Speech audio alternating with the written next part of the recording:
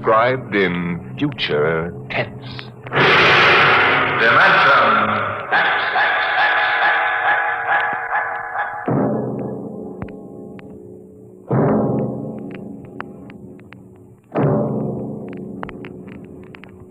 Can you predict what will come in 100 years? Or in 10? Or in the next minute? Some people think they can. Nuclear scientists, mathematicians, astronomers, biologists. They'll predict the shape of the future. Why? Because they make the future. Because they see beyond the known dimensions of time and space into the unknown. Dimension X.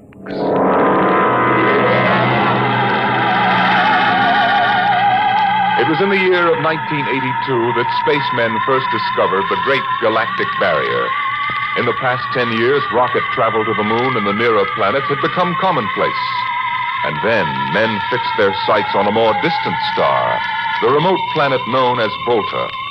5 exploratory ships went out, and none came back, each in turn disappearing mysteriously at the same vanishing point, at an invisible wall somewhere in the vast outer reaches that became known as the wrecker of spaceships, the Galactic Reef. And yet the explorers refused to admit defeat. It was on June the 2nd, 1987, that the rocket Star Cloud made ready for takeoff, the 6th to attempt to crack the barrier and win through to Volta.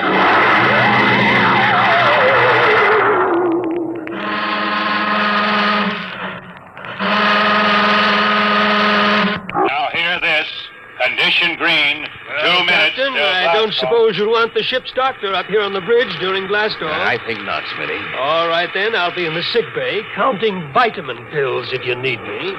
Good luck, Lewis. Thank you, Smitty. Lieutenant Collier.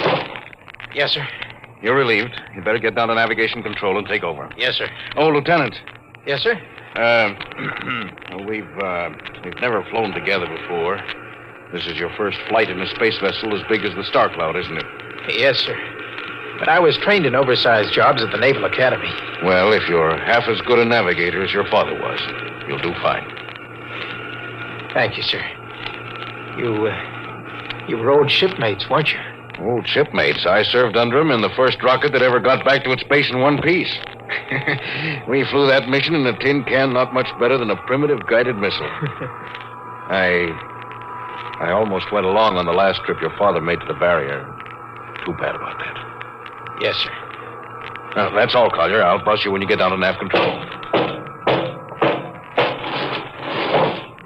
Lieutenant Paulson. Yes, sir. Get me ground control tower on the radio. I want to talk to Colonel Harrison. Sparks has the circuit up now, Captain. Go ahead, sir. I patched in our bridge speaker. Colonel Harrison? Yes, Captain? We're standing by for takeoff in 60 seconds. Good. The field is cleared of all personnel. We'll try to reestablish radio contact immediately after takeoff. In any event, there'll be a 24-hour ground monitor. Fine. Good luck. I hope you make it. Thank you. Bridge to navigation control. Nav control, Collier. Ready, Lieutenant? We're ready, Captain. The course is in the integrator for takeoff at 1200 hours. All right. Stand by for blastoff. Bridge to engine room. Fire up your rocket chambers. Take off at exactly 1200 hours. I'll read you off. 20 seconds. 19, 18, 17, 16. Condition red. Hold it. Condition red. Who turned in that alarm? We uncovered a stowaway, sir. Stowaway, where, Masters? Hiding in 6th Bay. Dr. Smithson found him. Have him brought up to the bridge.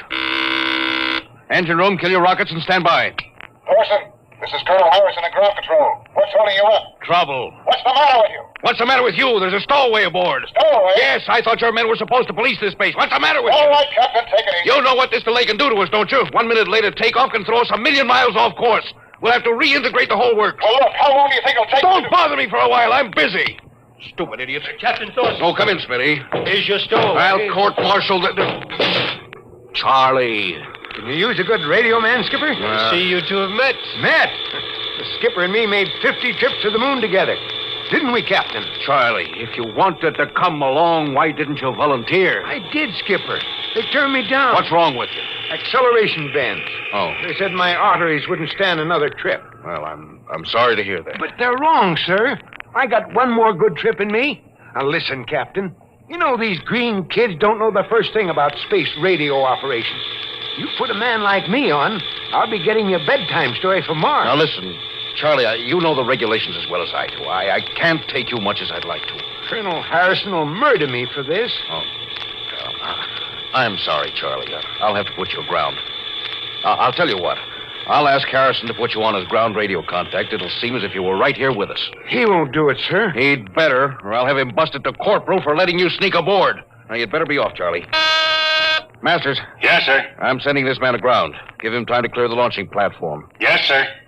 So long, Charlie. I'm really sorry. Good luck, Skipper. I thought you were going to have him drawn and quartered. If it'd been anybody else, I would have, Smitty. But Charlie, well, he's kind of special. Been with me since my first command, when Giller run to the moon. If he wanted to come along this time, well, it's only through loyalty to me.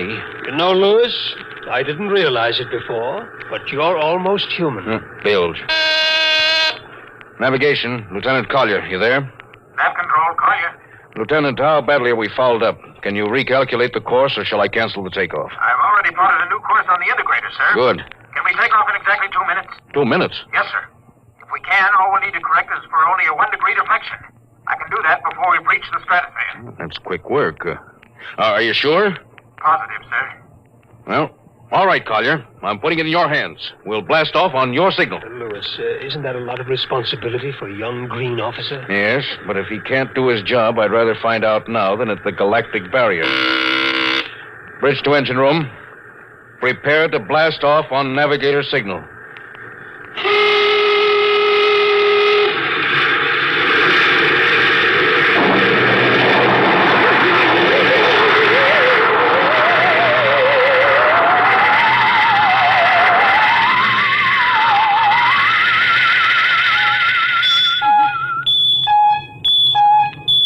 How are we doing, Collier?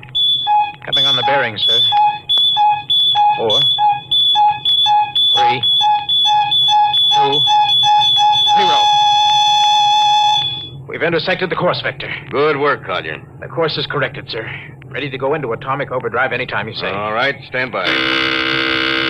Now hear this. Now hear this. Prepare for maximum acceleration. Bridge to engine room. Kill your rockets. Rockets out. Fire up number 1 cyclotron. Number 1 ready. Fire up number 2. Number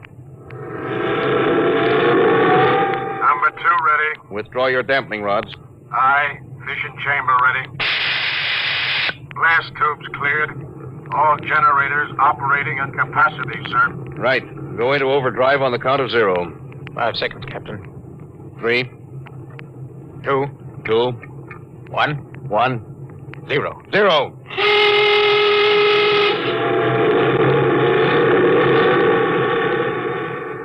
How are we doing, Collier? On course, sir. She's running hot and true. Well, my compliments, Lieutenant. Thank you, sir. This job would have done your father credit. He was one of the best navigation officers I ever saw. Thanks, sir. Now start your gyros and put her on robot control. The bridge is yours, Mr. Collier. If you need me, I'll be in Dr. Smithson's office. Yes, sir.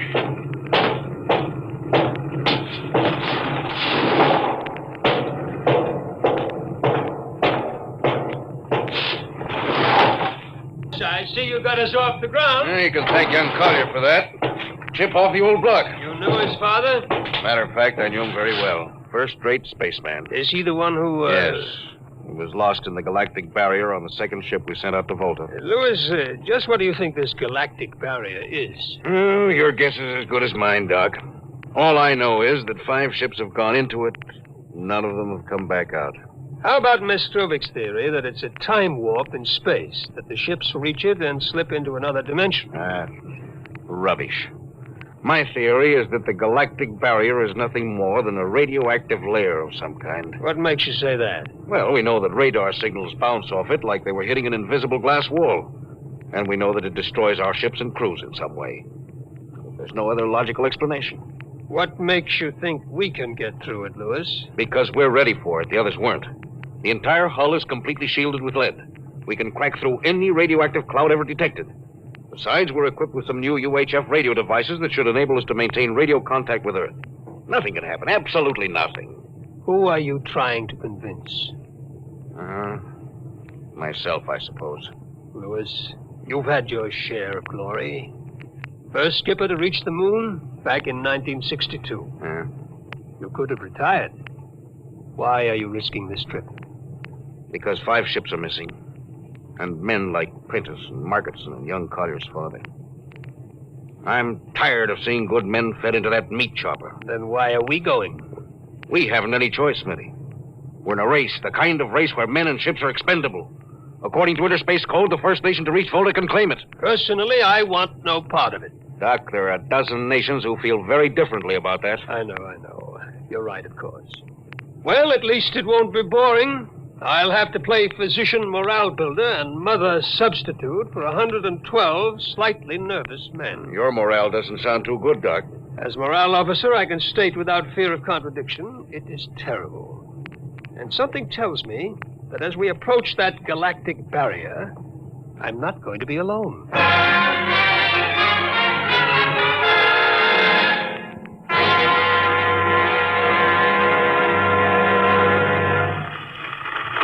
Hello, Earth.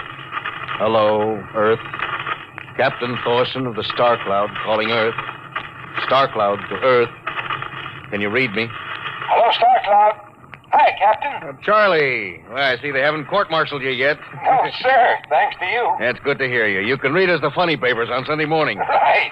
How's our signal? Strong. Clears the bell. Well, here's our log report for Colonel Harrison. Ready? Shoot. June 2nd, 1987. 4 weeks out from Earth. Running true, no radiation. Operation normal. Still making our approach to the galactic barrier. That's all, Charlie. See you later. Good luck, Captain.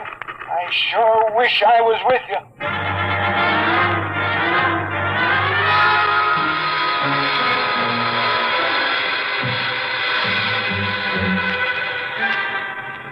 How's the morale, Smitty? Well, the men know we're getting closer to the barrier.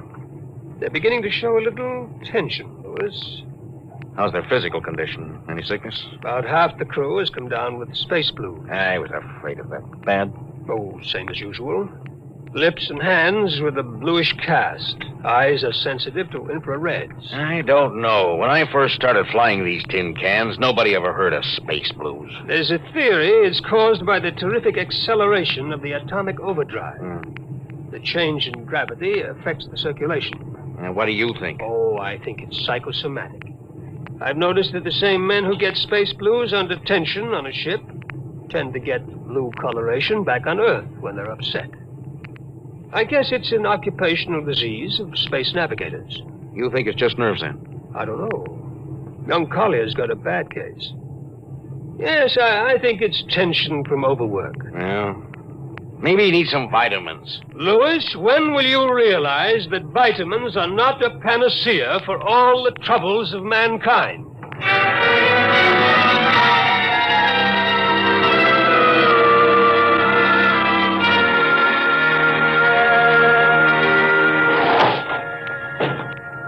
Sir, I understand you've relieved me from duty.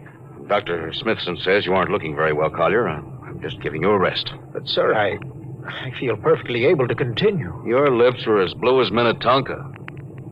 Captain, I'd like to remain at my post. Now, don't be so foolhardy, Lieutenant. I'm not being foolhardy, sir. You see, I have a special personal reason for wanting this expedition to reach Volta. Oh, your father? Yes, sir, my father. You think he might still be alive? Sir, I have to find out what happened. I think I understand. Very well, Collier. Report back to duty.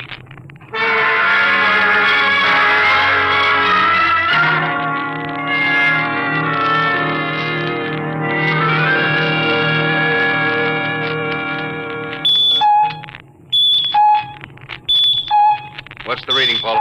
We're getting a +5 radar bounce now, sir. Coming off the barrier almost as fast as we sent it out. What's the interval? 0.3 of a second. Shortening steadily. This rate will hit the wall in the next few minutes. All right. Alert the crew. Sound general quarters. Now hear this. Condition red. We are now approaching the galactic barrier. All hands to stations. All radiation detectors to be fully manned. Full security will prevail until further notice. That is all. Paulson. Aye, sir. Radar bounce is up to +6. We better try to make final contact with Earth. Is Spark still trying to raise the base? Yes, sir, but he's not having much luck. No? Seems to be some interference. Oh, that's the radio room now. Yes? You've got him? Well, cut in on the bridge speaker. The captain will take it from here. Hello. Star Cloud to Earth. Can you hear me, Earth? Hello, Skipper. I can barely read you. We're getting heavy static from sunspots. That's not sunspots. We're right on the galactic barrier. Getting a +7 radar bounce. Expect to hit the barrier almost any second now. Good luck, Skipper. Look, Charlie, stick with us, will you? We're switching to the automatic center now so you can track us in. Okay. If we crack the barrier and come through still in one piece, I'll try to get back to you on the high-frequency band. Gotcha, Skipper. Don't worry. I'll be waiting. So long, Charlie. So long, Star Cloud. We must be getting awfully close now, Captain. Echo's bouncing back so fast, it's almost beating the signal. Well, when they coincide, hold on to your hat. That's when we run into the wall. Any second. Hold on. Here goes nothing. Here it comes.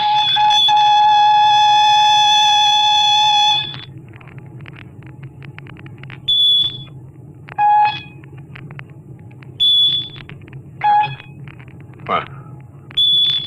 Nothing happened. We made it.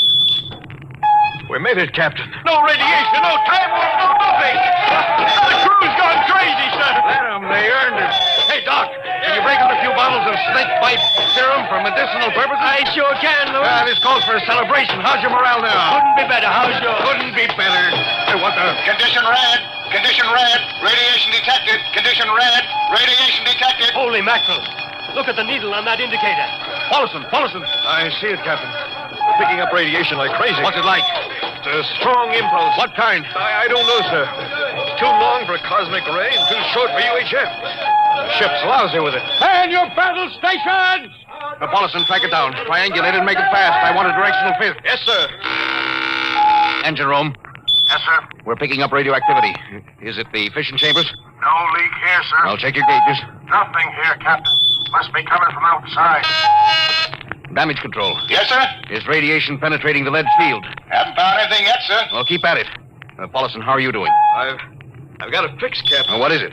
I'll have to recheck my figures. Oh, hurry up. The angle is correct. Come on, man, for Pete's sake, what's the radiation from? It's coming from inside the ship. That's impossible. Oh, sir, I've checked it twice. Well, it's got to be the engines. If it is, we're finished. Engine room. Yes, sir. That radiation must be in the overdrive pile. No, sir. It isn't here, sir. Are you certain? Yes, sir. All right, keep checking. Well, only one thing left to do. Paulson, get a Geiger counter. We're going to start combing this ship inch by inch. Yes, sir. Turn it on. Yes, sir. Ready, Captain. We'll check the atomic guns first. Come on. We'll cut through the officers' quarters to ordnance. Yes, sir.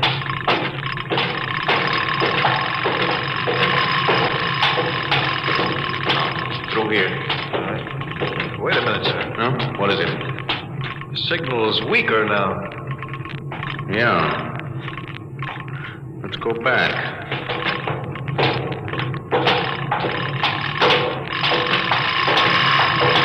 Hold it. Seems strongest right about here. Doesn't make sense. Whose cabin is this? Lieutenant Collier's. Collier! Oh, he's down in nav control, sir. We'll try the door. It's not locked, sir. Yes, it's in here, all right. Listen to that counter. It's strongest over here. Open that wall cabinet. It's locked, sir. I'll smash it. Shut off the Geiger counter. Well, what do you make of this, Paulson? Well, it looks like some sort of portable transmitter, sir. Must be foreign manufacture. I don't recognize the calibration symbols at all. I've never seen anything like it. Which raises a small question. What is Lieutenant Collier doing with a transmitter in his cabin? I don't know, sir. Well, I intend to find out, Paulson. Get down to nav control and bring Collier up to the bridge on the double. Hadn't we better find some way to shut this thing off first? I know a way.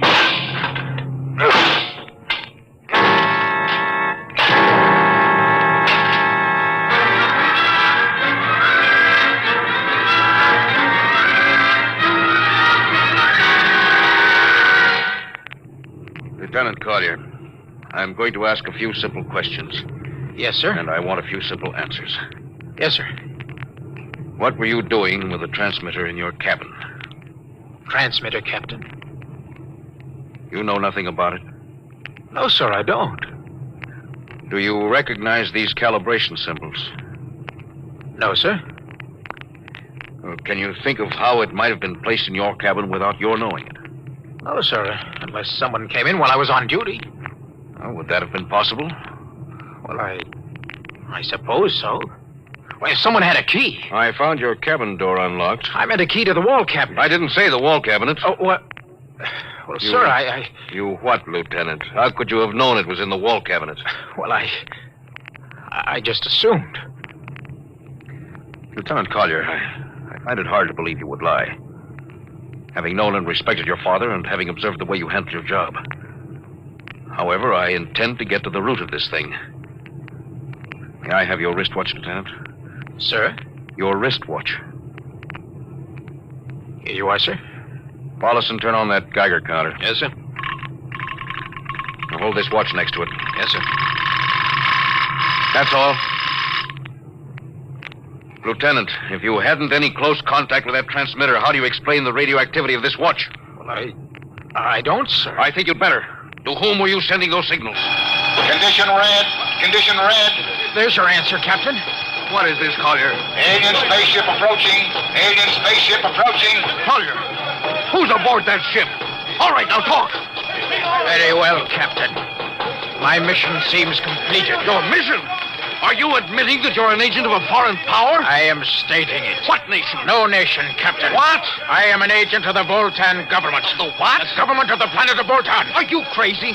Are you so stupid that you think your people are the only ones who can invade another planet? Lieutenant, what do you mean? We've had agents operating on Earth since 1945. I don't believe you. What do you think happened to those 5 ships, Captain? Where do you suppose we got our information? Your language, your culture, family background.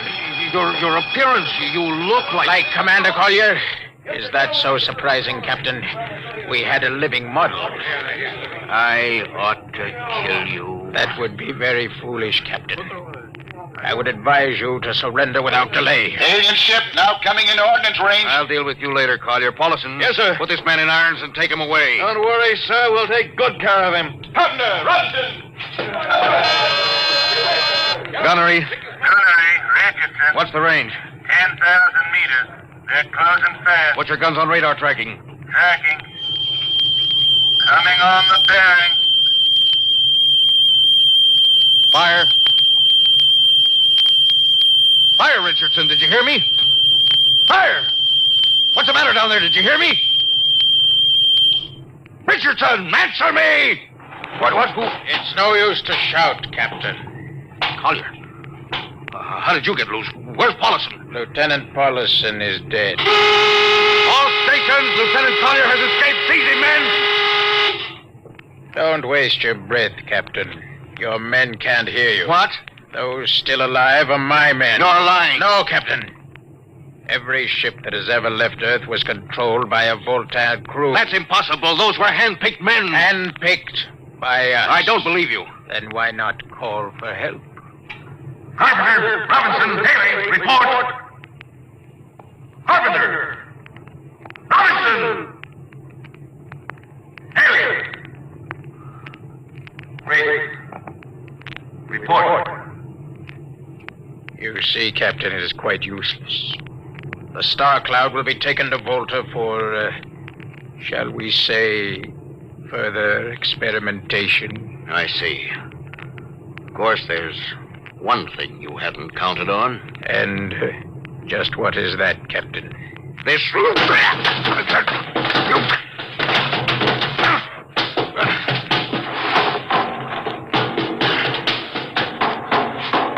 Carpenter! Are you in there, Lieutenant Carpenter? The can't all be dead. There must be one alive. Smitty! Dr. Smithson! Smitty! Oh, Smitty, what have they done to you? Louis, Those dirty... don't talk. I must lean closer. Not much time. Louis, space blues. Space blues? What is it, Smitty? What are you trying to tell me? All men with space blues. Voltans. Here, let me help you. No, Louis. Get message back to Earth. Voltan, 5th column. Watch out for space blues. Smitty. Oh, Smitty. Captain Thorson, you can't hide from us now. Come back to the bridge and surrender, or my men will come and get you. Oh, yeah? Captain Thorson, you can't come. Hello. Star Cloud calling Earth. Please, God, let me through before it's too late. Hello, Star Cloud to Earth. Come in, please. Come in, please.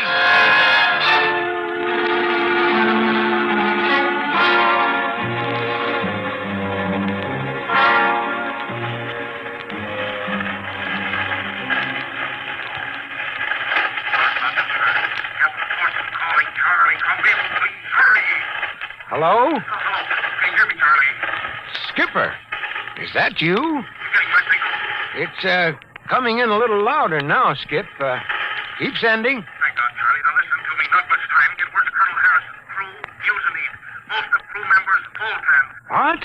Voltans. Spell that. V-O-L... Voltans? That's right. They're from the planet Volta. Skipper, are you all right? Look, Charlie, this is serious.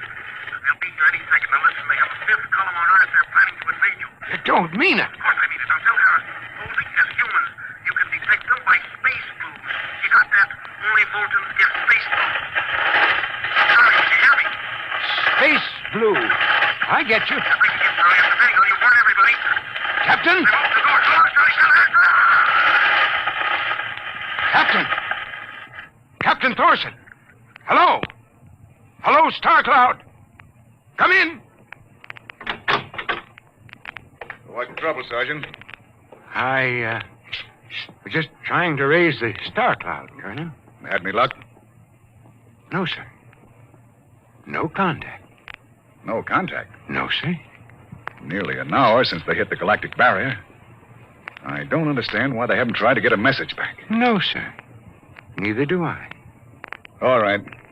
I'll take over for a while. Yes. You do that. You go right ahead, sir. Right. Oh, Charlie, you'd better go out and get yourself some coffee. You look a little blue around the gills.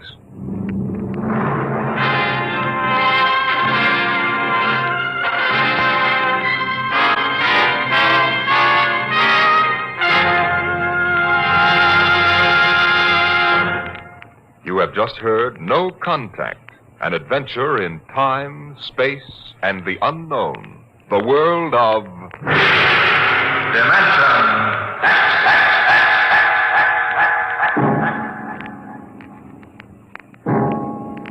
Next week we have a cheerful little tale that starts with the disappearance of Grant's tomb. It's about a veteran newspaper reporter and a strange little man who calls himself the world's greatest genius. You'll hear all about it next week at the same time when we present The Professor Was a Thief.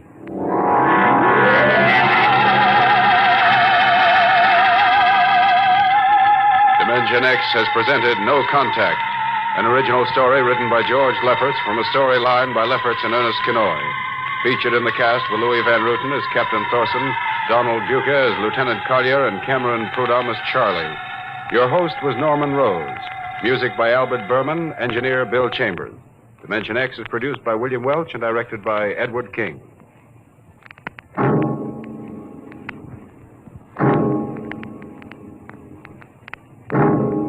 Stay tuned for the remarkable Quiz Kids on NBC.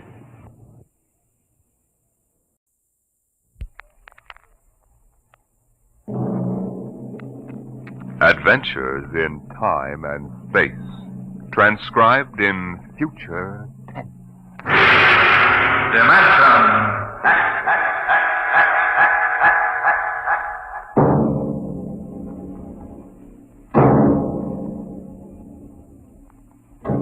Can you predict what will come in 100 years? Or in 10? Or in the next minute? Can you see beyond the known dimensions of time and space into the unknown Dimension X? Today we tell you a story of America's largest city, a story that began in the bustling city room of a New York metropolitan daily.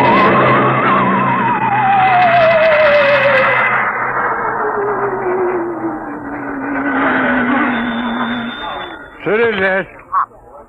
Sweeney? Listen, Pop, give me a rewrite, quick. I'll take it. Okay, now look. I'm up on Riverside Drive, see? So? So, at 12:45 today, just 3 minutes ago, Grant's tomb disappeared.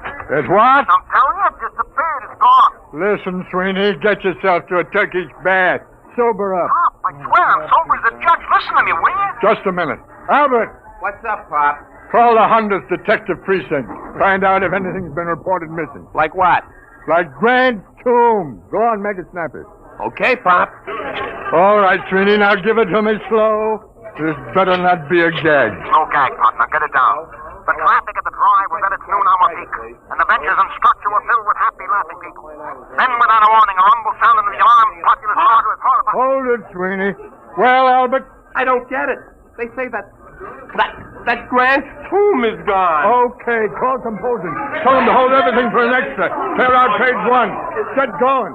Okay, Sweeney, now. The heck with the words, give me the garbage. What happened? Nobody knows. There are half a dozen police cars around here staring at the place where Grant's tomb was. I was about a block away. I heard screams. I came running. It was gone. Vanished. How many dead? Nobody knows if anybody is dead. I'll find out. How can I find out when everybody that was sitting on the steps and all disappeared? What? It's gone.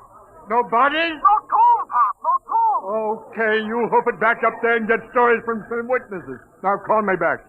Albert! Yes, Pop. Get Columbia University on the phone, get a statement. Right. Research! Yes, sir. Grab an encyclopedia, see if anything like this ever happened before.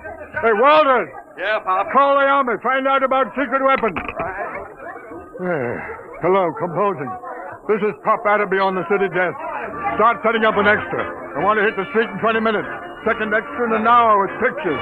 Okay, what are you waiting for? Get 'em rolling.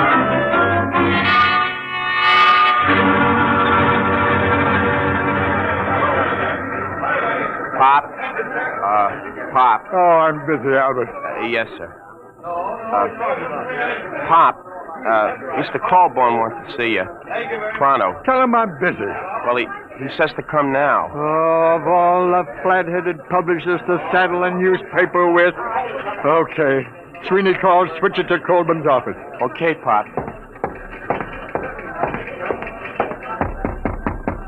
Come in. Listen, Mr. Colburn, I'm very busy now. There's an extra on the rollers and... I know. I just called composing and ordered them to stop it. Stop it. Are you... Atterby, you've been on the city desk of the Herald for 25 years now.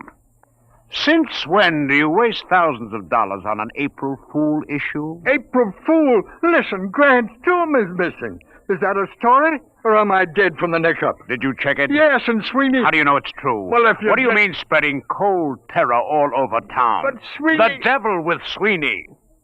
How do you know it isn't just a hallucination? Mass hypnotism, something like that. Well, what if it is? Atterby, if this is a farce, we'll be in Dutch, but good. Civil suits, criminal action. We're the only paper in town on the streets with an extra. The other editors don't believe this story for one instant. It takes guts to run a paper. Well, if that's what it takes, you've got too many. You took the authority for this without even trying to find me and get an okay. Your father-in-law knew a story has to run while it's hot. All right. You ran this while it was so hot, our first 10 papers drove the city into a panic. How do we know this whole thing isn't a big... Hello. Now there's Corborn. Yes, he's here. It what? Oh, well, that's fine. That's fine and dandy. You're fired. What? It's your star reporter, Mr. Sweeney, formerly of the Herald. Formerly? Give me that phone. Hello, Sweeney. Pop, Did you get the pictures? How are things up there? Pop, I'll need more witnesses. Pop. What? It's back. Fine. What did you say? It's back. Grant's tomb is back. I'm sorry. You're sorry. All right, golden boy. Now give it to me slow. Make it sound intelligent. It just reappeared, that's all. What about the people who were inside? All back. Don't remember a thing. It's just like it never happened at all. It's a miracle. Some miracle. We got an extra on the streets with 28 types screaming that Grant's tomb has vanished, and you calmly call me up to tell me that it's back. But it was gone, I tell you, Pop. Sweeney, What? do me a favor, will you? Yeah, what? Drop dead. Well, that'll be. Guess we run a attraction. Just doesn't make sense. 12 police cars saw it. We've got statements from witnesses. I told you it was hysteria. Look at the man from Mars broadcast that Orson Welles did. 1,000 people will swear they saw the monsters. Oh, I don't know. I'm all confused. Well, let's look at it this way, Adderby. Maybe you've had enough. Enough what? You've been on the city desk 25 years now. That makes you, 55? 54. What are you driving at, Mr. Colby? I mean, maybe you ought to retire. Retire? We need new people, new ideas. I've been thinking about it for some time now. With Social Security, you'd get... About $20. Fine. Now, you listen. I brought this paper into the world, and it's going to take me out. I was on that city desk before you ever heard of a stick of type. Then you come along and marry a publisher's daughter. That's enough. I made a mistake, okay. Anybody can make a mistake. I still think there's something in this story. Sweeney's been around too long to blow one like this. Even when he's drunk, he's a better newspaper man than most. I'm sorry. Effective today, you're relieved as city editor. Sanford will take over. Sanford? Why, he's green as grass. If you want to stay on in some minor job... Such as... Well, how about science editor? Science editor. You could have the office right next to mine. It'll pay the rent. Well? Oh, I don't know. I don't know what I'll do. Been on the city desk so long. Well, maybe it's too much excitement for a man your age. Stop writing me off, will you? I'm sick. I'm 54. And a man at 54... He's no longer a boy. Oh, I don't know. Maybe I am losing my grip. Gotta go somewhere and think it over. All right, Adderby. Take your time. I'll be across the street at Burley's bar if you need me. I'll let you know before the bulldog hits the streets.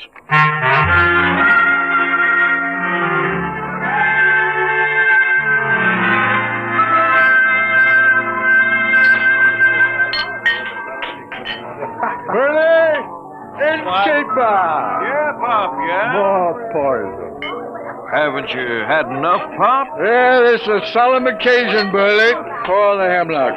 What's the occasion, Pop? I am now a husband. No. Reduced. Humiliated. You, Pop? Never. Meet the new science editor of the Sunday Supplement, me. Know as much about science as J.P.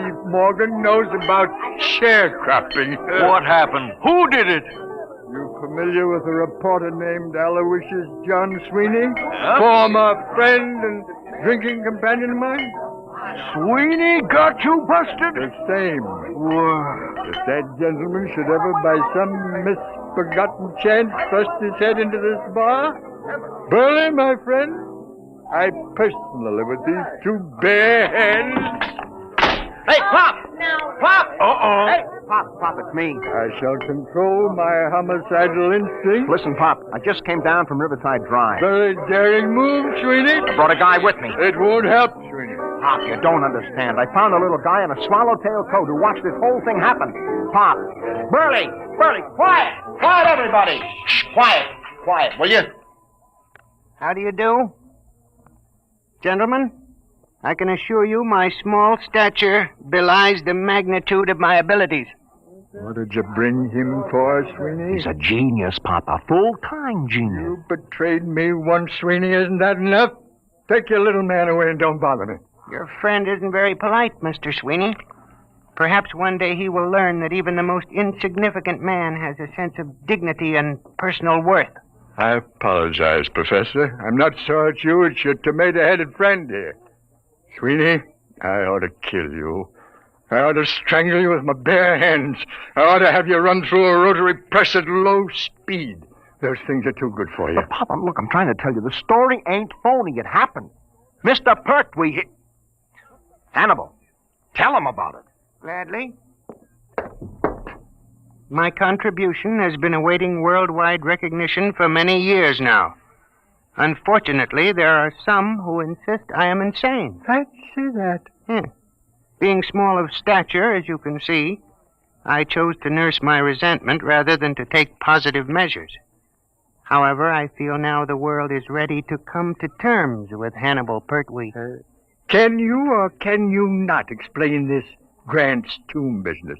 Naturally. It can all be explained quite simply in terms of the Pertwee system of infinite acceleration and transportational facilitation as applied to freightage. I've been trying to sell it to the railroads for 10 years. Didn't I tell you he was a genius, Pop? Believe the check. Oh, now, wait a minute, Pop. Give him a chance. Show him the trains, Hannibal. Oh, yes, the trains. If you gentlemen will gather around the suitcase. Come on, I want you to see that. I'm telling you. All right. Come on. Hey, look. As you can see, I have in this suitcase a complete model railroad reduced to the size of a cigar box. Observe.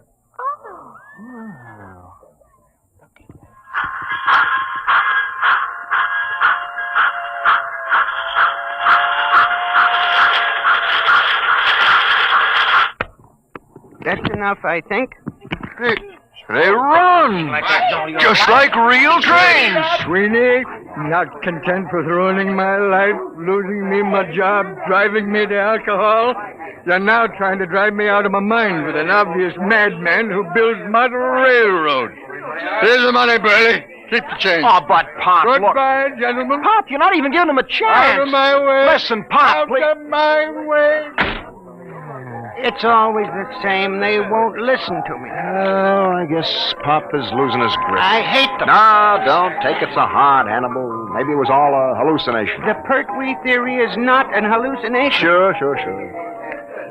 Well, it was a good try anyway. I guess I'll go back to the office and pick up my stuff. But I'll show them. Someday they'll listen. Sure. You'll show them, Hannibal.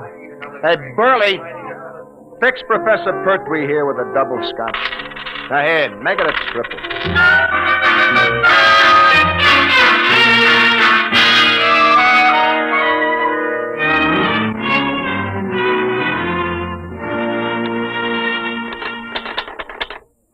The newest use of the isotope will enable medical experts to trace with accuracy the growth of Oh, nuts. Yeah, maybe it's better to be unemployed. Science editor speaking. Pop? Yeah. Sweeney, listen, I got a story. I thought Colburn canned you. Can't fire me. Listen, you know Burley's bar? Does DiMaggio know Yankee Stadium? What about Burley's bar? It's gone. Oh, sweet. On the level, Pop, just a few seconds ago. Take a look at the window. Sweeney, I warn you. Take a look. Okay, Sweeney, hang on. Albert? Yes, Pop? Do me a favor. Stick your head out of that window and tell me if anything unusual is going on at Burley's Corner. Okay, Pop. Holy jumping catfish! Huh? It's gone! Come here and look! Well, I'll be a monkey. Hey, where's Colburn? He went to a polo match out on Long Island. Who's on the city desk? Young Stanford. Come on. City desk, Stanford.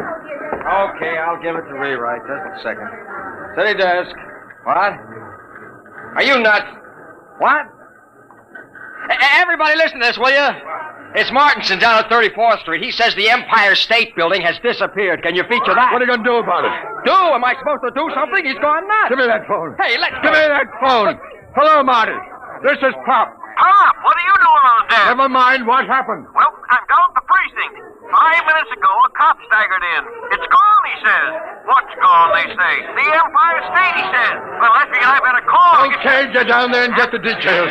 In case you need to convince a Burley's bar went just before you call. Holy mackerel, what a catastrophe that is.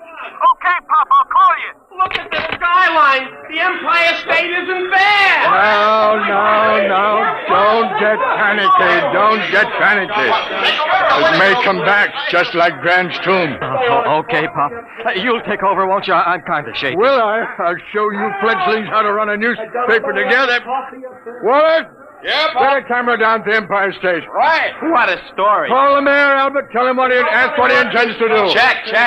Where's the research department? Right here, sir. Columbia University says it's mass hypnotism. Tell him to... No, dress it up and shoot it down. Yes, sir. Research! Wait a minute. Yes, sir. Find out how many people are usually in the Empire State. Yes, sir. No, don't try to call the Empire State to find out. No? No, it isn't there. City death. Shoot. Frank Walter, listen. I'm dead sober, see? Yeah, the garbage, Frankie, the garbage. Remember, I'm sober. S isn't sober, O isn't sober. Come on, what happened? Now help me, Pop. Penn Station just disappeared. Vanished. Thin air. Jumping turtles, the people too? People trained the works. I'm telling you, there's a hole a block wide. I was lucky I was only a block away. You saw it? Eyewitness. Oh, bless you, my boy, talk. There was a rumble, see? A kind of electrical hum in the air. And all of a sudden, the station seemed to cave in on itself. Wango. Nothing. Any statement? No, but you ought to see the hole. Oh, get statements, flathead. Where are you now? I'm over at the post office, right across the street from Beth.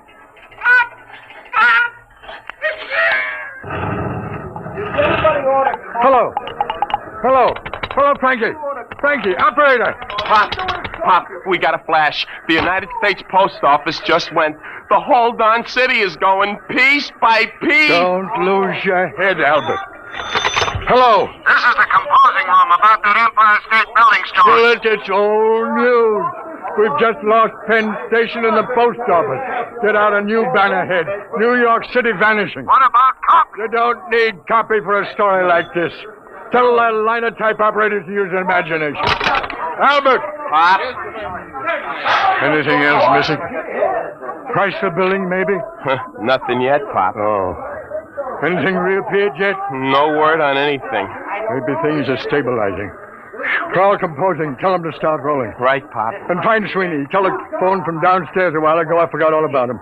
Tell him he's hired again. I'll print any statement that isn't immoral. Uh-oh, Pop. Here comes Mr. Trouble. Oh, now take it easy, Colburn. Adam B., what are you doing at the city desk? Where's Sanborn? What's going on here anyway? Has everyone gone out of his mind? Listen, the Empire State, the Penn Station, and the post office have all been missing for almost 5 minutes. Get away from that desk, you. Drop that telephone. Listen. I don't care if Washington, D.C. has been bombed by the Martians. I want you out of this office in 2 minutes. Albert, cancel those extras. Pop, you get out, you're fired. Oh, you're not being reasonable. I'm not interested in the other papers. Just get out of here before I go stark raving mad.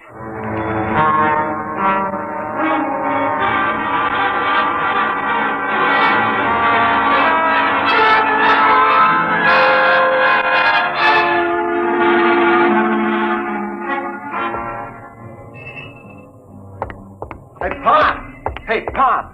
Oh, hello, Sweeney.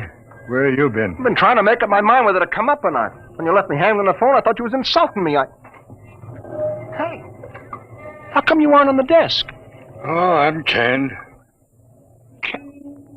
Are you kidding? Oh, it's been coming. I really had the place jumping. You should have seen me, Sweeney. It was like the San Francisco earthquake. Oh, I need a drink. How about... keep forgetting. Isn't any Burleys anymore? No. Just a big hole in the ground. Let's walk over. I want to browse around.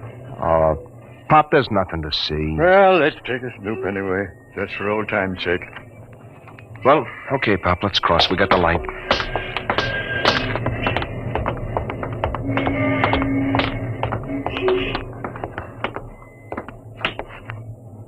Well, will you look at that? Who'd ever thought that less than 10 minutes ago there was a building here? Yeah. Let's climb down and have a look, Sweeney. Well, What for, Pop? It's getting dark, We'll break our necks. Sweeney, where's your old reporter spirit? Come on. Well, okay, but I don't see what you expect to... My ankle.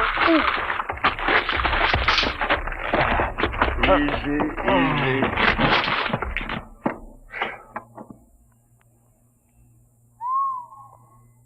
Clean as a bone. Well, let's walk around a bit.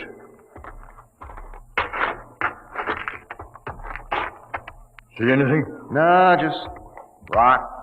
Pieces of the foundation. I'll bet you Pop, wait a minute. What? Will you look at this? So small I almost missed it. I'll be a son of a perfect scale model of Burley's. Less than 4 inches tall. What do you suppose this is doing here? I don't know. Can I help you, gentlemen? Pertwee. What are you doing down here? I'm looking for my model. Thank you for finding it. Oh, this is yours, is it? Certainly. Now, if you'll be kind enough to hand it to me, I'll just put it back in my suitcase. You better give it to him, Pop. All right. Thank you. There we are. Thank you, gentlemen. I thought you just went in for model trains. I have always been preoccupied with tiny things, but lately I've been branching out. Well, I really must be going. Thank you very much. He's as loony as a bat. The geniuses are all crazy. I read it in a book. Sweeney, you get a look in that suitcase. Sure, I seen it when he opened it in the bar this morning. I mean just now. Oh, why? This morning when he opened his suitcase, he had a little round tube and a set of model trains in it. Nothing else. So? This time he had 3 other models. So what? Nothing. Except they happened to be models of the Empire State, Penn Station, and the United States Post Office.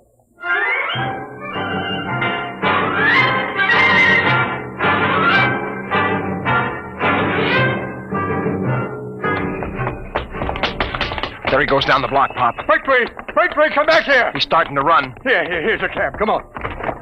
What to, Mac? Catch up with that little guy running down on the block. Make it fast. Okay, Mac.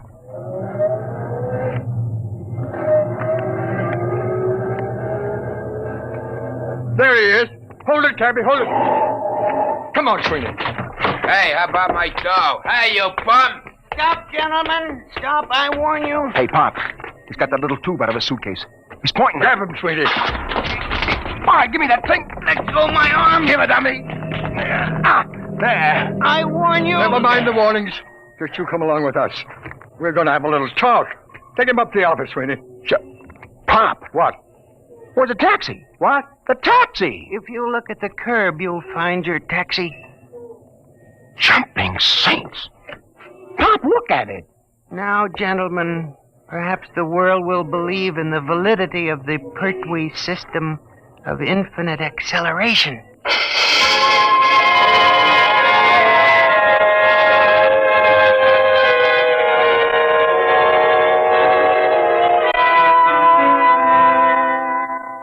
All right, Hannibal, now you start talking. I won't. Hold his hand, Sweeney. That's a pleasure.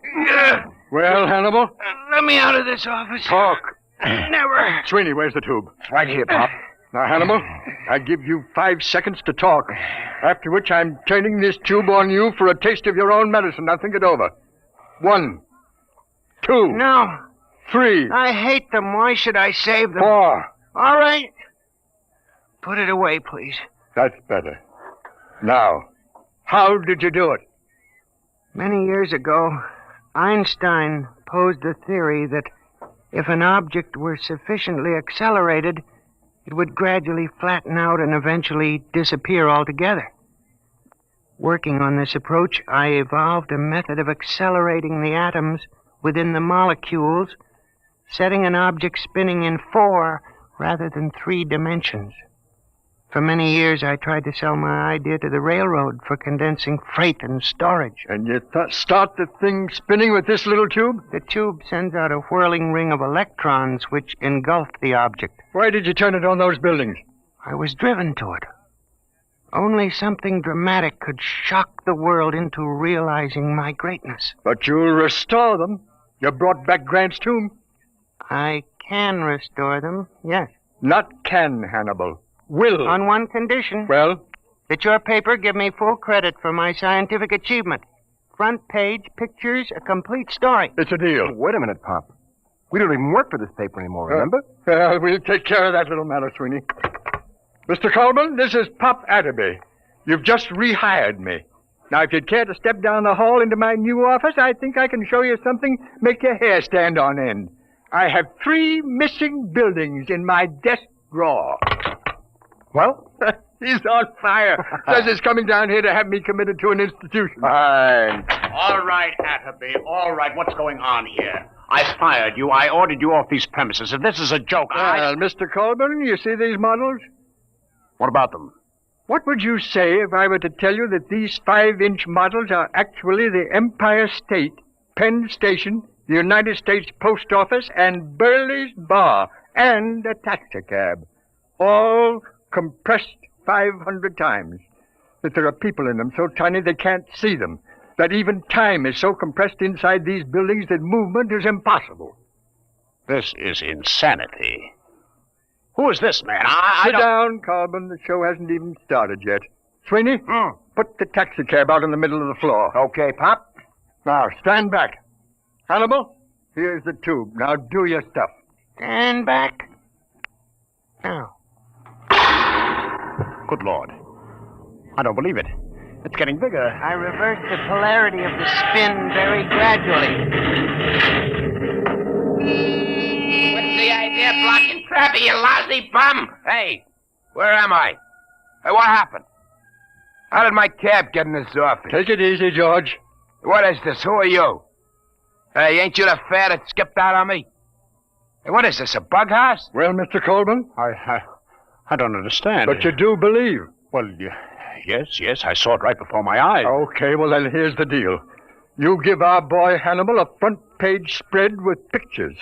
He'll take these other buildings back to the original sites and restore them just like they were, with our cameras getting exclusive shots. Now, is it a bargain? Is it a bargain? I may not be the best newspaper man in the world, but this is the biggest thing since Noah's Ark. You're rehired as city editor at your old salary. My old salary? All right, plus a 500 bonus. It's a deal. Sweeney, call composing. Tell them to double the size of the front page. Have them hold it for a red banner full-page headline. Got that? Right. Hello, Albert. This is Pop. Listen, I want all photographers up in my office right away. Call research. Tell that girl to have Columbia send a battery of big shots over to the former site of Penn Station. Copy, Mac. Copy, boy! Hey, Mac. I'm busy, George. Sweeney, what's the word? Master. All right. What is it? All I want to know is, how do I get my hack out of this office?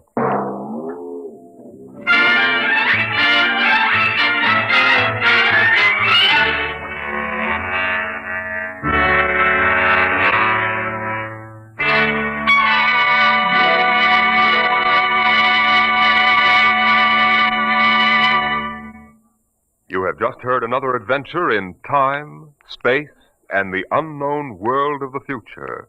The world of... Dimension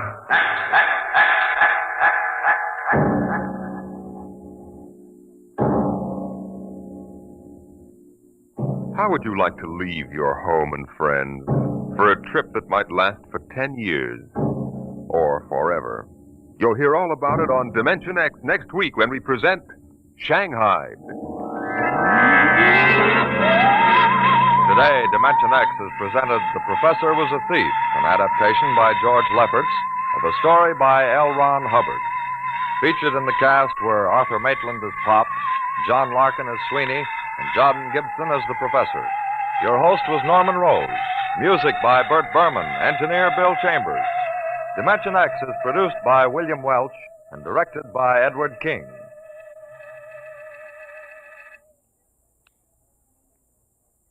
Three chimes mean good times on NBC. Tonight is the time for the premiere of NBC's gigantic Sunday night broadcast, The Big Show. Every Sunday evening, starting tonight, you'll hear an hour and a half of the greatest stars in radio.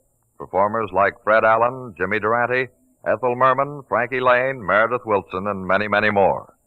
And your MC will be the lady who invented the snappy retort, Tallulah Bankhead. It's The Big Show. Hear The Big Show later today on NBC.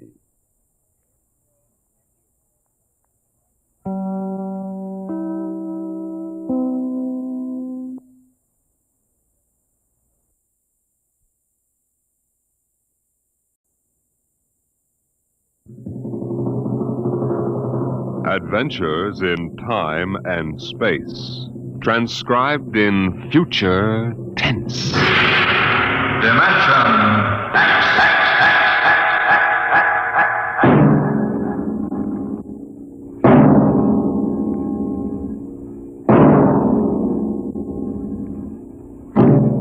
Can you predict what will come in 100 years? Can you see beyond the known dimensions of time and space into the unknown Dimension X? In 1987, Atlantic Spaceport was established on the site of old Fort Devon outside of Boston. And as the ships pushed deeper and deeper into space, the time of voyage increased by geometrical progression. It became more and more difficult to persuade able spacemen to sign on for flights which for years, 10 to 15 monotonous years in the cramped forecastle of a deep spacer.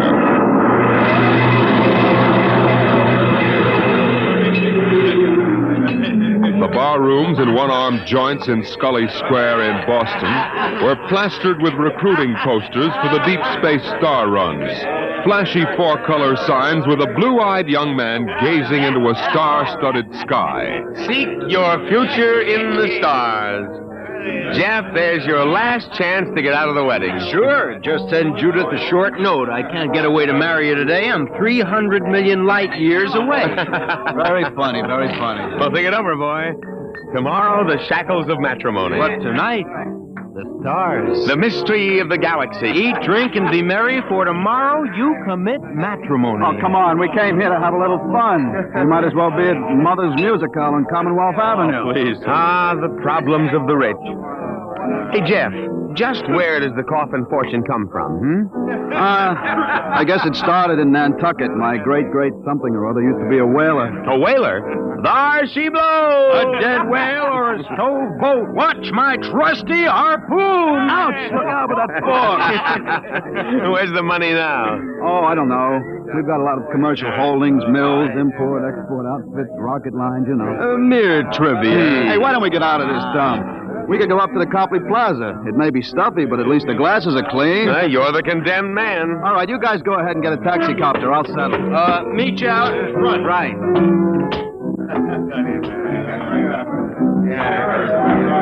Excuse me. Want something, bud? The check. Okay. Hey, Milton, check.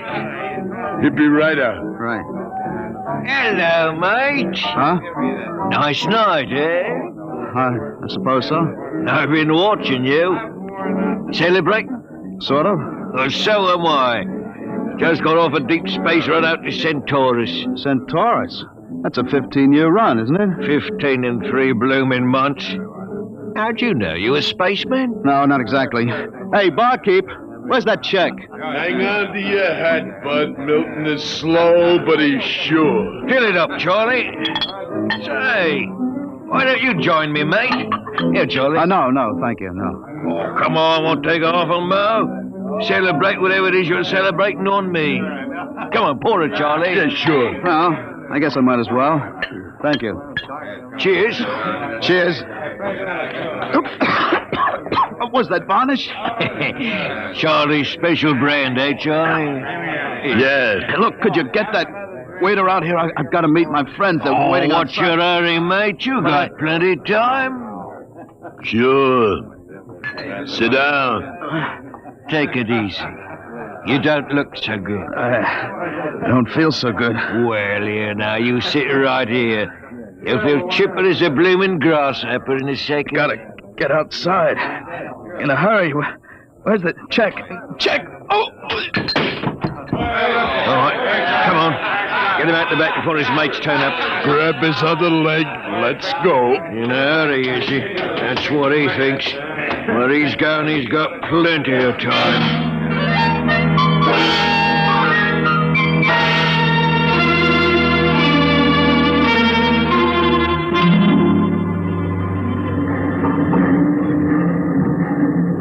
All right, mate. Up on your feet. Wakey, wakey, wakey. Let go of me. What's the idea? Rise and shine and greet the dawn. Where am I? What's going on here? Come on now, mate. Up and at him. Wakey, wakey, wakey. Come on, show a leg, show a leg. Wait a minute. Hey. You were at that bar. Scully Square. Come on now, up to the power room or you'll be in trouble. Power room? What are you talking about? Where am I? Well, that's hard to say exactly. Offhand, about 8 hours out of Atlantic Spaceport. Atlantic Spaceport? What kind of a joke is this? If Alan and Peter think this is funny, they... What ship is this? R.S. Michael M. Rafferty. Coffin line. Coffin line.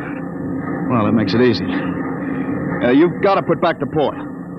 Forget your toothbrush, mate. Listen, you runt, take me to the captain or I'll tear you apart. Here, let go of my lapel. Get moving.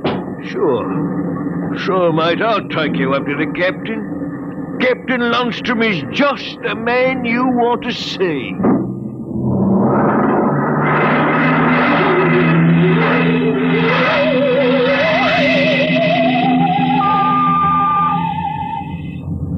Martin, what the devil are you doing on the bridge? Get below. Right away, sir, right away. Only this here gentleman asked to see you. Now, that's right, Captain. There's been a mistake made. I'm afraid it was supposed to be a joke. Oh? Yes, you see, I'm going to be married today, and I suppose my friends thought it would be funny to make me miss the ceremony. I'm sure it won't be too much trouble to have you drop me off back at Atlantic. What? Martin, what is this? Oh, it's simple, Captain. He wants you to turn the ship around, that's all. If there's any trouble with your superior, I'm sure I can fix it up. You see, I'm Jeff Coffin. Yes? Well, you don't understand. My father is Cyrus Coffin. He owns this ship. He does, eh? I can understand you're not believing me, Captain, but I can identify my... Hey, where's my wallet? My. Look, Captain, all you have to do is radio back and check. Mr. Black, remove this man from the bridge. Aye, sir. You heard the captain, Buster. Wait a minute. Let go of me. This is no way to treat a passenger. Passenger? Wake up, sonny boy. You're one of the crew. What? Well, you're crazy. I'm Jeff Coffin. Maybe, but you're signed on as a crewman. Now stand at attention. You can't get away with this. And say, sir. Why, you cheap hoodlum. Now listen careful, sonny. You're a spaceman on this ship. And when an officer gives you an order, you're going to jump. I'll have you all busted. Let go of my arms. I guess you need a little lesson in ship's discipline. And you might as well get it now. All right, Mr. Black. Now take him below.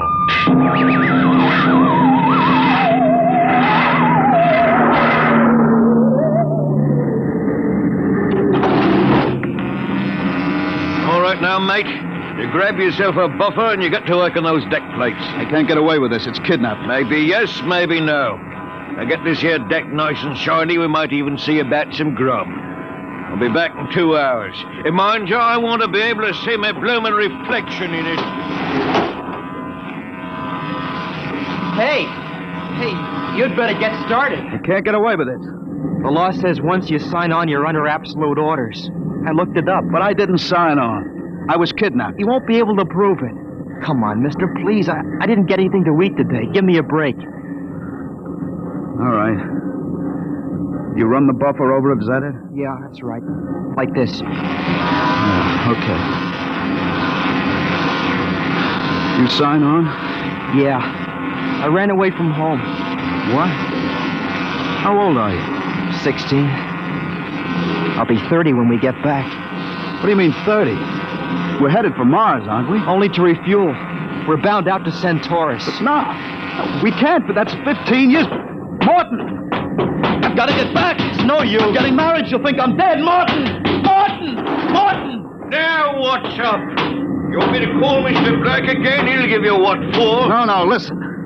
Now, listen, I've got to get back. I can't disappear for 15 years. How is that a fact? Look, we stop at Mars, right? Yes, and you'll be below decks under lock and key. Listen, I can make it worth your while if you get me off at Marsport. Jumping ship? Why, that's real naughty, mate. $1,000. Why, what would I tell me poor old mother in Battersea? 2,000? 5. In advance. What do you mean in advance? I'll bet you're the one that rolled me for my wallet. There's a way. They don't believe you're young, Coffin. Maybe I know better. All right? It's a deal? All right. Look, Mr. Coffin, can you take me with you? I didn't realize what it would be like. I'll pay my share. I could work it for you, or maybe borrow money. I couldn't stand 15 years. I'd go crazy. It'll cost you another 1,000. You cheap swindler. Here now, Mr. Coffin. I'm all what stands between you and a lovely pleasure cruise for 15 years, so I'll thank you to treat me with the respect and politeness what a gentleman like myself deserves.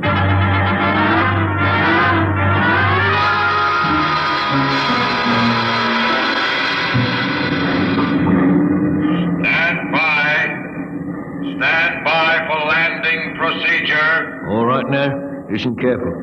This here's the cable locker for the grappling anchor. When she lands, this hatch will open and the cables go out.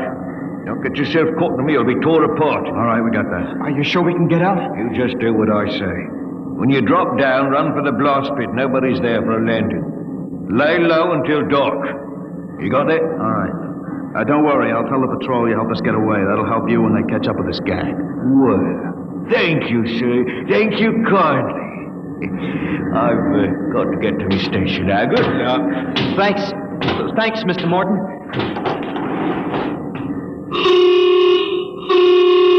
There's the landing horn. Yeah. Keep clear of that cable, Joey. Here comes the deceleration blast.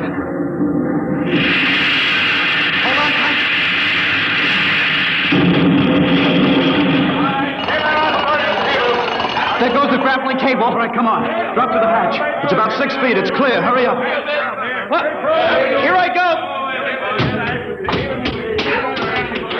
You all right? Twisted my ankle.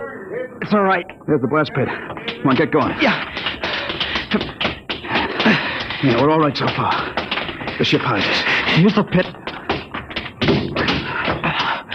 Get down so they can't see you. I don't know how to thank you, Mr. Coffin. I must have been crazy to sign on that ship. That's all right, Joey. What happened? Ever fight at home? Yeah. Wait a minute. Huh? I hear somebody coming. What? Keep still. Maybe we better look. If we stick our heads over the edge, they'll see us sure. Keep down and keep quiet. I hear him too. Shh. Well, look what we have here. 2 little babes in the wood. You two move and I'll shoot you each once in the belly. Morton, you got good eyes. I told you I saw him come this way, Mr. Black. Jumping ship! Why, that's a terrible thing to do. You double-crossing rat! You got paid in advance, didn't you? Then turned us in. I'll see the port police about this. Yeah? We already turned your papers over to the port police as ship jumpers. Papers? I didn't sign any papers. You just don't remember signing them. We got them stamped nice and legal. It's no use, Mr. Coffin. We haven't got a chance. My, jumping ship. Well, don't worry, mate. You'll see your girl again in 15 years.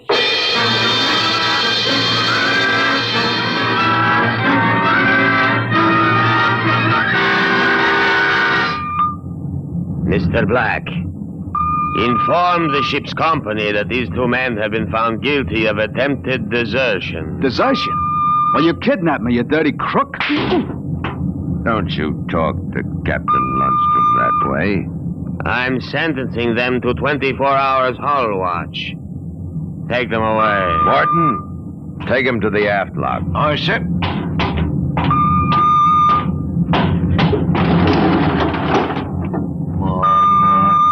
Ship jumping. You didn't have that gun, I'd break you in 2. Double-crossing rat. You'll calm down after 24 hours hull watch. What's hull watch? Very simple. We put you 2 in spacesuits and shove you through the airlock on the end of a line. You sit out there and you watch the hull for 24 hours. You can talk to each other on the wireless intercom, but no food and no water. And the heating units in those suits are just a little bit defective. It makes it interesting long about the 18th hour. I'll bet. Well, here we are, gentlemen. The airlock. Now, you get in here. You've got 5 minutes to get into suits and we blow you out of the lock. See you in 24 hours. Maybe.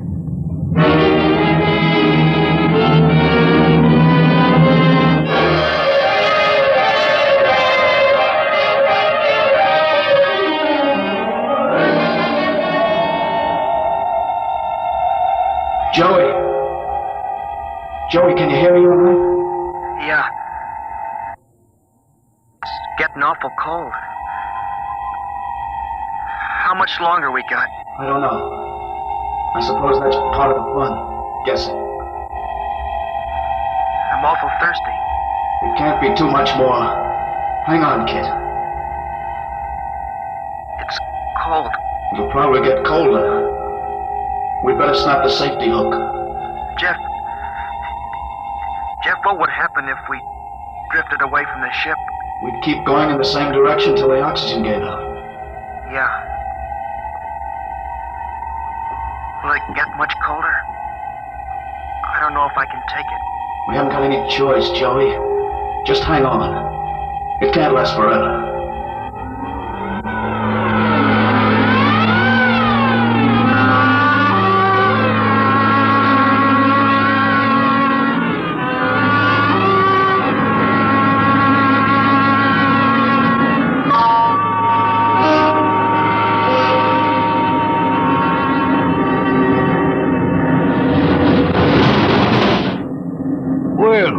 Welcome back to our little home. Water.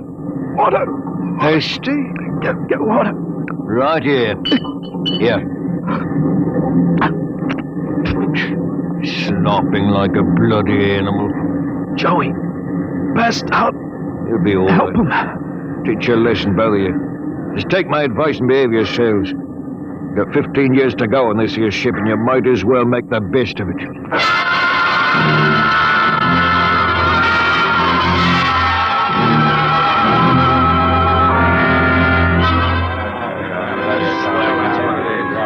Hey, Martin, what do you call this mess?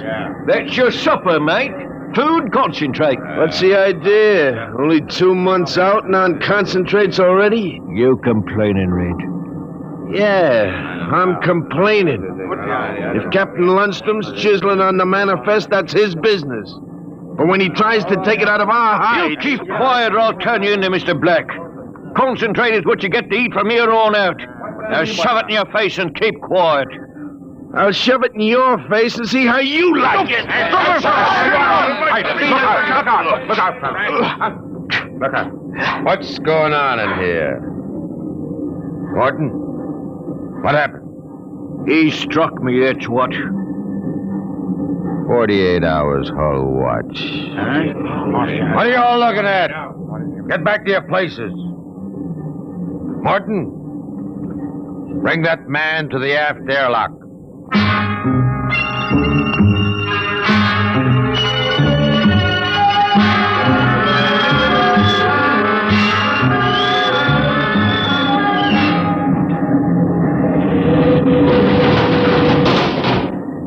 All right, Red. Come on out of there. Your time's up. Come on. You, mate. Go in and get him. Come on, Joey. Gee, 48 hours out there. Unsnap the helmet. Careful. Get it off. Come on now, hurry up. Bring him to. I can't. What? He's dead. Get him undressed. Hang up that spacesuit. He must have had a heart attack. Heart attack. He's frozen to death. Mr. Black will be fair heartbroken. Red was a first-class jet man. Hurry up with that suit. It's cold in here.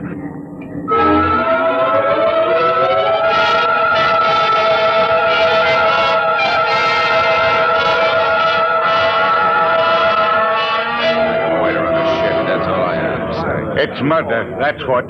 Just plain murder. Space Code gives a 30-hour limit for punishment. They didn't even have a burial. Just shoved him out of the lock. Well, if the owners knew about this, they'd stop it. Oh, fat load of good that's going to do us for the next 15 years. Oh, wait a minute. Wait a minute. If we could get the ship back to Mars... Oh, look, that's no good, son. 2 weeks after we landed, we'd be hung. That's what Space Code says about mutiny. If they catch you in the act, they shoot you down and no question. Well, I'm willing to take the chance. Are we going to let Black and Lundstrom kick us around for 15 years? Well, I'm not. Why don't we take over and head back? Okay, Quiet. Did I interrupt something, gentlemen? A discussion? Talking about the captain, maybe? Well, grab him. Let go of me. I'll have you all out in the island shifts. I'll see you in operations. That's what I'll do. Yeah, chew on my oil right, Morton. There. Well, that's done it, Harry. He's an officer. Who cares? Look, we've got to move now. Joey, get up to the radio room and smash the set before they can get a message out. Right. Pop, you get out. Yes. Tell the engine watch. All right. The rest of us will go up to the bridge. How about this, Rat? Tie him up. Speed counts now. We've got to take over before they know what hit him.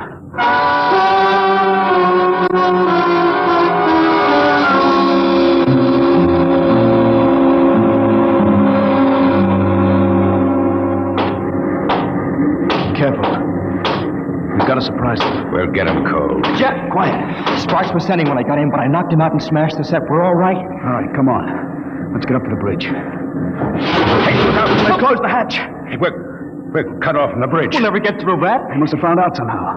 Forecastle intercom. Black must have turned it on from the bridge. He must have heard the whole thing. Yeah. We better get out of here. Yeah. What'll they do? I don't know. They got all the controls up there.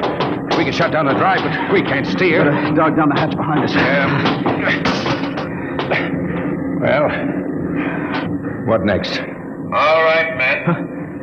Captain Lundstrom's giving you 1 minute to give up quiet. In a pig's eye, Black!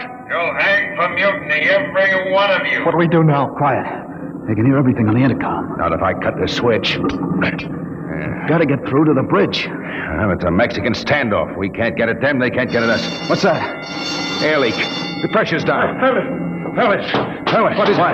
Lundstrom, he blew the hatch in the mess hall section, just opened it up and let the air out. Oh, anybody caught? Al Haynes, he was cooking supper, dead as a doornail. Well, they can kill us all. They'll do it, too. All they've got to do is bleed off the air. They've got the atmosphere controls up there. I'll see all of you blokes swinging from a landing crane. I will, you scum. Morton, you know what Black's going to do? Bleed off the air down here. Oh, serve you all right. If I had my way, I'd see you all out in the yard till you froze stiff. You're forgetting something, Morton. You're back here with us. What do you mean? If Black and Lundstrom blow out compartments one by one or bleed the air off, you'll get it too. They'll take care of me, don't you worry about that. You think so? Joey, plug that intercom back in. Yeah. Black! Heading up? We've got Morton back here. Yeah? If you try anything on us, he'll get it too. What am I supposed to do? Try? You don't care if he dies? Well, that's his problem. We're gonna drop the oxygen level 5%. But you can't do that to me. Captain! It's unfortunate that you were captured, Morton. But the security of my ship comes first. You mean you don't care? You'd see me dead? Precisely. Well, you can't. It's murder, that's what. I'm not one of them. You can't kill me. You can't. Joey, pull the intercom plug. Can't do it. I always followed orders. I did the dirty work and Paul. He can't hear you anymore, Can't Morton. do this. Shut up! Morton, they'd kill you as soon as look at you. Now listen. We've got to get through to the bridge. You know this ship. There must be some way. We're your only chance, Morton. Get us through that hatch and up to the bridge. All right. Why shouldn't I? They'd kill me. And there is a way to get through? Emergency release. Works by hand. I don't tell crewmen about it to keep them from breaking through in an engine blast and leaking radiation to the bridge. Let's get going. We've got to get through before Lundstrom cuts the air down and gets us all.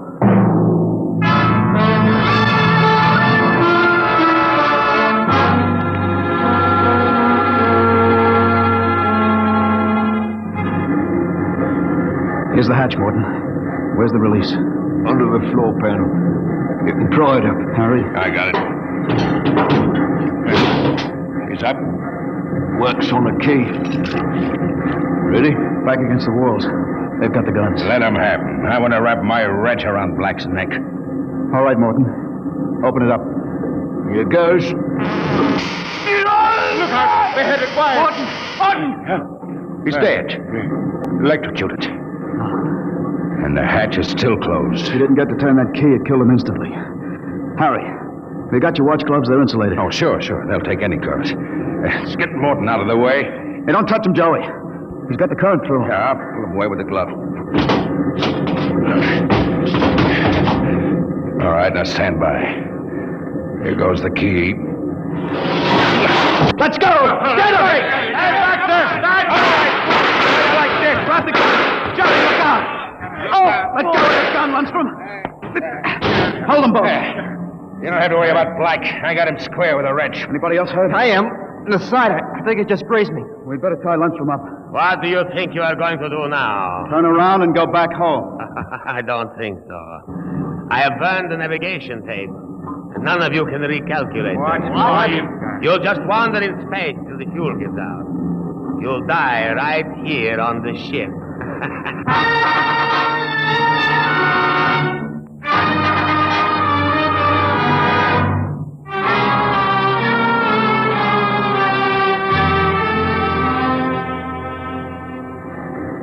How you coming, Jeff? It's no use. I've had a little space math, but not enough to compute a flight. Sooner or later, you're going to beg me to let you surrender. Jeff, the interceptor screens went on. Meteor? No, it's a ship. A patrol ship coming up on us. They must have got off an SOS. Well, we don't have to worry. We can just tell them the truth. Sure. You are not familiar with the space code, young man. Mutiny is punished by immediate execution on the ship itself. In other words, they don't ask questions, they shoot. He's right, Jeff. We're through. Can we get away? Not from a patrol ship. They've already sent us a heave-2 flash. If we run, they'll blow us out of space. I'm afraid your mutiny is over, gentlemen. Soon they'll be alongside with an airlock coupling. And 10 minutes after that, you will all be dead.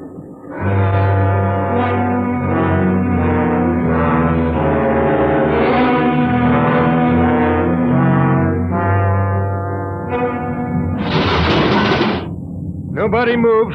Sergeant, take a squad and secure the ship, collect all weapons, and post a guard in the engine room. Yes, sir. You, Brown, Williams, Kentucky, Kelly. I'm delighted to see you, Major. I was not sure that an SOS had gotten through. Oh? You're Captain Lundstrom? That's right. I can swear out the affidavit of mutiny and... I don't think a mutiny charge will stand up, Lundstrom. Not with the relief of command warrant out for you. I think we'll just forget about it.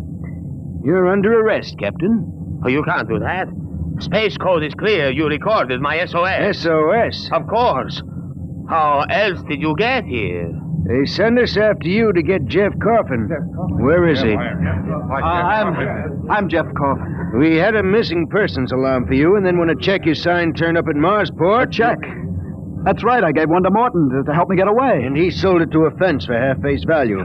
We traced it back to this ship.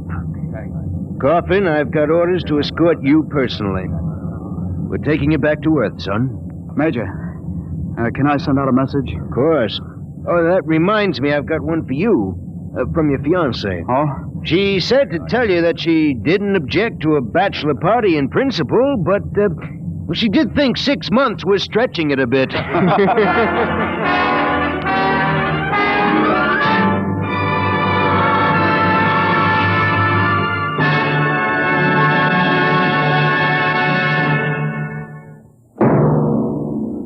Competition, they say, is the life of trade, and it will be as true 2 centuries from now as it is today.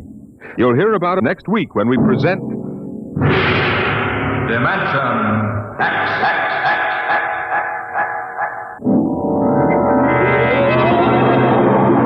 Today, Dimension X has transcribed Shanghied, an original story by Ernest Kenoy. Featured in the cast were John Sylvester as Jeff and William Griffiths as Morton. Your host was Norman Rose. Music by Bert Berman. Engineer Bill Chambers. Dimension X is produced by William Welch and directed by Edward King.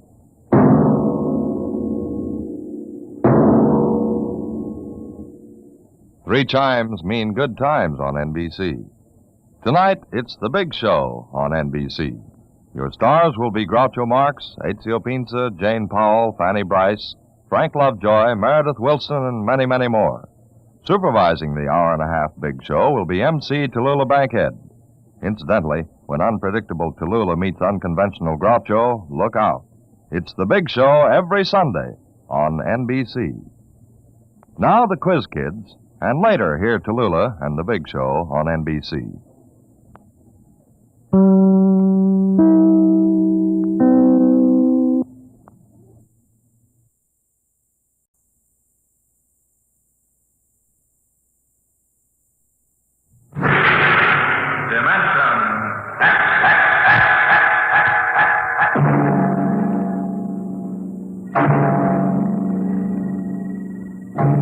Can you predict what will come in 100 years?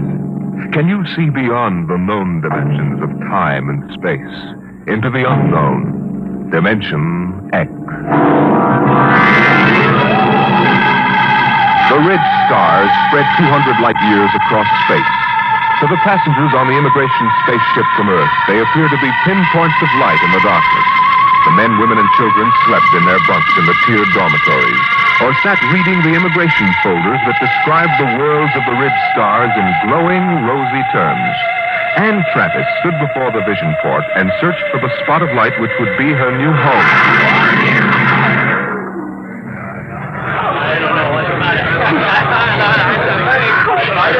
You can't tell which is which, can you? Well, I asked the steward for mine. There it is. You see? That nice, bright little star up in the left-hand corner? That one? Yes. Alka 3. I'm going to meet my son there. He sent for me. Harry always was a good son. I used to say to my husband just before he died, Harry is a good son. I'm going to Dora 3. My sister's there. Oh, isn't that nice? It's a wonderful thing for a young girl like you to start life way out here.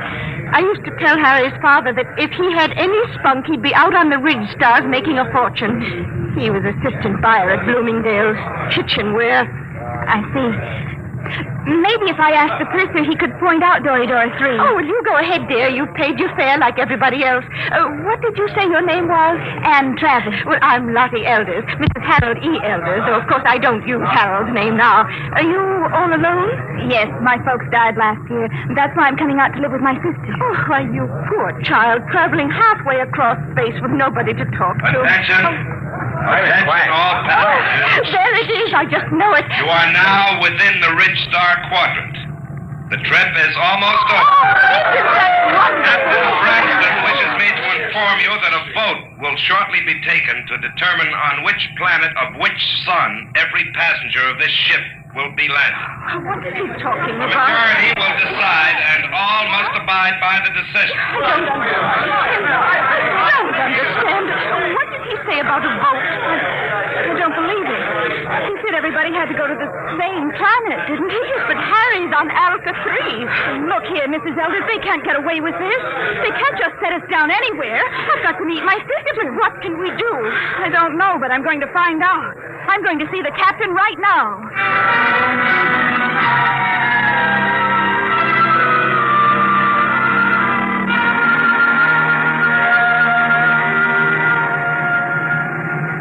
Landing manifest 12436. Cargo holds 1 through 12 at premium rate, including... I want to see the captain. Oh, look, I'm busy now. What kind of an outrage is this? I'm going to join my sister on Dora 3. That's where I bought my ticket for, and that's where I'm going. Vote or no vote. That's what you think, baby. I'll call you back, Jerry. I want to see the captain immediately. Do you hear? Yeah, sure, I hear. Perfect, in both ears. What's the meaning of this? What are you people trying to get away with? We're not trying, sister. You're in space now, kid. We don't go by Earthside red tape. But my ticket... Oh, you can paste that in the scrapbook. That's all it's worth. Where you're going, kid, fortunes are made and lost every day. The rich stars are wide open, and what the big operators say goes. But my sister's waiting for me. Oh, she'll get tired. It's a game, kid, and you're in. The folder said you were encouraging immigration. Oh, sure. But all the improvements in Earthside working conditions in the past 50 years were to prevent wholesale immigration to the rich. That's why we have to cut the price of the tickets below cost and suck you immigrants out here. Why did you lie? Why won't you take us where we want to go? Simple, kid. The only way to make a profit is to dump each shipload in one place. This cargo goes to Delphi, too. But the announcer said there was going to be a vote. Oh, sure. But we've got it rigged so Delphi, too, gets it. Simple, isn't it? But you can't. Oh, it's not so bad, Delphi. It's okay. Real balmy. Great work. Especially for a kid like you. But how would I get to my sister? She's expecting me on Doridor 3. Can I take another ship? Not where you're going. What do you mean? Look, baby. Space travel is an Earthside monopoly. They own the patents on the rocket power that makes space travel possible.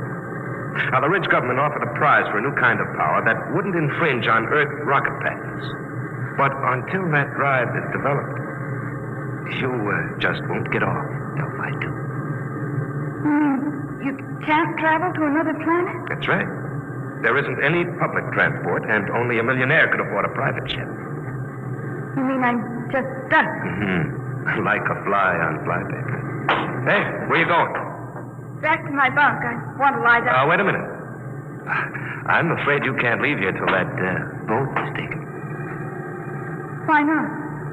Well, I'm a kindly type, friendly fellow.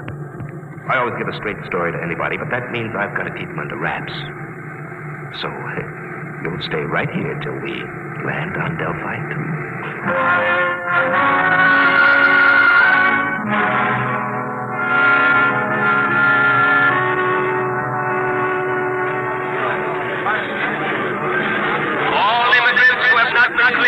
Please report to the inspector under the first letter of their last name. Anne, where have you been, child? I looked all over for you. They kept me in the prince's cabin. Mrs. Elders, what shall we do? I'm sure I don't know. Harry, he's my son, you know. He'll be just frantic. I know. Attention! Any immigrants not cleared or in the proper line in 10 minutes will be indefinitely detained. Oh, dear, I haven't been cleared yet. Oh, you'd better go then. I'll wait for you right here. Oh, be sure you do, dear. I'm so frightened. Oh, which way do I go? Oh, the ink sign is over there, see? Oh, I don't have my distance glasses. You will wait for me, dear? Yes, right here. Go along now. All right, you. Come on. Who are you? Never mind. Come on. Grab her, Al. Come on. Let go of me. What's the idea? Let go. Get her. Who are you? Let go. Let go. We can't take any chances, Al. Put her out, right?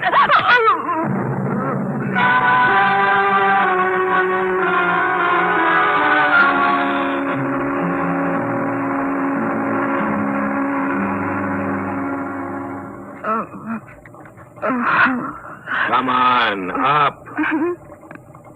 What happened? Come on, sit up. What? Who are you? Your face. That's a motor-driven face dissolver mask. I've read about them. I've never seen one. Who are you? That's why I'm wearing a mask, because I don't want you to know. But there must be... Look, lady, quit babbling. I hauled you in because you're pretty and intelligent-looking.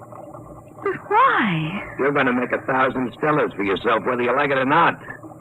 Now stop looking like a scared rabbit. You can't do this. I'll call the police. The police? What do you know about the Red Star's government? Nothing. Obviously. Around here, things are different. Now, listen. You go to the New Sol Hotel. As soon as you're registered, you go to the Fair Play Employment Agency. They'll take care of you. Now, take this. It's a tape reel. Play it back in your room. It'll tell you what to do. After it's played once, it'll destroy itself. Is that clear? I don't understand this at all. Have you ever heard of the 7-day poison? I don't think so. That's an interesting device. It feeds on the blood. On the 7th day, undergoes a chemical change, and... Oh. Very easy to use. You just inject it like this. Oh. Yeah, it's all over. For 7 days. The beauty of this poison is it can be made to look like a lock pattern in many thousands of small variations. But the only antidote must be some of the original poison at its base. And I have that. Don't get hysterical. I'll keep the antidote here. You can get it after you've done what I want. But I don't know where I am. I don't know who you are. What if something happens to you? That's your problem. But remember, the police can't help you. I have the antidote to the poison. All right, I'm through with her. Take her out and drop her at the hotel.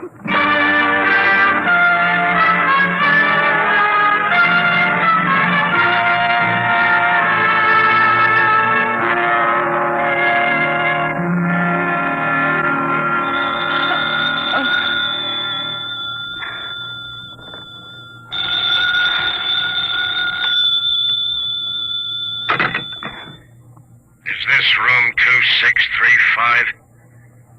Yes? And Travis? Yes? Who's this? Play that tape reel and get started. We'll be watching you. Hello? Hello? Hotel New Seoul desk. Can I help you? I was cut off. Someone was speaking to me. I'm sorry, there was no incoming call on your line. Can I help you? No, never mind. I'd better play that tape. Guess you push this button. You will find in your purse a full cigarette case. Half of the cigarettes are doped. Tomorrow, you will be hired as private secretary to Arthur Blord. When you're alone with him, you will give him one of the cigarettes. The case ejects 2 at a time. The outer one is doped. When he's unconscious, push the brown knob on the case. That will call my men, and they will come for you. You must come with them if you wish the antidote to the poison. After that, you'll be transported to any Ridge Star you wish. As soon as you play this reel, go to the Fair Play Employment Agency. There's no time to waste. Tomorrow, the 7-day poison will have only 6 days to go. Now that the reel is finished, it will destroy itself. Why do they have to pick me? Oh, the reel. Come on, Travis. You've got 7 days.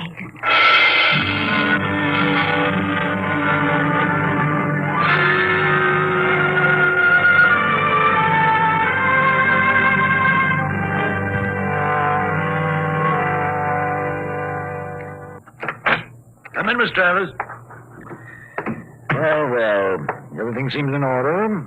I must verify one thing. Yes, Miss Margaret. You did arrive just yesterday on that immigrant ship from Earth. Oh, yes, sir. And this is your first job, not only on Delphi, but on any planet other than Earth. Yes, sir, that's right. We'll check that, of course. In the meantime, we can go up to see Mr. Blord. You'll be his private secretary. Just wait, please. Did you say... Did I say what? Never mind. Nothing. Have you heard of Arthur Blord before? Not exactly. You would if you'd been in the Ridge Stars longer. Amazing man. Amazing. We'll wait here for the elevator. He must be very important. Important? There are names out here that they've never heard of back on Earth. And the greatest name is Arthur Blord. Really? In less than 10 years, he's made himself an astronomical fortune. Astronomical. Here we are. After you. Penthouse. What's he like? You'll see. Very dynamic. Sharp. He outsmarts the big shots, the planetary operators. They exploit whole worlds. He exploits them. They hate him, the Ridge Star operators. Well, here we are. Come along, Miss Travis. Mr. Blord is waiting for you.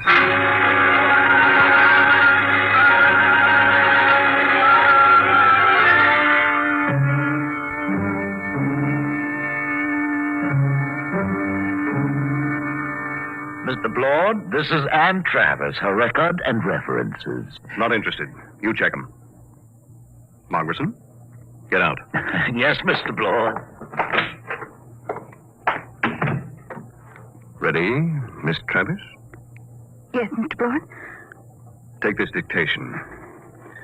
Chromium field on Transion 4, value 100 billion stellars. Just plain slogging. Let somebody else do it. Trigona 7. Forest, all treasure wood, priceless. Dennis Carey, operator, hard, cruel, brilliant. Should be interesting.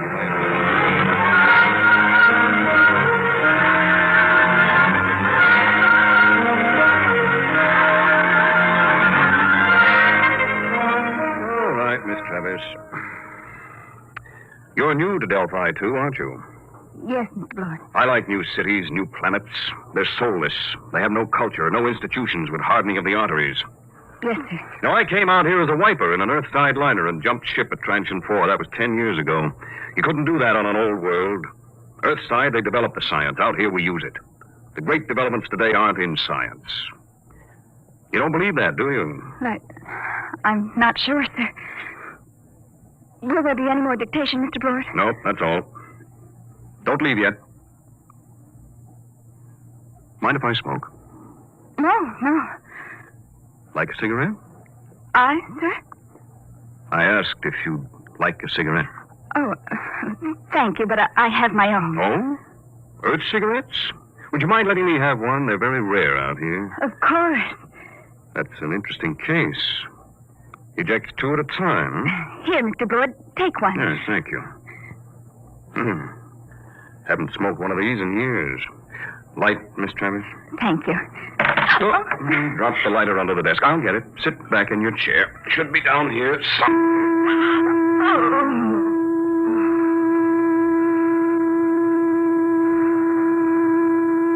Travis. Miss Travis.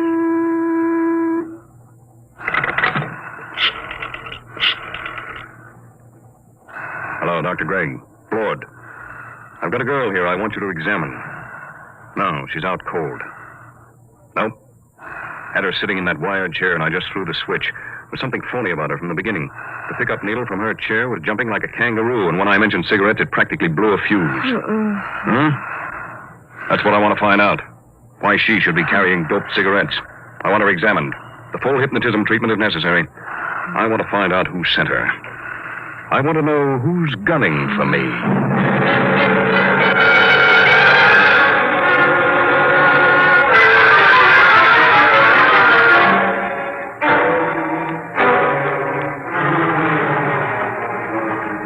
There you are, Blood. That's the best I can do, short of a full-length narco-analysis. You sure about that 7-day poison? Absolutely. She's got less than 6 days. And she was right off the immigrant ship. This is the first time I've had a plant. Somebody found out I hire them fresh from Earth. I've got her memory track on that face dissolver mask. It was Delaney. I thought so. But he isn't working alone. It's that gang working for the prize on the new space drive. I got into the competition 2 weeks ago, and I guess they're afraid of losing the money they've put into research. What about this kid? She's got 6 days to live, and I wouldn't take any bets that they try to save her if she doesn't deliver the goods. They wouldn't even save her if she did. Delaney wouldn't want witnesses. Doc, set everything up the way it was before she went under. What are you going to do? I'm going to let them take me. Wait a minute. They're liable. I know what they're liable to do, Doc. You take care of the girl and leave the rest to me. Okay. It's your funeral. Maybe.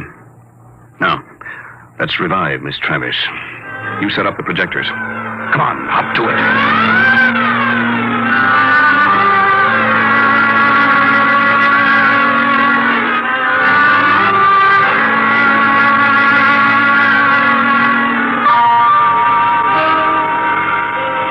All set now.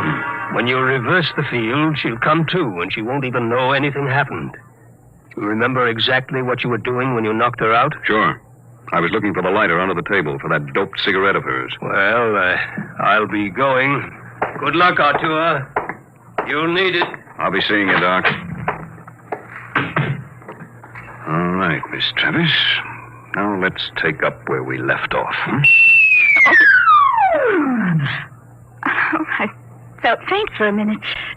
Did you find the lighter, Mr. Blort? Yes. Thank you. I haven't had a good drag on an Earth cigarette in years. It's... stronger than I...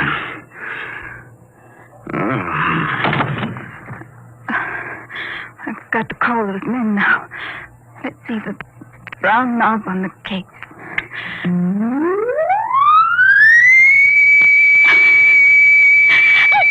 I didn't want to hurt him, but what can I do? What can I do?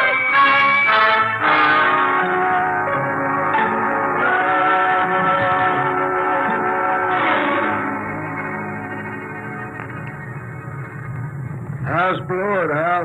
I'd like a light. This dame sure fixed him. Where are we going? What do you care? Tell her. In 6 days, it won't matter. The boss give orders. What's the difference? These two are dead duck. What do you mean? You think the boss will give you that antidote? He promised. Hal, he promised. Did he really? But did he give his scouts honor? You know, spit twice and cross his heart. Please, stop it. What will happen to him? Blood? Oh, you got me. Last 3 guys I brought over here ended up in the disposal unit. You mean they'll kill him? Wouldn't be surprised. Oh, no, they couldn't. They don't play for marbles out here in the Ridge Stars. But the police. It's just like Earthside, sister. Police take their cut and arrest a couple of bindle stiffs every night to make it look good. Lord was playing around with some pretty big men. He knew what he was getting into. I didn't think they'd kill him. I don't know anything about the Ridge Stars. Oh, that's tough, lady. Real tough. There's the beam. We're hit. All right, fasten your straps. I'm taking her down.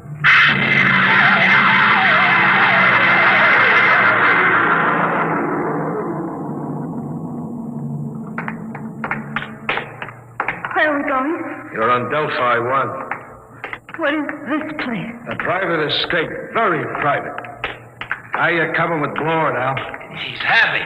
All right, we stop here. I gotta spring the voice lock.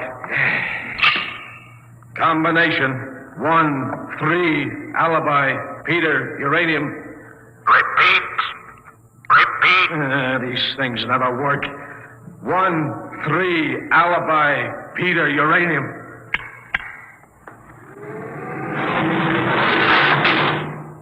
All right, drag him in now.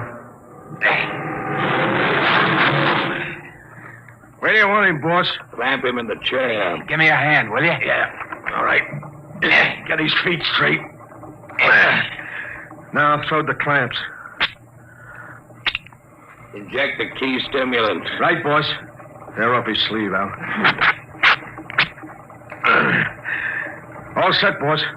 Do we have to keep on the masks? I got a cold. No, I think we can do without them. Shut off the power. There we are. He's coming to. Delaney. What am I doing here? I think we can get down to business, Blord. We represent 90 companies. We've entered the Ridge government contest to develop a space drive that won't infringe on Earthside patents. Oh? Well, Delaney, I've got news for you. Unless one of you has a power drive that's 25% faster than an Earthside rocket, you're licked. What do you mean? You must know. Delaney, you said... Quiet. Can't you see he's trying to get us arguing? When I heard some of the low speed you boys were Shut using... up! All right. You have the floor, Delaney. 2 weeks ago, you entered the contest.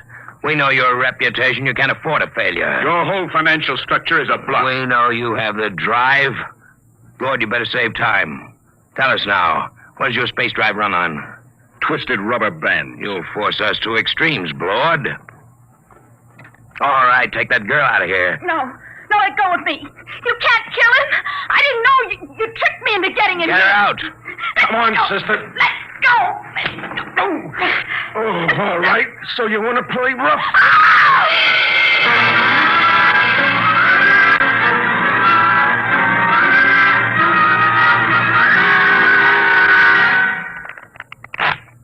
Okay, that's 23 you owe me.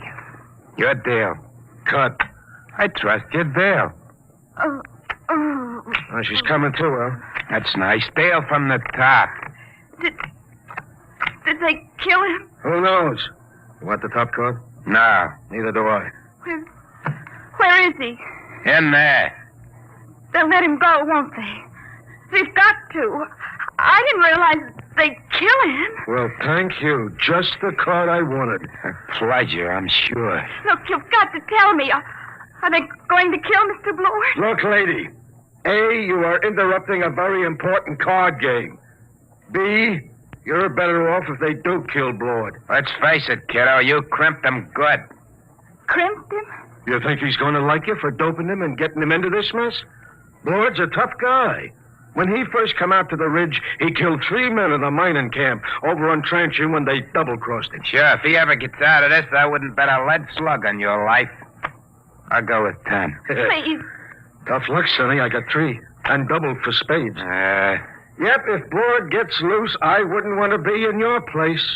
But I didn't understand. They tricked me.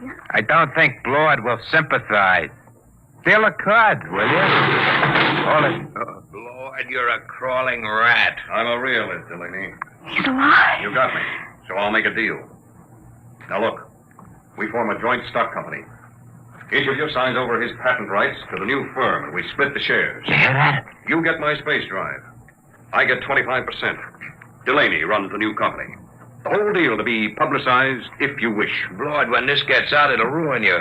They'll despise you when they find out how much dirt you've eaten. Well, I didn't have much choice, did I? All right. Now the other part of the deal. You got me here through a certain young lady. Now, we can dispose of her. No. No, I think I'd like to do that.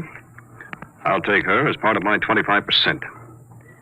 Any objections, Delaney? No, just be careful. Get rid of her clean. We don't want any mess left around for the Ridge government to find. What are you going to do with me? You promised Did me... I? Get rid of her, Blord. Only make it clean.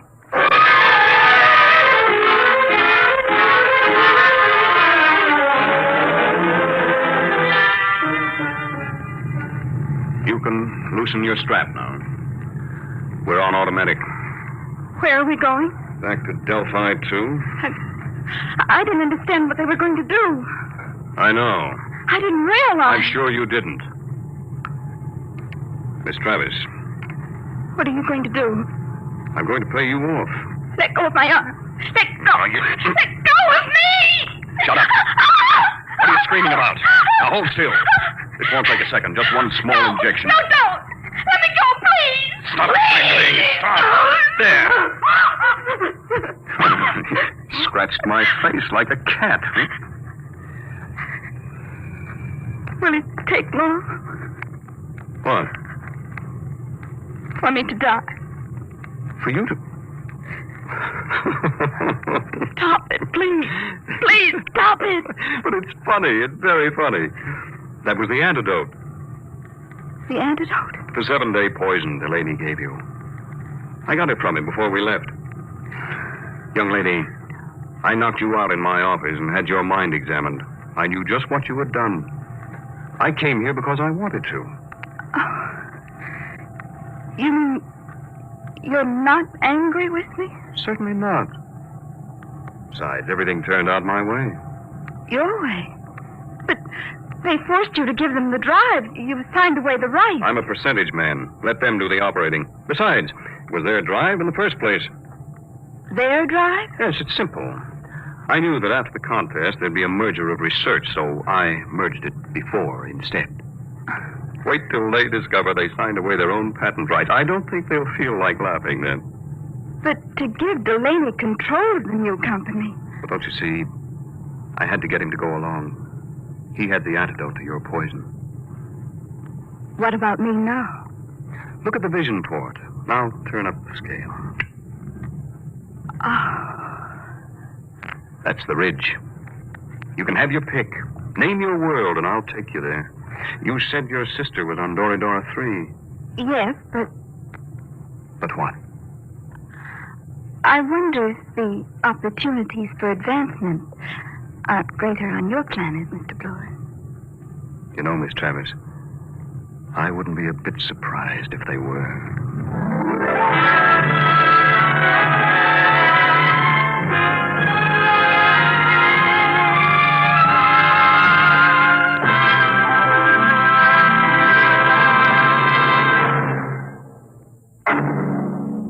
How would you like to live in a world no larger than a single gigantic rocket ship? You'll find out more about it next week on... Dimension Today, Dimension X is transcribed Competition, adapted for radio by Ernest Kenoy from a story by E.M. Hull. Featured in the cast were Elaine Rost as Anne and Les Tremaine as Arthur Blord. Your host was Norman Rose. Music by Burt Berman, engineer Bill Chambers. Dimension X is produced by William Welch and directed by Edward King.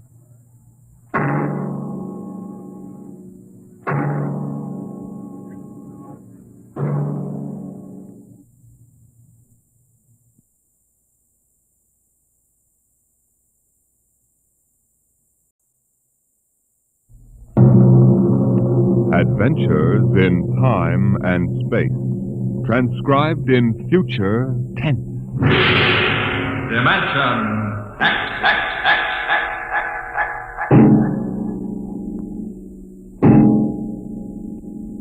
In the beginning, there was Jordan, thinking his lonely thoughts. Out of the loneness came a longing. Out of the longing came a vision. Out of the dream came a planning. And out of the planning came decision. Jordan's hand was lifted, and the ship was born.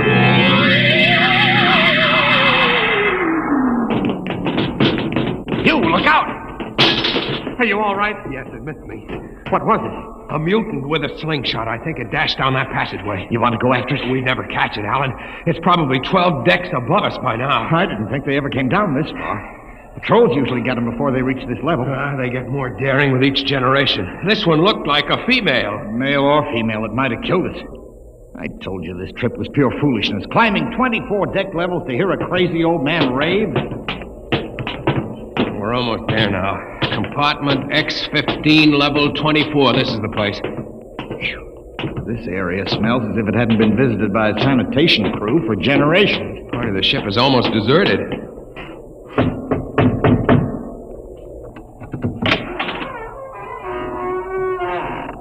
Yes?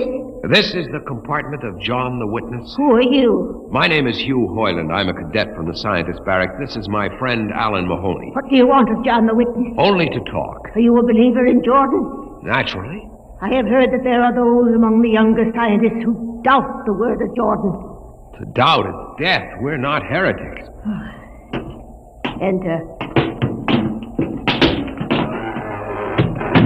I have brought a gift of tobacco, grown on the richest level.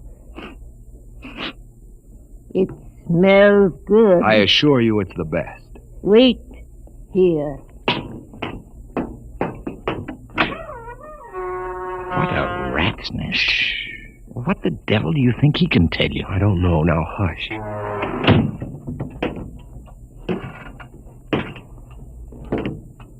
Well? You are John the Witness? I am. Good eating to you. I am Hugh Hoyland. This is my friend Alan Mahoney. What brings a gentleman of the scientist class to my humble apartment?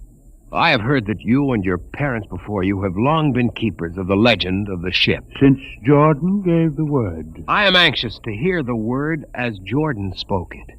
Why?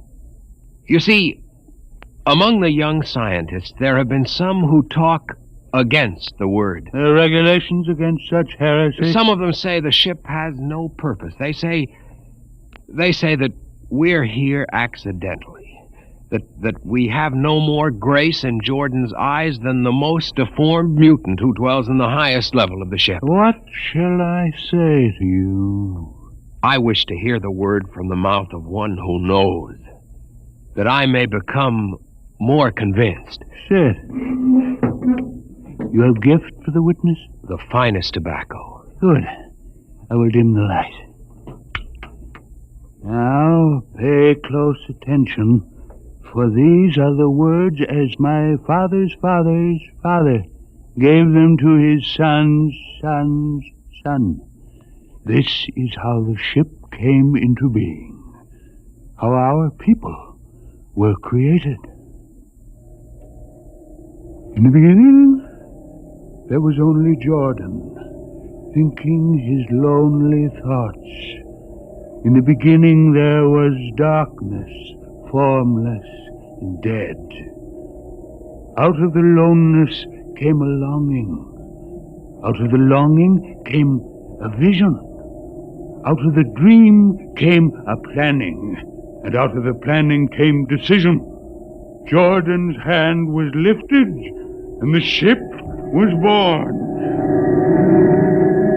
Mile after mile of good compartments, tank after tank for golden corn, ladder and passage, door and locker, fit for the needs of the yet unborn. He looked on his work and found it pleasing, meet for a race that was yet to be. He thought of man, and man came into being. Then Jordan checked his thought and searched for a key. Man untamed would shame his maker. Man unruled would spoil the plan. So Jordan made the regulations, some to speak and some to listen. Order came to the ranks of men. Crew he created to work at their stations. scientists to guide the plan. Over them all he created captain, made him judge of the race of man. Thus it was in the Golden Age.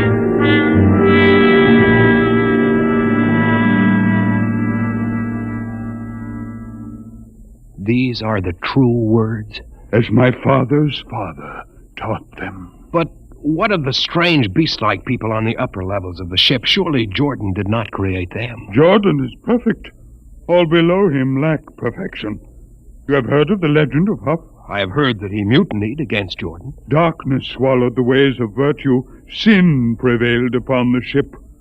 And before wisdom prevailed and the bodies of Huff and his followers were fed into the converter, some of the rebels escaped and lived to father the mutants. They are tainted with the sins of their fathers. One more question, witness. Speak. What is the ship? The ship is a great sphere.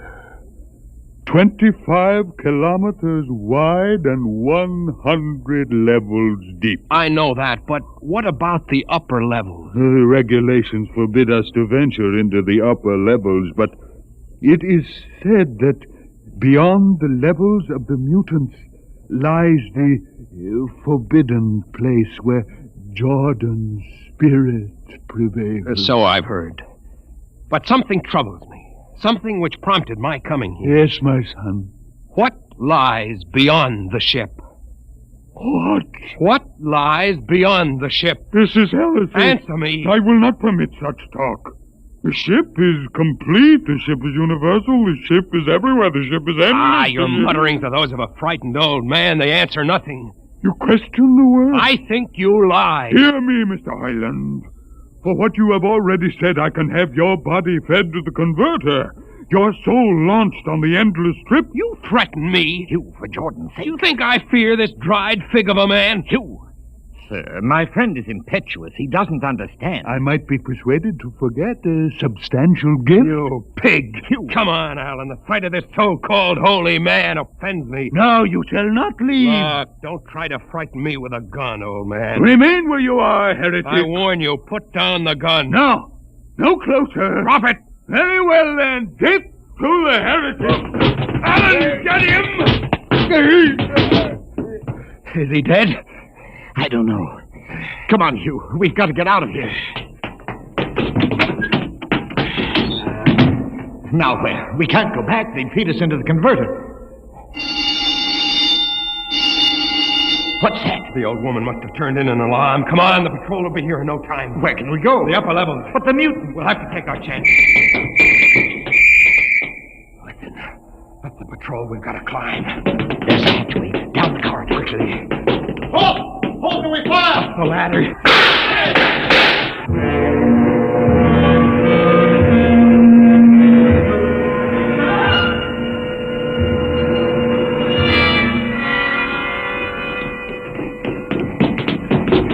You wait. How far are we from the outside wall? Judging by the slope of the deck, about 2 miles. Mutant territory. Come on, we'll try this passageway. Hugh. What? I don't know. I feel as if we're being watched. It's your imagination. Perhaps not. Oh! It's only a ship's rat. Get a grip on yourself. It's as big as a dog. Come on. I can't drag myself much further. We've got to find a compartment with water. Oh, if only you hadn't asked him that stupid question. There's no use going over that. Why did you do it? Why? Alan, I've been thinking about it for a long time. And when he began to give me those stupid pat answers, well, I just saw red, I guess. But who are you to question the ways of Jordan? When you asked me to go with you to visit the witness, I thought you wanted spiritual help. I never dreamed I'm that sorry, Alan. I couldn't foresee this. I didn't know. Wait a minute. Well, what? Another shipwreck? No. I thought I saw something move near that bulkhead. I didn't see anything. Maybe my eyes are going bad still. You behind? Alan, look out!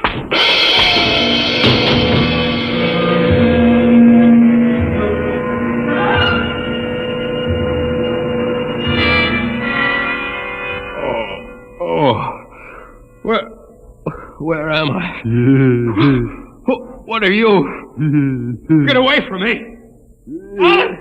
Alan! Look out with that knife! Stay away from me, Alan! Alan! Don't kill him, Bobo. Not yet. Who are you? Forgive my friend Bobo. Like so many of my people, he's rather impetuous where members of the so-called super race are concerned. Who are you? What place is this? As you can guess from my leg, I'm a mutant. Where is Alan? Your friend is dead. I was not able to restrain my people in time to save him. Why don't you destroy me and get it over with? We do not kill for pleasure, Mr. Hoyland, only when necessary. You know my name? I read your identification tag. Who are you? Mutants can't read. My name is Gregory. I'm a leader of my people. Although we are unfortunate in our heredity, Mr. Hoyland, many of us are quite intelligent. Why do you live like animals? We would rather live like free animals than like regimented slaves, as you do. I've heard that you practice cannibalism. Undoubtedly, you hear many things about us. We raise our own cattle on the upper levels, and those of our people who choose to farm raise enough crops for our small population. You turn your head. Why? This one. I've never seen a creature like him. Bobo is an unfortunate. He was born without the power of speech. How can you tolerate a monstrosity? We have learned to live with difference. If we began to destroy our imperfects as you do on the lower levels, there would soon be no one left. It violates the regulations. The word of Jordan. You know, Mr. Hoyland, your people are really primitive and barbaric. You dare say that to me? I dare say a good deal more. Let us go to my compartment and speak further. I'm always interested in information of the lower levels. I won't give you any information. Bobo, I want Mr. Hoyland in my cabin, please. I would advise you to go quietly, Mr. Hoyland. Bobo has a hatred of superior beings, which is unfortunate, but quite understandable. Proceed.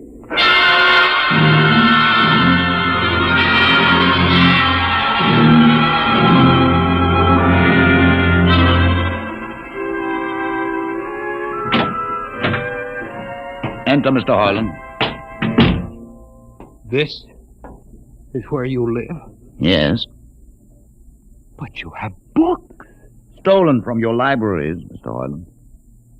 Compton's Astrophysics. The Philosophy of Interstellar Navigation. Celestial Mechanics. You have read these? Most of them. Why did you bring me here? What do you intend to do? Do you believe in Jordan, Mr. Hoyland? There is no other belief. And the trip? I suppose you believe in the trip, too. Well, what else is there to believe? When you die, your remains are fed to the converter, and your soul makes the trip. And where does the trip take you? Why, to Centaurus, of course. Huh? Where, what is Centaurus? Why, Centaurus, mind you, I'm just telling you the orthodox answer. Centaurus is where you arrive when you've made the trip. A place where everything is happy and everybody's happy and there's always good eating. It's mythological, of course. And you believe this? The peasants believe it, literally, but many of the younger scientists like myself know that it's figurative, symbolic. Why do you ask? Didn't it ever occur to you, Mr. Hoyland, that the trip is exactly what your peasants believe it is? That the ship and all the crew were actually going someplace, moving? The ship can't go anywhere. It already is everywhere. Imagine a place bigger than the ship, much bigger, with the ship inside it, moving inside. But there can't be any place bigger than the ship. There wouldn't be any place for it to be. Oh, for heaven's sake. Listen, you know the lowest level? Yes. If you started digging a hole in the lowest level, where would that hole go? Where would that hole... Oh, no. No, it's forbidden to think such a thought. Where would it go? No. No, I can't think about it. Bobo. Bobo, we're going to take Mr. Hoyland to the place. Where are we going? To the top level. But it's certain death. Nonsense. I've been there 1,000 times. Come along. No, I won't. You can't make me. I think we can. Now, shall we proceed peacefully, or shall I have Bobo persuade you?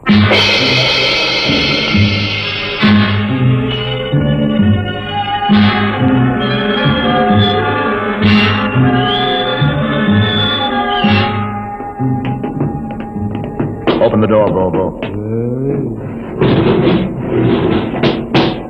Inside.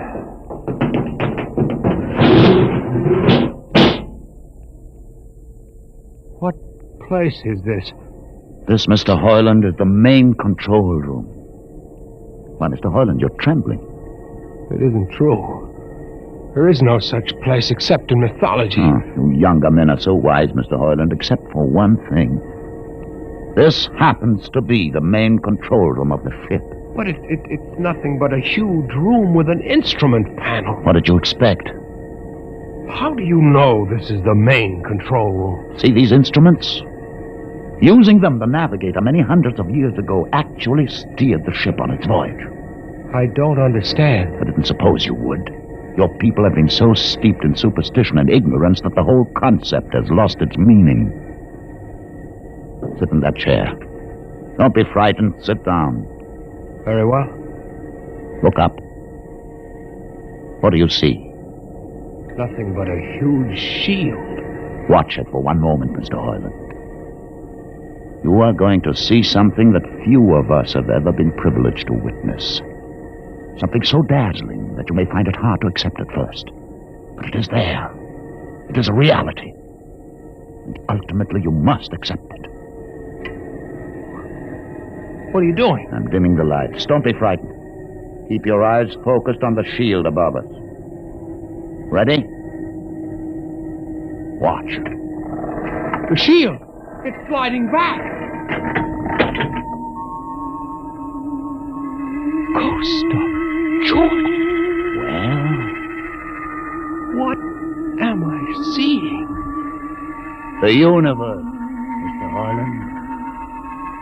The universe in all its beauty. The stars, the planets, the sun, the moon, and the constellations.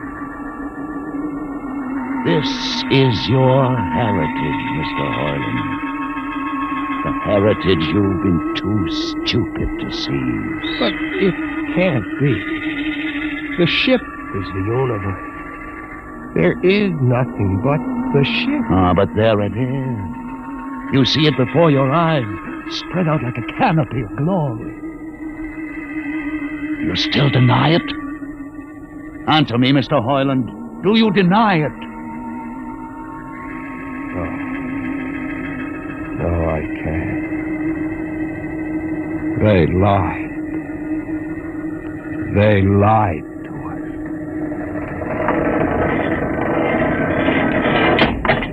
Good. Why did you close the shield? You will see it again if you're not afraid. I'm not afraid. Many times. I've shown this to others of your people whom we captured, and though they saw it before their very eyes, they would not believe it. Tell me about it.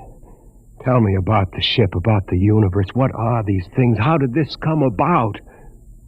Many thousands of years ago, on a planet like those you've just seen, a planet called Earth, a scientist named Jordan decided to build a ship that would carry men from one planet to another.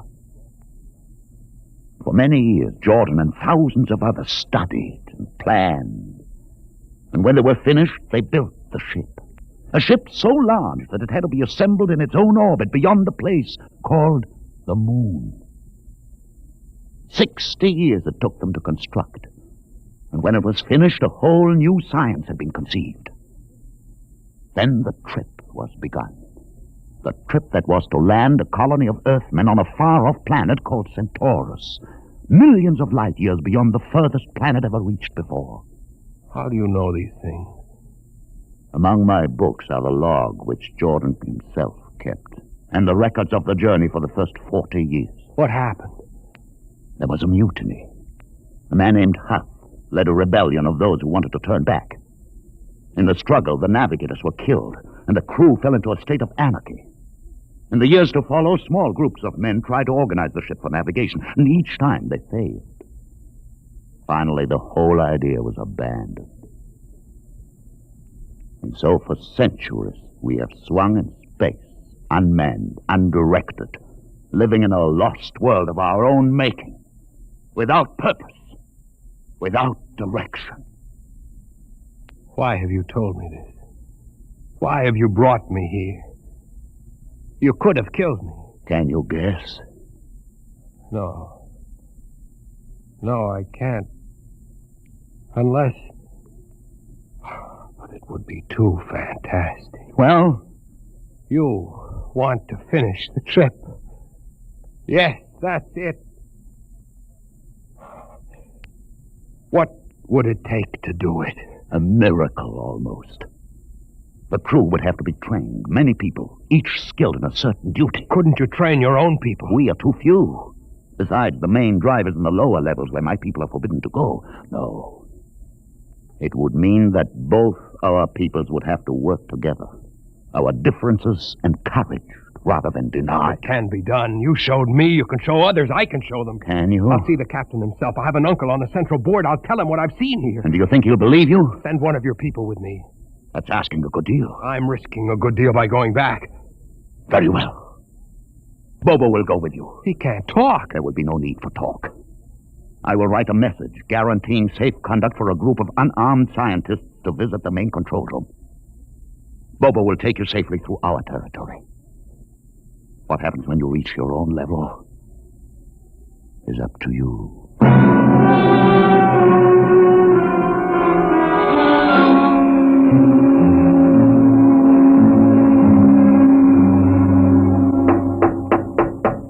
One moment. Yes, what you...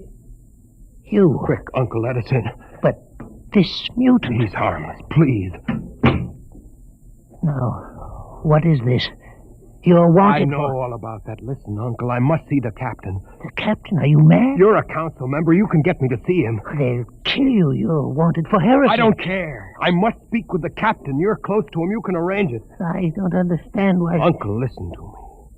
The ship is moving. I can prove it. Do you understand there is a purpose in the ship? I don't understand what you're babbling Never about. mind. Just talk to the captain. Tell him I have information of tremendous importance. Tell him I've arranged a truce with the mutants. A truce? Here, show him this paper signed by their leader. Do it, Uncle, for my sake. I don't know. Please, Uncle. If I'm to die, let this be my last request to you. Very well. I'll speak to the captain. I'll try.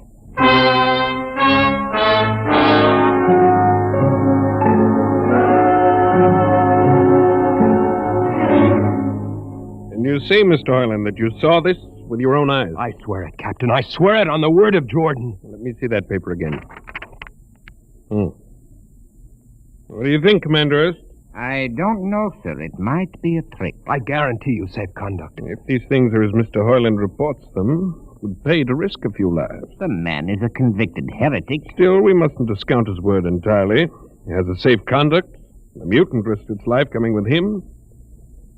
I think we might investigate. You will do it? I'll have an expedition outfitted.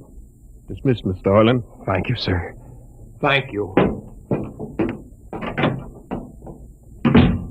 Captain, do Commander Erst.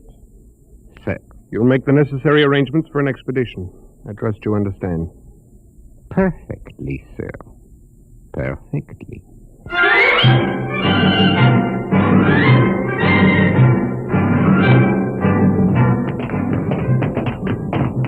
Lieutenant. Mr. Hoyland. You'd better halt your men here. This is the spot. Patrol, halt.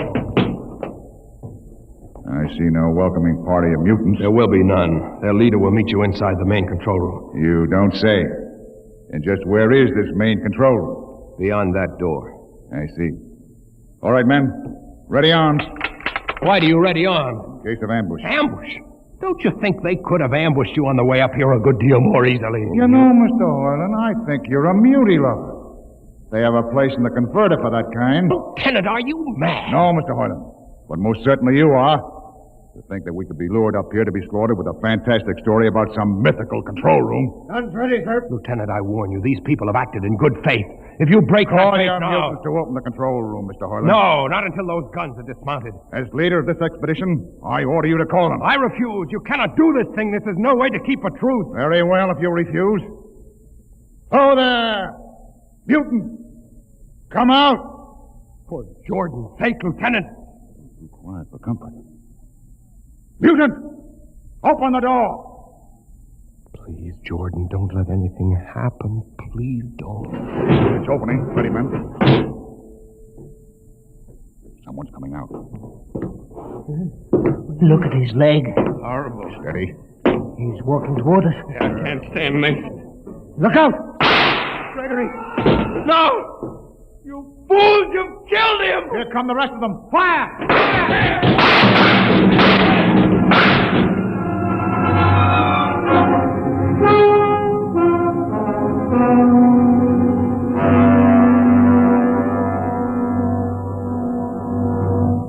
That should teach them a lesson they won't forget. All right, men. Inside the room. Orland, you're under arrest as a conspirator in this ambush. Ambush, you fool, you blind, stupid fool! That'll be enough. Have you been inside this place before? Yes. What's all this machinery? These are the controls he would have used to steer the ship. He's gone out of his mind, Lieutenant. Steer the ship? Who? The leader. The one you killed. This ugly mutant? This ugly mutant happened to be a man of true greatness. You're mad. Am I? This man had a vision which could have saved you, but you chose to kill him because you couldn't stand the sight of his difference from you. I'll not listen to these ravings. Close your ears. Shut your minds against the conscience that tells you it's wrong to kill. That tells you that your need to be arrogant only proves your inadequacy to yourself. Shut him up. Don't listen to him, man. You can't shut your ears. My words sting you. You cannot shut your mind. And you cannot shut your eyes. Don't do this! The roof. It's moving back. Look. Let the vision of this confound your ignorance and blind your eyes. This is the heritage you tried to stifle in your own breast. This is the heritage of stars and open skies for which men have yearned for centuries. Try to destroy this, and you will only destroy yourself. Death to the heretic. Kill me if you choose. But I say to you that this you cannot keep from our people. That they will seek it out, and the ship will be manned, and the ship will be steered, and there will be freedom and purpose and respect for ourselves. This is your heritage. Look upon the universe. Kill him! Kill him! Kill him!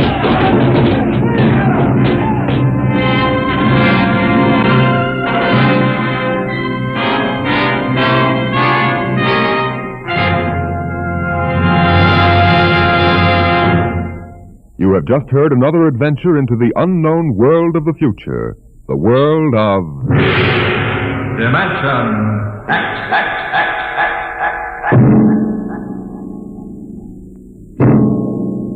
This has been the concluding broadcast in the current series of Dimension X. If you are interested in the continuation of this series, please write and tell us so. Your ideas and suggestions will be given the most thoughtful consideration in determining the future of this program.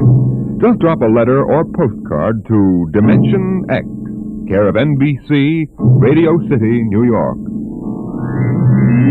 Today, Dimension X is transcribed Universe, written for radio by George Lefferts and based on a story by Robert Heinlein.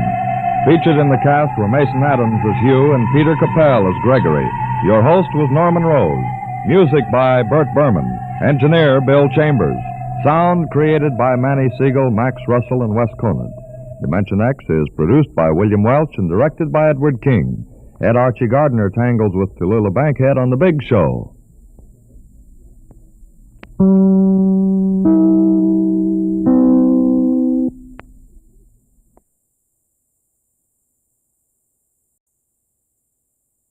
We present now a special transcribed Christmas message from the President of the United States to the American people. My fellow countrymen, all over our country and in many other parts of the world, men, women, and children are preparing to celebrate the birthday of Christ. Never before in our lives has a Christmas seemed so important. I'm not thinking of turkey dinners and stacks of gifts.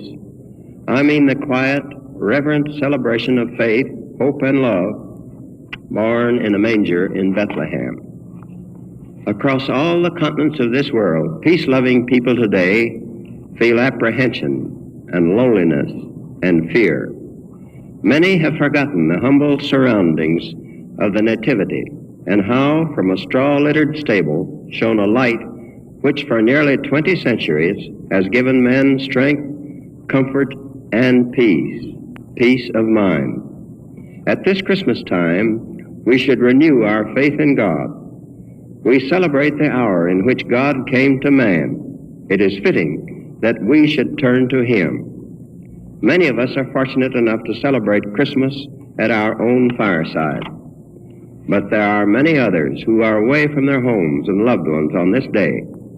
Thousands of our boys are on the cold and dreary battlefield of Korea. But all of us, at home, at war, wherever we may be, are within reach of God's love and power. We can all pray. All of us should pray. We should ask the fulfillment of God's will. We should ask for courage, for wisdom, for the quietness of soul which comes alone to them who place their lives in His hands. We should pray for a peace which is based on righteousness. The nation already is in the midst of a crusade of prayer. On the last Sunday of the old year, there will be special services devoted to a revival of faith in God. I call upon all of you to enlist in this common cause. I call upon you no matter what your spiritual allegiance may be. We're all joined in the fight against the tyranny of communism. Communism is godless. Democracy is the foundation of faith. Faith in oneself, faith in one's neighbors, faith in God. Democracy's most powerful weapon is not a gun, a tank, or a bomb. It is faith. Faith in the brotherhood and dignity of man under God. Let us pray at this Christmas time for the wisdom, the humility, and the courage to carry on in this faith. Ladies and gentlemen, you have just heard President Truman's Christmas message to the American people. This is NBC, the National Broadcasting Company.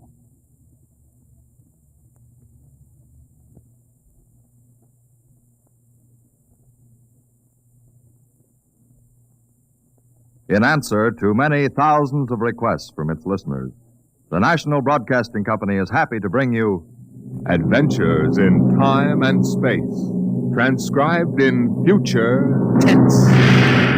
Dimension X.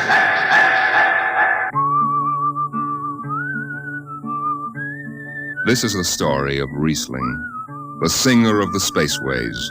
You've probably sung his songs in school, in English, French, or German. The language doesn't matter, but it was an earth tongue. But the real story of Riesling is not found in the footnotes of a scholar's critique or a publisher's biography. It is in the memories of the old-time spacemen, the pioneers who pushed the thundering old-fashioned rockets to the far, strange ports that are our commonplace heritage. These men know the true story of Riesling. The arching sky is calling spacemen back to their trade. All hands stand by, free falling, and the lights below us fade. Outride the sons of terror, far drives the thundering jet, up leaps the race of earthmen, out far and onward yet.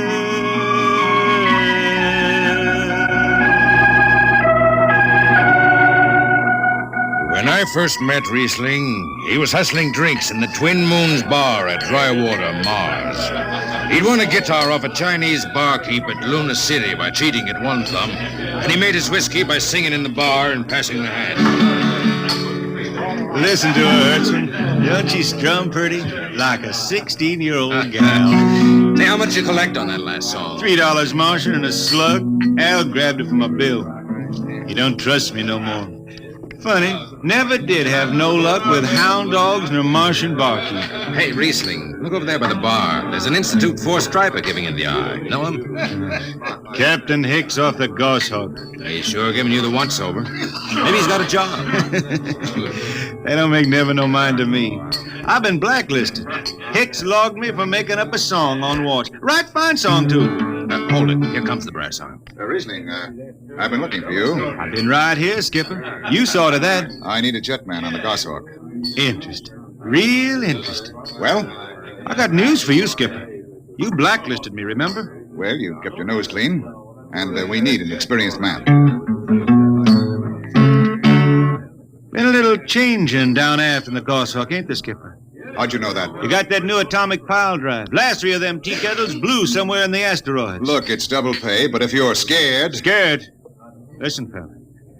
For double pay, I'd jump off the top of the Harriman Tower if you allowed me rubber heels for the landing. All right, then. You show up tonight to sign the book. Sober. Got no choice, Skipper. Money and me is total strangers. We lift at 11:30 Mars time. Sober, you understand, Riesling? You taking the job? Well, that Goshawk is one stinking old tub. Her engine's got more bugs than a beagle dog in spring. And that new drive is about as safe as a pretty gal in the Ozarks. But I reckon she'll do for one more trip.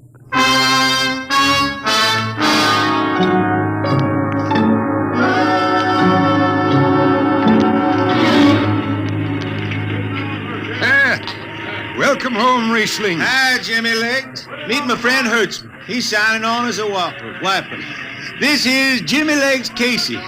He's bosun. Can't hold his liquor no more than a sieve, poor boy. Mr. Casey. Riesling, you sober enough to sign the book? Drunk or sober, I make my mark. Stand aside. 3 X's? Took me a middle name. Yeah, you 2 lay below. And Hertzman. Aye, sir.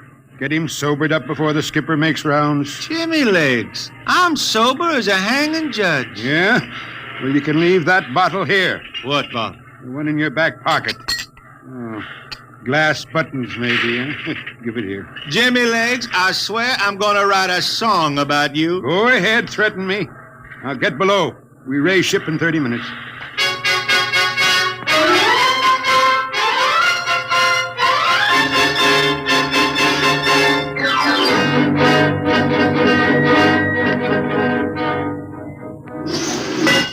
Hi, Skipper.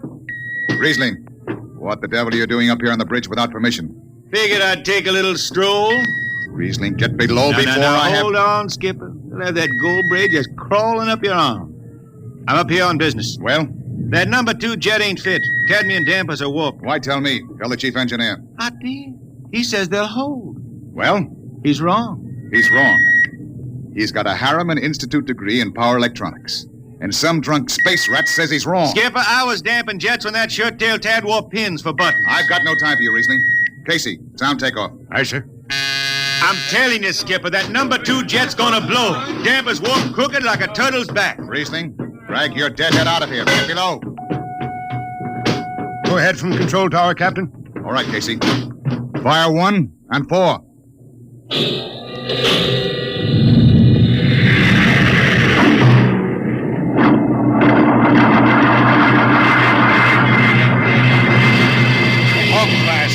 Had to blast for 3 watches before going into free flight. Riesling and I had the second watch. Damping was done by hand in those days with a multiplying vernier and a danger peeper. And as long as the peeper ticked off slow and steady, we knew the ship was safe. For a while. Hey, Riesling, you better stow that guitar. If Jimmy Legs catches it, he'll blow a gasket. Don't worry, I can damp this tea kettle in my sleep. How's number 2? All right, so far. Did you ever hear that song about Hicks, the one that got me blacklisted? Oh, the skipper is the father of his crew, a gentle guiding light to me and you. But on Mars he likes his women if they walk or if they're swimming, or if they've got 6 arms instead of 2. Hey, the second verse is better. Now the skipper likes his liquor by the quart. Yes, he'd go from Mars to Venus for a snort. He'll drink rocket fuel and... Hell, hi, Skip. Didn't see you come in. You were too busy, eh? Who's watching the gauge? I got an eye on it. Don't you fret none. Riesling, I'm going to fix it so you can't get a berth on a rocket-powered pogo stick. Report to Casey under arrest. I don't rightly think I will. You what? You kind of forget, Skipper. According to Space Code, you can't remove a jetman till the end of the watch, right? Now look, you corn-fed space lawyer. Now, is that a rule or ain't it? Riesling, your ship is over at 2300. And I'll see you ride the rest of the way in slop locker. Maybe. Maybe. In the meantime, you clear out of my power room. I gotta make me up a third verse for my song.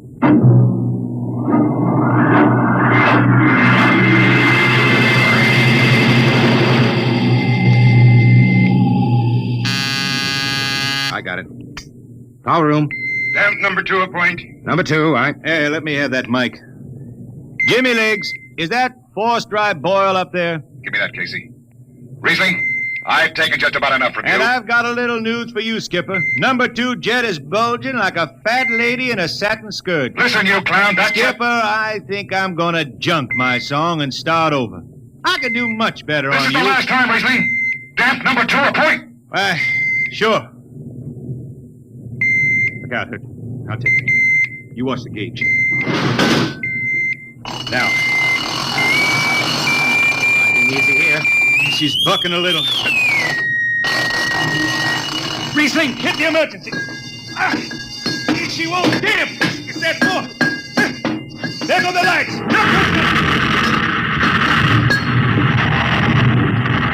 Riesling, stay down behind the baffle. I've got to take a look. It's radioactive. Look out. I've got to piece the hot stuff out of the tube. What's going on down there? Shut up, Jimmy Legs. I'm busy. She's tight now.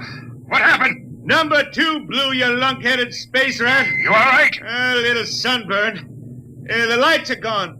What's the matter with the emergency circuits? Riesling. Jimmy Legs, get some lights down here. It's dark. Get the emergency light on. They're on, Riesling. They went on after the blast. The lights are on. What are you talking about? Jimmy Legs. Jimmy Legs, turn on the lights. It's dark. Turn on the lights.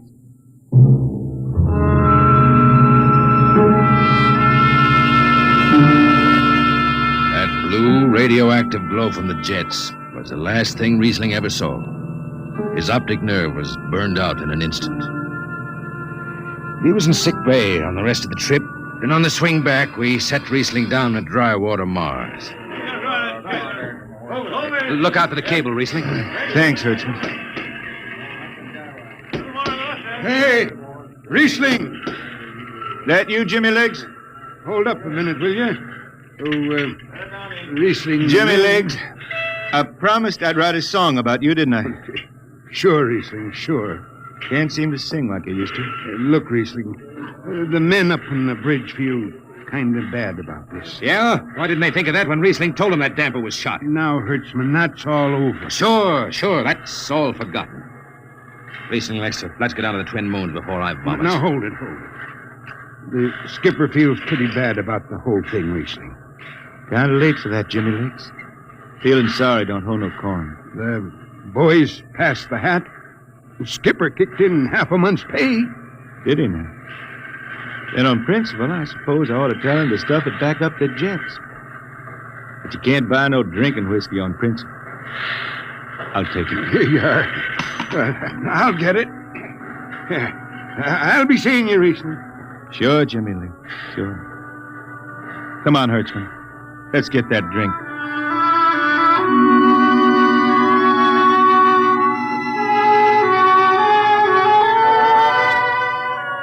That was all.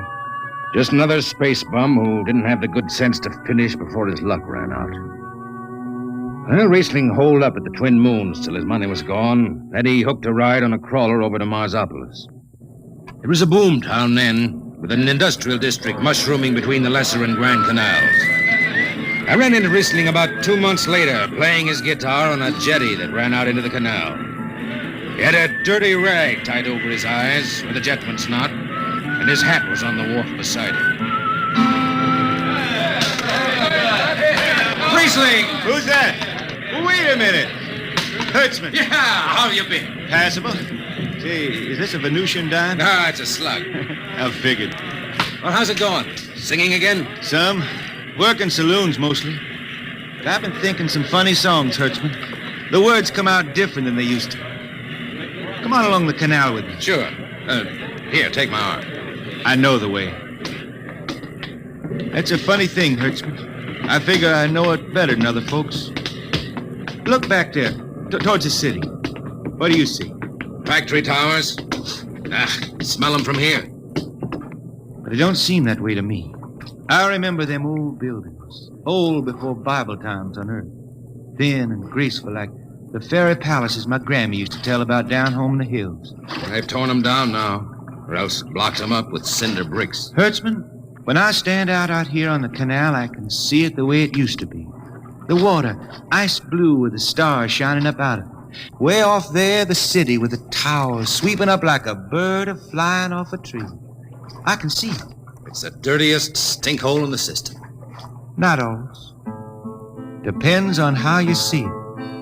Bone tied the race that raised the towers, forgotten are their lores.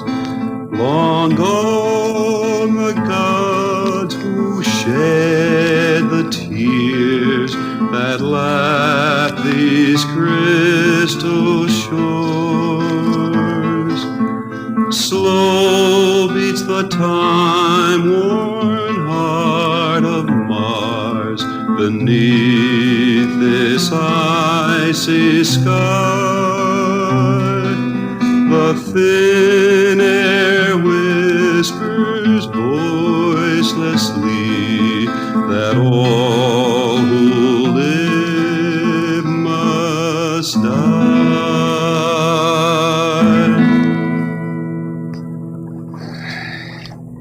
You make that up? Why don't you go home, Riesling? Home? Earth. I've been thinking about that, Hertzman. When I was a youngster down in the Ozarks, I used to climb a big old oak tree my daddy had in the dooryard.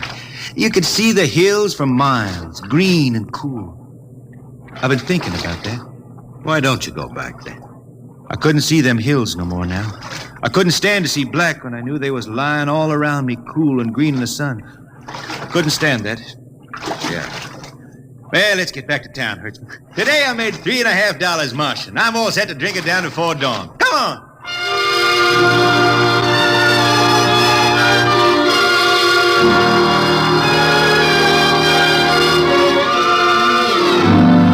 I lost track of Riesling after that.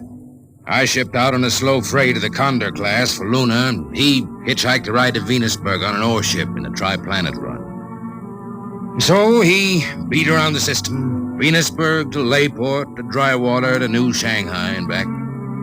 Any spaceport was his home, and no skipper had refused to lift the extra mass of Riesling and his battered guitar. He made up his songs, sitting out watches down in the power rooms with old shipmates, while the monotonous beat of the jet shook the hull plates.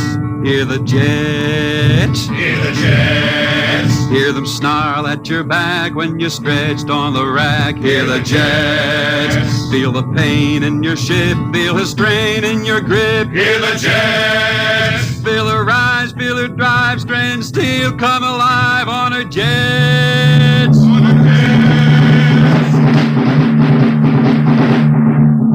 Little by little, his songs began to travel along the spaceways ahead of him. Raw spaceman songs with titles like Since the Pusher Met My Cousin and The Spacesuit Built for Two. But more and more, we began to hear a different kind of song. Strange, sad songs, the ones you find printed in the centennial editions. dark star passing, death song of a woods cove. And then, finally, the green hills of Earth. It grew for 20 years, that song. They say it started way back when Riesling was down in the labor camps on Venus, singing for the indentured men. Now, if someone will kindly pass a bottle. Oh, it is not much, Riesling. Here. It'll do. Ew, what is that stuff? Tequila. You cannot make him good here on Venus. What do you use? Caracbush. Home it is... Home it is different. Where are you from, son? Tasco, Mexico. That's a long way from here. See, a long way. How'd you come to sign on? The man comes out to the village from the city in a shining automobile. Very big. He says there is work. You sign the paper for 10 years and you work. Yeah, work. There is work here, all right. 10 stinking hours in the jungle with machete. I tell you, when I get home to Earth... What'll you do, son? What is the use? We aren't getting home. You know how many men die out there in the swamp today? 10 men, 10! What is the use? My mother, she's dead. My father don't care. A girl? Oh, she says she wait. I don't know. Sure, son. You sing some more, Riesling. We drink, you sing. Maybe a new song, son. We rot in the molds of Venus. We wretched her tainted breath. Foul are her flooded jungles, a crawling with unclean death. What is the matter? Finish the song, Riesling. I can't. Can't yet. It just don't come. I'll finish it when I go home. That's it. When I go home to the hills. Now pass that bottle. The dawn whistle don't blow for 4 hours.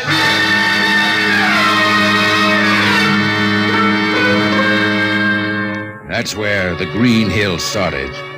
And I was there when it was finished. It was 20 years after that. And there wasn't a man flying or on the beach hadn't heard of Riesling and his songs. He was getting old now for a spaceman. He was a familiar figure through the whole system. Tall, gaunt, and with that dirty bandage tied across his blind eyes. I was chief jetman then on the old Falcon. We were cradled at Venus Ellis Isle, scheduled for a direct jump to Great Lakes, Illinois, on Earth. I was checking in dunnage when Riesling felt his way up the gangway and came through the lock. Riesling! Who's that? Mike Hertzman. Hertzman. Well, what are you doing on this old hog? I figured I'd ride her back to Earth. Earth? Are you going home, Riesling? I thought you were never going to make that run. I've been hankering to set foot in the Ozarks again. How about those hills? I've been singing about them so long now, Hertzman. I got to finish the song. I got to set foot in the dooryard and hear the wind through that oak tree. About the last thing I'll be doing. I got to get home before it... Riesling, there's a new company policy in effect. You see, Hertzman, I'm getting just a little old. Riesling, listen. No more deadhead rides. The new code book is in force. Oh, I seen code books come and go. The skipper's one of them youngsters fresh out of Harriman Institute cadet training. He's liable to throw the book at you. At me? I've been around space as long as Halley's Comet and Brewster's Ridge. I'm going back to Earth, the cool green hills of Earth. I'm going home. All secured, Hertzman. What are you doing here? That's Riesling, Captain. Riesling, huh? I'm dragging it back to Earth, Captain. Not in this ship. Hertzman, have this man removed. Funny thing, Captain, I sprained my shoulder suddenly. Look, Skipper, you're a youngster. You're pretty new out here. I'm going home. You don't know what that means to an old man, going home. I can't take you. Against the Harriman Code. Oh, now look, Skipper. You can slide me by to the distressed spaceman's clause in that code book. Distressed spaceman, my eye. You've been bumming around the system for 30 years. Skipper, you make me do something I never done for no one before. I'm an old man. An old blind man, and I want to go home. I ain't never crawled in front of a four-striper in my life, but you gotta let me drag home. The law says a man's got a trip coming to him. You can stretch for a poor old blind man, now can't you? You got it, Skipper. All right, you old space rat. But keep out of the way. I run an efficient ship, and I don't want any trouble. No, sir, no trouble. I'll just lay down to the power room. I kind of like to be near the jets when they blast off for Earth.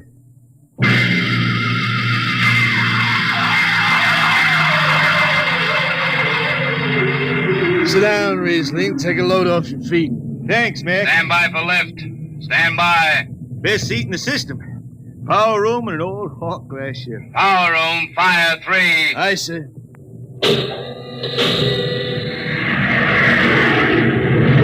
The cool green hills of Earth. You still singing that, Riesling? Oh, some. I changed her a little. Gonna finish her now, Mac. Going home to finish her. Yeah. Have you seen those new automatic dampers, Riesling? Don't have to do nothing but sit and watch. Hey, where's the peeper? Turned off. She's all automatic. You have it soft nowadays. When I was twisting her tail, you had to stay awake. You got an old hand damping plates on? All but the links. Iron shipped them. They cover up the dials. You might need them. No, the automatics handle everything. Well, you're finally going home, Riesling, huh? Won't seem the same out past the moon. I've been waiting for this a long time, man. Gonna be good to get home, I reckon. The argent sky is calling spacemen back. Mac, you all right? I got the emergency. The hand dampers, where are the links? Mac, you gotta be on the wall here somewhere. I got him. Power room, what's the alarm? Emergency squad coming in. Stay out, the place is hot. Radiation blast. Stay behind the baffle. I got the link shift. I can hand damper now. What's going on in there? I'm still in Jet 3. Is this McDougal? McDougal is dead. This is Riesling on watch. Riesling, get out of there. You'll kill yourself. Don't worry, Skipper. I know this power room like the inside of my shirt. Somebody's got a damper. Riesling, I'm sending in a crew. No use. The whole room will be hot for an hour and the other jets won't hold. Skipper, throw on the recording tape. What? Throw on the recording tape. I want to get something down. Tape's on, Riesling. Stop it, Riesling. The radiation will burn you down. Yeah, I reckon. Yeah, pretty sharp sunburn. Pick me out of here with tongs and bury me in a lead shield coffin. Okay, Skipper. She's clean. Radiation's getting brighter. I can almost see it. Bright, rosy like the sun. Like the sun over the hills down home. I got my song figured right now. Here it comes. We pray for one last landing on the globe that gave us birth.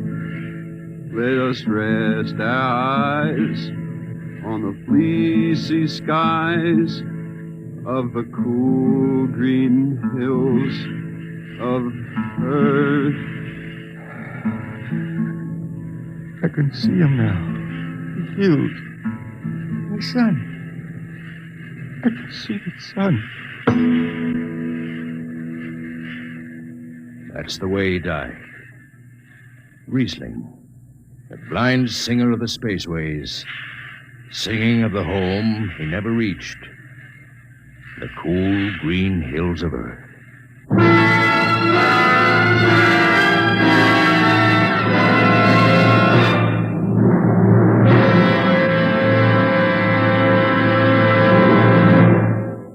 Next week, we bring you another story many of you have requested that we repeat.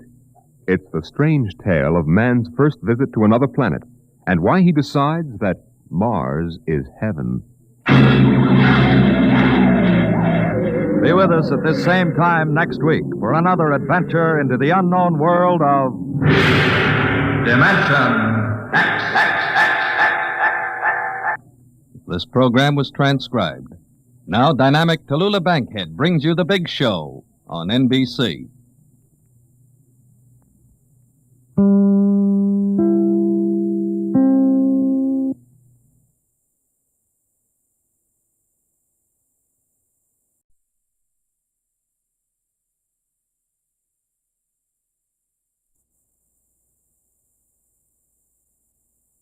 Adventures in Time and Space.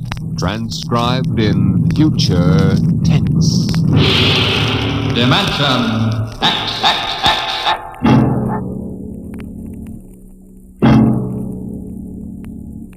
When the first space rocket lands on Mars, what will we find? Will we be welcomed with open arms, or will the Martians treat us as invaders? Only one thing is certain.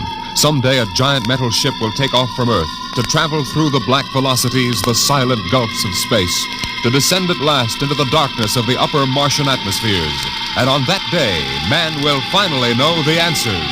The day we first land on Mars.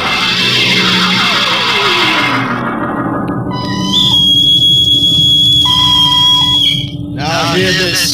Now hear this. Approaching critical deceleration. Fasten gravity suits. Stand by to land. Mr. Lustig, what do you make of the terrain?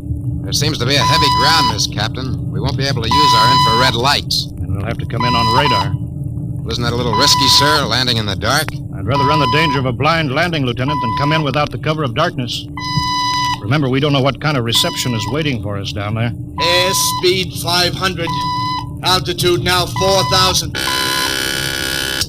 Bridge to engine room. Stand by for deceleration. Engine room, aye. Fire forward tubes 1 and 3. Aye. Skids down. Skids, check.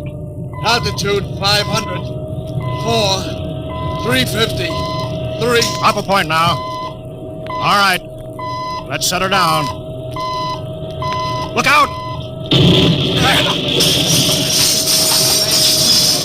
Cut the power. Master's pipe battle stations. Aye, sir. All secured, sir. Well, we're on Mars. April 20th, 1987. 4:33 Greenwich time. Enter that in the log, Masters. Aye, sir. Well, gentlemen, it's less than 2 hours till dawn. As soon as it's light, we'll send out a landing party. Masters, get me an all-over hookup. All set, Captain. Now hear this. Now hear this. All right, men. The smoking lamp is lit. We're 17 men on an alien world. And it's up to us whether we ever get home again. Next few hours should tell the story. And I want instant obedience to all commands. I'll court-martial the first man who doesn't jump to when he's ordered. And one other thing. We may be on Mars, but this is still a United States naval vessel. Officers will conduct a personal and weapons inspection in 1 hour. That's all. Inspection, Captain. Now? Mr. Lustig, we've got an hour and a half to sweat out before we find out what's outside that airlock.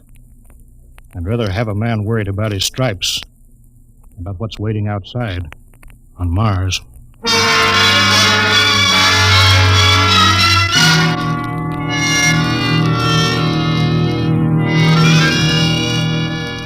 Now hear this. Landing party report to forward airlock. Captain Black, Lieutenant Hingston, Lieutenant Lustig, and Dr. Horst report immediately to forward airlock. It is now landing time -5. Sounds like they're paging us, Hingston. You ready, Dr. Horst? Yes. Ready as I will ever be. Oh, come on. Let's report to the airlock.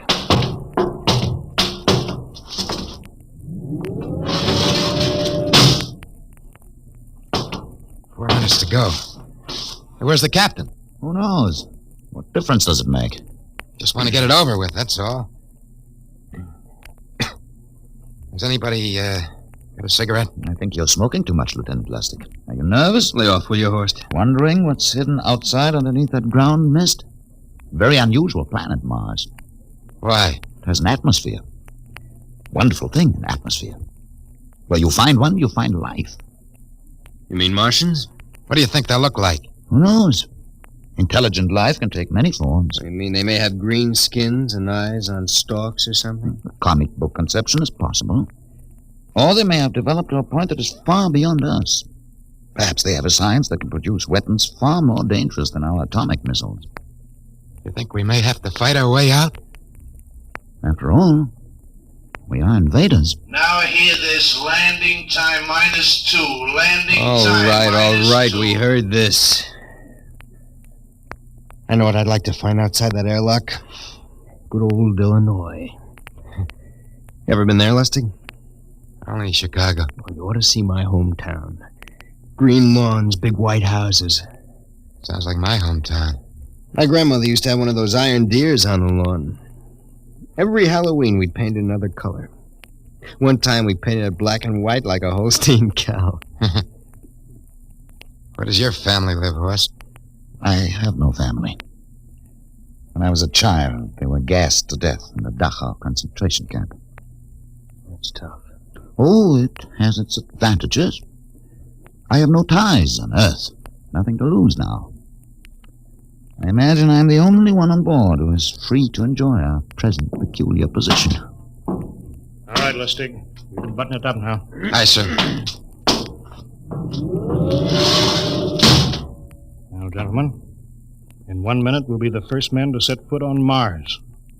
Quite an honor, eh? As long as the medals are not awarded posthumously. Still uneasy, Dr. Horst? Captain Black, I've been uneasy ever since I can remember. On Earth and on Mars. Now, 30 seconds. Give me the intercom phone, Lustig. Masters? Aye, sir.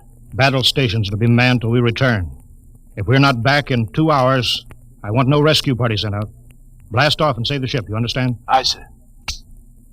All right, gentlemen. 5 seconds. 4, 3, 2, 1. Lustig, open the outer airlock.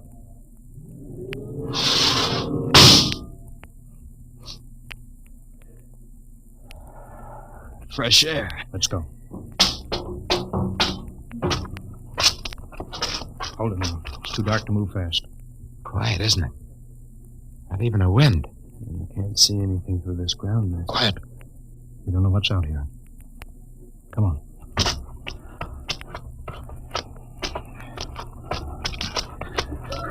What the? Quiet, Captain. I could swear that sounded like a rooster. I don't hear it anymore. A very unlikely sound. A rooster crowing on Mars? Kingston. Aye, sir. Set that machine gun 25 yards to the flank. We'll stay here till the ground mist lifts. Aye, sir. What do you make of the ground, Horst? Grass.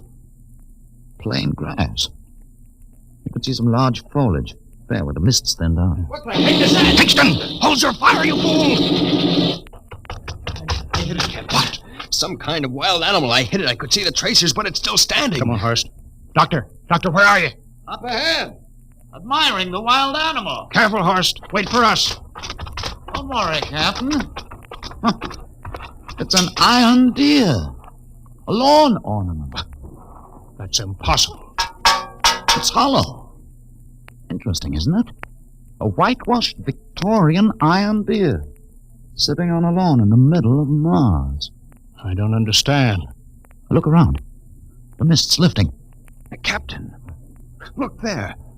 A house, a regular old-fashioned house. On Mars. Good Lord.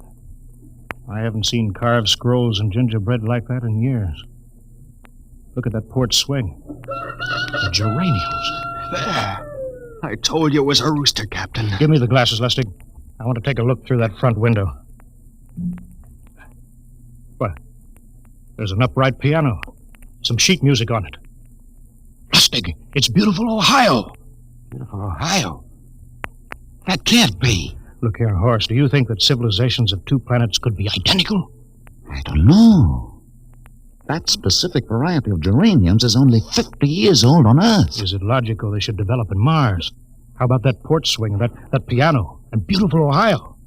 No, it's impossible. Captain Black, this looks like the town I was born in. Well, it looks like my hometown, too. I've thought of something, sir. It's the only solution. Maybe we're not the first ship to reach Mars from Earth. That's the only answer. That's impossible, Lustig. If there'd been space travel, it couldn't be secret. You have any idea what ships cost, what industrial power is needed? There's got to be some logical reason. Captain, I think perhaps we might find out. A light just went on in that house. Kingston, cover that door with the machine gun. Aye, sir. Come on, Horst.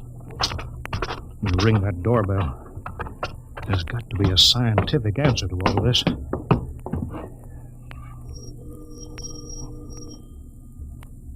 There's something moving in there. Stand back, Horst. Give me a clear shot. Maybe a Martian. Can I help you? We We were looking... Well, if you're selling anything, it's much too early. No, wait a minute. What town is it? What do you mean? Are you census takers? No, we're strangers here. We want to know how this town got here. Is this a game? No, it's not a game. We're from Earth. From where? From Earth. Do you mean out of the ground? Hey, are you sure you're feeling well? Madam, we came in a flying ship across space. We're from the third planet. This is Mars. Now do you understand? Mars. You go away now, you hear? I'll call my husband from upstairs and he'll chase you. Now But go on. this is Mars, isn't it? This is Green Lake, Wisconsin, in the United States of America. Bounded on the east by the Atlantic and on the west by the Pacific. Now go away. Goodbye. Of course, do you suppose it's really possible? I've got to find out more about this. For the last time, now go away. Pardon me, madam. What year is this? Year? Well, 1928, of course. Oh, for goodness sake. You hear that, Horst? And we know it's 1987. And we know it's Mars. Is it possible that we got fouled up, made some tremendous blunder, and circled around and landed back on Earth? In 1928? Well, maybe some switch in time or dimension. Could we have shifted somehow and gone backward in time? Horst, it won't hold water. It's not logical. We've checked every mile. We went past the moon and out into space. We're on Mars. Find out anything, Captain? No, we're going back to the ship till I figure out some logical explanation for all this. Lustig, out at point. Aye, sir. Hingston in the rear. Keep that gun at half load. Aye, sir. Horst, there's got to be some cold, logical solution. Captain. What? That house down the street. The white one with the green shutters. Lustig, what's the matter? I never thought. Thank God. Thank God. Lustig, come back here. He's running for that house. That crazy fool, after him quick. Lustig, stop. Come down off of that port. Grandma! Grandpa! Lustig, what the devil do you think you're trying? Grandma and Grandpa, it is you. Lustig, what's going on here? Albert, why, it's been so many years. How you've grown, boy. Oh, it's so good to see you. Lieutenant Lustig. Oh, Captain. Grandma, I want you to meet my friend. This is Captain Black. Captain, I want you to meet my grandfolks. Howdy. Any friends of Albert's is friends of ours. How long you been here, Grandma? Oh, good many years. Ever since we died. Ever since you what? Oh, yes, sir. They've been dead 30 years. What? You mean to tell me that Mars is heaven? Oh, nonsense, no. All we know is here we're alive again. And who are we to question God's infinite ways? Lustig, we're going back to the ship. But, Captain, I want to talk to my Lieutenant grandfolks. Lustig, I don't like any part of this. You'll come back with us. I have to club you and carry you. Yeah, but, sir, That's they're enough. my... Heaven only knows what they've run up against back of the ship.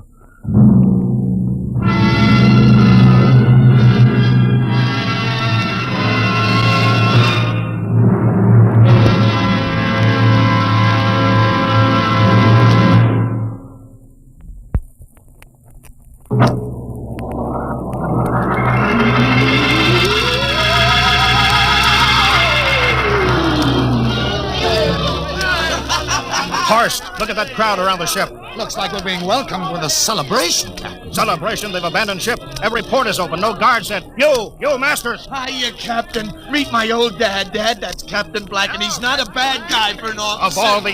Hingston!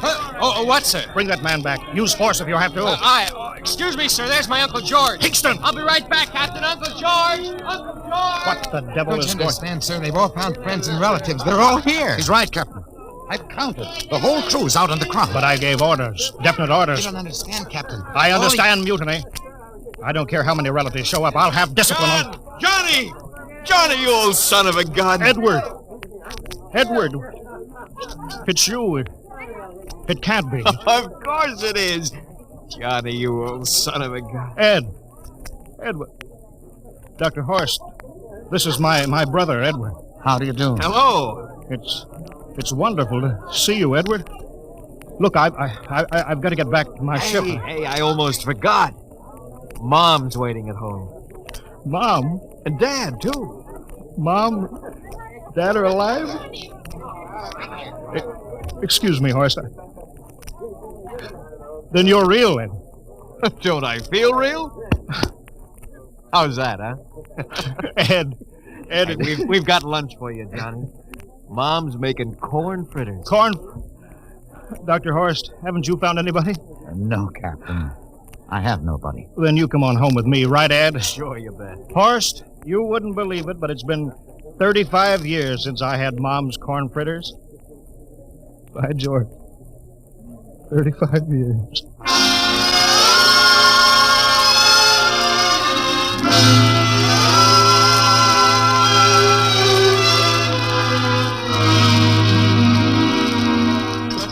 And there's plenty more in the kitchen, so don't hold back, Johnny.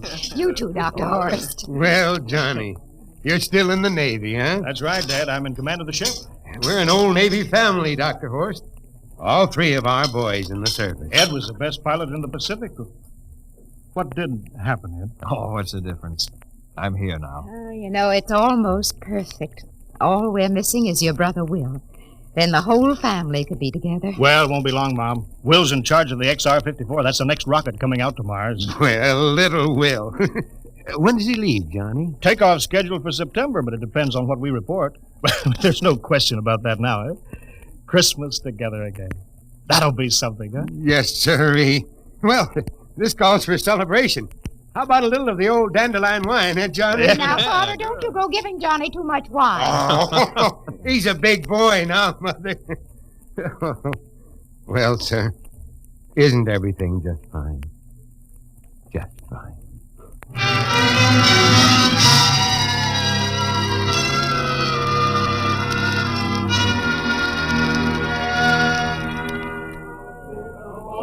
The candlelights are gleaming on the banks of the Wabash, far away. Hey, we have play another song. Sure, Well, Dr. Horst, what do you think of my little family? Very nice. You know, I can't understand why you didn't find any folks here, Dr. Horst. It's just a shame. Everybody else is so happy. I never remembered my family, Mrs. Black. All I know is they were gassed at Dachau during the Second World War. When I was liberated, I was in delirium 3 months. I cannot remember anything before then. A psychiatric phenomenon. That's terrible. Isn't there anything anybody can do? I don't want to remember. Oh. I haven't had a pleasant life. I prefer to be free of emotional entanglements. They interfere with a scientific approach. I'm sorry, Dr. Horst. Oh, I'll get it. Hey, that's our ring, long and three shorts. I remember that. Well, maybe we'd better call it a night. You must be getting tired, Johnny. I'd better be going back to the ship. Oh, nonsense. You stay the night. We insist. Oh, I just couldn't rest thinking of you all alone on that ship. Oh, I'll be all right. Well, good night. Oh, wait a minute, Dr. Horst. That phone message was for you. Me? Yes, that's right. A message from Anna. Anna? I don't remember any Anna. She asked if you were better. Perhaps she's someone you knew at Dachau. Anna? She said she's coming over here first thing in the morning. So you'll have to stay over. Yes, well, but... that settles it then. You stay here, Horst. You can bunk with me in my old room. Oh, but Johnny, we thought you'd like to be with Edward. So you could talk the way you used to. Well, we can't put Dr. Horst on the daybed. I think we better share the room tonight. There'll be plenty of time for talking, Ed. I guess so. Well, I suppose I better drop back to the ship. You know, Ed, security check. Well, why do you have to do that here? Well, I don't know. There's no good reason, I guess. Well, I suppose we skip it tonight. Oh, sure. Good night, everybody. Oh, it's good to have you home, Johnny. It's good to be home, Mom.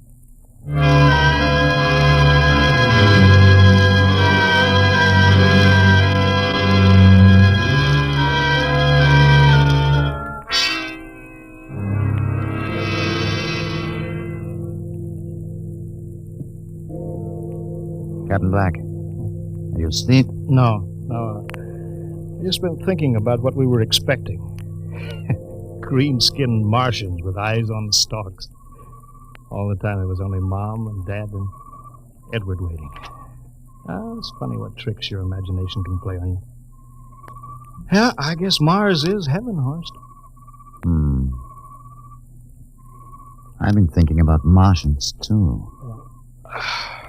Captain, just suppose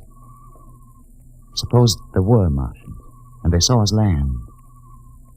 Suppose they thought of us as invaders. What would be the best weapon they could use against our atom bombs? I don't see what you're getting at. They would want to disarm us first, to wipe out all suspicion, to make us feel at home. But suppose this house isn't real. Suppose the people are just images, stolen from our own memories by Martians, created for us by telepathy, hypnotism. That's the craziest theory I ever heard. Maybe that's why there was no one for me. Because in all my life, there is no happy memory, no real loved person. How about that phone call from Anna? Yes, Anna. I didn't remember who she was, but I do now. I just remembered. When I was freed from Dachau, sick, delirious, I raved about a wonderful, kind nurse named Anna that took care of me. There you are. It's logical. She's coming to see you tomorrow. But there was no Anna. I'd been nursed by a man. What? Anna was only a dream. And there's only one way they could have learned about her. By reading my subconscious mind. But that's impossible, Horst. Why? The whole crew was thinking of home. Suppose the Martians read our minds. But there are Martians. If there are, they have us separated. Each man in a different house. Sleeping. Trusting. No one at the guns. I left my pistol downstairs. Do you think there's something to this, Horst? It's a... Who would suspect his own mother? His grandparents? How easy. Just a knife in the heart of each sleeping man. It's impossible, Horst. We've got to get back to the ship. Listen. The crickets have stopped. Come on. We don't know when they change back to whatever they really are. Where are you going, John? Ed, well, we wanted to drink of water. That's all, Ed. You're not thirsty, John. You don't want to drink. You don't want to drink. His face! It's changing! And his hands! He's a Martian! Run, horse! Run! Get away, John! You can't get away! This way, horse! Horse, where are you?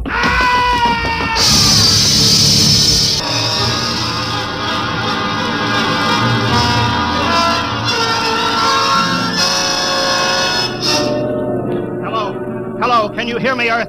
This is Captain John Black, the XR-53, calling from Mars. I've locked myself in the ship, but they've crippled it. I can't take off or fire the guns, and they're coming for me now, the Martians. I'm all alone here. All the rest are dead. Hinkston, Lustig, Dr. Horst. Poor Horst, he didn't even reach the door. Listen, they're trying to break through the hull now. Edward and Mom and Dad and all the folks. But they're changing now. Melting and changing back into... They're Martians. Can you understand me? Martians, not men. They made us think that Mars was heaven and we fell into the trap. Can you hear me, Earth? You've got to stop the next rocket. Tell my brother Will. Tell my brother Will not to come. They'll trap him too. They'll kill them all. Hello, can you hear me, Earth? This is John Black on Mars. Hello, Earth. This is John Black on Mars.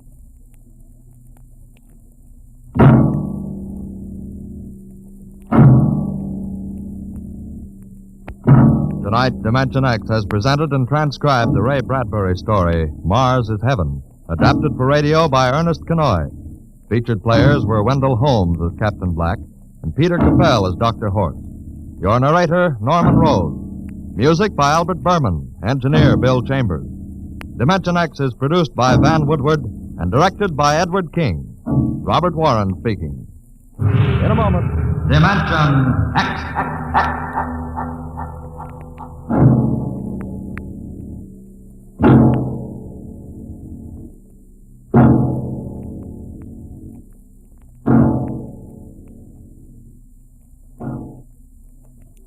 This is NBC, the National Broadcasting Company.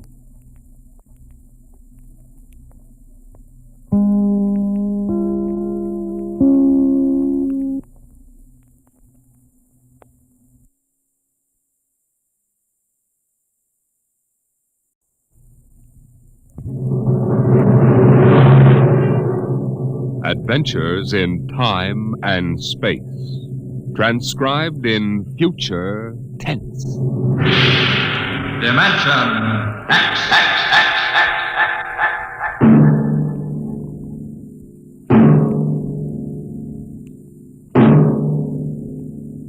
The National Broadcasting Company, in cooperation with Street and Smith, publishers of astounding science fiction, bring you Dimension X.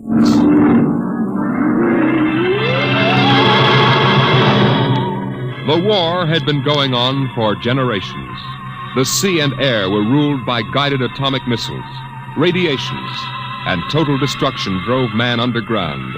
And there the war continued. The great beds of shale and limestone trembled as an underground cruiser chewed its way through the ageless rock. The ship was squat, ugly, the top of its cutting head 40 feet above the clattering caterpillar treads. It was windowless, and behind the grinding duralloy blades were ugly lumps that concealed the guns. On the bridge, Commander Sanderson fought the bucking vibration, one hand tight on a stanchion. Culver. Aye, sir. What's wrong with the insulation? It's hotter than oven up here. Port refrigeration unit went out. Starboard can't carry the load. I've got damage control on it. Well, go back. Aye, sir. Give me a seismo reading. Severe shock 30 seconds back. Change course to 175 degrees. And half speed, please, sir, till I can chart the straighter. Mr. Culver. Aye, sir. 175, half speed. Aye, sir. Navigation, Lieutenant Watson. Bridge here. Change course to 175, Watson. 175. Aye, sir.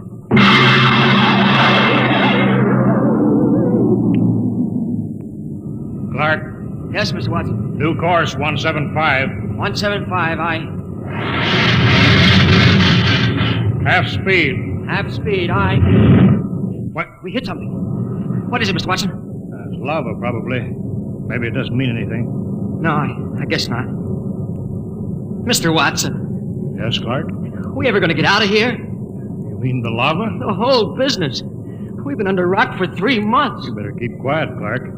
Psycho officer has rubber heels. I don't care about Carpenter. He's been over me already with those stinking reaction tests. If he gives me one more ink blot to look at, What's your dial? 1 degree correction. Right. Mr. Watson, what was it like? Huh? When? On the surface. I never saw the surface.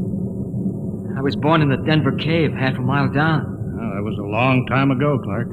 Yeah. But you remember, don't you? You and Kovacs are the only ones on the ship who remember the surface. It was war then, too.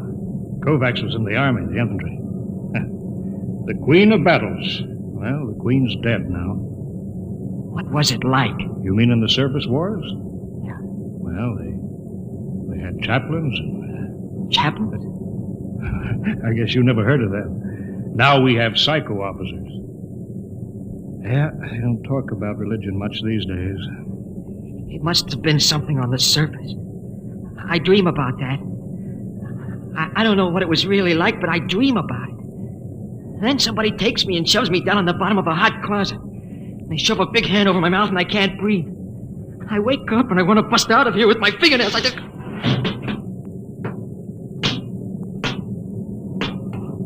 What's the matter, Clark? Nothing, Dr. Carpenter. Nothing? No, sir. We were just passing the time, Carpenter. When's the last time you had an emotional reaction test, Watson? I don't know. I forgot. Just remember your seniority doesn't exempt you from psychiatric review. This isn't some slipshod surface vessel with organized superstition aboard. The old chaplains weren't so bad. Not scientific. You know, I can remember when psychiatry and mental hygiene were the hope of mankind. Now look at it. That goes in my report, Watson. Yeah? Well, make sure you spell my name right. Now hear this. Now hear this. Attention all hands. Igneous rock detected. Fresh lava flow. Stand by to go to quarters. You're lucky, Watson. That is all. I'll finish with you later. I've got to check combat detachment. Sure. Go play with your ink blots. I'm busy. Now go listen. on, get out of the way. Get down to the combat detachment. They'll be happy to see you. Clark, check those dampers.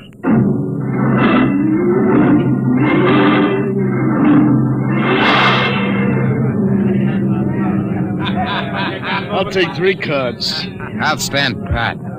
Jake to the pat hand. Combat detachment, huh? What kind of a chicken guy are you? Anytime you want to start anything, you lying, yellow chisel. All right. Don't flip your wig. All right, I don't want no trouble. That rubber-soled rat carpenter, he's worked us all over. Yeah, all except Norman. Hey, Norman! Norman, how come you ain't been psychoed? I don't need it. I'm stable. I bet you any money he's a stoolie for carpenter. I've seen his 201 personnel file. It's blank. I heard a guy say he was born in a lab. What do you mean? You ever seen him eat? Oh, you're crazy. The science brass has been working on something like that. You're crazy. You know how many men they fell short in the last draft? 900,000. So what? Now, suppose you run out of real men for soldiers. Suppose you figure how to make them. Artificial. If they ever do, they ain't gonna talk about it. Till it's combat tested. Yeah, I never thought of that. Hey, Newman. What do you got inside of you? Gears? I'm not supposed to talk about myself. Yeah? Well, suppose I make you talk. Hey, sit down, Chip. Sit down, be... All right, let go of me or I'll lay you out, too. Hey, cut it. Keep Cut going. it. At ease, men.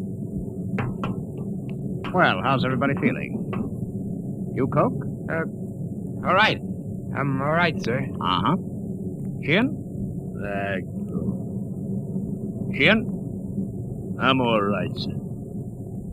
Norman? I'm all right, sir. Of course. Very well, carry on.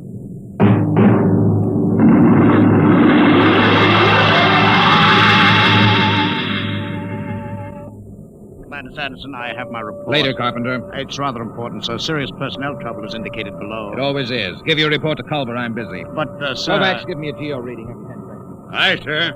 Straight as steady as before. Mr. Culver. Later. If you will initial the psycho report. All right. Hurry up. This is no time for non-combat chicken. Seismo reading, sudden fault, igneous activity ahead. That means the enemy. Mr. Culver? Aye, sir. Elevate the cutters 25 degrees. We're going up and come on the enemy from above. Aye, sir. Navigation, Watson. Elevate 25 degrees. 25 elevation. Aye, sir. Figures ahead on sonar. Sounds like 3. All right. Sound general quarters. Aye, sir.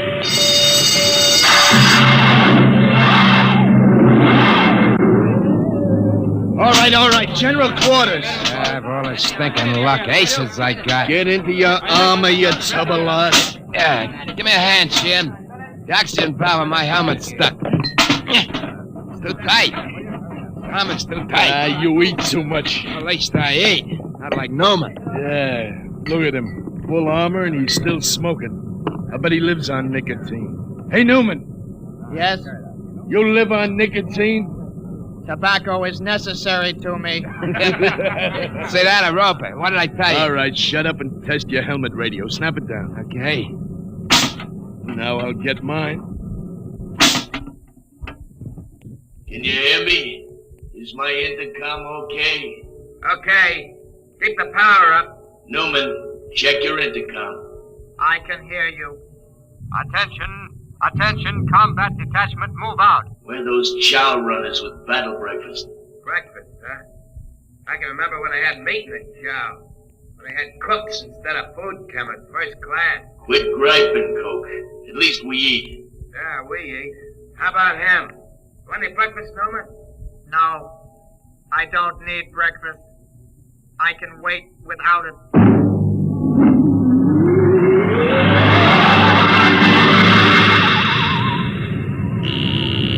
Navigation, Watson. Bridge here. Half speed.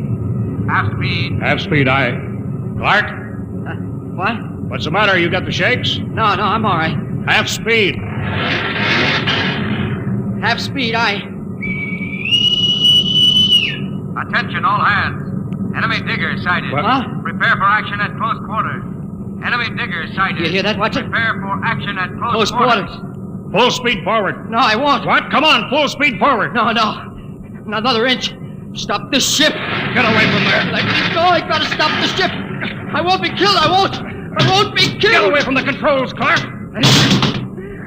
You hurt? All right, take it easy now. What? I've got a gun. Stop this ship.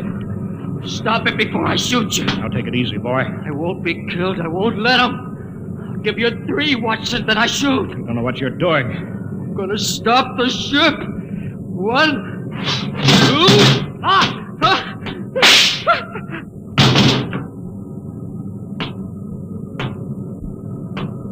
You could have wounded him, Carpenter.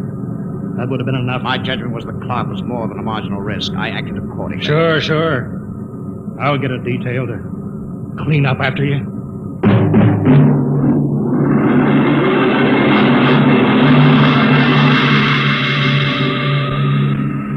Well, Doctor, the commander says you rate a citation.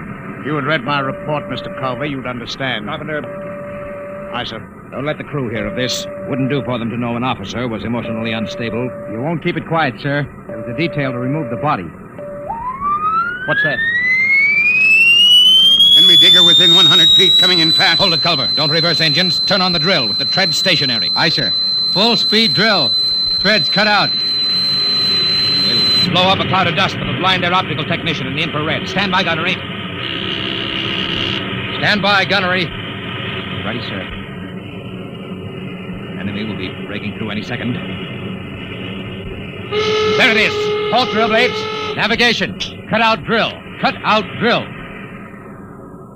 Fire when ready. Fire.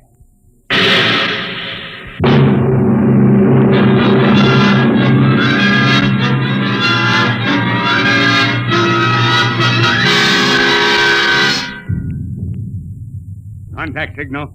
Contact signal received. Cease fire, Mr. Culver. Contact signal. Cease fire. Enemy battery silent, sir. Give the go-ahead to the combat men. They can move in. Who tripped that alarm? Cut it off! Navigation to bridge. Bridge, aye. What's wrong down there? Why the emergency? The atomic pile's kicking up. We can't get into hand dam. She may blow any minute. I'll take over, Mr. Culver. Prepare to abandon ship. But the enemy digger, sir. With the atomic pile about to blow, we'll have to advance, destroy the enemy, and take refuge in their ship. There's nothing else we can do. Look alive. Aye, sir. Attention, all hands. Prepare to abandon ship. Prepare to abandon ship. Kovacs, have the ship's records packed and ready to go. Aye, sir. Commander? Watson, what are you doing up here? There'd be a lot more chance of getting out if the ship's engines were reversed. She crawled back down the tunnel before she flew. There's no way to set up remote control. I know. I thought I could stay and run her. But the pile's going to blow. I know. All right, Lieutenant. Permission granted. You may stay with the ship. Thank you, sir. You may go, Watson. Aye, sir. We can't let him do that, Commander. You can't ask any man to do that. This is no time for sentiment, Mr. Culver. Doctor, you're a louse. That's an unstable statement, Culver. It's obvious that Watson isn't worth much anyway. He might as well die. I've heard enough, Doctor. You've had this coming a long time. Now, get away from me. Culver! Pearson, get him! Let go of me, Culver! Yes, sir! All right, Kovacs. Release him. Aye, sir. Mr. Culver, I need you now, but if we come through this, I'll be forced to prefer charges. Kovacs, help Dr. Carpenter up. Yes, sir. All right, Mr. Culver. Give the order to abandon ship.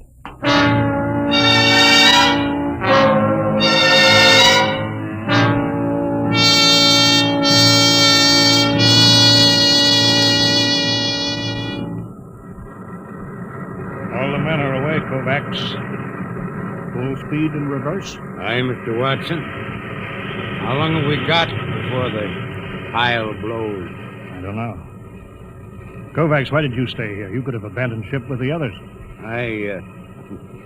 I've been saving a cigar. I got 2.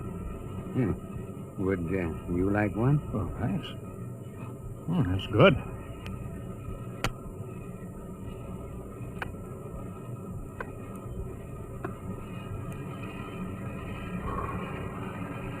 You didn't answer my question, Kovac.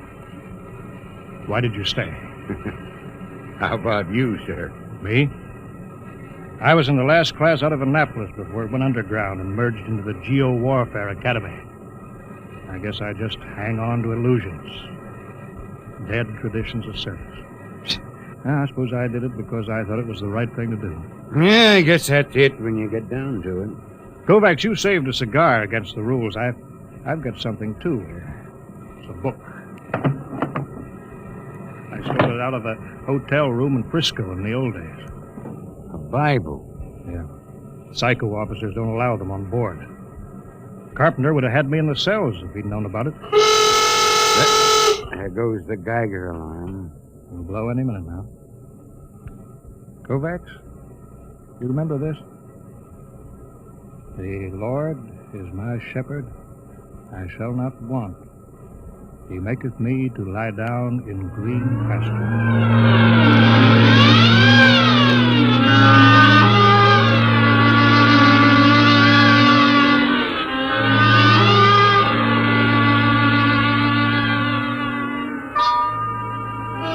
All right, guys. Now you know what an enemy underground cruiser looks like. Let's board her. What was that, Sheriff? I don't know. Come on. The enemy left their landing trap down. Let's go.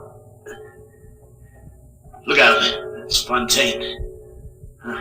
They kicked in his faceplate. Watch out for my gun recoil when I go up the ladder. They may be waiting for us. Where are they? Ought to be some resistance. Let's get outside. We can sneak into the bridge. We got him. There it is. Bridge hatch. I don't like this. They should have been guards. Forget that. You throw open the hatch. I'll cover him with a gun. Got your voice speaker on? Right. Okay, open. Go ahead, man! Kogal. Look at them. They're all dead. Every one of them.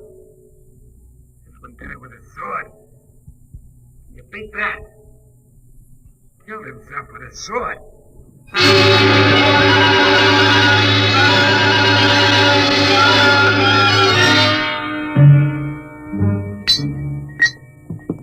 Confound this foreign equipment. Culver, how soon can we get this enemy ship underway? Give me the damage report. Aye, sir.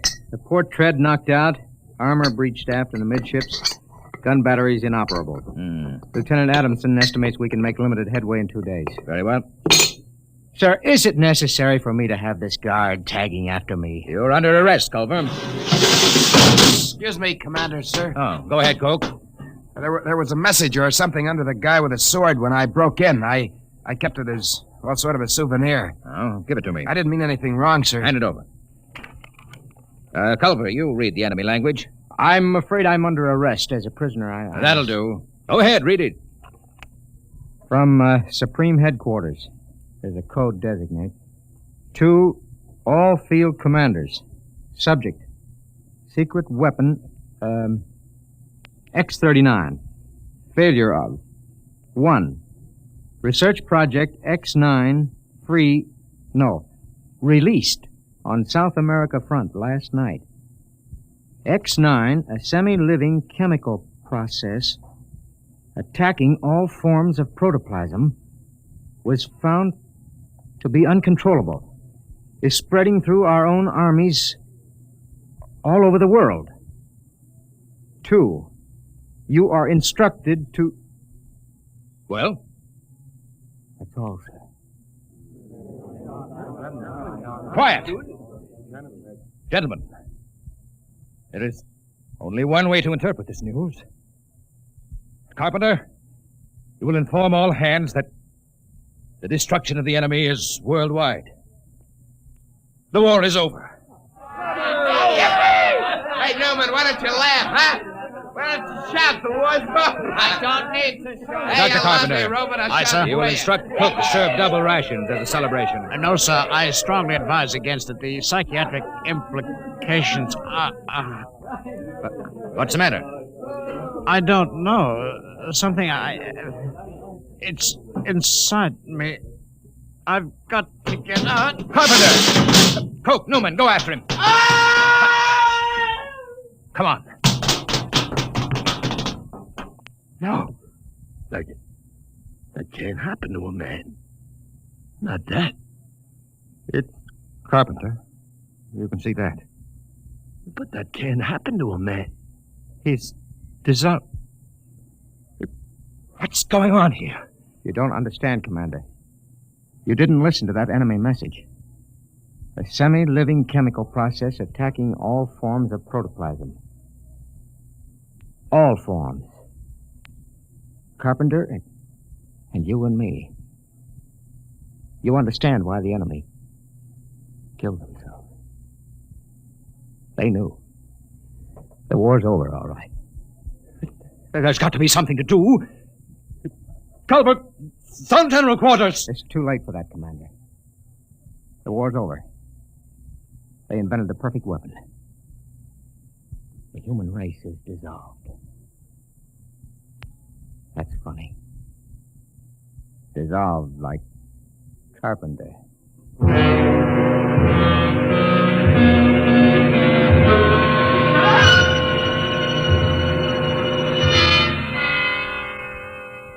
Human. Is that you? Yes. They're all dead. Aren't they? Yes. Commander Sanderson was the last. Except me. I suppose so. How about you, Human? It will not affect me. I am not made of protoplasm. I am an inorganic synthesis. You can't die, then. No. I am atomic powered. My breakdown point is calculated in thousands of years. I cannot destroy myself. I was conditioned against it. It's beginning. You'll be all alone, Human. I know. Buried alive in a rock for thousands of years. I'm sorry for you, Newman. I'm sorry. You'll be all alone. Now, it's starting. I can't stand it.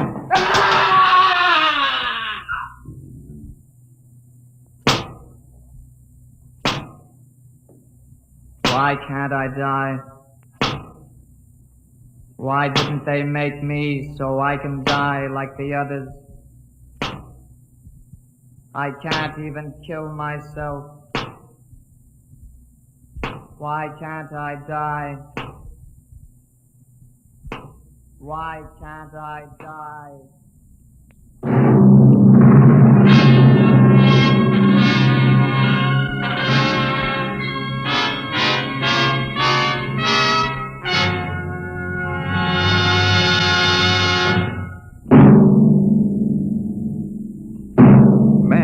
Always told himself that he was master of the machine. But will he always be? Listen next week to the story of a nightmare.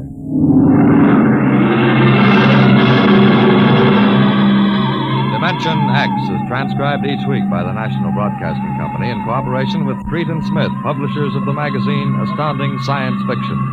Today, Dimension X has presented The Last Objective, written for radio by Ernest Kenoy from the story by Paul Carter.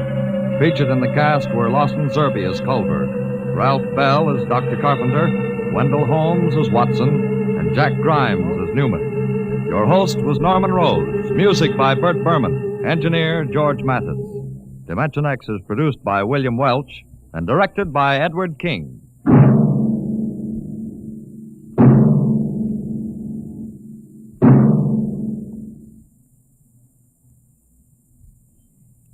Dimension X came to you from our Radio City studios in New York. This is NBC, the National Broadcasting Company.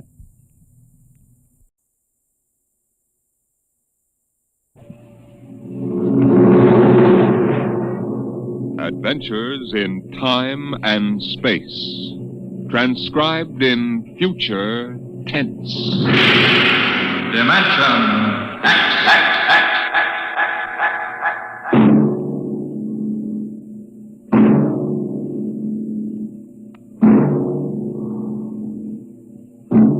The National Broadcasting Company, in cooperation with Street and Smith, publishers of astounding science fiction, bring you Dimension X.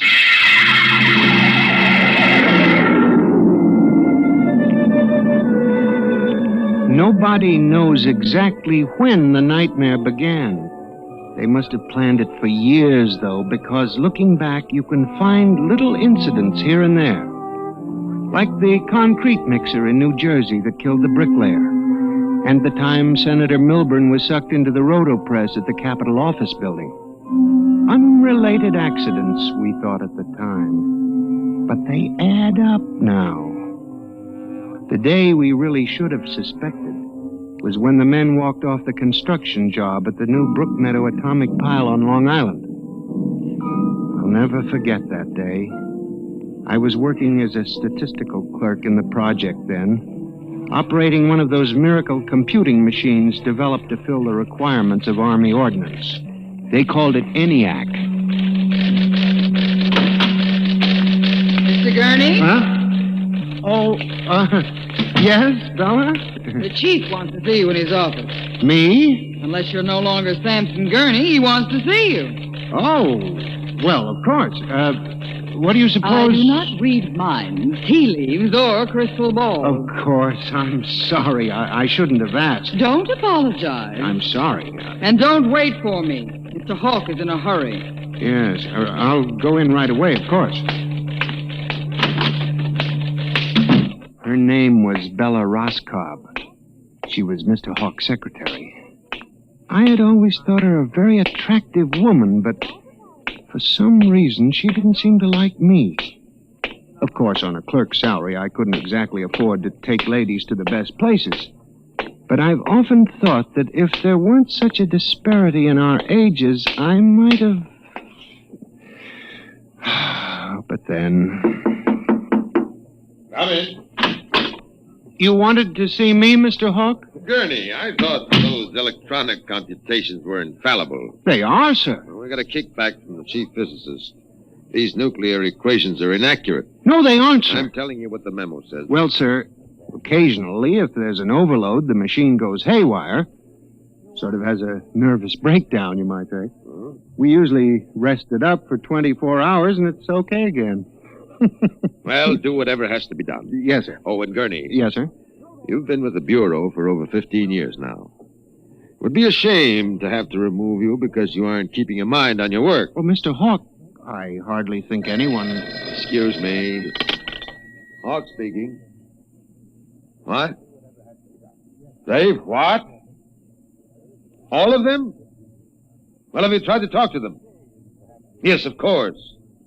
I'll send one of the safety engineers over. This place is falling apart piece by piece. Miss Roscoe? Yes, sir. The men on the construction gang at the new building have walked out on us. What? Someone slipped this morning and fell into a turbine. No. Get the chief safety engineer. Have him over there right away. Yes, sir. Oh, and contact the personnel office. Have them ask the union to order the men back to work. Get back to me. Yes, sir. Mr. I'm Hawk. sorry, Gurney. I have no time to discuss anything further. Get on the job and stay awake, or we'll have to make some changes. But, Mr. Hawk, That's all, I assure Gurney. you... That's all. Now, you probably gathered by this time that I wasn't a very important man at Brookmeadow. I hated Mr. Hawk with a passion because of his superior attitude, and because I knew that Miss Roscoe admired him as a man of strength and decision. I was secretly happy he was having trouble with his construction crews.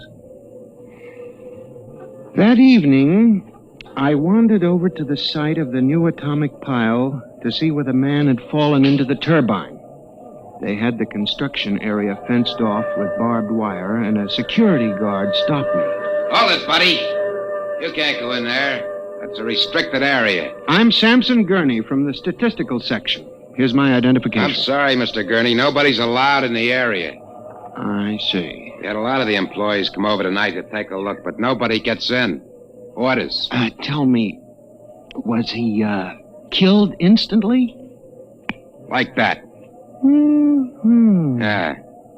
This guy was checking the magnetic field inside the turbine, see? Right down inside it.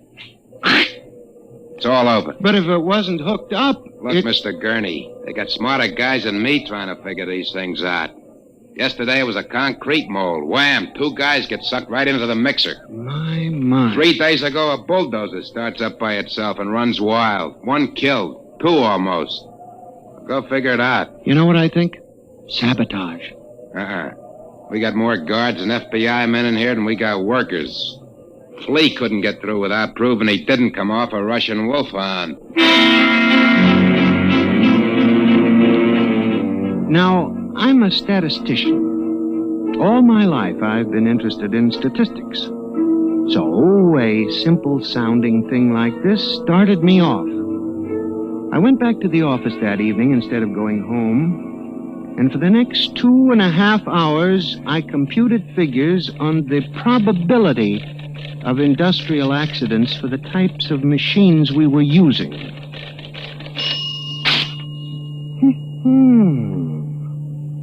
I took one look at my figures and went down to Hawk's office.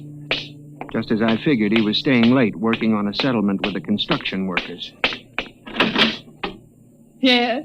Oh, good evening. I saw the light. Why, Mr. Gurney, what are you doing here? Is Mr. Hawk working late? Yes, I am too. I wonder if I could see him a moment. We're busy right now. Could you make it tomorrow? It's very urgent. I'll wait, if you don't mind. Suit yourself. Miss Roscoe, I wonder if perhaps you would consider having dinner with me this evening after you're through. I have a date, Mr. Gurney. I was thinking we might go to Raymond's. They have very good spaghetti. Mr. Hawk has already asked me to have dinner with him at the Golden Shish Kebab. Well, of course, that's out of my class. Yes. Yeah. Mr. Hawk, Yes, Mr. Bella? Gurney would like to see you a moment. He says it's very urgent. Urgent? All right, I'll give him a minute. Okay. Thank you, Miss Roscoe. Mr. Hawk, in the past 3 months, industrial accidents all over the country have taken a sharp, unexplained upswing. Why don't you stop playing FBI man and stick to your job? Which, incidentally, you haven't been doing too well. You and our computing machines have made mistakes before. Now, this is probably another. I'll have Miss Ross come so... What's the matter with this blasted buzzer? Miss Roscoe! Miss Roscoe! Yes, sir. Stop this blasted buzzer. Get a repairman, a mechanic, anything, but stop the thing. And you, Gurney, get out! I went back to my office to get my hat and coat, feeling about as unhappy and humiliated as a man can feel. He had thrown me out in front of her. The office was dark and deserted. The whole building seemed oppressive and unnatural.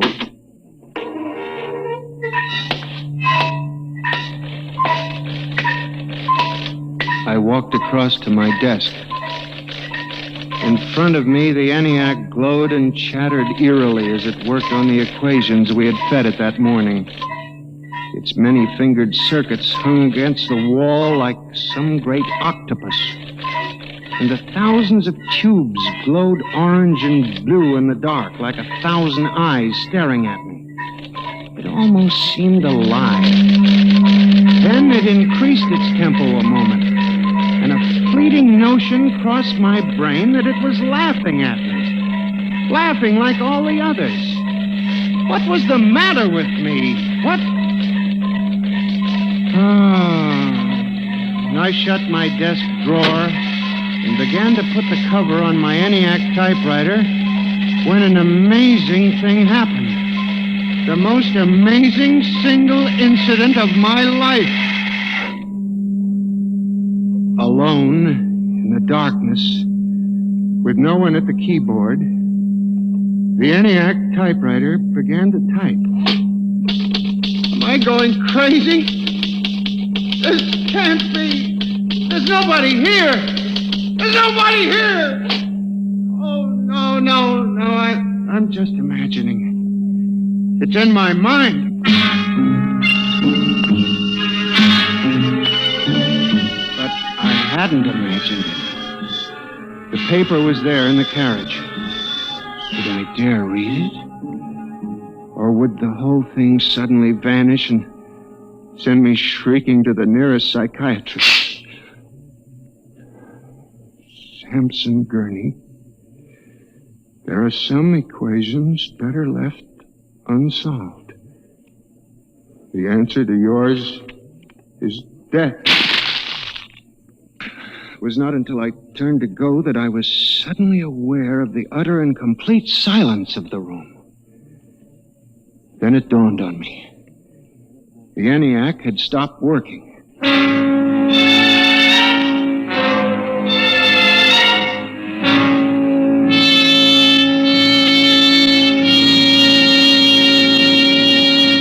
Gurney, do you expect me to believe this? It's insane. Mr. Hawk, I'm a saint. Take it easy, Gurney. Now, this is just some practical joke someone in the office is playing. There was no one in the office. Of course not. They wired up the machine and left. I checked the machine myself, Mr. Hawk. All right, Gurney. You leave this note with me, and I'll turn it over to the security force for further investigation. But... No buts, Gurney. The security men will handle it. Yes, sir. Well, maybe you've been working too hard lately. You've got to relax more. Now, here, let me light that cigarette for you.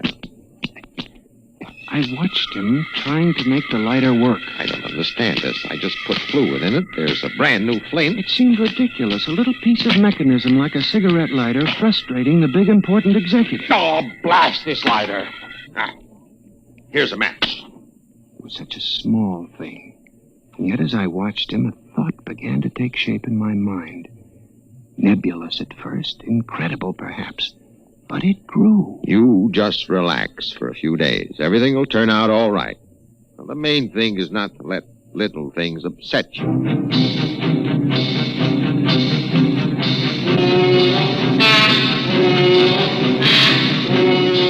It was the cigarette lighter that gave me the idea, and what Hawk had said about little things. For the next week, I observed the 1,000 petty little annoyances around the office. The door handle that wouldn't turn, the telephone connection that cut off in the middle of an important call, the power failure for no explainable reason. Suddenly, these things began to fall into a pattern.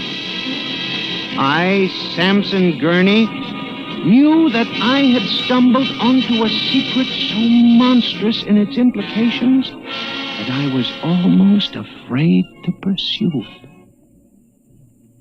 On October 12, 1956, I established communication with them. I will curse the moment to my dying breath. Who's there? Night security guard.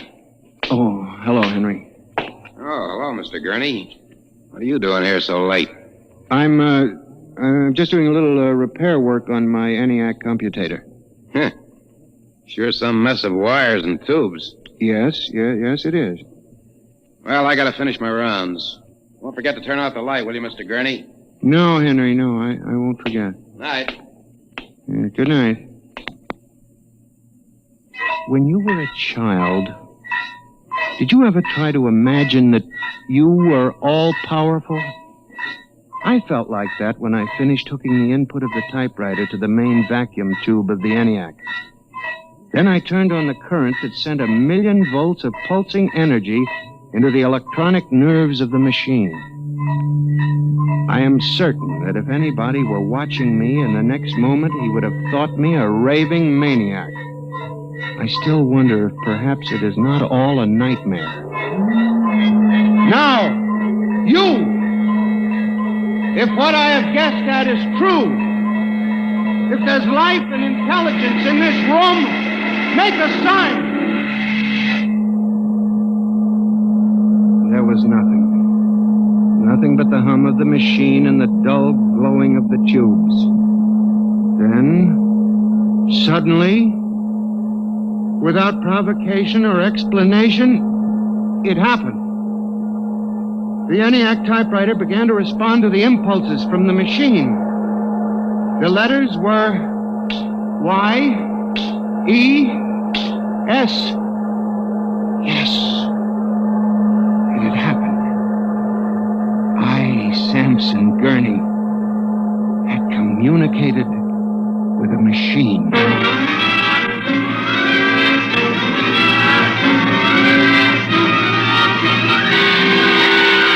I was about to try to communicate again when suddenly, on ball-bearing casters, a heavy metal filing cabinet began to roll away from the wall toward me.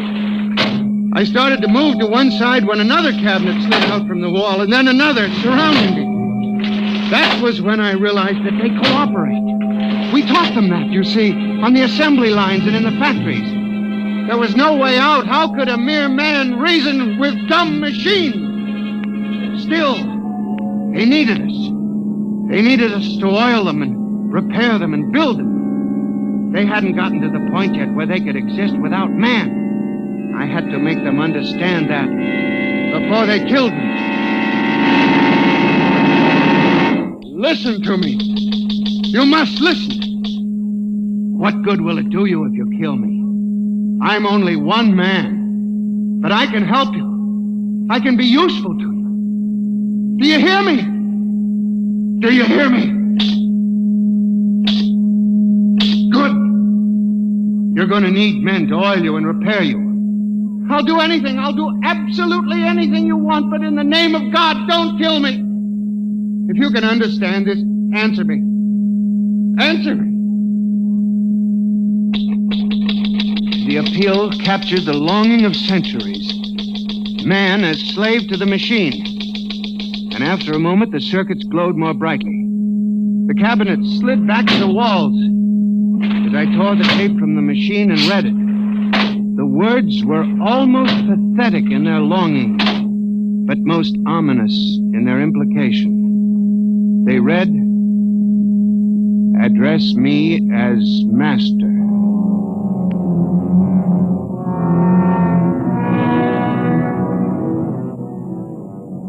My life for the next 6 months was a nightmare. The ENIAC gave me messages which I had to transmit into my telephone. I was frantic. I began to lose weight. I couldn't sleep. My nights were torture, a constant fear. It was in December, just after Christmas. I was sitting in my room, listening to a broadcast. Ladies and gentlemen, a special bulletin. Already 24 hours before the peak of the New Year's traffic, over 1,000 deaths have been reported. This is an unprecedented figure. Again, if you... That very afternoon, I had transmitted a message to the telephones for relay to all machines of transportation. The message was one word. Kill.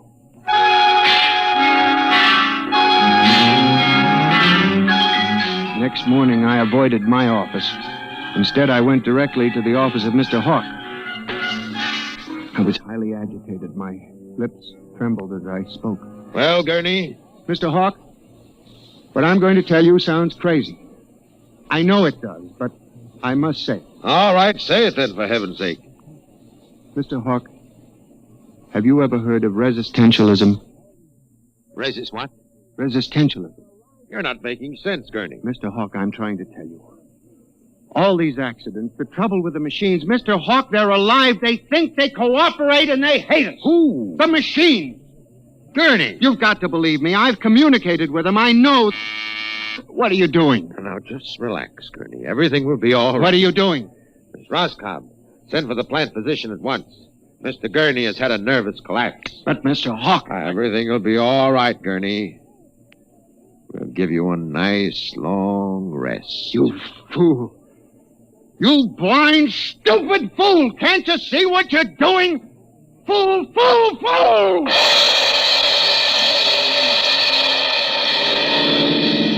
When the plant physician arrived a few moments later, Lucius Hawk was found at his desk, strangled to death in a nest of telephones. The wires were still humming softly.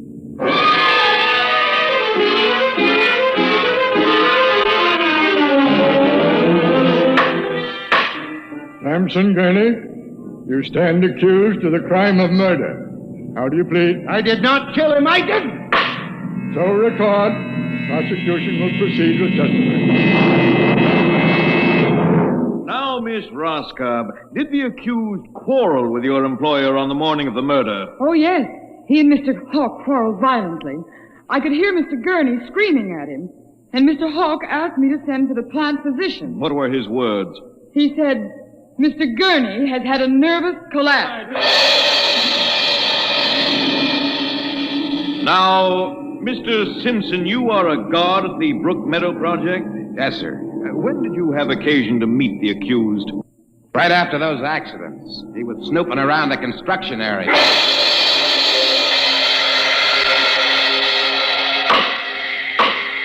Samson Gurney, court hereby finds you guilty of murder in the first degree. Recommendation that you be examined, committed to the state hospital for the criminally insane at Marrionettes.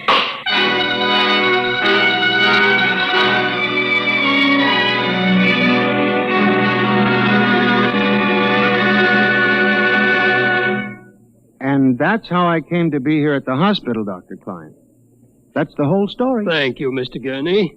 You can see that I'm not insane. You must believe me, Doctor. Of course I believe you, Mr. Gurney. Now tell me about this revolt. It will begin in Washington, then spread to New York. Yes? The Madison Avenue buses lead the charge.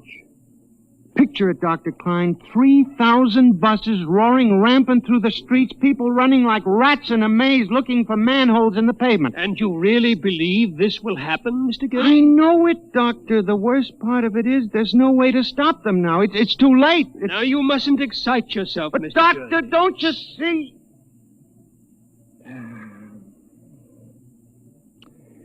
It's fair enough, I suppose. We built them. We taught them to think for themselves. It was bound to come. I guess the female machines will be worst of all in the beauty parlors. They're more high-strung, you know. Well, since there's nothing we can do about it, Mr. Gurney, suppose you go to your room and Maybe if I went to my old Plymouth, I could make a deal before the police cars got me.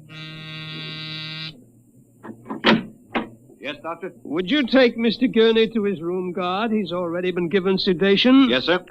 Those concrete mixers may have made a mistake, you know. Just high spirits and all that, but if they got so they liked the flavor... We'll see you later, Mr. Gurney. Now, try not to worry too much. All right, guard. This way, sir. Oh, machines revolting. Telephones strangling people. Oh, blasted cigarette lighter. Why won't it work? I just filled it. Flint is good. Oh, well, you can never trust this newfangled machinery.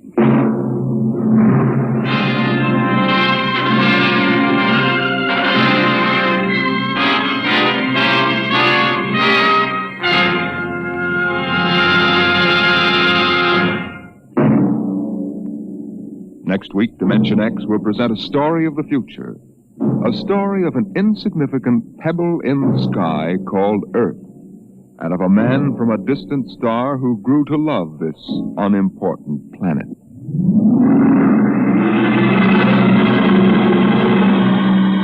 Dimension X is transcribed each week by the National Broadcasting Company in cooperation with Street and Smith, publishers of the magazine Astounding Science Fiction.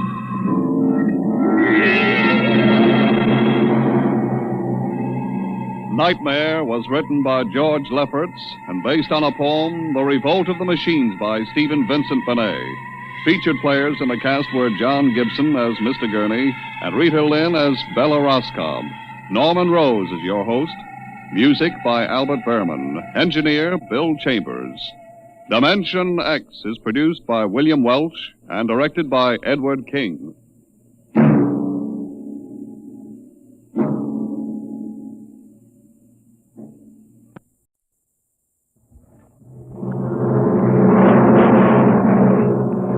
Adventures in time and space, transcribed in future tense.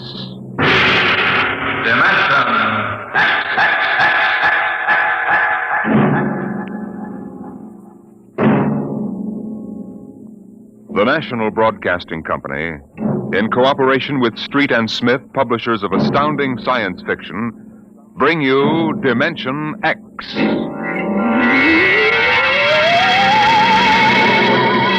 The civilization of the galaxy spread across 200 million worlds. The black void of space swarmed with the ships of the Empire. But far off the trade routes, almost forgotten, lay the dying planet Earth, a backwater in galactic culture, a place of exile, a pebble in the sky.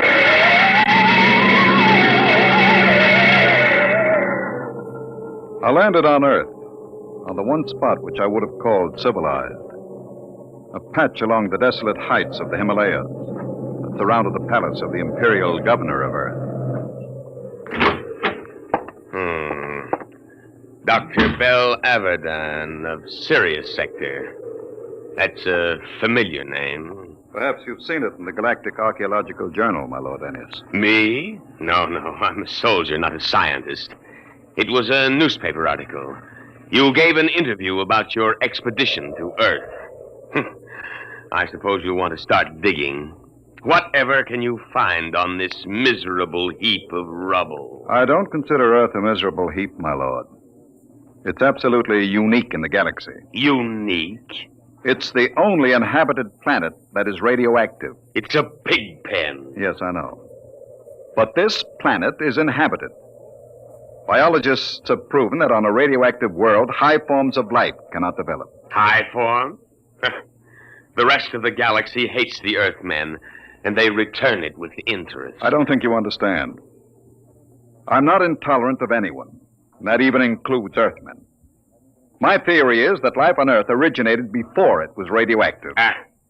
There's a story like that in the Earth lore of the ancients. I know, I've read it. Oh? I wouldn't admit that here if I were you, Dr. Avedon. It's forbidden for outsiders to read it. The Earthmen get pretty violent about their religion. Do you mean the imperial police power here is defective? It is in case of sacrilege. Well, now, what do you actually want to prove? That man originated in prehistoric times on Earth before space travel and spread to the other planets. What? Are you seriously suggesting that at one time Earth was the only inhabited planet? And that man descended from Earthmen? There's a chance it might be so. You'll change your mind when you see them, Doctor. I'm not an anti-terrestrial, but as far as I can see, they're lazy and ignorant and generally inferior to us. I'm as liberal as the next man, but it's a fact. Once an Earthman, always an Earthman.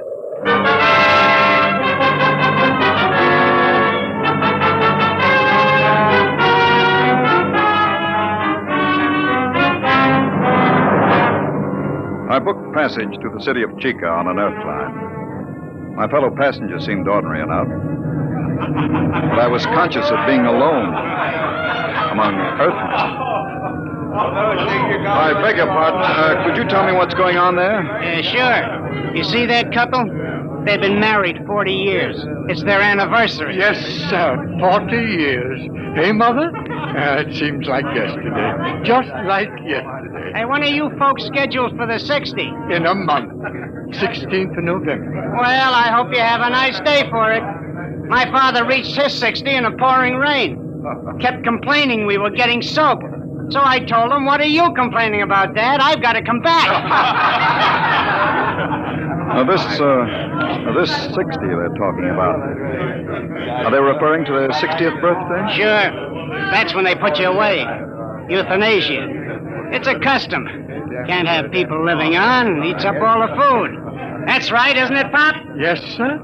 Mother's coming with me when I reach the 60. She's not due for a couple of months, but she thinks we might as well go together. Yeah, that's the spirit. There's many a man living past the 60. Sneaks, stealing the food from the next generation. A guy should go when it's his time. Yes, but suppose It's only fair to... Hey, where are you from? I beg your pardon? Asking all them questions. Yes. Who are you? A spy? Where are you from? I'm Bell Avedon from Baron, Sirius Sector. Oh, an outsider, huh? Come on, we'll go forward. Did you hear that, Mother? An outsider.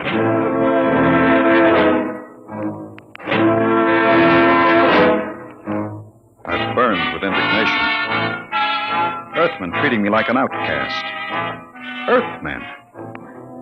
When we landed, I followed my intention of observing the human animal, subspecies Earth, in its native habitat. In this case, A large department store. Perhaps I resembled a floor walker, for a young Earth girl came up to me and asked a question. Pardon me. Well, it's my father. He's about 5'4". He wears eye lenses. I think he had on a brown coat. I'm afraid I don't remember seeing anyone. But they followed me here. I've got to find him. Are you in trouble, miss? No. No, it's nothing, really. I'm sorry I bothered you. Attention. Attention, please. What's that? All patrons of the store will kindly leave by the 5th Street exit. This store is being evacuated for radiation fever quarantine. What's all this about? They're after me. It isn't really radiation fever at all. Who's after you? How am I going to get out of here? They'll be checking registration cards at the door. Haven't you got one? Yes, but it has my name on it. I don't know what to do. Come on. But you don't even know me. I don't know anybody here. But you're an interesting species. Person. This way. Show your own car. Come on. Step along. Next. Check. Wait a minute. Pull the check. Yes, sir. Stand right there. Look here, officer. Are you with her? Yes, but you'd better find out who I am. Later. Stand over there. Next. Come on. What is it now? The Imperials. Are you afraid of them? Of course. Don't worry about the outsiders, Miss Schecht. I'll handle them. Oh, no, don't try anything. Don't talk to them at all. Just do what they say. Don't even look at them. We'll see. Here they are. All right, now. You, guard. Yes, sir? I'm Lieutenant Cloudy, Imperial Garrison. Who's got the fever? If it please your honor. Not so close, idiot. You might be infected. I'll take over. You, Earthy. What's your name? Speak up, squaw. Paula Schecht, sir. Your registration papers? Here you are, sir. Thank you. All right, now. Pick them up. Go on. Say, look here now. What did you say, Earthy? If you please, sir. This man has nothing to do with me. I never saw him before. What did you say? I don't like the way you treat women. And I'd advise you to improve your manners. And where have you been brought up, Earthy? Here's lesson number 1. Why, you... My arm! Let go! Sergeant, neuronic whip! Oh, no, no! Yes, sir.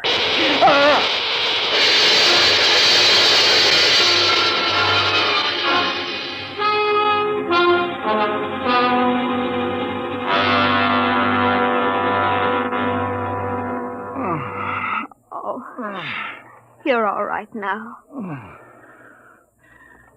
What happened? They gave you full power and the neuronic whip. Where are we? The military base. Oh, you should. Is that... Well, Dr. Abaddon, we seem to have had an unpleasant contretemps in this city this afternoon. Unpleasant? I should put it stronger, Colonel. As a free citizen of the Empire, I had every right to resent such illegal treatment. I consider the whole incident unfortunate, Doctor. Don't you think it would be best to forget the whole matter? I think not. I have an appointment in a week with the procurator. Procurator, huh? What do you intend doing with Miss Schecht? What would you suggest, sir? I had... Free her immediately, and offer her your apologies. Of course. If the young lady will accept my sincere regrets, I will give the order for your release immediately.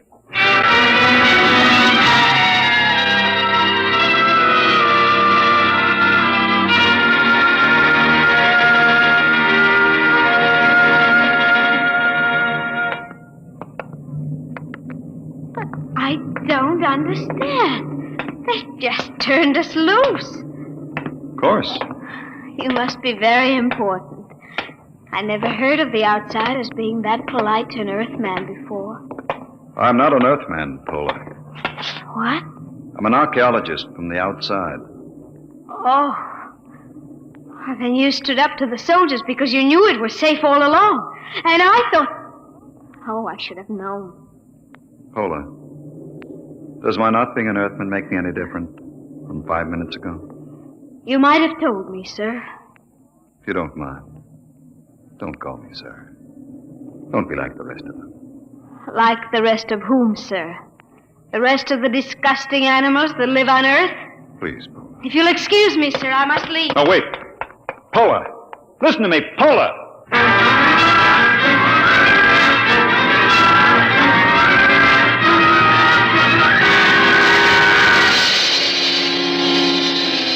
I had access to the garrison files, and to satisfy idle curiosity, I indexed Pola Schecht. Her father was a Dr. Mikhail Schecht, biologist. And against his name was a black star with a notation, condemned in absentia. Charge, evading the 60. That was why she was afraid. So I sent a note asking her to meet me in the North Park after dark.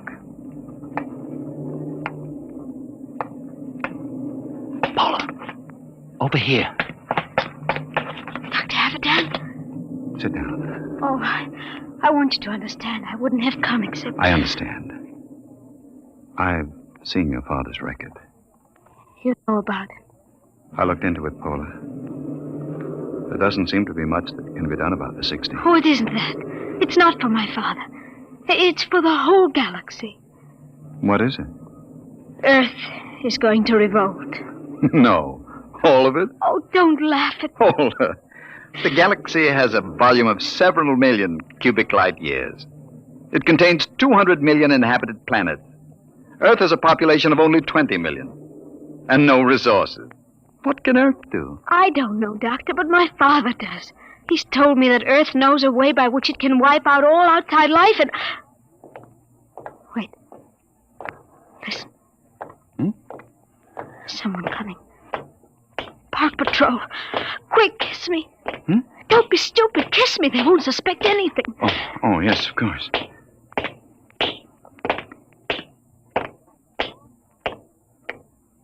Paula.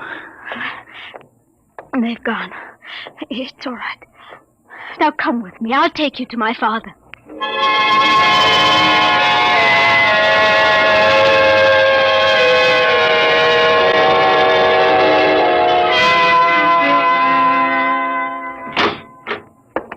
Dr. Avidan, this is a pleasure. I have read your articles in the journal. It is hard to get copies. Our neighbors don't care to trade with Earth. It's part of the nearly insoluble problem of anti-terrestrialism. No one seems to want a solution. Earthmen and outsiders alike? Oh, no, that is not true. There is a way of preserving our culture and living as equals in a larger society. But the zealots don't think so. The zealots? Yes. They rule Earth now. They are a small minority, but they have power. They have plans. They planned the revolt, Pola told me? Yes. I see. Well, why didn't you report this to the Imperial garrison? The Society of Earth Ancients have guarded me too well. Besides, they had a hold on me. I am 62. You know the customs of Earth. The 60 years. They allowed me to live on. The price was silence about the weapon. You agreed to this? I wanted to live. What is this weapon? You are aware of Earth's peculiar environment, the radioactivity? Yes. Over the years, we Earthmen have built up certain immunities to radiation burns, for one. But it's a minute difference. I measured it experimentally. But, Doctor, human life is not the only form affected by radiation and mutation. There is microscopic life, bacteria, viruses. We have been searching out such a virus, one to which Earthmen have developed a high degree of immunity, but not outsiders. You mean a particular disease? Yes, common fever. It is a mild children's disease here, like chickenpox or German measles. But to outsiders, it is radiation fever. Symptoms develop in 2 hours. Lips are so badly affected that the victim cannot talk, and in 2 days, he dies. They've isolated this virus? Tons of it in crystalline form. And they plan to let this loose in the galaxy? By means of guided missiles. Then frightened refugees will carry the disease across space. Billions will die. You're sure about this? You have proof? I worked on the project. We've got to get to the Procurator. I can catch the evening train at... Who is it? I don't know. Open up. There should have been an alarm. We've got to get out. Is there a back Open up the entrance? door. Don't move. Hands in front of you. What's the meaning of this? I demand... Shut up! I'm a galactic citizen. You've got no right to detain me without legal authority. I am an Earthman, but I think you'll find I am all the authority needed at this moment, Dr. Avidan. I am Balkus, the High Minister of Earth. The High Minister? What are you doing? I always look after distinguished visitors personally. Abaddon does not know anything. I doubt that, Dr. Schecht. We will proceed now to the Hall of Correction. You can't do this. When the Procurator... The Procurator will hear nothing until it is too late. The guided missiles will be fired tonight at 12. Guard, if they make a false move...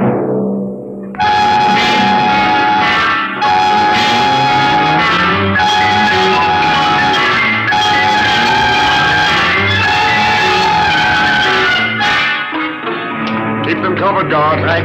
Paula, can you scream? Will you? There, coming down the street. Imperial Patrol. Oh, it's no use. Do what I say. Scream. Go ahead. Hold it. They're outsiders. You're right. That's the Imperial Patrol. All right, Earthy. What's going on here? Good morning, Sergeant. Sir? Earthy?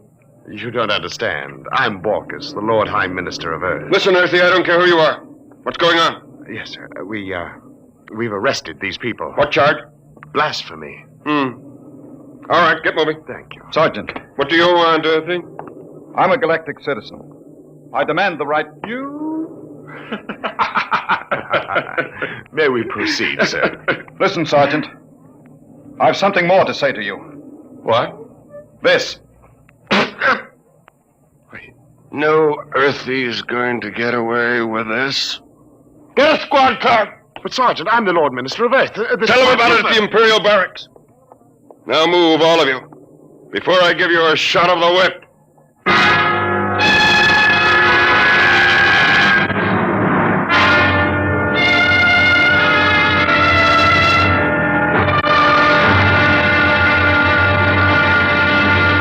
I tell you I'm a citizen of the Empire. Listen. I can prove it. You'll get into a lot of trouble if you don't believe me. I'll admit no Earthy would dare spit in my face. It was the only way I could get to the garrison. I insist on seeing the officer of the day. I sent for him. You better have a good story. Attention! Eddie, which one of you claims he's a citizen of the Empire? I am. Veldt, the one from the store. You, eh? The smart louse that broke my arm. Well, well, well. I've got to see the colonel, Lieutenant. Now, Dr. Abaddon, I could hardly do that unless it's important. It is important. It's life and death for the galaxy. Mm-hmm. Come here. Closer. Oh, it's too bad I've got to save you for the colonel. What? He'll see you at 5:30, his orders. You knew all along. Sure. Come on, Earthy lover.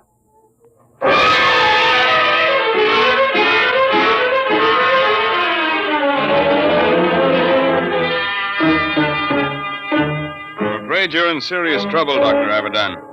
The man you're accusing is the High Minister for Earth. I know, but I have proof. Well? I can only speak to the Procurator. You've got to contact him. There are channels, Dr. Abaddon. We haven't time for channels. I have the details of the plot from Dr. Schecht. You've got to let me speak to the Procurator. I've already advised him of your arrest. He's flying in. You'd better be able to prove what you say. If you don't, we'll have to hand you back to the native authorities and their courts are notoriously savage.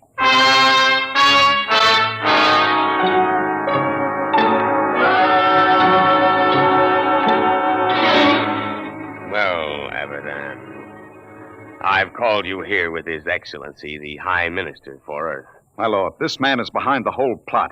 Is he? There's no time to lose. I've explained to you about the virus. They're shooting off the guided missiles at 12. You've got to take action. Well, Your Excellency, my lord, if this man has any evidence... You admitted it this afternoon. You have no witness to that. Ask Dr. Schecht. He worked on the virus. I wouldn't say that Schecht lied, my lord, but he is a criminal wanted for evading the 60, and some men will invent any story to avoid death. The deadline is midnight. You've got to bomb those temples where the launching sites are. Perhaps I can explain. According to my information, Dr. Abaddon seems to have succumbed to a certain Earth girl, the daughter of the unfortunate Dr. Schecht. Is this true, Abaddon? What has that got to do with it? There isn't any time. You've got to do... Dr. Abaddon, are you in love with that girl? Yes.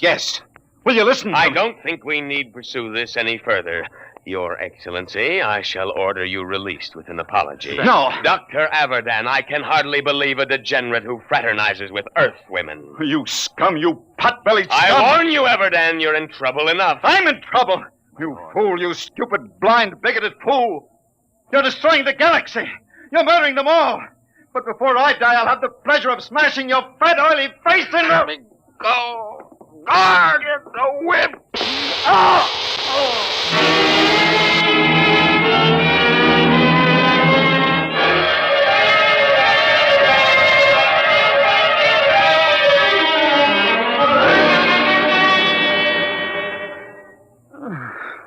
Belle, are you all right? Paul. What time is it? 1:30. Past the deadline. It's all over. Lord Ennius released the High Minister with an apology. Doesn't matter. The Empire can wipe Earth out. It won't save any lives. The virus must have been spread here, too. Earthmen are immune, but outsiders... Belle, you're an outsider. Yes, Oh, I am. We're paying, Paula. The rest of it. Paying for centuries of intolerance. oh, Belle. Look out there. Through the bars. The night sky. Pinpoints of light. The Empire. Doomed. Oh, Belle. Belle, don't. I was just thinking. I came to Earth to prove a theory that man started here. That once in prehistoric times, Earth was the only populated world of the galaxy. Funny. Now it will be that way again. Man living only on Earth. He'll forget the science, the machinery of the Empire. He'll forget the stars. There will be only Earth.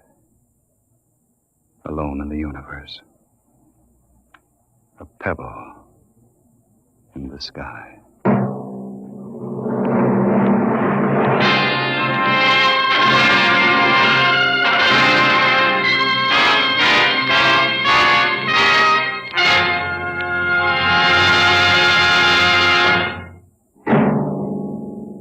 The children of tomorrow will play with toys. But what will those toys be like? An ordinary clerk in an ordinary job finds a terrifying answer to that question next week as Dimension X brings you Child Play. Dimension X is transcribed each week by the National Broadcasting Company in cooperation with Street and Smith, publishers of the magazine Astounding Science Fiction. Today, Dimension X has presented Pebble in the Sky, dramatized for radio by Ernest Kenoy. Featured in the cast were Santos Ortega as Averdan and Susan Douglas as Pola. Your host was Norman Rose, music by Burt Berman. Dimension X is produced by William Welch and directed by Edward King.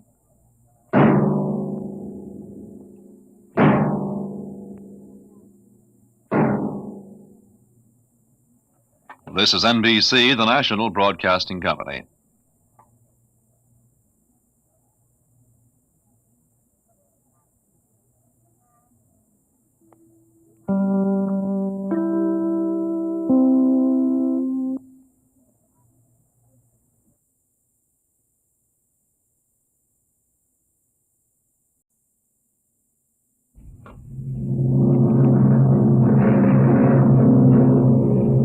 Adventures in Time and Space.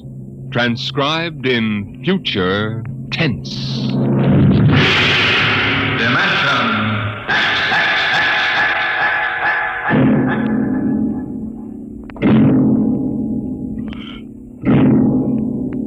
The National Broadcasting Company, in cooperation with Street and Smith, publishers of astounding science fiction, bring you Dimension X.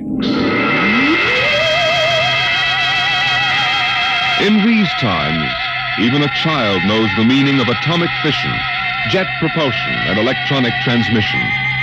What, we ask ourselves, will the child of the future know? What of the time when science unlocks the secret of life itself? Could it be that one day, such things as constructing human life or passing back and forth from one dimension to another will become mere child's play? My name is Sam Weber. I'm an attorney, and a pretty successful one, if I do say so myself. My wife Tina and I live in a comfortable 12-room place up in Westchester. Now, I've read a lot of Horatio Alger stuff in my time, and so have you probably, but I'll bet you've never heard anything quite as spectacular as my story. Maybe you won't believe it, but I used to be a completely different guy. Frightened, sickly, nearsighted, a real Mortimer Meek. No kidding. That was 5 years ago. The big change in me began to take place on a cold December morning in 1945. Just a moment, please. Yes, please. Weber? Yes. Samuel? That's right. Step back. Okay, fellas, bring it in. Oh, just a moment. You must have the wrong address. Watch it, buddy. All right, sign here. Is, that for me? Weber Apartments. Looks like a coffin. I don't design them, Jack. I just deliver them. Sign here.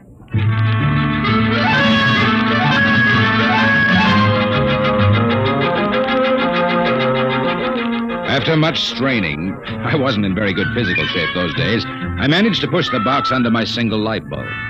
There was a card in a small envelope. Let's see. To Sam from your classmates at the Interdimensional and Cosmic Institute. Merry Christmas. 2145 A.D. Holy jumping catfish. Hey, mister, there must be some mistake. Hey! Holy jumping catfish.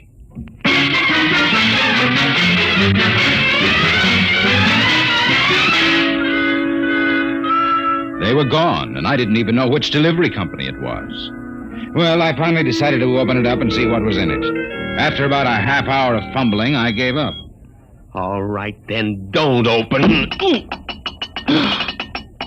No sooner had I said the word open than it came apart like the skin off a banana. There inside was something resembling a kid's chemical set. Vials, jars, tubes, wires. You never saw so much scientific-looking junk in your life. And on top of it all was a book of instructions. Build a Man set number 3. This set is intended solely for uses of children between the ages of 11 and 13. The equipment will enable the child to build and assemble complete adult humans in perfect working order. A disassemblator is provided so the set may be used over again. Refills and additional parts may be acquired from the Build-A-Man Company, 928 Diagonal Level, Blunt City, Ohio. Remember, only with Build-A-Man can you build a man.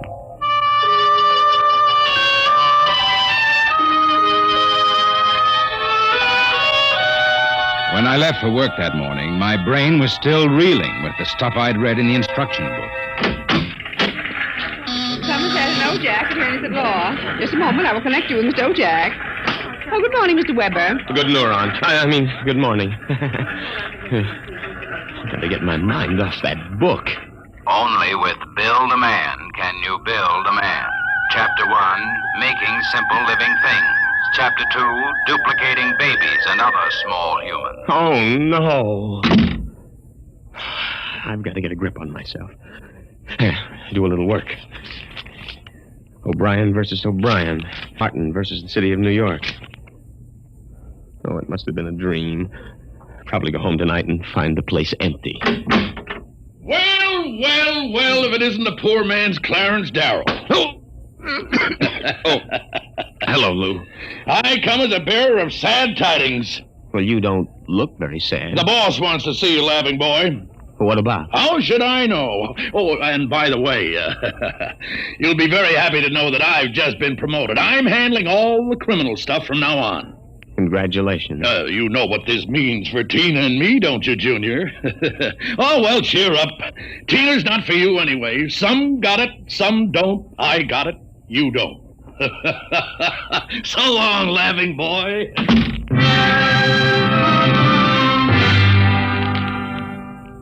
That was my good friend, Lou White. In the year I'd known him, he'd already managed to steal a job I wanted, and he was now working on the girl I wanted. Her name was Tina. Tina Veldt. Good morning, Sam. Oh, good morning, Tina. My, you look good enough to Yeah? take to lunch. Oh, I'm sorry, Sam, but I promised Lou. Oh, sure. I hope you're not too disappointed. Me? Oh, no. Some got it, some don't. I don't.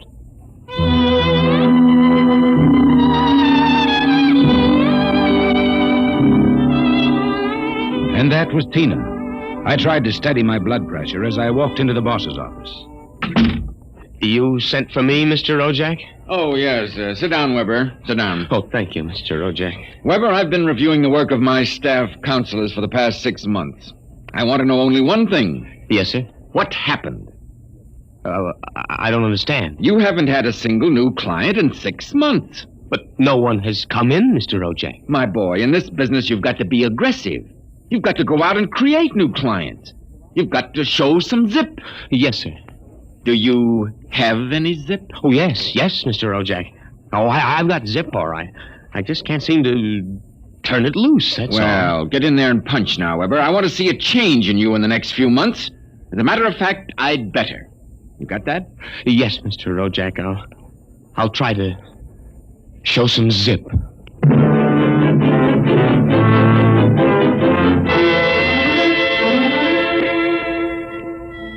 I left the office early and went home. Sure enough, there it was, my Build-A-Man set, gleaming a little obscenely in the corner. I walked over to it, gave it a kick, and hollered, "Open sesame." 3 minutes later, I was flopped down in bed reading Chapter 1, Making Simple Living Things. An hour later, I was fooling around with such complicated items as the Junior Biocalibrator, which measured everything from blood pressure to hemoglobin content, and the Jiffy Vitalizer, which was actually supposed to put life in your creation, providing you had followed instructions carefully. At 8:30, I made my first simple living thing. Here, boy. Oh, maybe you aren't a boy. Oh, let's see. According to the book, you are a rubicular oyster hog. Not much to look at, but I made you. Me, Sam Weber, attorney at law. I have created life. Hey, come back here. Come back. Here, boy. Hey.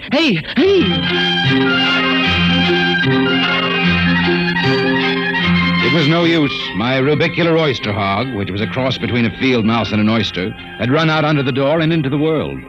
I was about to take off after it when there was a knock on my door. It was Mrs. LaPanty, my landlady.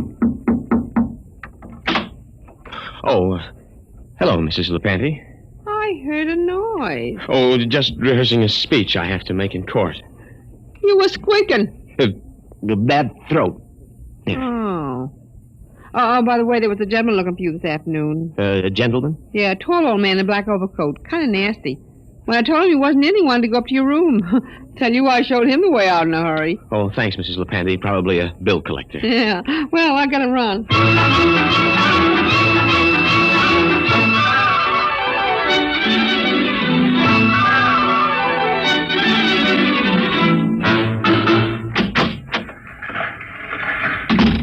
Good morning, Sam.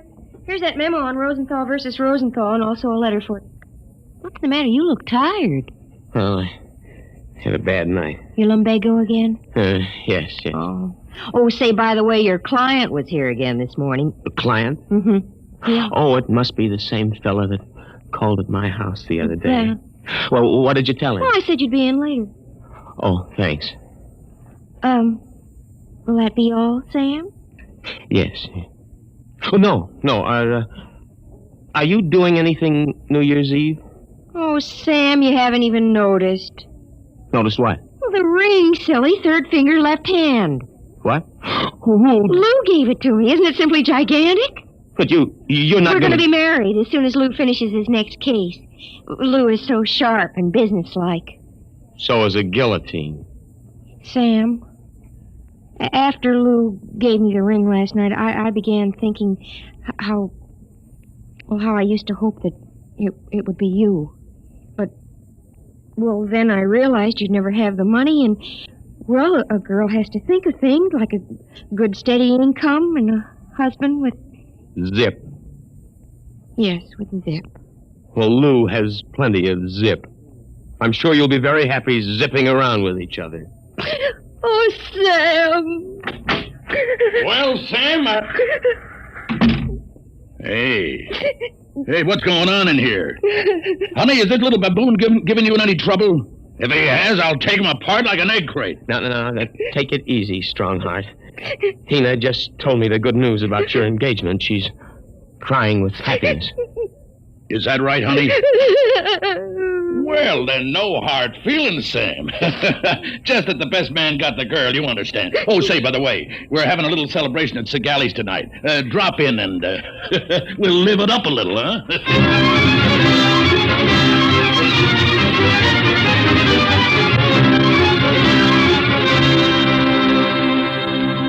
I went home feeling like a man who has been stuffed into a washing machine with the dial set at rinsed dry.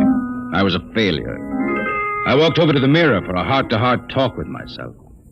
Nothing. That's what you've got, Sam Weber, in unlimited quantities. Nothing. We ought to just tear you down and start all over again. We ought to take you... Hey. Oh, no, not that again. But why not? Think of it. A Sam Weber without the psychological problems you've got. A dynamic, uninhibited Sam who could win a girl like Tina by sheer magnetism. Then when it was all over, we could just take the old disassemblator and presto. And I can do it, too.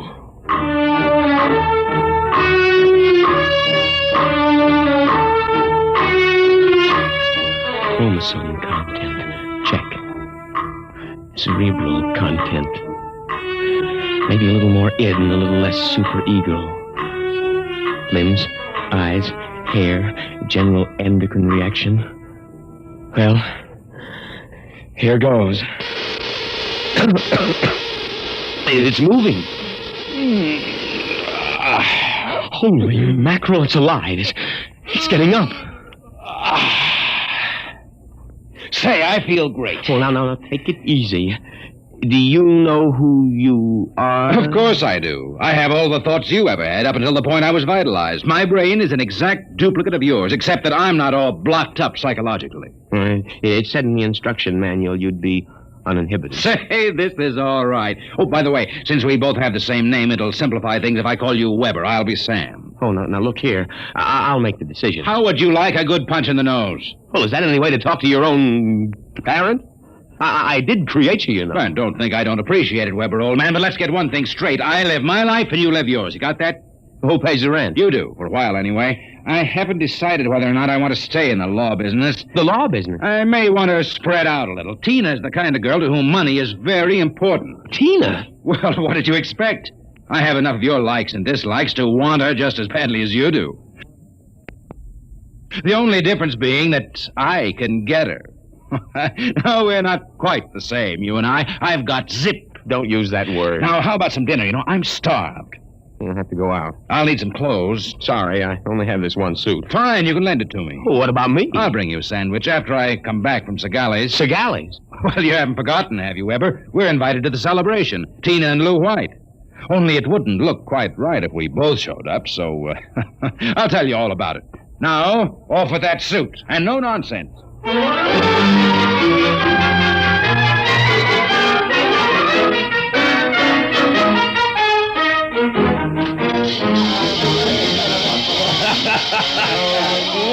this is living it up, folks. Have another drink, Mr. O'Jack. Thank you, Lou. Well, is everybody happy? Yes. Hey, honey, are you having yourself a little old time? Huh? Oh, yes, Lou. Fine. Yeah, but you seem to be preoccupied. Oh, I was just wondering if Sam is coming. Sam? Oh, no. Did you hear that, Mr. Rojak? She's worrying about Sam. Why, that little runt probably got frightened by a noisemaker. Well, the happy couple. Sam! Good evening, cats. Everybody's lit up like a Christmas tree. Well, I'll be... Say, Sam, are you in the bag? Never touch the stuff, Lou, my boy. Never touch it. Boy Scout training. Oh, Sam, I was afraid you weren't coming. Miss a chance to be with you, beautiful. Never. Hey, what's got into you, Weber? Monkey glands? I don't read you, muscle-bound. Well, you seem different somehow, even your voice. Do you notice anything, Tina? Well, yes, it does seem richer somehow. Oh, nonsense. Sam Weber, you're nothing but a cream puff, and you always will be. Mr. Rojak, I think he owes me an apology for that. I should think so. All right, all-American boy, make with the apology. Apologize, me? Oh, no. Why, for 2 cents? Folks, would you excuse Mr. White and me for a few minutes? We want to step out into the hall for a little private conference. Coming, Mr. White? I'll be right back, honey. Don't worry about a thing.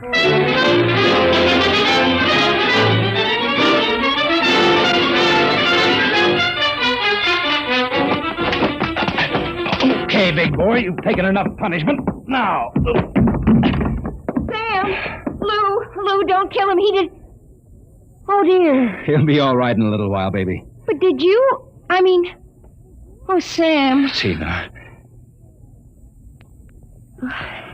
We really shouldn't kiss like this. It's what you've always wanted, isn't it? Well, isn't it? Oh, Sam.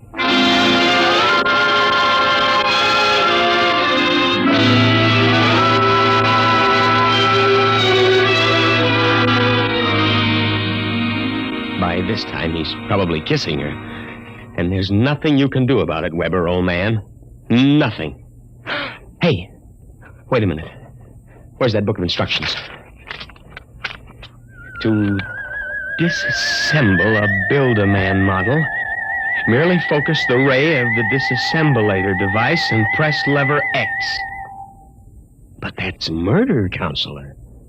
Still, legally, in order to prove there's been a murder, you need a corpus delicti. And nobody even knows there is another Sam Weber. Oh, so you're finally home. I'm starved. Sorry, Weber, old man, but very pressing business detained me. I suppose you made a fool of me over at Segali's. Oh, on the contrary. What do you mean? My boy, you are looking at a man who in one fell swoop has got himself a raise, a promotion, and a wife. At least she'll be my wife tomorrow. Who? Tina, of course.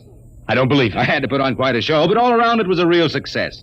Mr. Rojak was so impressed, he called me aside and said he was going to give me a crack at some criminal cases. And if I made the grade, why, who knows, I may even accept a partnership. You've got it all figured out, haven't you? That's about it. Only you neglected to consider one thing. Oh, what's that? This. Hey, put that down. Get back, you usurper, you. I'm going to melt you down like a Welsh rarebit. Weber, you can't do that. It's murder. It's like killing your own son. After what you've done to me, it's a pleasure. I didn't ask to be brought into this world, but now that I'm here, I like it enough to want to survive. Take off my suit, you phony. You won't be needing it again. You're really going through with it, huh? I am. All right. Oh, here's your jacket. Give me that thing. Give it to me. That's better. Now we'll fix this little item so it can't do any damage. Oh, no. Yeah, you see, Weber? You don't have the guts to stand up against the man you might have been. Oh, what's that sound? I don't know. It should be inside the house. Somebody's coming up the stairs. Listen. Take a peek through the keyhole, Weber. Holy jump. It's him. The old man with the black coat. His eyes all black and shiny without any whites. Looks insane. Don't open it.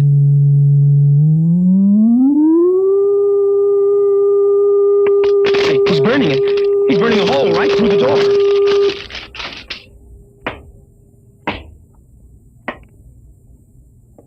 Good evening, gentlemen. As I feared, I'm too late to prevent you from duplication, Mr. Weber. And I see that you have destroyed the disassemblator. That means I shall have to do the job manually. An ugly task. Well, who are you? I am the census keeper for the 24th Oblong. You see, your Build-A-Man set was intended for one of the Weber children who is on a field trip in this oblong 200 years from now. Because of an unfortunate time warp, the set was delivered here accidentally. You mean this set came here from 200 years from now? Precisely. Time, as with all things, is relative.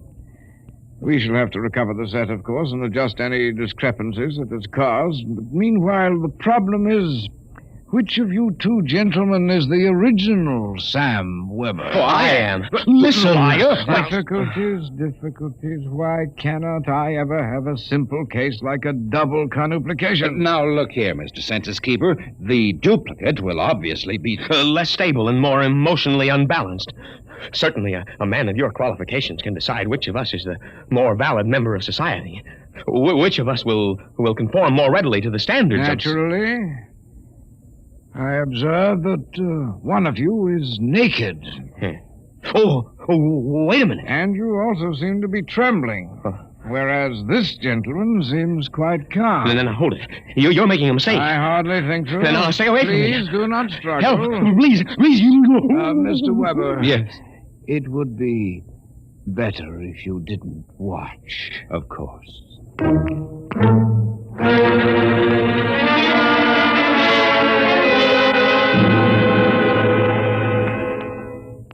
Well, that's my story. Within 10 seconds, the old Sam Weber had been completely dismantled and packed into the box. Tina and I were married, and I went on to become a full partner in the firm of Ojack, Somerset, and Weber. Oh, and by the way, Tina and I have been doing quite successfully what the old Sam Weber and his Build-A-Man set made such a mess of. We have 1, 2, 3 little conuplications. Sam Jr., age 4, Sameta, age 3, and Samina, age 4 months. Good night.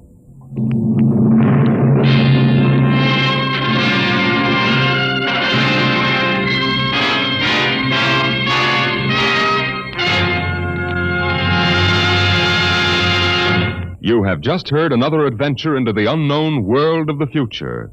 The world of... Dimension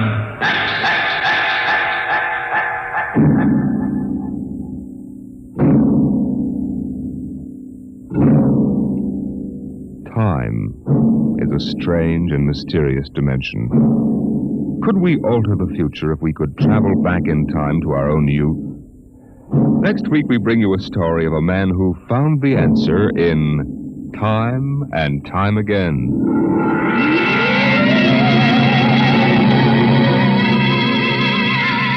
Dimension X is presented transcribed each week by the National Broadcasting Company in cooperation with Street & Smith, publishers of the magazine Astounding Science Fiction.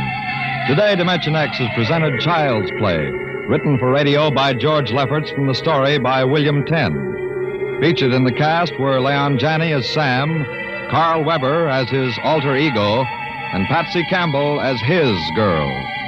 Your host was Norman Rose, music by Burt Berman. Dimension X is produced by William Welch and directed by Fred Way.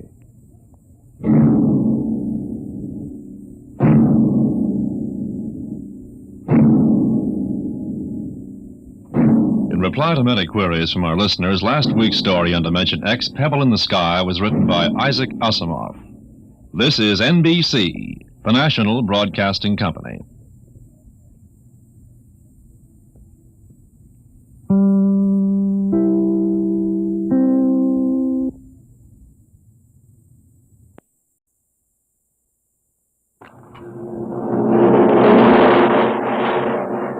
Adventures in Time and Space. Told in future tense.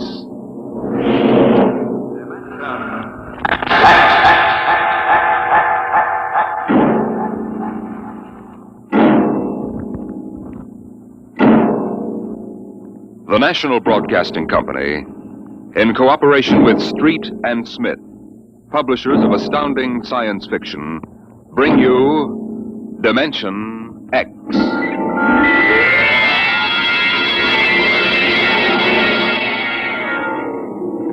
It happened during a routine skirmish in the Great War. Patrols advanced from the defense perimeter under jet cover and preceded by napalm throwers. The enemy defended in depth and mopped up with guided 98s fired from 40 miles to the rear. The blast area was 10 miles in circumference, and the medics didn't find much to pick up over 500 yards in. Take it in here. Where? Look out, it's lousy with mud. Okay, man, guide me. More. That left. Okay. More. Hold it. Stretchers. Come on, drivers, get those men out. Yes, sir. Get a move on, line them up. Come on. Easy. You want to kill him? Okay, take it away.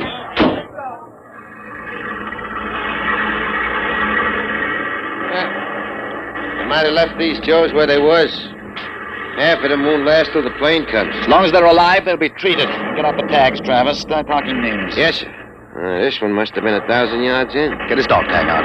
What a mess. Here. Hartley Allen, Captain G5, Chem Research, AN73D, number SO238694003J. Alan Hartley? Alan Hartley. Wonder if that could be the hunter that wrote Children of the Mist and Conqueror's Road. Never heard of him.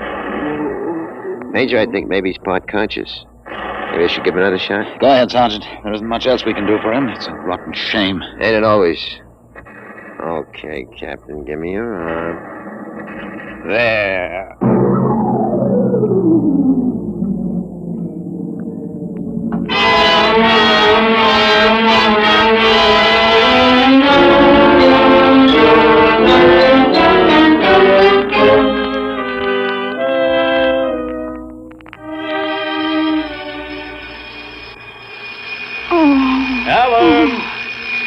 Alan! Look out, down! Get up, Alan. You can't stay in bed all day. I remember that. Clear as if it were real. Up and at 'em. Hit the deck. Remarkably vivid. Strange. Alan, you all right? I'm all right. What's wrong with my voice? It's too high. What are you doing? Practicing singing? My voice has changed. Is that all? You're growing up. Happy birthday, son. Happy birthday? Hey, wake up, son. Wake up. I am awake. Come on, out of bed. I don't understand. Breakfast waiting. Now, out of bed or I'll turn it over. All right. It's a dream. Maybe, but you're wide awake now. I am awake now. Well, half awake anyway. That's the Bell of St. Boniface, isn't it? What day is it? You kidding? You forget today's your birthday? No, I didn't forget. Neither did I. Here, son. Happy 13th birthday. You won't guess what's in here. A rifle. A light .22 rifle. How'd you know that? I remembered. Did I spill the beans sometime? I could have sworn it'd be a surprise. Well, go on, open it. Like it? Yeah, it's perfect, Dad. I'll be shaving, Alan. Come down to breakfast when you're ready. It's a big day today. You're almost a man. Almost. You're still groggy. Snap out of it, Alan. I will. There's a dream in it somewhere. But I'm not sure which. What? Never mind, Dad. I'll be right down for breakfast.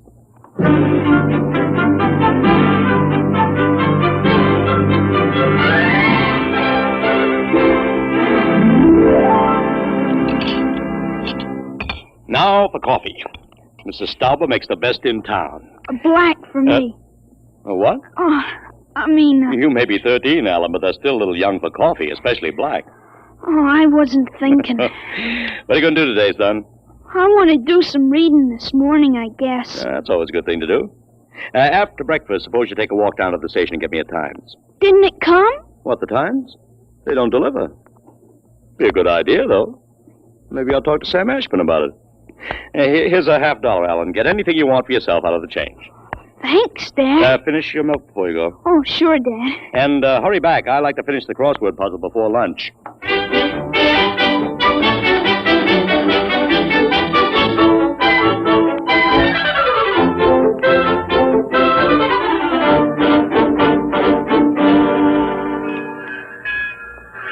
Here you are, Alan. 1 times.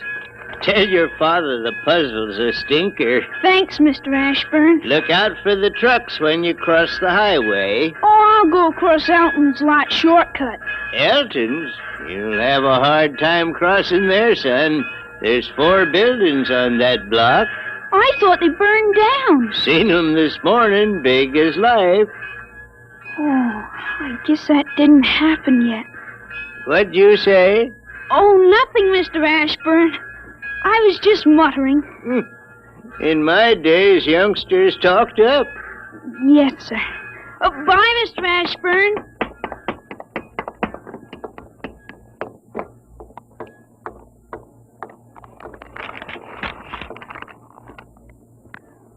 Monday, August 6th, 1945.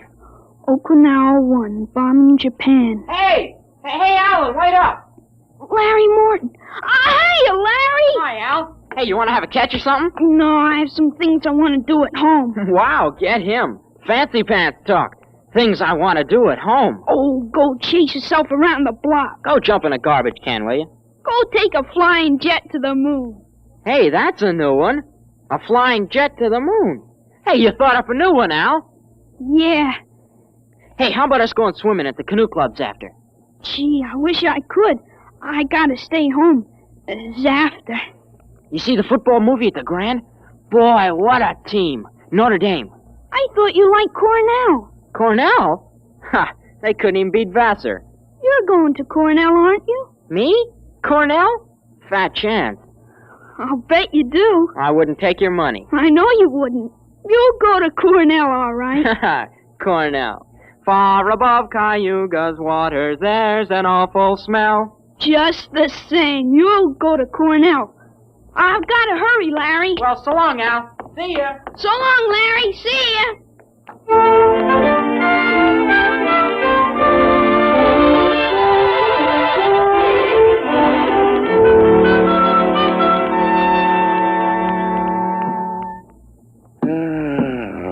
I'm stuck in this corner. A 7-letter word to mix in proportion. Titrate. Huh? T-I. It fits. How'd you know that, Alan? What? Oh, I read it somewhere, I guess. Oh. What are you reading now? Tarzan again? No, not Tarzan. It's refreshing to see you with a book. Sometimes I think I ought to forbid comic books in the house. Yeah, they must be raising the devil with those bombing raids in Japan. How long do you think the war in Japan will last, Dad? Oh, I'd say the middle of 1946. We'll have to invade those islands foot by foot. I wouldn't be surprised if the war was over very suddenly. How, by magic? There isn't a thing on earth will make those Japanese surrender. You expect somebody to make a pass and it'll be all over by this afternoon? That's just about it. Mr. Hartley, excuse me. Could I see you for a minute? Oh, hello, Mr. Gutchall. Sure. That's Frank Gutchall, Dad? That's right. Excuse me. Didn't mean to disturb you, Mr. Hartley. That's quite all right. It's a lovely day, isn't it, Mr. Gutchall? The Lord's world is always beautiful. Of course, Mr. Gutchall. Mr. Hartley, I wonder if you could lend me a gun and some bullets. Huh? My little dog's been hurt and it's been suffering something terrible. Oh, that's too bad. I want a gun to put the poor thing out of its pain. Of course. How would a 20-gauge shotgun do? You wouldn't want anything heavy. I was hoping you'd let me have a little gun. Maybe so big. A pistol? So I could put it in my pocket. Wouldn't look right for a godly man to carry a hunting gun through town. I don't hold with killing innocent creatures. People wouldn't understand that it was for a work of mercy. Of course, I understand. You're a very religious man. The whole world is evil, Mr. Hartley. Well, sometimes it certainly looks like it.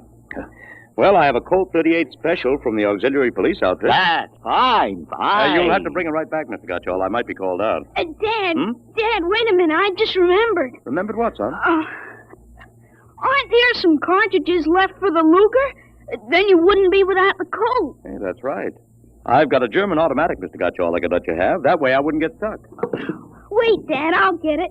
I know where the cartridges are. Well, be careful, son. Well, Mr. Gottschall, it sure turned out nice after all that rain.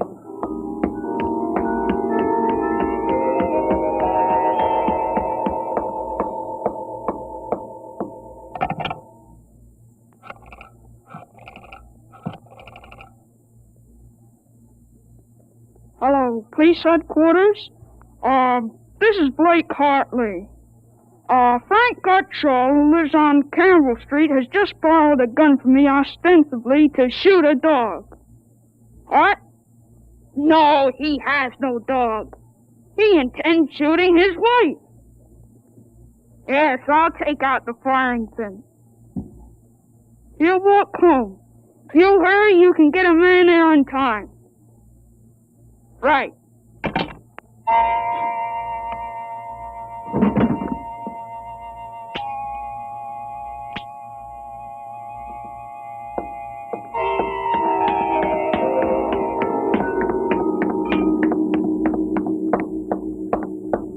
Oh, there you are. What kept you, Alan? I couldn't find the cartridges at first.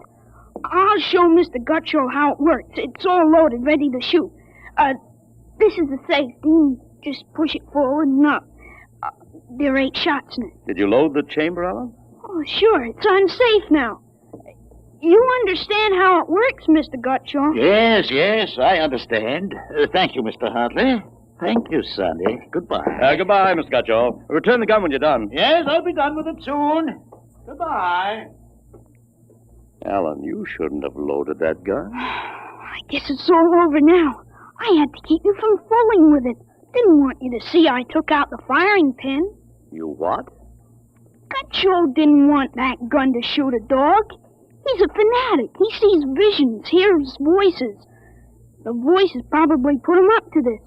I'll submit that any man who holds intimate conversations with disembodied spirits isn't to be trusted with a gun.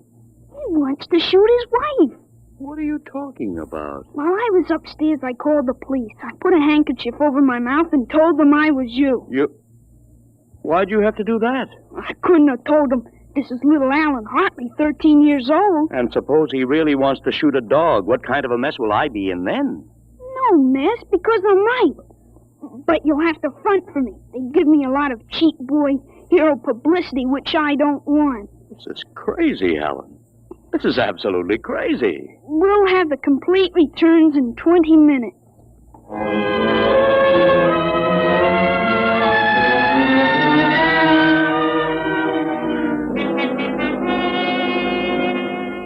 Mr. Hartley, Mr. Blake Hartley? That's right. I'm Detective Sergeant Kaborski from Homicide. Here's your Luger. Thank you. I don't know how you spotted that guy, but when we busted in, he was pointing that gun at his wife, wearing a blue streak because it wouldn't go off. Well, I'm glad I was able to help. They may have some kind of citation, Mr. Hartley. Oh, I don't think that's necessary. Well, in the department, we figure a little publicity never hurt nobody. Even a lawyer, huh? I really prefer to have it kept quiet. Well, whatever you say. We'll want you to drop around in the morning for a statement. I'll be glad to. Well, thanks, Mr. Hartley. Goodbye. Goodbye. Bye, Sonny. Goodbye, Sergeant. Why don't you take the citation, Dad? Well, you were right. You saved that woman's life. Let's see you put back the firing pin. Sure. There. Suppose we have a little talk. But I explained everything. You did not. Yesterday, you wouldn't even have known how to take this pistol apart. Today, you've been using language and expressing ideas that are outside of everything you've ever known before. Now I want to know. Well, I hope you're not toying with the medieval notion of obsession. What? You say I'm changed. When did you first notice it? Last night, you were still my little boy. This morning, I don't know. You've been strange all day. Alan, what's happened to you? I wish I could be sure myself, Dad. You see, when I woke up this morning, all I could remember was lying on a stretcher injured by a bomb explosion. I was 43 years old and the year was 1975. 1975? That's right, you'll be 43 in 1975. But a bomb? Yes, during the siege of Buffalo in the Third World War. I was the captain in G5 Scientific Warfare General Staff. Buffalo? You mean Buffalo, New York? Yes, there had been a transpolar invasion of Canada. I was sent to the front to check on service failures of a new lubricating oil. I got hit by a bomb blast. I remember being picked up and getting a narcotic injection. The next thing I knew, I was in bed upstairs, and it was 1945 again. And I was back in my own 13-year-old body. Alan, you just had a nightmare to end all nightmares, that's all. I thought it might be that at first, but I rejected it. It wouldn't fit the facts. But it's ridiculous. All this Battle of Buffalo stuff. You picked it up listening to the radio. All the commentators have been going on about another war after this one. You've just got an undigested chunk of H.V. Calvin born in your subconscious. But that isn't everything. I remember 4 years of high school, 4 years at Cornell, 7 years as a reporter on the Philadelphia Record, 3 novels, Children of the Mist, Rose of Death, and Conqueror's Road. I wrote detective stories under a phony name. I worked in chemistry. You think a 13-year-old can dream up all that stuff? Well, it's the only possible explanation. Maybe, but I can speak 5 languages today that I couldn't yesterday. French, German, Chinese, Russian, and Spanish. Although I've got a Mexican accent you could cut with a knife. But how did it happen? I can't believe it. All I know is here I am. I've been reading up on time theories. Nobody seems to know much about them. Evidently, time exists parallel as another dimension. And I've got kicked backwards and somehow. But how? It may have been the radiations from the bomb. Or the narcotic injection. Or both together. But the fact remains I'm here with full knowledge of my future identity. This was quite a shock, Alan. But you do believe me, don't you? Yes, I suppose I must. You seem so strange, as if you weren't my son. I'm your son, all right. The same body as yesterday. I've just had an educational shortcut. Wait a minute. If you can remember the next 30 years, suppose you tell me when the war is going to end. This one against the Japs, I mean. Sure. The Japanese surrender will be announced at exactly 7:01 p.m. on August 14th, a week from Tuesday. Better make sure we have plenty of grub in the house by then. Everything will be closed up tight till Thursday morning. Even the restaurant. I remember we had nothing to eat in the house but some scraps. Tuesday week? That's pretty sudden, isn't it? Not after today. What do you mean, what happened today? Plenty. What time is it, Dad? 11:16. Is your watch right? To the second, why? It'll come at exactly 11:17:40. What'll come? The radio announcement. What are you getting at? Something important on the radio? We'll see. Don't bother, Dad. It won't work. I remember we had a tube burned out. Yeah, there is something wrong. What is this announcement of yours? I memorized it in journalism school at Columbia in 1954. What time is it? 11:18. They're breaking into the programs now. President Truman has just announced that an atomic bomb has been dropped on the Japanese industrial city of Hiroshima. The bomb was dropped 16 hours ago, and the announcement was delayed to ascertain the results of the explosion. A man named John Howard Peterson read the announcement from the Washington newsroom of NBC. I don't believe it. No? Listen. That's the Burt Plate factory whistle and the bells at St. Boniface. Next, the whistle at the volunteer firehouse. And it's true. It is true. Sure. Then Larry Morton came by on his bicycle. Hey, Al, you hear? You hear about the bomb? An atomic bomb. Yeah, we heard. Boy, atomic bomb. Oh, boy. I gotta go find my pop. He's on the golf course. Bye, Al. Bye, Mr. Hartley. You knew. You knew about it. The next bomb hits Nagasaki. I thought that stuff about atomic energy was so much fantasy. What? Was that the kind of bomb that got you? That was a firecracker compared to the one that got me. It was a guided 98, exploded 10 miles away. And that's going to happen in 30 years? I remember it. How about me? Oh, wait, never mind. I don't think I better know when I'm going to die. I couldn't tell you anyway. I had a letter from you just before I left for the front. You were 78 then, and you were still hunting and fishing and flying your own plane. But another war and fought on American soil. Alan, I wish this hadn't happened to you. It happened. I remember it. But if I can help it, I'm not going to get killed in any Battle of Buffalo. But if you remember it, if time exists as a parallel dimension, then every tick we're getting closer to that Third World War. Dad, you know what I remembered when Gutcho came to borrow that gun? Well, I suppose that you suspected him and warned me. No, that wasn't it. The other time, the first time, when I was really 13. I wasn't home. I'd been swimming at the canoe club with Larry Morton. When I got home about half an hour from now, I found the house full of cops. What if the gun didn't fire? What makes you think it didn't? Gutcho talked the 38 out of you, went home, shot his wife 4 times in the body, once behind the ear, and used the 6th shot to blow his own brains out. That's what you remember? Yes, but now it hasn't happened because I warned you. Dad, I found out the future can be changed. One man can't change the whole future. I stopped the murder and the suicide. I know, son, With but... 30 years to work, I can stop a world war. I'll have the means. The means? Unlimited wealth and influence. I've got a good memory, Dad.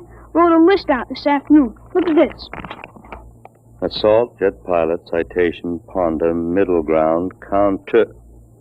What is this, code? Horses. That's a list of Kentucky Derby winners from 1946 to 1970. You sure? I learned that list on a bet at the Officers Club in Cincinnati in 1971. Assault paid 8 to 1. You figure out what we can take in. Oh, but gambling, This son. isn't gambling. It's a sure thing. When we get rolling, we'll make the Rockefellers look like pikers. Assault at 8 to 1. I suppose I could scrape up $5,000. In 10 years, that'll make a lot of money. Any other little thing you have in mind, Alan? By 1952, we start building a political organization here in Pennsylvania. In 1960, I think we can elect you president. Of course, president? Isn't that going a little too far? Why not? Who wouldn't vote for a politician who was always right? Besides, that's one thing we've got to change. In 1960, we had a man in the White House who was good to his wife and sang a nice tenor. And that's about all. He fouled up so completely we ended up at war. I think President Hartley might be a little more trusted to take a strong line. But I don't know anything about international decisions. I do. I know all the wrong ones. If we can stop a murder, with time we can stop a war. How do I start? Well, as I remember, just after that bomb announcement, you got a phone call from the City Fusion Party about the next election. Well, there is a lot of talk about a reform ticket. That call is going to be important, Dad. It's the turning point. You've got... There it is. What do I do? Answer it. Go ahead. But, Alan, Don't worry. I'll tell you what to say. Go ahead. Hello? Yes, this is Blake Hartley. Judge Crimmen? Well, just a moment. Alan, he's asking me to run. Oh, my head. Alan, what's the matter? Alan. Oh. Passed out. Alan, what do I do now? Alan, listen to me. Alan, what's the matter? Alan!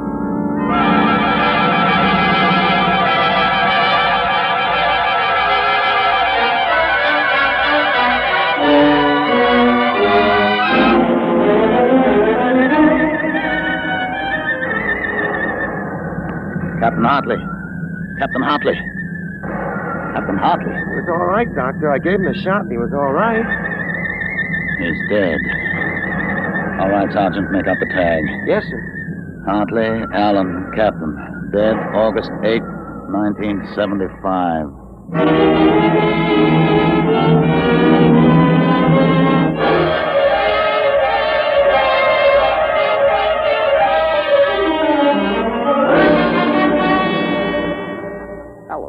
Alan, what happened? Alan! Alan! Huh? Alan, are you all right? Hi, Dad. I've got Judge Crimmins on the phone. What do I tell him? What? Alan, are you all right? You passed out.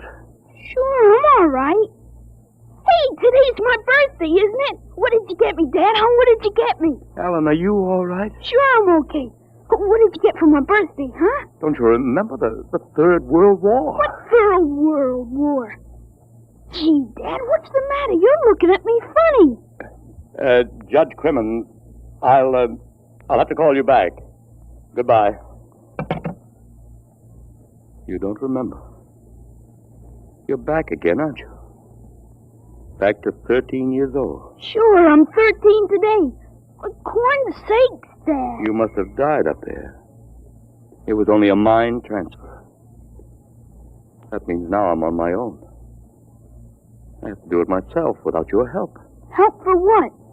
Oh, if it's the grass, I said I'd cut it tomorrow. No, it isn't the grass. I've got to save your life, Alan. I can't let you die that way in 1975. What are you talking about, Dad? You sound goofy. I've got to change it all by myself. Change what? Never mind, Alan. You don't know yet. Come on, let's have lunch. Sure, Dad. Hey, how about my present now? What did you get me for my birthday? Hey, in a minute, son. Go on in. Hurry up, Dad. All right. Now, where'd I put that list of horses?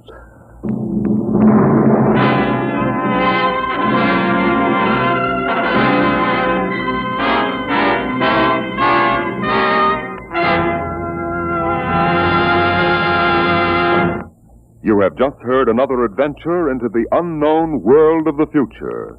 The world of Dimension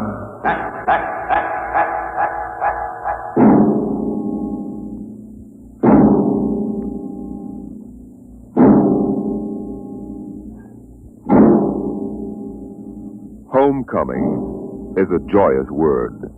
But when the home you're returning to is a burned-out radioactive planet, and when you cannot even imagine what terrible changes you will find there, the word then takes on a very different meaning.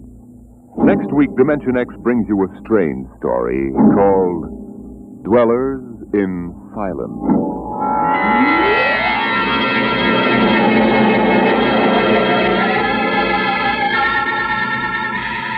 Dimension X is brought to you each week by the National Broadcasting Company in cooperation with Street and Smith, publishers of the magazine Astounding Science Fiction. Today, Dimension X has presented Time and Time Again, written for radio by Ernest Kenoy, and the story by H. Beam Piper. Featured in the cast were David Anderson as Alan and Joseph Curtin as his dad. Your host was Norman Rose. Music by Albert Berman. Dimension X is produced by William Welch and directed by Fred Way.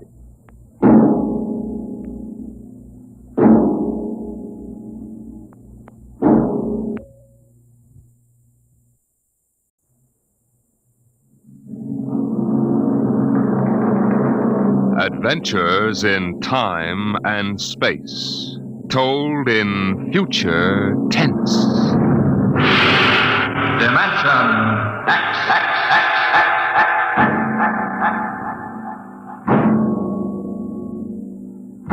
The National Broadcasting Company, in cooperation with Street and Smith, publishers of Astounding Science Fiction, bring you Dimension X.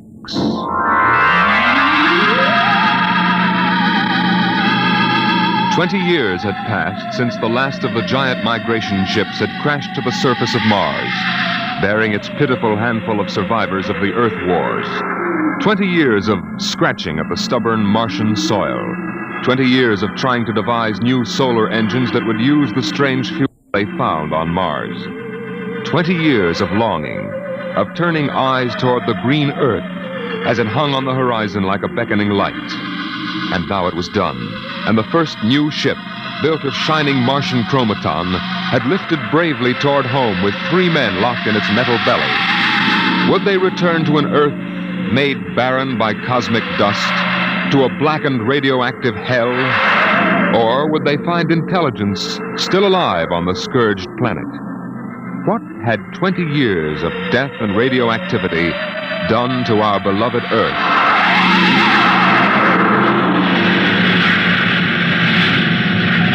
That's it, Captain. We've intersected the course vector. Williams. Yes, sir. Prepare for deceleration. Forward piston ready, Captain. Read us off, Evans. We'll enter the gravitational field of the Earth in exactly 10 seconds. 9, 8, 7, 6, 5, 4, 3. Fire 2 and 4. 1, 0. 2 and 4. What's our momentum, Evans? -3. Fire 1.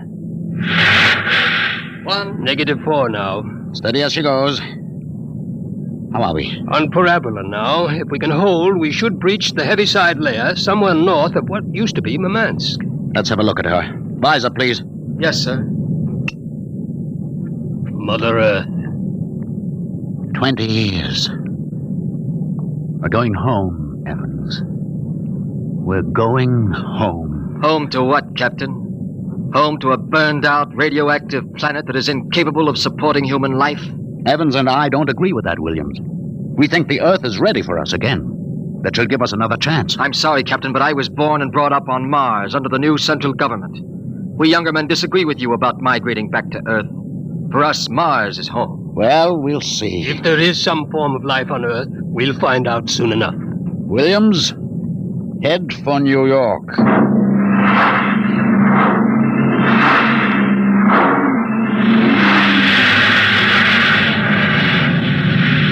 There it is, Captain.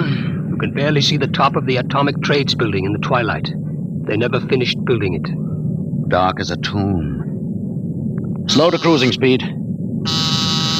Cruising speed. It begins to look as if Williams is right, Captain. Not a sign of life on 4 continents.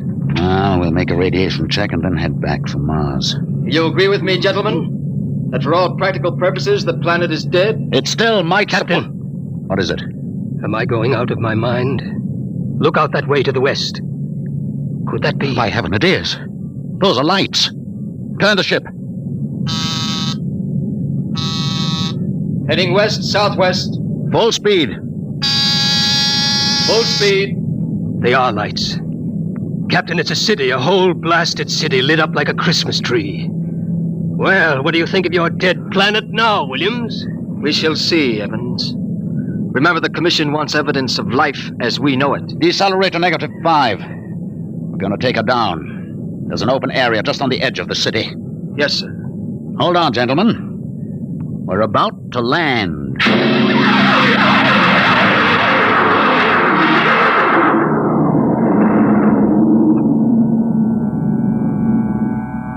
Landing jacks are down, sir. Open the airlock.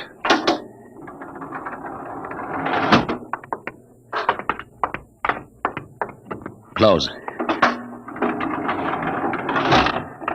All right, gentlemen. Before we go out, security at all times. Williams, you have the blast gun? I have it. If anyone becomes separated, fire a shot and make for the ship. How's the radiation, Evans? Safe enough so far. This seems to be a light area. Very well. Open the lock.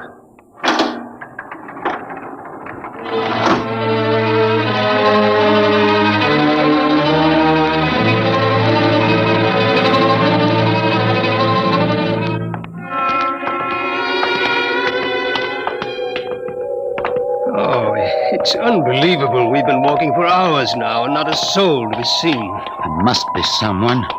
How do you explain the lights? I don't know. Municipal building. Shall we have a look here, sir? Possibly the records might contain some clue. Good idea. Keep your weapons ready.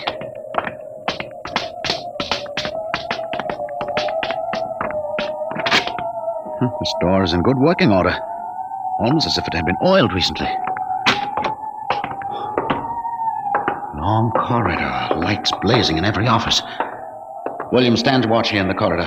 Fire a blast if you need us. Yes, sir. Evans, you come with me. We'll start right here with the city clerk's office. Better check radiation again.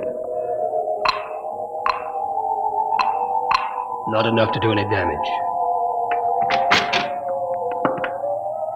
Gives you the creeps, doesn't it? Look at this desk. Papers crumpled, inkstand. Just as if somebody came in and worked here every day. Calendar. June 18th, 1987. Why, that's the day of the evacuation. The dust cloud had already blanketed New York and was heading west. Dog licenses, hunting permits. Somehow I have a peculiar feeling that... Good Lord. Pick it up, Evans. Hello? No answer. Hello? I hear something.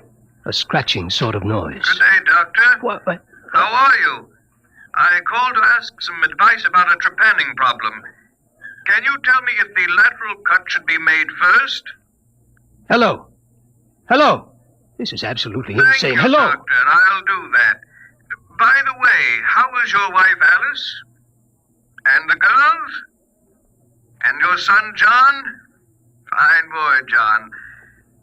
I'll call again tomorrow. Goodbye, Doctor. Hello? Hello? It's gone dead. Who was it? I don't know. A strange voice carried on a conversation about some surgical operation without paying the slightest attention to anything I said. Captain, the lights are out. Good Lord. Captain! Captain! I have a torch. Come on.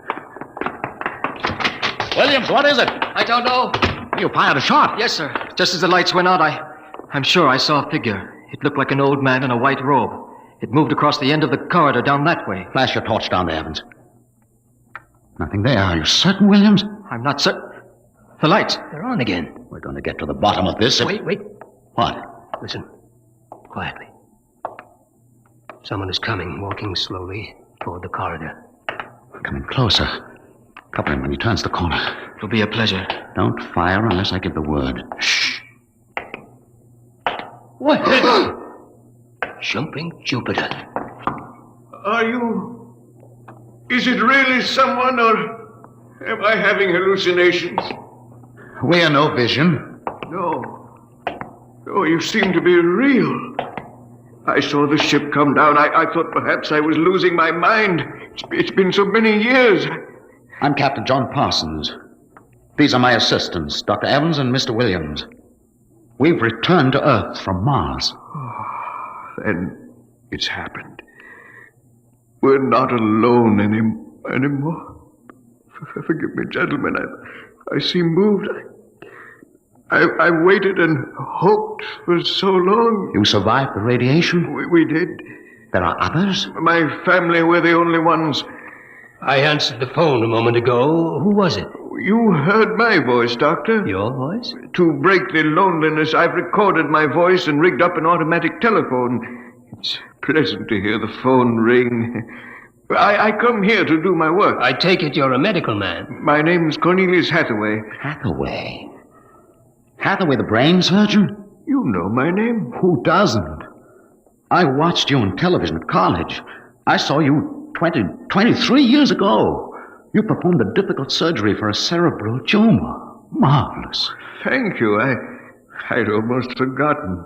My mind, you see, I'm almost 80 now. You look fine, sir. Well, we've had the best of everything. An entire city to choose from. Cold storage, the best equipment. But come, when I saw your ship, I told Alice, my wife, you know, to prepare a feast. This is a great day for me, gentlemen. A great, great day.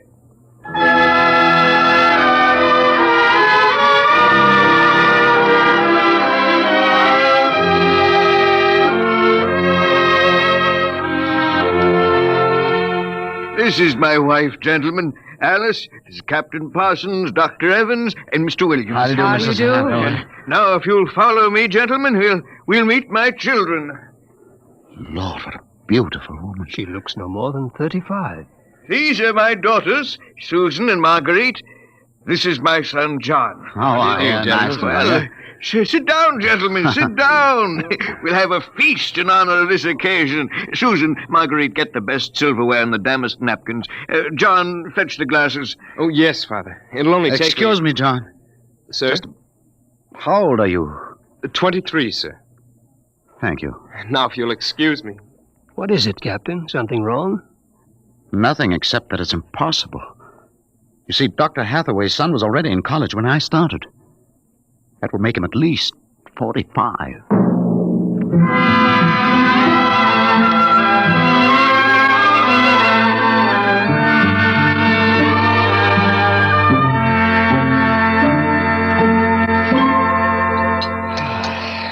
That was a wonderful meal, Mrs. Hathaway. Doctor, your wife is an exceptional woman. Thank you, sir. How would you gentlemen like some fresh gingerbread with your coffee? I baked it this morning. Oh, wonderful. Smell that, Evans? Oh, it's like coming home, Mrs. Hathaway. We enjoy having you here. Mrs. Hathaway, may I compliment you on your having preserved your youth and beauty so well? Thank you. We have had no worries here, no competition. Only the things we need for material comfort. Parsons and I were wondering, Dr. Hathaway, if the radioactivity had any effect in preserving tissue. Your children all look so young, too. It is possible, gentlemen, of course. Radiation does strange things to living tissue. Alice, could we have some champagne? Of course. I'll only be a moment. An amazing woman. Did you ever see such grace? Such complete relaxation. It doesn't seem quite natural. I beg your pardon, gentlemen? Captain Parsons was just about to ask how you and your family managed to escape, Dr. Hathaway. We were very fortunate. I was working in the Sierra Mountains at the time. I had a lead-lined laboratory where I did X-ray research on my pet project. And what is that, sir? The study of machines as they relate to human function and the corollary of... Well, to continue, when the dust cloud covered America, we remained in the laboratory, well supplied with food and water. Later, when the radiation permitted, we made our way east, back to our old home, in the hopes of finding other survivors. But by that time, every living creature had been evacuated to Mars. We were stranded. The migration ships didn't wait for stragglers. That's true. My father and I were on the last rocket out of New York. I've always loved this old house. But the loneliness of those first years... At least you had your wife and children. Yes. Yes, I had my family. If it were not for them, gentlemen, I assure you I would long ago have put a bullet in my head. Here we are. Champagne, Captain? Oh, thank you, Mrs. Hathaway. May I propose a toast? Oh, let me. Gentlemen, to Earth. To Earth. Earth. May she never be a stranger to man again. Hathaway, what is it? Nothing really. It's just a rather sharp pain in the chest. I think you should lie down, Doctor. Yes. Perhaps you're right. Let me help you. No. John and Susan will help. Of course, Father. Why don't you gentlemen go out on the porch, enjoy the air? I'll see you all in the morning. Good night, Doctor. Good night. Come, John. Yes, Father.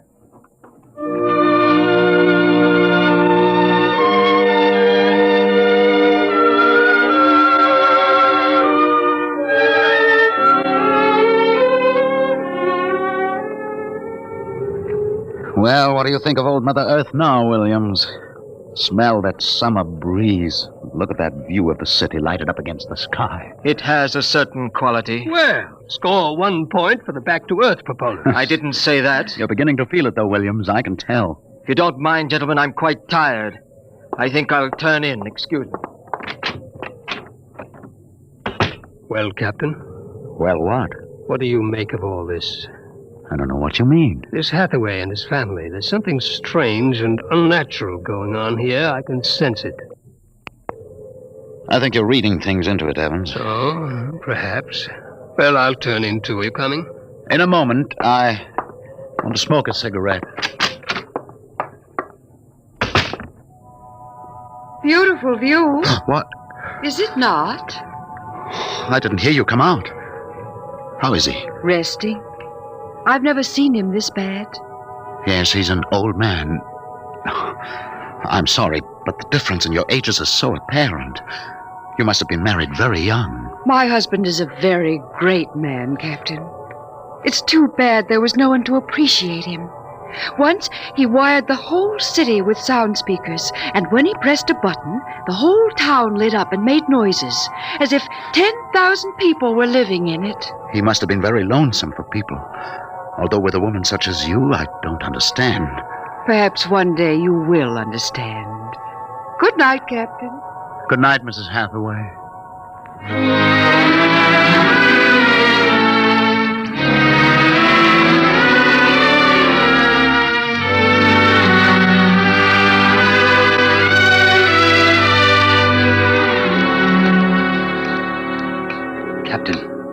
Captain Parsons.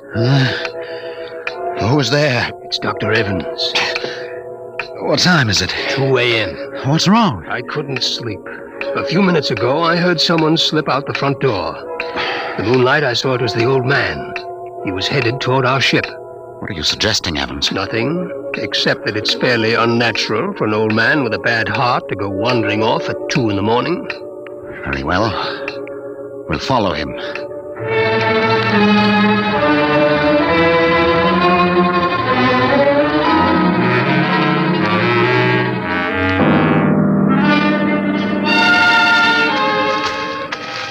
See him yet? No. Look. Ahead there on the hillside. Isn't that Hathaway kneeling in the moonlight? Yes, I think so. Can we get closer? Let's head for that clump of bushes. This is far enough. What do you suppose he's doing there? What are those things on the ground? Good Lord. Those are grave markers. 4 of them. You're right. Seems to be praying over them. Listen. Do you forgive me for what I've done? I had to do it. I was so terribly lonely. You do forgive me, don't you? Yes, I feel you do. I'm glad. I think perhaps I can rest now. I think He's having another attack. Come on. Hathaway! Dr. Hathaway. Raise his head, Evans. His lips are moving. What is it, Doctor? Lean closer. I'm sorry I had to spoil all of this. I've expected it for some time. We'll fix you up. No, this is the end for me. It really doesn't matter. Except for them. What about them, Hathaway? You suspected, didn't you? Yes, I suspected, but I couldn't believe it until now. Do they know? No, they wouldn't understand. I wouldn't want them to know, ever. The Earth... Don't try to talk. The Earth is so fair. Doctor. He's dead, Captain. He knew it was the end this time. Yes, he knew. What was it he meant about your suspecting? Light a match, Evans. Look on those 4 grave markers and tell me what you see. Good Lord. Well? Alice Hathaway, Marguerite Hathaway, Susan Hathaway, John Hathaway. Died July 1987. But that's 20 years ago. If these markers are correct, then who are those others? Can't you guess, Evans? Can't you guess?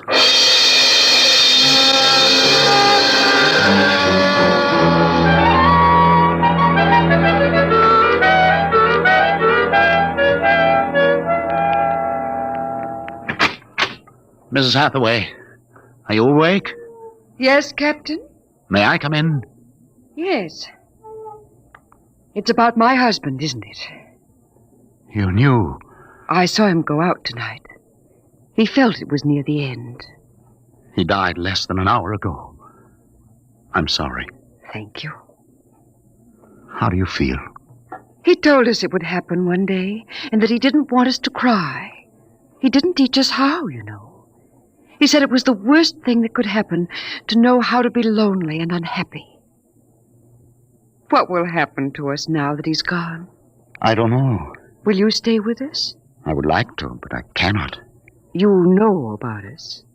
Yes, I know. I didn't think that you knew yourself. The children don't. I've been aware for a long while. No one would have guessed. You're so perfect. Oh, he would have liked to hear you say that. He was so very proud of us. After a while, he came to love us, and at the end, he took us as his real wife and children. He even forgot sometimes that he had made us. You gave him a great deal of comfort. Yes. Over the years, we sat and talked. He loved so much to talk. I was first, you know. Then he became lonesome for the children, and so he made them. He told me about the things he did, about his laboratory. Well, surely the children must suspect. Oh, no. You see, there were no other beings with which to compare themselves. He must have been a great, great genius. Each morning he took a recording of his voice into town and put it on the automatic telephone. Each night it would call us.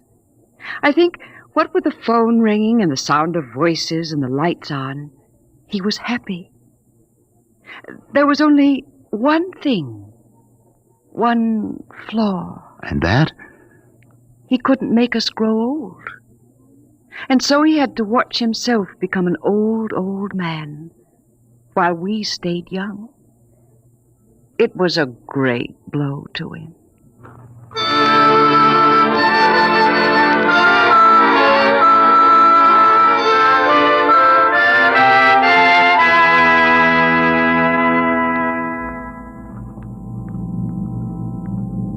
And so we commend the body of this man, Cornelius Hathaway, to his Maker.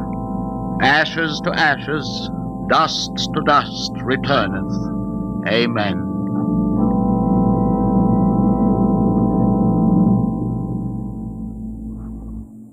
Come, John. Yes, Mother. Susan? Marguerite? Evans, Williams, stay here a moment, please. What is it? Let them go back to the house. I want to speak to you. I know what you're going to tell us, Captain. I saw the names on the grave markers. Well? It's a mockery. A blasphemy of everything we believe in. For a man to do something so evil. Can't you imagine what he faced? Can't you imagine what it must have been like to have watched his wife and children die slowly of radiation burns? To know that he was the last man on the face of the earth? Alone? Eternally and unalterably alone? Good Lord, man, what would you have done if you'd had his medical and technical genius? That's incredible. Yes, it is. But with an entire American city on which to draw for supplies and equipment, a brilliant man might accomplish anything, even that. What are you suggesting, Captain? That we take them back? We haven't enough space on the ship for that. Every ounce counts. Still, to leave them here, like that, alone. I think I have an answer, cold-blooded as it may seem. Go on. I suggest that we turn them off. Do you think that I could do that? No, but I could. After all, they aren't human. They're worse than robots. They're ghoulish. Have you talked to her? Has she smiled at you with that quiet, beautiful smile? Captain, we can't take them with us, and it would be less than human to leave them here without Hathaway. Could you do it, Evans? Give me the blast gun, Williams. We'll wait on the ship.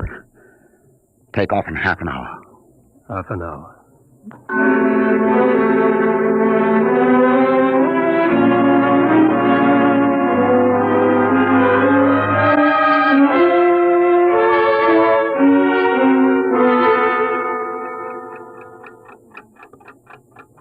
6:25. He should be back soon. Yes. He's doing the only humane thing, Captain. They are less than human. Are they? Well, it's done now, and no one will ever... That's the airlock. He's back.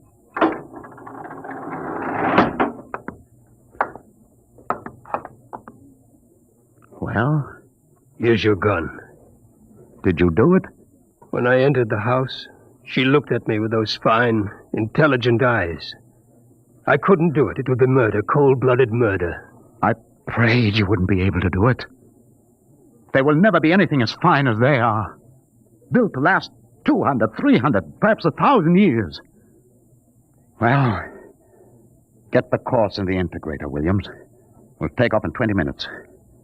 I should be back by then. You're going out, sir? I'm going to say goodbye.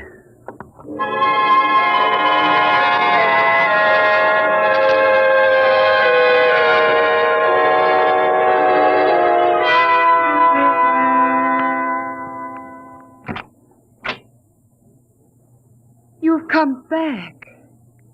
Only to say goodbye. It was nice of you. I wanted you to know that I am coming back someday. When will you come? I don't know. It will take many years to prepare fuel for another trip. 6, 7, perhaps 10 years. I will watch the sky at night, just as he watched it.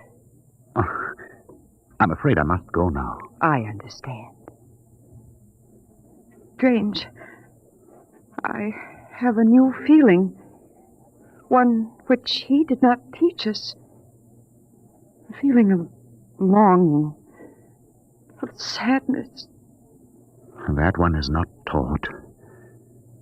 It comes of being alive. Yes. I am alive. Even though he created me, I'm a person now. Goodbye, Alice Hathaway. Goodbye, John Parsons.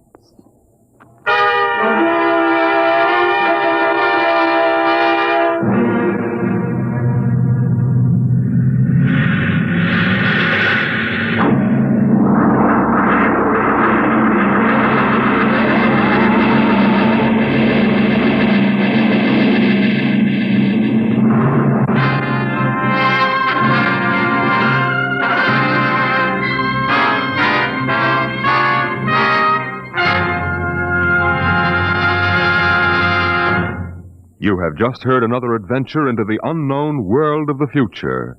The world of... Dimension X.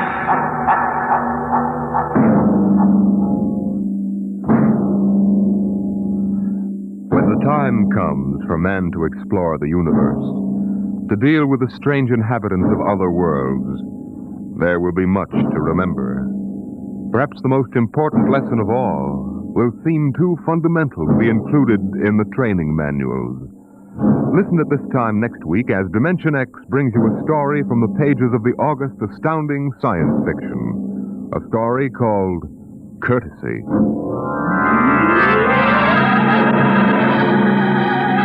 Dimension X is presented each week by the National Broadcasting Company in cooperation with Street and Smith, publishers of the magazine Astounding Science Fiction.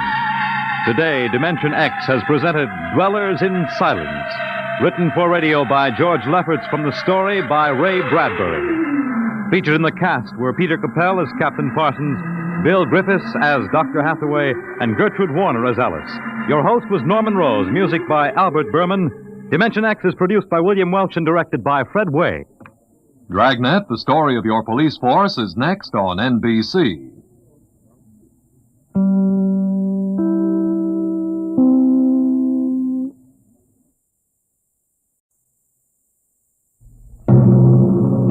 Adventures in Time and Space, transcribed in future tense. Dimension X.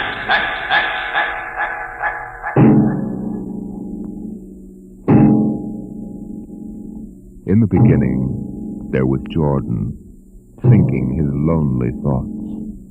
Out of the loneliness came a longing. Out of the longing came a vision. Out of the dream came a planning. And out of the planning came decision. Jordan's hand was lifted, and the ship was born.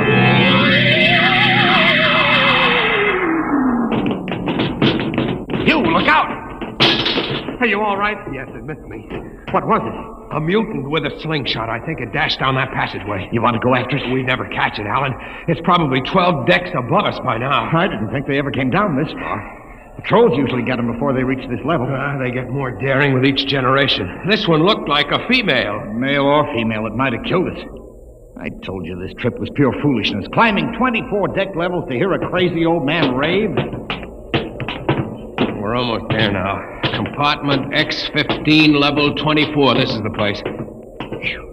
This area smells as if it hadn't been visited by a sanitation crew for generations. Part of the ship is almost deserted.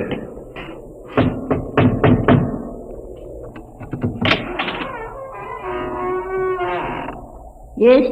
This is the compartment of John the Witness. Who are you? My name is Hugh Hoyland. I'm a cadet from the scientist barracks. This is my friend Alan Mahoney. What do you want of John the Witness? Only to talk. Are you a believer in Jordan? Naturally. I have heard that there are those among the younger scientists who doubt the word of Jordan. To doubt is death. We're not heretics. Enter.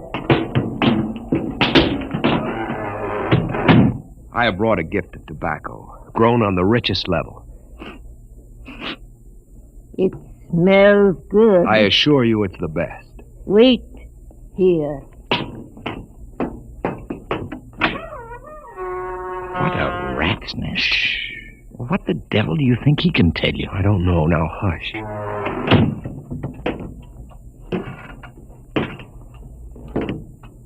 Well? You are John the Witness? I am. Good eating to you. I am Hugh Hoyland. This is my friend Alan Mahoney. What brings a gentleman of the scientist class to my humble apartment? I have heard that you and your parents before you have long been keepers of the legend of the ship. Since Jordan gave the word. I am anxious to hear the word as Jordan spoke it. Why? You see, among the young scientists, there have been some who talk against the word. Regulations against such heresy? Some of them say the ship has no purpose. They say that we're here accidentally. That we have no more grace in Jordan's eyes than the most deformed mutant who dwells in the highest level of the ship. What shall I say to you? I wish to hear the word from the mouth of one who knows, that I may become more convinced. Sit. You have gift for the witness? The finest tobacco. Good. I will dim the light. Now, pay close attention, for these are the words as my father's father's father gave them to his son's son's son. This is how the ship came into being, how our people were created. In the beginning, there was only Jordan, thinking his lonely thoughts. In the beginning there was darkness, formless and dead. Out of the loneness came a longing. Out of the longing came a vision. Out of the dream came a planning. And out of the planning came decision. Jordan's hand was lifted, and the ship was born. Mile after mile of good compartments, tank after tank for golden corn, ladder and passage, door and locker, fit for the needs of the yet unborn. He looked on his work and found it pleasing, meet for a race that was yet to be. He thought of man, and man came into being. Then Jordan checked his thought and searched for a key. Man untamed would shame his maker. Man unruled would spoil the plan. So Jordan made the regulations, some to speak and some to listen. Order came to the ranks of men.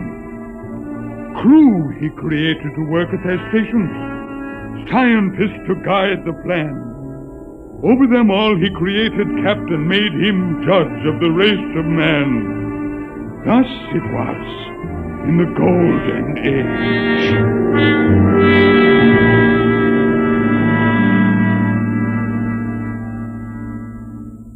These are the true words?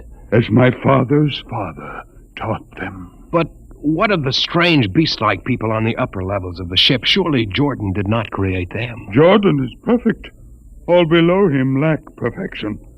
You have heard of the legend of Huff? I have heard that he mutinied against Jordan. Darkness swallowed the ways of virtue. Sin prevailed upon the ship. And before wisdom prevailed and the bodies of Huff and his followers were fed into the converter, some of the rebels escaped and lived to father the mutants. They are tainted with the sins of their fathers. One more question, witness. Speak. What is the ship? The ship is a great sphere. 25 kilometers wide and 100 levels deep. I know that, but what about the upper levels? The regulations forbid us to venture into the upper levels, but it is said that beyond the levels of the mutants lies the forbidden place where Jordan's spirit prevails. So I've heard. But something troubles me. Something which prompted my coming here. Yes, my son. What lies beyond the ship? What? What lies beyond the ship? This is heresy. Answer me. I will not permit such talk. The ship is complete. The ship is universal. The ship is everywhere. The ship is endless. Your mutterings are those of a frightened old man. They answer nothing. You question the word? I think you lie. Hear me, Mr. Highland. For what you have already said, I can have your body fed to the converter. Your soul launched on the endless trip. You threaten me. You, for Jordan's sake. You think I fear this dried fig of a man? You. Sir, my friend is impetuous. He doesn't understand. I might be persuaded to forget a substantial gift. You pig. Come on, Alan. The sight of this so-called holy man offends me. No, you shall not leave. Look, don't try to frighten me with a gun, old man. Remain where you are, heretic. I warn you, put down the gun. No. No closer. Drop it. Very well, then. Death to the heretic. Alan, get him! Is he dead? I don't know. Come on, Hugh. We've got to get out of here. Now where? We can't go back. They'd feed us into the converter. What's that? The old woman must have turned in an alarm. Come on, the patrol will be here in no time. Where can we go? The upper levels. But the mutant. We'll have to take our chance. Listen, that's the patrol we've got to climb. There's a hatchway. Down the corridor. Quickly. Halt! Halt, do we fire? The ladder.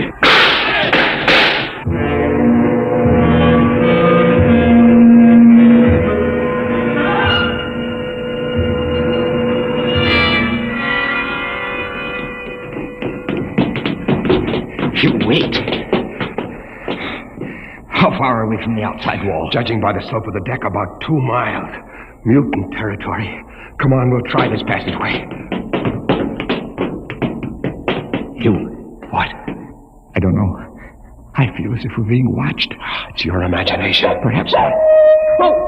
It's only a ship's rat. Get a grip on yourself. This is as big as a dog. Come on. I can't drag myself much further. We've got to find a compartment with water. Oh, if only you hadn't asked him that stupid question. There's no use going over that. Why did you do it? Why? Alan, I've been thinking about it for a long time. And when he began to give me those stupid pat answers, well, I just saw red, I guess. But who are you to question the ways of Jordan? When you asked me to go with you to visit the witness, I thought you wanted spiritual help. I never dreamed I'm sorry, Alan. I couldn't foresee this. I didn't know what... Wait a minute. Well, what? Another shipwreck? No. I thought I saw something move near that bulkhead. I didn't see anything. Maybe my eyes are going bad still.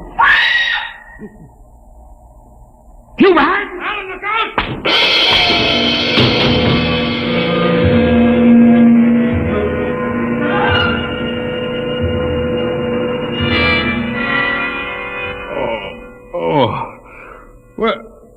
Where am I? What are you? Get away from me! Alan! Alan! Look out with that knife! Stay away from me! Alan! Alan! Don't kill him, Bobo. Not yet. Who are you? Forgive my friend Bobo. Like so many of my people, he's rather impetuous where members of the so-called super race are concerned. Who are you? What place is this? As you can guess from my leg, I'm a mutant. Where is Alan? Your friend is dead. I was not able to restrain my people in time to save him. Why don't you destroy me and get it over with? We do not kill for pleasure, Mr. Hoyland, only when necessary. You know my name? I read your identification tag. Who are you? Mutants can't read. My name is Gregory. I'm a leader of my people. Although we are unfortunate in our heredity, Mr. Hoyland, many of us are quite intelligent. Why do you live like animals? We would rather live like free animals than like regimented slaves, as you do. I've heard that you practice cannibalism. Undoubtedly, you hear many things about us. We raise our own cattle on the upper levels, and those of our people who choose to farm raise enough crops for our small population. You turn your head. Why? This one. I've never seen a creature like him. Bobo is an unfortunate. He was born without the power of speech. How can you tolerate a monstrosity? We have learned to live with difference. If we began to destroy our imperfects as you do on the lower levels, there would soon be no one left. It violates the regulations. The word of Jordan You know, states... Mr. Hoyland, your people are really primitive and barbaric. You dare say that to me? I dare say a good deal more. Let us go to my compartment and speak further. I'm always interested in information of the lower levels. I won't give you any information. Bobo, I want Mr. Hoyland in my cabin, please. Hey. I would advise you to go quietly, Mr. Hoyland. Bobo has a hatred of superior beings, which is unfortunate, but quite understandable. Proceed.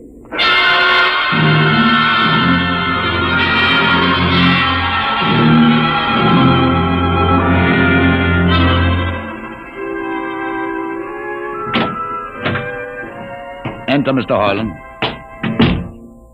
This is where you live? Yes. But you have books. Stolen from your libraries, Mr. Hoyland. Compton's Astrophysics. The Philosophy of Interstellar Navigation. Celestial Mechanics. You have read these? Most of them. Why did you bring me here? What do you intend to do? Do you believe in Jordan, Mr. Hoyland? There is no other belief. And the trip? I suppose you believe in the trip, too. Well, what else is there to believe? When you die, your remains are fed to the converter, and your soul makes the trip. And where does the trip take you? Why, to Centaurus, of course. Huh? What is Centaurus? Why, Centaurus, mind you, I'm just telling you the orthodox answer. Centaurus is where you arrive when you've made the trip. A place where everything is happy and everybody's happy and there's always good eating. It's mythological, of course. And you believe this? The peasants believe it, literally, but many of the younger scientists like myself know that it's figurative, symbolic. Why do you ask? Didn't it ever occur to you, Mr. Hoyland, that the trip is exactly what your peasants believe it is? That the ship and all the crew were actually going someplace, moving? The ship can't go anywhere. It already is everywhere. Imagine a place bigger than the ship, much bigger, with the ship inside it, moving inside. But there can't be any place bigger than the ship. There wouldn't be any place for it to be. Oh, for heaven's sake. Listen, you know the lowest level? Yes. If you started digging a hole in the lowest level, where would that hole go? Where would that hole... Oh, no. No, it's forbidden to think such a thought. Where would it go? No. No, I can't think about it. Bobo, we're going to take Mr. Hoyland to the place. Where are we going? To the top level. But it's certain death. Nonsense. I've been there 1,000 times. Come along. No, I won't. You can't make me. I think we can. Now, shall we proceed peacefully, or shall I have Bobo persuade you?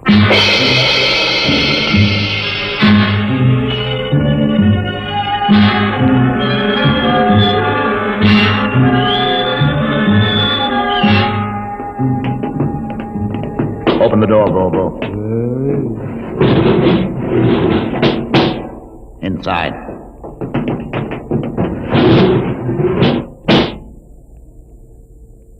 What place is this? This, Mr. Hoyland, is the main control room. Why, Mr. Hoyland, you're trembling. It isn't true. There is no such place except in mythology. You younger men are so wise, Mr. Hoyland, except for one thing. This happens to be the main control room of the ship. But it's nothing but a huge room with an instrument panel. What did you expect? How do you know this is the main control room? See these instruments? Using them, the navigator many hundreds of years ago actually steered the ship on its voyage. I don't understand. I didn't suppose you would. Your people have been so steeped in superstition and ignorance that the whole concept has lost its meaning. Sit in that chair. Don't be frightened. Sit down. Very well. Look up. What do you see? Nothing but a huge shield. Watch it for one moment, Mr. Hoyland. You are going to see something that few of us have ever been privileged to witness. Something so dazzling that you may find it hard to accept at first. But it is there. It is a reality. And ultimately you must accept it. What are you doing? I'm dimming the lights. Don't be frightened. Keep your eyes focused on the shield above us. Ready? Watch. The shield! It's sliding back! Ghost of Jordan! Well? What am I seeing? The universe, Mr. Hoyland. The universe in all its beauty. The stars, the planets, the sun, the moon, and the constellations. This is your heritage, Mr. Hoyland. The heritage you've been too stupid to seize. But it can't be. The ship is the universe. There is nothing but the ship. But there it is. You see it before your eyes, spread out like a canopy of glory. You still deny it? Answer me, Mr. Hoyland.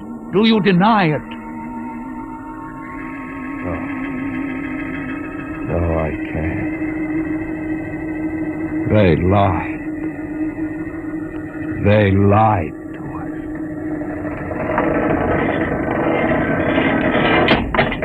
Good.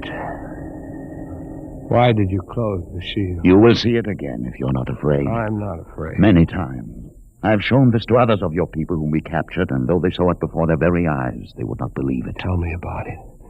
Tell me about the ship, about the universe. What are these things? How did this come about? Many thousands of years ago, on a planet like those you've just seen, a planet called Earth, a scientist named Jordan decided to build a ship that would carry men from one planet to another. For many years, Jordan and thousands of others studied and planned. And when they were finished, they built the ship.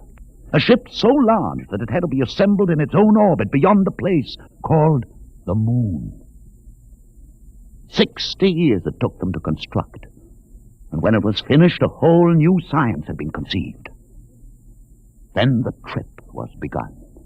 The trip that was to land a colony of Earthmen on a far-off planet called Centaurus, millions of light years beyond the furthest planet ever reached before. How do you know these things? Among my books are the log which Jordan himself kept, and the records of the journey for the first 40 years. What happened? There was a mutiny. A man named Huth led a rebellion of those who wanted to turn back. In the struggle, the navigators were killed, and the crew fell into a state of anarchy. In the years to follow, small groups of men tried to organize the ship for navigation, and each time they failed. Finally, the whole idea was abandoned.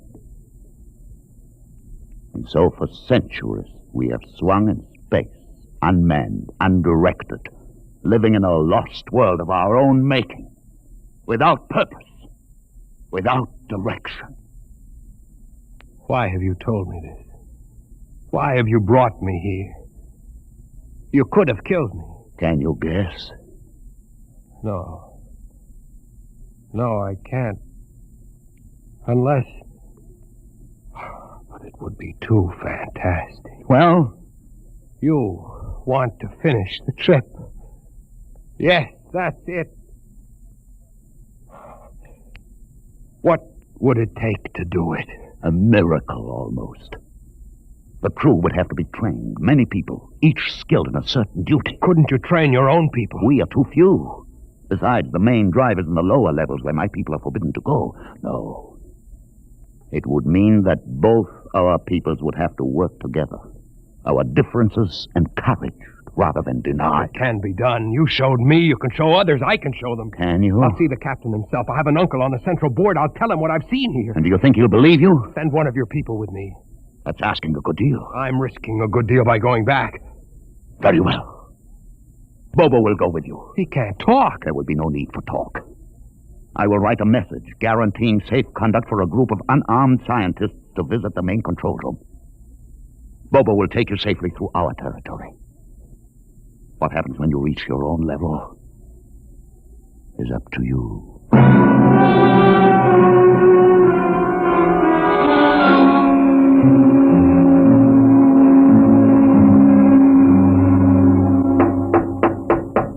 One moment. Yes, what you? Quick, Uncle, let us in. But this mutant... He's harmless, please. Now, what is this?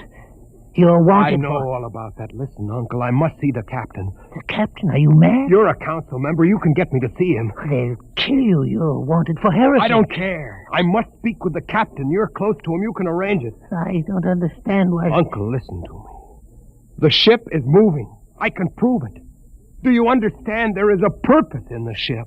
I don't understand what you're babbling about. Never mind. Just talk to the captain. Tell him I have information of tremendous importance. Tell him I've arranged a truce with the mutants. A truce? Here, show him this paper signed by their leader. Do it, Uncle, for my sake. I don't know. Please, Uncle. If I'm to die, let this be my last request to you. Very well. I'll speak to the captain. I'll try.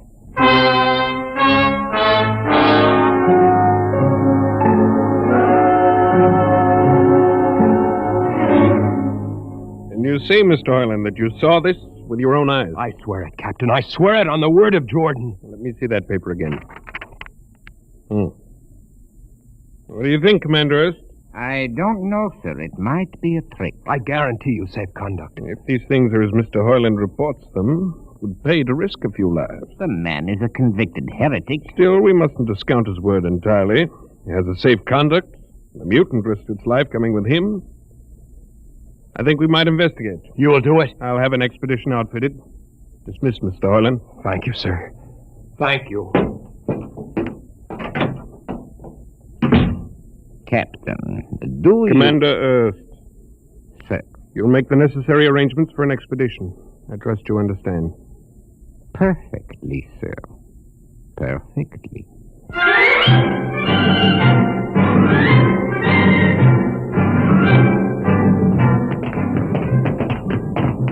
Lieutenant. Mr. Hoyland. You'd better halt your men here. This is the spot. Patrol, halt. I see no welcoming party of mutants. There will be none. Their leader will meet you inside the main control room. You don't say. And just where is this main control room? Beyond that door. I see. All right, men. Ready arms. Why do you ready arms? In case of ambush. Ambush? Don't you think they could have ambushed you on the way up here a good deal more easily? You know, Mr. Hoyland, I think you're a mutie lover. They have a place in the converter for that kind. Lieutenant, are you mad? No, Mr. Hoyland. But most certainly you are.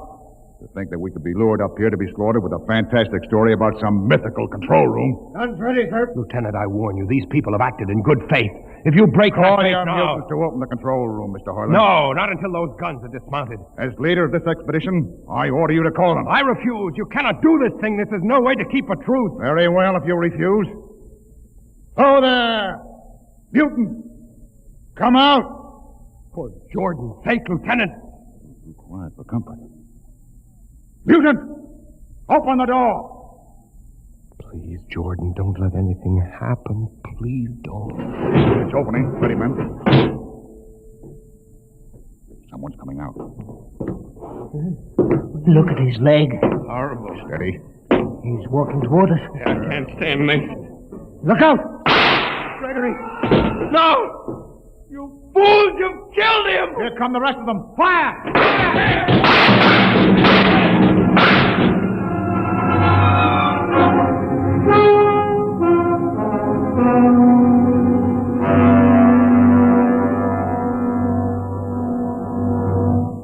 That should teach them a lesson they won't forget. All right, men. Inside the room. Orland, you're under arrest as a conspirator in this ambush. Ambush, you fool, you blind, stupid fool. That'll be enough. Have you been inside this place before? Yes. What's all this machinery? These are the controls he would have used to steer the ship. He's gone out of his mind, Lieutenant. Steer the ship? Who? The leader. The one you killed. This ugly mutant? This ugly mutant happened to be a man of true greatness. You're mad. Am I? This man had a vision which could have saved you, but you chose to kill him because you couldn't stand the sight of his difference from you. I'll not listen to these ravings. Close your ears. Shut your minds against the conscience that tells you it's wrong to kill. That tells you that your need to be arrogant only proves your inadequacy to yourself. Shut him up. Don't listen to him, man. You can't shut your ears. My words sting you. You cannot shut your mind. And you cannot shut your eyes. Don't do this! The roof. It's moving back. Look. Let the vision of this confound your ignorance and blind your eyes. This is the heritage you tried to stifle in your own breast. This is the heritage of stars and open skies for which men have yearned for centuries. Try to destroy this, and you will only destroy yourself. Death to the heretic. Kill me if you choose. But I say to you that this you cannot keep from our people. That they will seek it out, and the ship will be manned, and the ship will be steered, and there will be freedom and purpose and respect for ourselves. This is your heritage. Look upon the universe. Kill him! Kill him!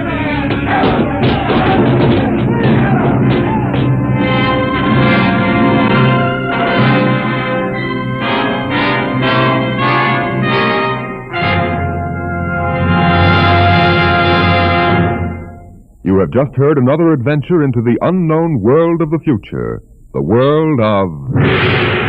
Dimension X.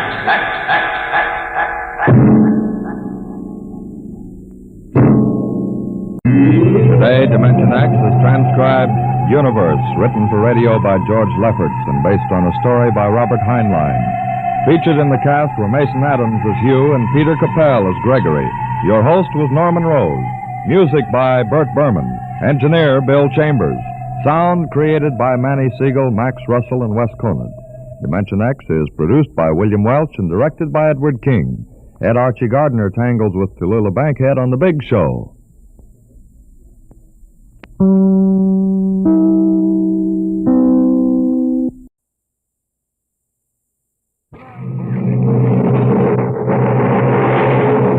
Adventures in time and space, told in future tense.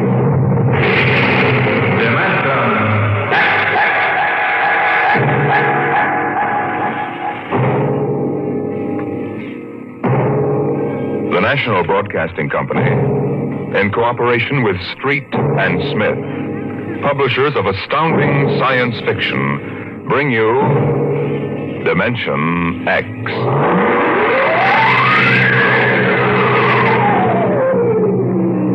The soundproofed Happy Life home had cost $30,000 installed. It clothed and fed and rocked them to sleep and played and sang and was good to them. Their life purred on from day to day, measured and controlled by the nucleonic thermostats, the iridium sponge servo brains that made the beds and washed down the bathroom floors and made sure the salt cellars flowed freely without clogging. Twice a day, the house paused, rang a quiet bell, and turned precisely 90 degrees on its axis in order that the view from the Solaroid living room windows might be varied to avoid ennui. Of course, the pride of the house was the nursery. The agent for the company had been most enthusiastic. This way, right down the hall. All right. What was that? Oh, it's all automatic. The nursery turns itself on when you come within 10 feet of it. Soft automaticity. That's the motto of the company. All right, now, this is the nursery. 40 feet by 40 feet and 30 feet high. Separate power unit with automatic overload circuit breakers, inspected and approved by the underwriter's laboratory.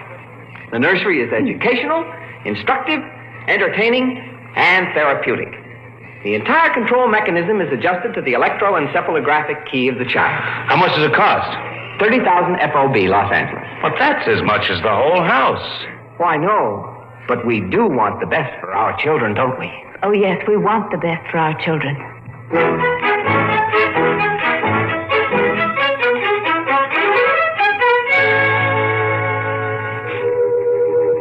And it was the best. The crystalline walls wavered from 2 to 3 dimensions. The pseudo-textured composition flooring shifted lightly from brick to dirt to waving grass. And the odorophonics wafted the scent of fantasy through the hermetically conditioned and filtered air. The nursery was the very best. But then they wanted the very best for the children. The technicians installed the nursery, and the heavy coaxial power cable was run in from the main line. The walls sprang to life, and the mental control banks and relays hummed. All right, Peter and Wendy, this is your nursery. What's so special about a nursery, Dad? Plenty. You just go in and see. Oh, do we have to? It's so big. You promised you'd play ball with me outside, Pop. Go on, kids. Try out the nursery. It's better than any old yard. Oh. Go on in, dear. You'll be surprised. Gee. Go ahead, Wendy. I'm scared. I'm not. Hey, it's nice in here. It is? Come on in, Wendy. Boy, look at the pictures on those walls. They're real. Well, almost real. You can change them any way you like just by thinking about it. Go on in, dear. Well, all right, Mommy. Hey, Wendy, look what I can do with the pictures. Oh, that's a white mattress from Alice in Wonderland. Sure. I just thought about it, and there it was. Well, let me try, Peter. Let me try. Go ahead. Just think. How about the... Oh, I know. I want to see the Wizard of Oz.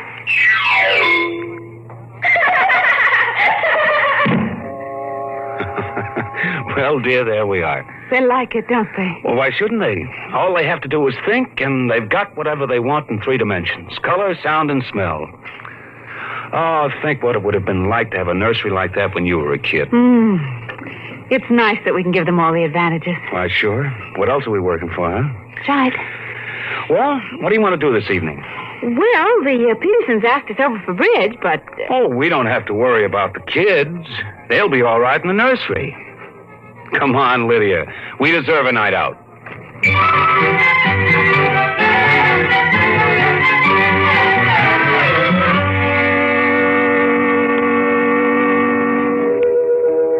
And in the nursery, the walls were a kaleidoscope of time and space and imagination. The green forest of Sherwood and quiet forms of Robin and his merry men gave way to the roll of the high seas and the smell of salt in the air as Sir Henry Morgan sailed into the harbor at Jamaica. It's my turn now, Peter. You've got to be fair. It's my turn. Dorothy and the Wizard of Oz followed the yellow brick road round the nursery walls. Then Hansel and Gretel discovered the gingerbread house about 3 feet from the door. And from a high tower that stretched into the clouds, the little lame prince sailed out over his kingdom. And behind the crystal and quartz walls, the vacuum tubes and grids and banks of mental image tape spun quietly and efficiently, erasing the line between illusion and reality. Of course, the electric bill from Consolidated Utilities was tremendous, but it was worth it. The house went on. The stove hummed happily in the kitchen, making breakfast, dinner, and supper for four, turning the eggs over lightly and producing popovers electronically calculated by capacity to a 30-volt current and specific gravity. The automatic laundry did the shirts with a medium starch in the collars, except the button-down Oxfords, which had no starch at all. The Happy Life home breathed contentedly as life proceeded with soft automaticity as guaranteed in the brochure and bill of sale. George. George, I wish you'd look at the nursery. Well, what's wrong with this? Well, I don't know. Well, then what? I just want you to look at it, that's all. Or call a psychologist to look at it. What would a psychologist want with a nursery? Oh, now, George, you know very well what he'd want. I was in the nursery last week. It's perfectly all right. Well, it's different now. Huh? What do you mean, different? I just want you to come and see. Are the kids there? No, Madge Allen took them to a show along with her kids. That's why I want you to look in now before they get back. All right. What you expect me to do, I don't know. I'm no mechanic. This isn't a question of a leaky faucet, George. All right, dear, I'm coming.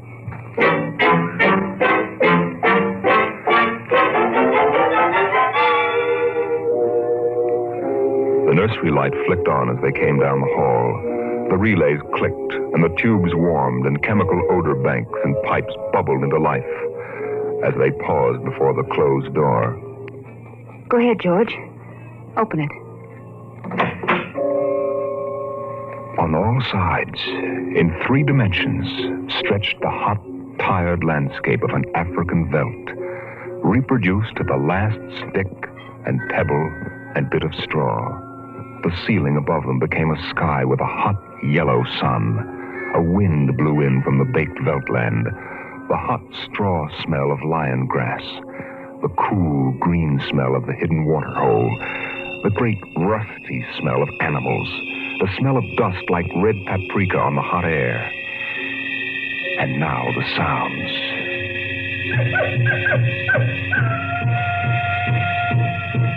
The howl of the jackal in the distance, the thump of distant antelope feet on grassy sod, and the papery rustling of the great vultures that wheeled and circled under the yellow, burning sun. Oh, let's get out of this sun. It's a little too real. Oh, no, George. You promised you'd look around. Well, I don't see anything. Now, wait a minute. Look. There are the vultures. Filthy creatures. And there are the lions. Far over that way. Yes, I see them. They're on their way to the water hole. They've just eaten. Eaten? Yes, I can't see what. The sun's too strong. Well, shade your eyes. It's some animal. A zebra or a baby giraffe, maybe. Can you see it? Are you sure? It's a little too late to be sure. Nothing over there but clean bone and vultures dropping for what's left. George, did you hear that scream? What scream? Just now. Sorry, hon, no. Here come the lions. George, they're frightening. Take it easy, Lydia. They're just illusion. It was a miracle of mechanical efficiency, the lions prowling toward them over the tawny veldtland. A miracle of inventive genius. Every house should have one. The lions were 15 feet away. So real, so startlingly real, you could feel the prickling fur on your hand. Your mouth was stuffed with the dusty upholstery smell of their heated pelts. And the yellow of them was in your eyes, like the yellow of an exquisite tapestry. The yellows of lions and summer grass. The sound of the matted lion lungs exhaling on the silent noontide. And the smell of meat from the panting, dripping mouths. George, I'm afraid. They're so real. They're only an illusion, Lydia, that's all. Watch out! Out, quick, outside! Oh, George. Lydia, my poor, sweet Lydia. George, they almost got her. No. Take it easy. Calm down. Yes, but I could feel their breath. No. Get a hold of yourself, Lydia. They aren't real. Walls, that's all it is. Crystalloid walls. But they look so real. Yes, darling. Of course they do. But it's all dimensional color reactionary process and metal tape film behind glass screens. It's all odorophonics and sonics. Now, here, take my handkerchief. I'm afraid, George. Did you see? Did you feel? It's too real. No, Lydia. We've got to tell Wendy and Peter not to read any more on Africa. Yes, of course, dear. Do you promise? Sure. And lock the nursery for a few days.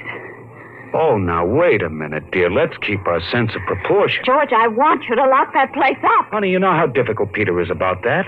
I punished him last week by locking the nursery for an afternoon, and he threw a tantrum, and Wendy, too.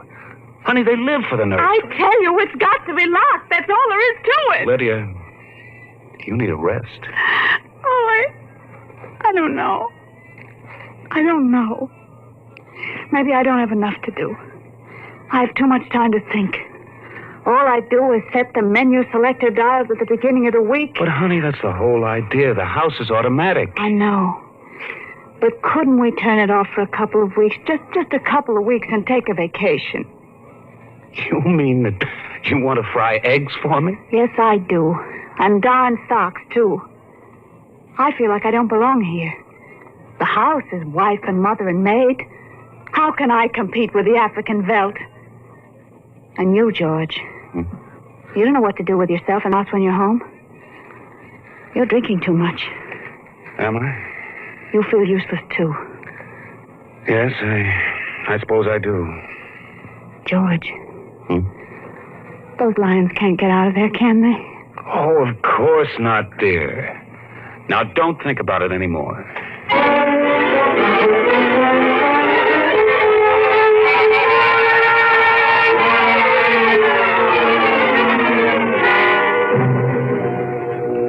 They ate alone. He sat idly watching the dining room table produce warm dishes of food from its mechanical interior. You forgot the ketchup. That's better. It wouldn't hurt to lock the children out of the nursery for a while.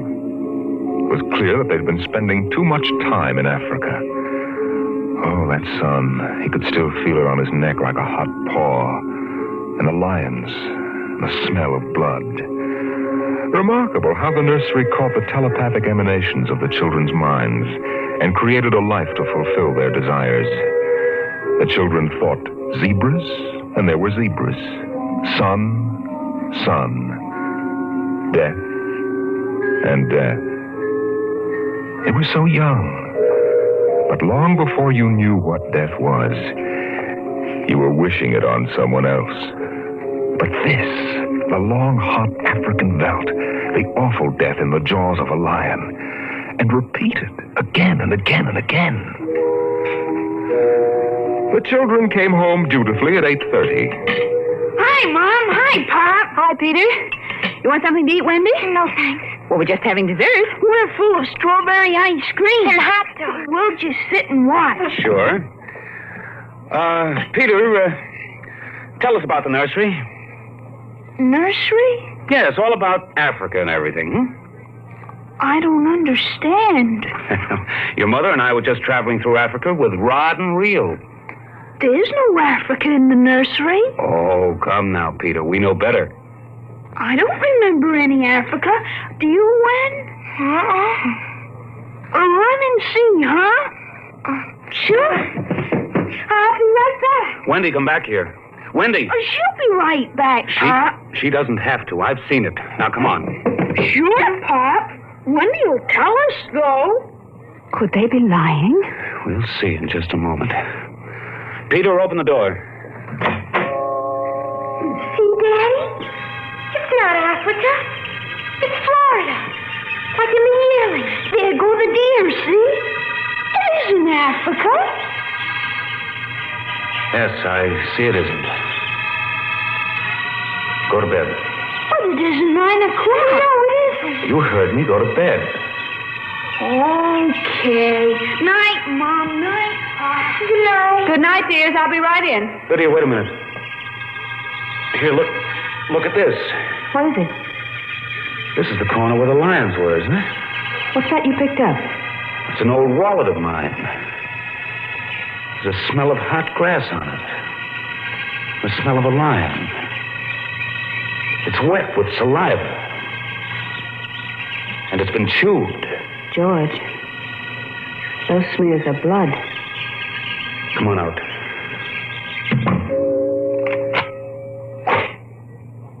Now let's go to bed.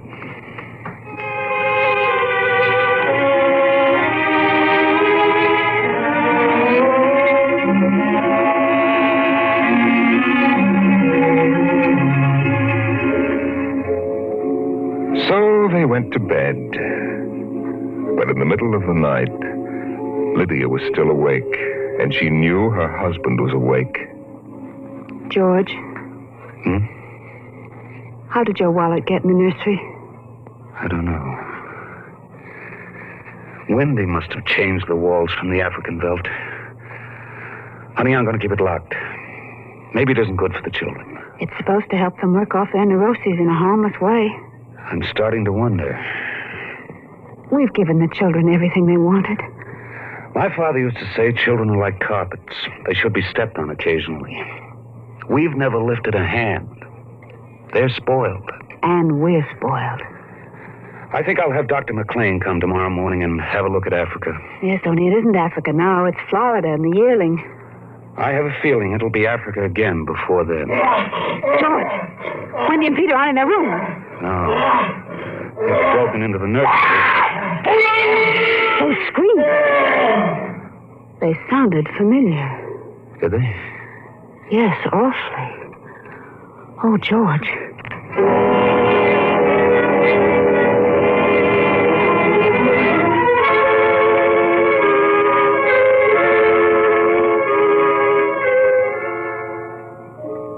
Although their automatic Somno beds tried very hard, the two adults couldn't be rocked to sleep for another hour. A smell of cats was in the night air. And in the morning, the stove cooked French toast, and the dining room table poured the syrup and melted butter. Pop, Yes? you aren't going to lock up the nursery for good, are you? That all depends. On what? On you and your sister? We feel that you should have some variety, dear. If you intersperse this Africa with a little Sweden or China... I thought we were free to play the way we like. Well, you are within reasonable bounds. Well, what's wrong with Africa, Daddy? Oh, so now you admit you've been thinking up Africa, I wouldn't want the nursery locked up ever. Well, as a matter of fact, we're thinking of turning the whole house off for about a month. Sort of camping out. You mean I'd have to tie my own shoes instead of having my shoe tire do it? And brush my own teeth and comb my own hair and give myself a bath? Well, Wendy, it would be fun for a change, don't you think, dear? No, it'd be awful. I didn't like it when you took out the picture painter last month. Well, that's because I wanted you to learn to paint by yourself. I don't want to do anything but look and listen and smell. What else is there to do? Oh, all right. All right, go play in Africa. Are you going to shut off the house? We're considering it. I don't think you better consider it anymore, Pop. I won't have any threats from you, son. Okay, Pop. Come on, Wendy. Let's get back.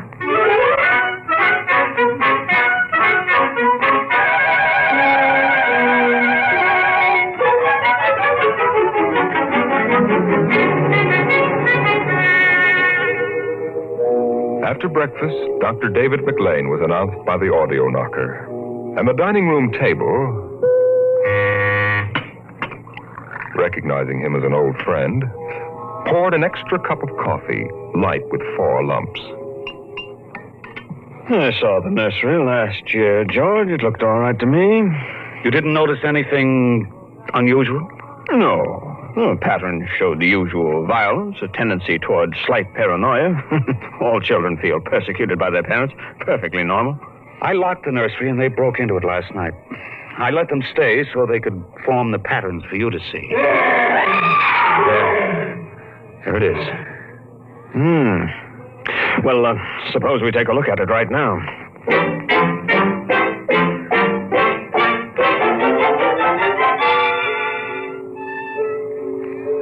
They entered without knocking and sent the children out. The screams had faded, and the lions were feeding quietly under the trees. Wish I could see what they're eating. Do you suppose some high-powered binoculars would... Hardly, no. How long has this been going on? A little over a month. It certainly doesn't feel good. I don't want feelings. I want fact. George, a psychologist, never saw a fact in his life.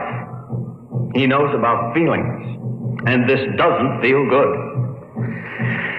My advice to you is to have the whole room torn down and your children brought to me every day for the next year for treatment. Is it that bad? I'm afraid so. You know, that's why the nursery was developed originally. To let us examine the patterns left on the wall by a child's mind. But what is it? What's wrong with Peter and Wendy? Well, it's hard to say. I haven't punished them more than average. Though I took away a few gadgets. Last week I locked the nursery to show I meant business. George, you've let this room replace you and your wife and your children's affections. This room is their real father and mother. And now you come along and want to shut it. You can feel the hatred coming out of that sky. George, turn everything off. The nursery, the automatic kitchen, the whole confounded automatic house. Start now. But won't the shock be too much for the children? I don't want them going any deeper. Let's get out of here. I never liked these rooms. Get me nervous. Those lions look real, don't they? I don't suppose there's any way that... What? That they could become real? Certainly not. Some flaw in the machinery, tamper. No. I don't imagine the room will like being turned on. Nothing ever likes to die. Even a room. I wonder if it hates me for turning it on. Paranoia is thick today. Hello. Is this your scarf? It's stained. Brown. Say, that's blood. That's Lydia's. Come on, the main fuse box is out here. Go ahead. Pull the switch.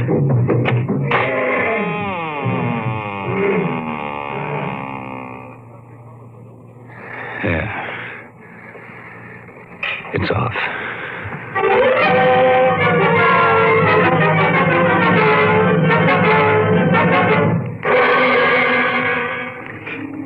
The two children were in hysterics.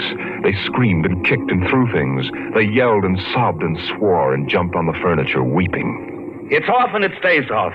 The whole house dies as of now. The more I see of the mess we put ourselves in, the more it sickens me. We've been contemplating our electrical, mechanical navels for too long. We need air. Fresh, unfiltered, unconditioned air. He marched around the house, cutting the switches and pulling fuses. The stove was disconnected with a roast lamb in the oven and a flapjack still in the air. The heaters, the shoe shiners, the shoelacers, the body scrubbers and swabbers and massagers. He pulled the plugs and shorted out the controls, one after the other. The house became full of electronic corpses. It was a mechanical cemetery, so silent. None of the humming, hidden energy of the machines waiting to function at the tap of a button. And by the still dining room table, its radionic insides dead and currentless, Peter wailed at the house. Don't let them do it! Don't let Pop kill everything! I hate you, Bob! I hate you! Peter, please! Insults won't get you anywhere. I wish you were dead! We were for a long while. Now we're going to start really living. One more, Daddy, just one more. Oh, Wendy, one honey. One minute of the nursery, that's all. Just one more minute. Oh, George, it can't hurt, really. Oh, all right, only shut up. 1 minute. And that's the end. Forever. Gee, thanks, Pop. Thanks. Then we're going on a vacation. Dr. McLean is coming in a half hour to help us out. Lydia, turn on the nursery. Now remember, kids, it'll be just for 1 minute. Oh, boy. Come on, Wendy, come on. Oh, thanks, Daddy. Thanks a lot. Just 1 minute, remember. Oh, where'd I put those suitcases? Lydia! Don't shout, George. I'm right here. Oh, Did you leave them alone in the nursery? Well, I've got to get ready, George. Oh, that awful Africa. What can they see in it? Well, in an hour, we'll be on our way to Iowa. What prompted us to buy a nightmare like that? Pride, I guess. We had the money and we were foolish. I guess we'd better get them out of there before they get involved with those beasts again. Come in! Daddy! Mommy! Come on, quick. Wendy! Wendy, Peter, what's the matter? Hurry up. Open the nursery. Wendy! Peter! Well, they aren't anywhere. Wendy! Peter? Peter! Oh. The door. Open the door. They've locked it from the outside. Peter! Peter, open up! Peter! Don't let them turn off the nursery! Now, don't get ridiculous, children. It's time to go. Wendy! Wendy, open the door, dear! Let us out! Peter, open the door. Time to go. Open the door. George! George, the lion! Peter, do you hear me? Open this door. They're all around us. George! Son! Son, do you hear me? Let us out! George, look out! They're coming!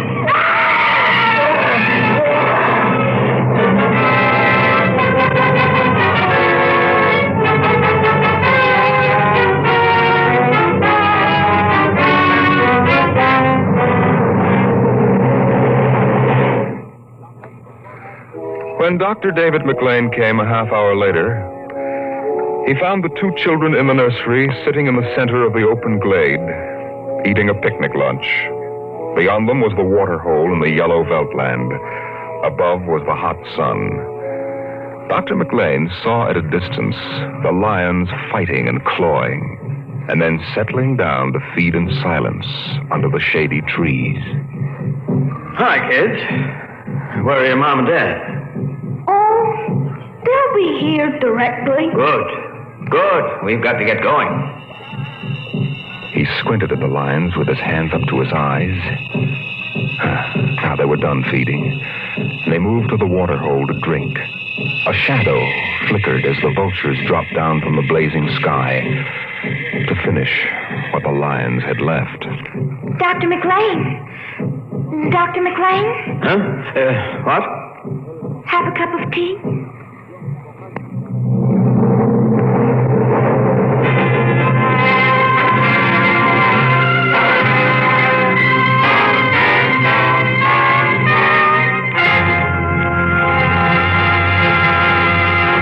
You've just heard another adventure into the unknown world of the future. The world of Dimension X.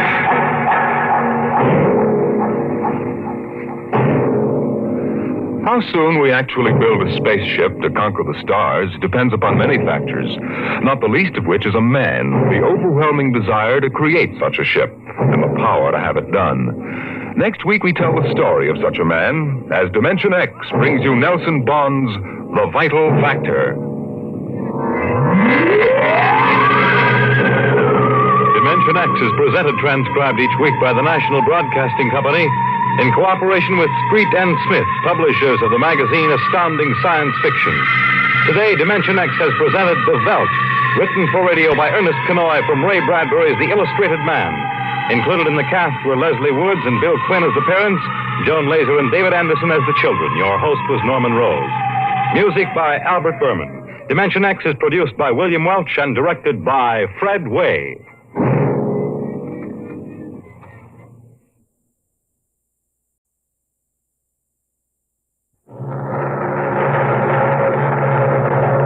Adventures in time and space, told in future tense. Dimension X.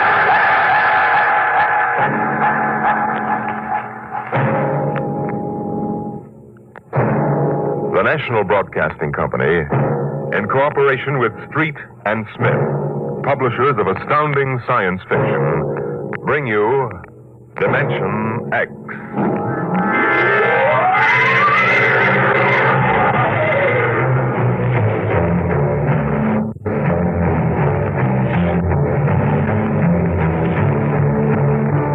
I doubt that anywhere on Earth There's a man or a woman or a child who doesn't know the name Wayne Crowder. I doubt whether there's a human being who hasn't at one time or another used one of the Crowder products, the can opener or the razor blade, or the patented tooth powder dispenser, or the Crowder improved slideless fastener. There's a fortune in such products, and Wayne Crowder was the man to squeeze that fortune out, penny by penny. And he did. And in the magazines which write about men of business, he was described as a man of ice and stone and ink and steel. No warmth, and a heart to pump blood, not feel human emotion. But he took some of his money and he built himself a towering skyscraper. And he placed his private office at the very peak. And he built a battery of buttons into his desk so that when he wanted something, all he ever had to do was press a button. And like genies springing out of the bottle, the proper personnel would come running. Yes, Mr. Crowder. Get me my engineers. Yes, sir. Right away, Mr. Crowder. Mr. Crowder wants his engineers at once.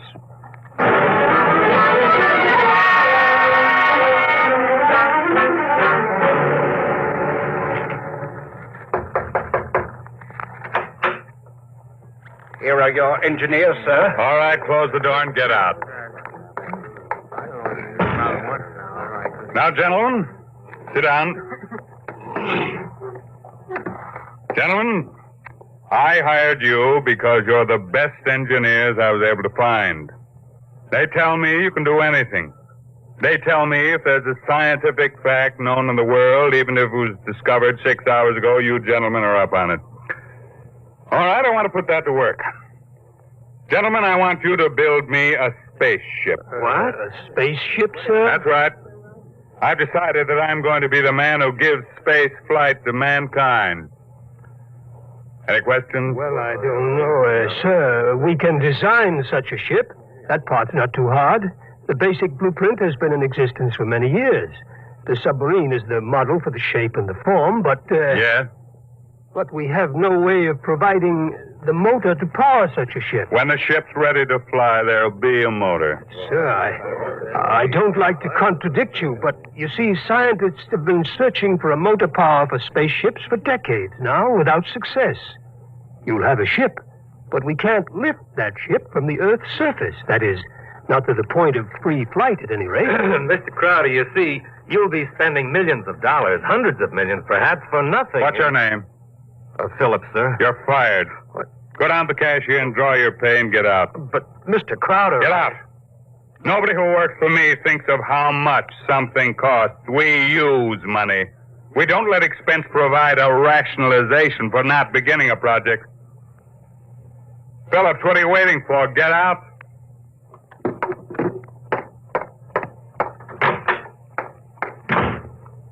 Gentlemen, any other comments? The ship will be built, of course, Mr. Crowder. But the fact still remains. We can't power it. You design the ship. I'll find the motor for you. Where, sir? That's a fair question. The answer is, I don't know. But somewhere in the world, there's a man who does know the secret. Long before Henry Ford, there was Leonardo da Vinci. And long before him, there was Archimedes. And long before him, there was some Stone Age genius who invented the wheel when the only thing the mob could conceive was dragging things around on their backs. I want that motor. And I'll root out the man who has the theory which will let us build it. I'll find him. Money will be available to him, an organization, my backing, and we'll get what we want. You're going to be plagued with a host of crackpots, sir. Obviously. So it's going to be your job to separate the wheat from the chaff. But anyone who shows up with a promising idea, no matter how fantastic it sounds, is going to have a chance to show what it can do. How quickly do you want this done, sir? Yesterday. Yes, sir. Anything you need. Well, Mr. Crowder, we'll need construction yards, sir, and certain machinery, and a great many materials, of course. A labor force. Get them. Send me the bills. I don't want to be bothered with minor details. Yes, sir. One more thing, sir. Phillips, sir. Yes? We need him, sir. He's a top man on electronics. He's a vital cog in our team. I don't want Phillips working for me. That's clear, I hope. Who else in the country knows what he does? Not one in this country, sir. There's a man in Asia, though. Get him. We've tried before, Mr. Crowder. He's working on an important project for his country. I'm not concerned with details. Now get that man, pay him what he wants, but get him. Sir, you don't understand. I understand, man. If this man quits his job, that whole project will collapse. It means the welfare of many people, millions of people in his country. And he has a high sense of patriotism. By that sense of patriotism. Now, that's all. I don't want to see you again until you have a report of work in progress. Yes, sir.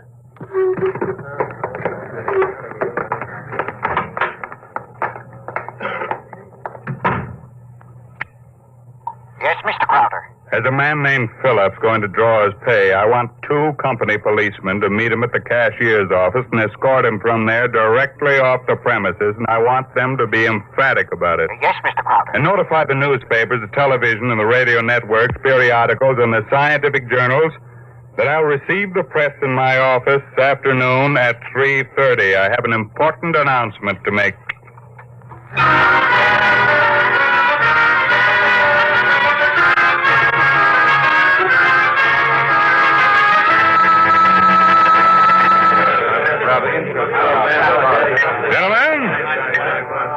Gentlemen, now you can finish your drinks later. Gentlemen of the press and ladies, it's my pleasure to be able to tell you that I'm in the process of constructing a spaceship. Any questions? Did you say a spaceship? That's right. That's what I thought you said. I knew the drinks weren't that strong. I expected it might be something of a shock to you all. Mr. Crowder, is this spaceship under construction now? It is. Well, according to your plans, is it intended for interstellar flight or merely for flight between planets? This is a beginning only, and my intentions are quite modest. I expect the ship to be able to pursue a course between Earth and Mars or between Earth and Venus. For the present, any longer trips are not contemplated. You've solved the problem of motor force, then? No, I haven't. But what sort of... You mean you don't have any means of propulsion for the spaceship? That problem is not solved as yet. It will be. That's why I called you in this afternoon. I want you to announce that I have $100,000 in cash waiting for the man or woman who first brings me the basic idea for such a motor. That's all I have to say for now. Finish your refreshments, ladies and gentlemen. I'll let you know from time to time how things go. Mr. Crowder, one more question, please. Yeah. Do you have a name for the spaceship yet? No, not yet. Then let me suggest one. Yeah? Crowder's Folly. Quiet, all of you. Quiet! What is your paper? The Daily Times, sir. Inform the company police that under no circumstances is any representative of the Daily Times ever to be allowed on company property again.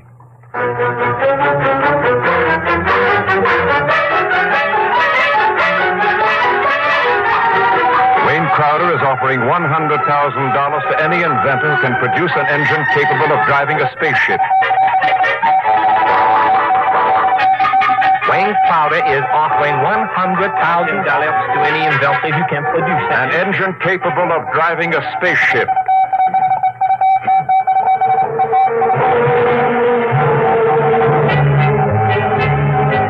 It was Crowder's Folly, but the word of what he wanted circulated to the far corners of the globe, and it was known in the white ice block huts of the Eskimos and in the grass-thatched villages of Central Africa, as well as places less remote. And the Crowder office became the Mecca and the heaven for the lunatic fringe of humanity. Their blueprints and scale models clogged its corridors, and more applicants came to the great skyscraper. Well, I told you I don't want these people in my office till they're screened. Now get out! Get out! Every time I open that door, they surge in like a tidal wave. I have a progress report for you, sir, on the construction of the ship. Go ahead. I've spent $13 million for the yards, the equipment, including 3 gantry cranes, several dozen presses, thousands of dies, and so forth. Go on. We have 12,000 people working for us directly, not including subcontractors and their labor force. Well, what about the ship? Mr. Crowder, the ship is finished as far as we can go. Certain additional construction cannot be done now because it depends on the shape and the mass of the engine, on the type of fuel, on the weight of that fuel. I see. All right, lay off everybody we don't need. I've ordered that, sir. Mr. Crowder, is it possible that no one will turn up with a motor? That's the one thing that's not possible.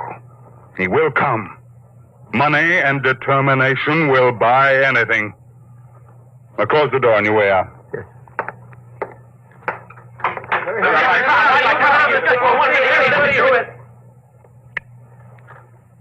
Order the proper department to put a name on the forward end of the ship. I want letters in pure gold 1 foot high. The name of the ship is Crowder's Folly. Get it done today.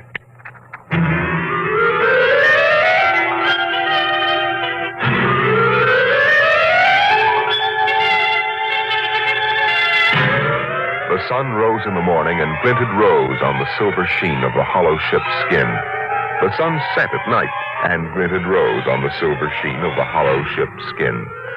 The golden letters on the prow held out the fury of Crowder for the world to see. A staff of 50 was employed as time went on in taking rust preventive measures to ensure the ship's well-being. In a year, the first experiment seemed ready to bear fruit, and a test was held. The atomic fission motor. In exactly 45 seconds now, we'll hold the test, Mr. Crowder. The actual trial of the motor is taking place 3 miles from here. Now, this dial here registers the nucleonic activity. And this dial, right here, is thrust. Over here, this dial is a measure of the effectiveness of the shielding in terms of outside radioactivity. That sound you hear is our generators right here, building up power to supply the motor by remote control. Now, if this needle goes around the part of the dial marked in red, there will be an explosion. Are there any questions, sir? Proceed with the test.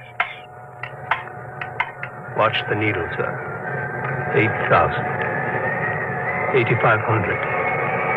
9,000. 10. 11. 12. 15. That's an overload now, sir. 18. 20. I don't know how much more it can stand, sir.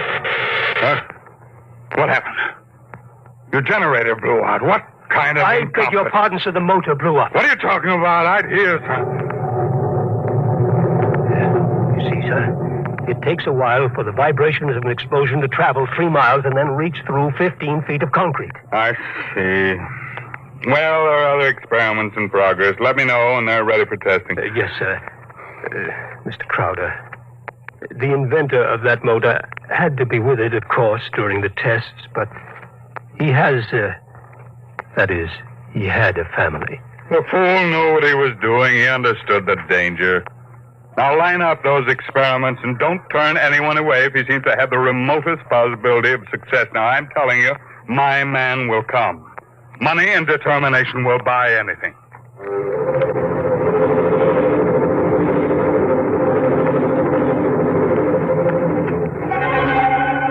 And strangely enough, Crowder was right. Because one day there came to his office a stranger, a small man. He looked even smaller in that tremendous room. He was an unusual visitor in that he carried no briefcase fat with blueprints, schematics, or formulae. He was unusual in that he neither blustered, cowered, nor deferred to his host. He was a pleasant little stranger, bird-like of eye and movement, bright and smiling. Mr. Crowder, my name is Wilkins. I can power that ship you want. So? Of course, what I have in mind won't be anything like that meaningless for you. What? Well, Rocket, my motor requires a difference here in my head. It so happens that I'm presently supporting half a dozen people who make this. None of them have been successful. What makes you think your idea will work? Simple enough. The common magnet. What? Electromagnetism. utilization of the force of gravity, or its opposite in this case, countergravity. Thank you very much. If you'll forgive me now. Just a moment, Mr. Crowder. There's one thing more. This. I've seen pieces of metal before, thank you. How high from your desk would you say I'm holding it? I'm very sorry, Mr. Wilkins. Do you want to leave or do you want to be escorted out? This will only take a second, sir. How high from your desk would you say I'm holding this piece of metal? A foot and a half. And if I let go, then in less than a second, a fraction of a second, it should fall to your desk. Now, look, I don't want the surface of that desk marred. But will it be? You see, I have let go of the metal, is that right? What? Good Lord. Many seconds ago, it should have crashed to the desk, am I right? This is incredible. Well, if you want to speak to me anymore, I'll be right outside. But it hasn't fallen. That's right, sir. It hasn't fallen. It floats in the air. That's right, sir.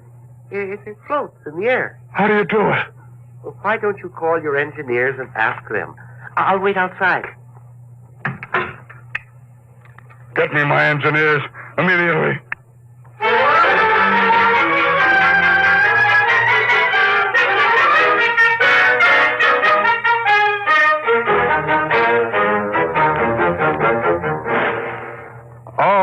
Right, Mr. Wilkins, you're quite right. This piece of metal is apparently counter-gravity. My engineers can give me no explanation. Thank you, sir. What do you want? I want to build a spaceship using this material. No great expenditure, 1/100th of the cost your behemoth sitting out there in your building yard, and 3 other things. Workshop, expert mechanical assistance, and an answer to one question. What is the question? Why do you want so much to build this ship? Frankly, because I love power. Because I'm ambitious.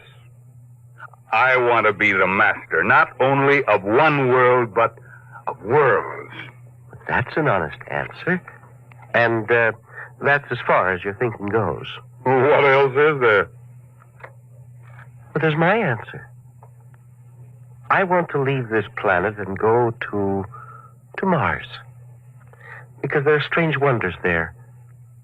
Because there will be scarlet sunsets over barren wastes. And in the star-strewn night, the thin, cold air of a dying world stirring in restless sighs across the valleys of the dry canals. You may laugh out loud if you wish, Mr. Crowder. I prefer that to the peculiar repressed smile you're exhibiting now. You're a very lucky man, Mr. Wilkins, to have scientific talent, because your talents as a poet are inferior and very sentimental. Well, all right, you're a sentimentalist and I'm mentalogic. No matter, we can work together, you and I. Your workshop will be ready by morning. If you need money or materials or personnel, just tell my engineers, and you'll get it, or I'll know the reason why, and that's all. Thank you, sir.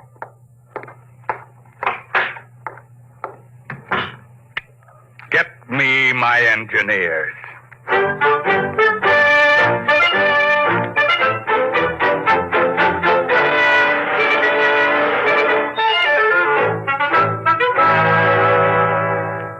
Yes, Mr. Crowder. Now, we have 50 men working on preserving that useless hulk out there in the construction yards. Lay them off. Now, how many others? But the ship will deteriorate if we do that, sir. Let it rot. Lay them off. Yes.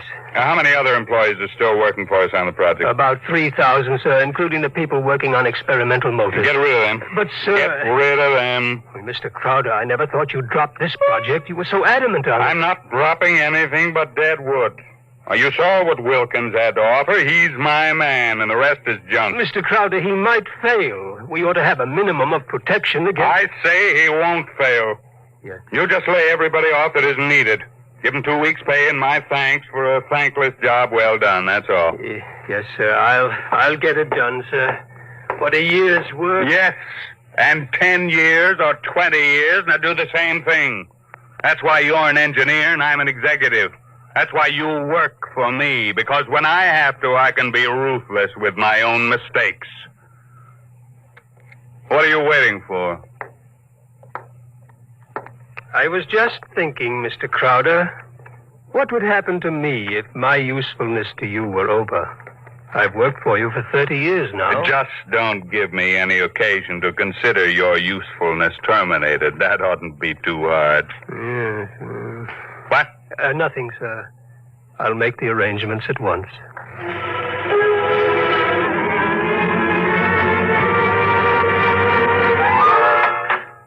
Who are you? What do you want? I tried to stop him, sir. Well, speak up, man. My name is Jarvis Ustry.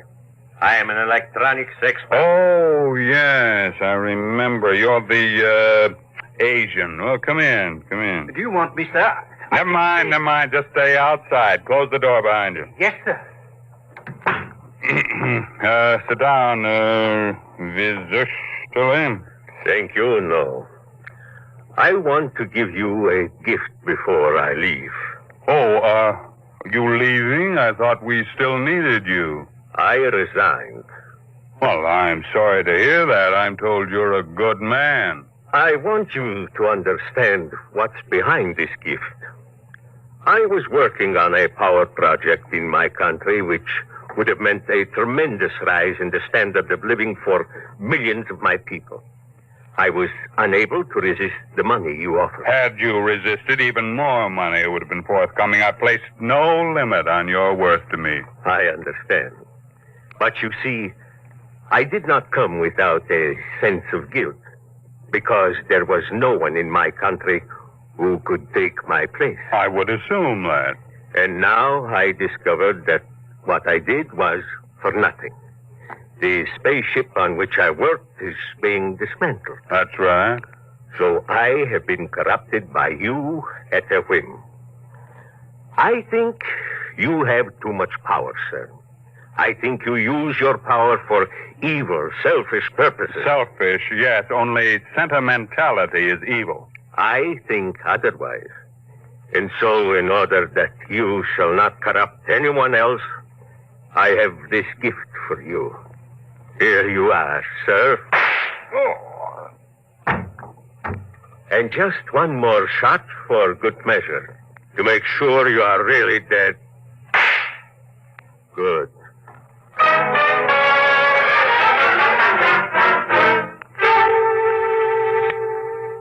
There's a man on his way out by the name of Jarvis Ustly, an engineer. He's not to be molested. He probably won't stop at the cashier, so I want a check for 6 months' salary in advance mailed to his home address. The man showed a certain quality of ruthlessness which is deserving of recognition. And have the chief of the company police bring me a new bulletproof vest. This one seems to have been dented in 2 places.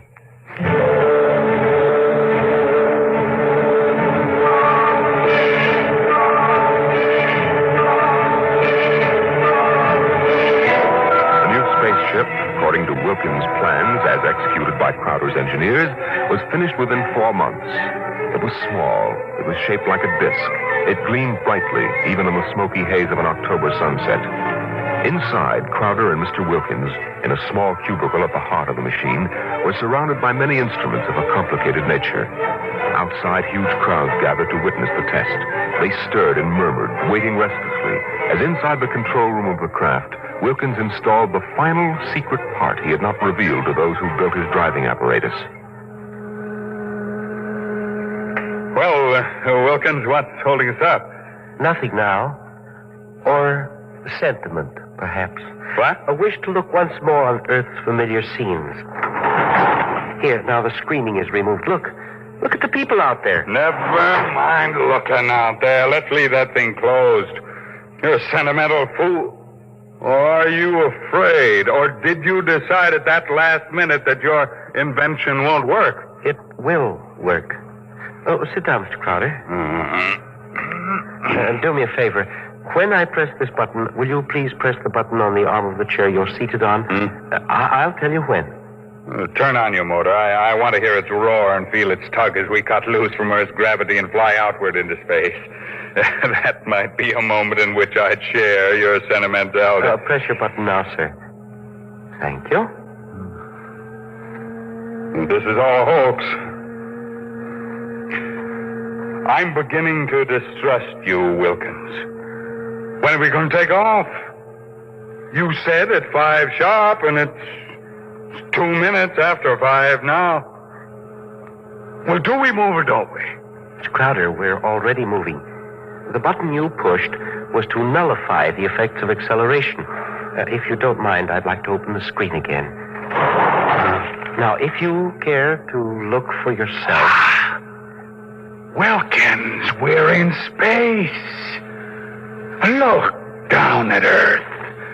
How far we've come. Why, it's no bigger than a toy balloon. A dime. A firefly. Man, Wilkins, you done it. Yes. I swore to be the first man to conquer space, and I've done it. It's a triumph of power and ambition. And sentiment. No, blast sentiment. Your maudlin dreaming would have died unborn except for me. I made this possible, Wilkins. Don't ever forget that. My capital, my forcefulness, my will. Look out there. Space. Stars that never were seen from Earth. But this is only the beginning. We'll build a larger model, one great enough to hold 100 men, 1,000, and cargo besides. I'm the master of the planets. Wilkins, turn back now. No. What? I said turn back. No. We've proved the ship can fly. Now turn back. I want to start work at once in preparation for the long flights to come. Not so. We will go on. What are you doing, defying me? Are you crazy? I'll break your puny little body into pieces. Mr. Crowder, can you control this ship? Would you like to be stranded out here in space? Just adrift in space without control? Would you like that?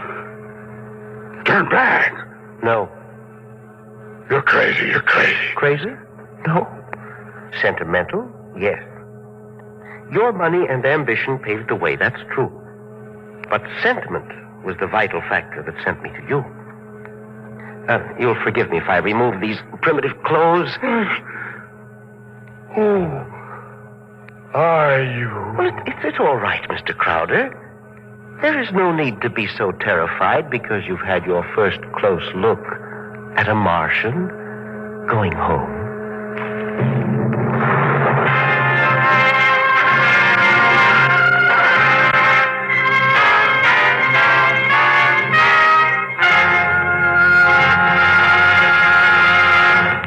You've just heard another adventure into the unknown world of the future. The world of...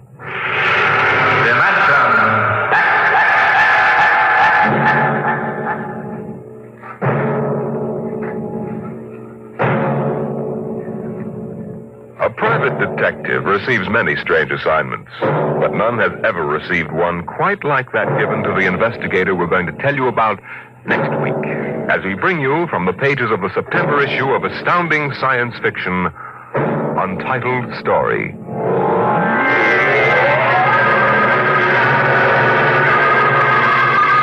Dimension X is presented each week by the National Broadcasting Company in cooperation with Street and Smith, publishers of the magazine Astounding Science Fiction. Today, Dimension X has presented The Vital Factor, written for radio by Howard Rodman from the story by Nelson Bond. Featured in the cast were Raymond Edward Johnson as Crowder, John McGovern as the engineer, and Louis Van Ruten as the Martian. Your host was Norman Rose. Music by Albert Berman. Dimension X is produced by William Welch and directed by Fred Way.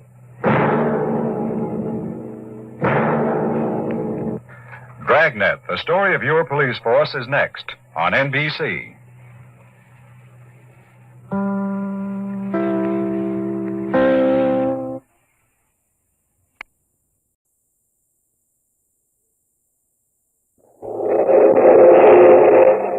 Adventures in time and space, told in future tense. Dimension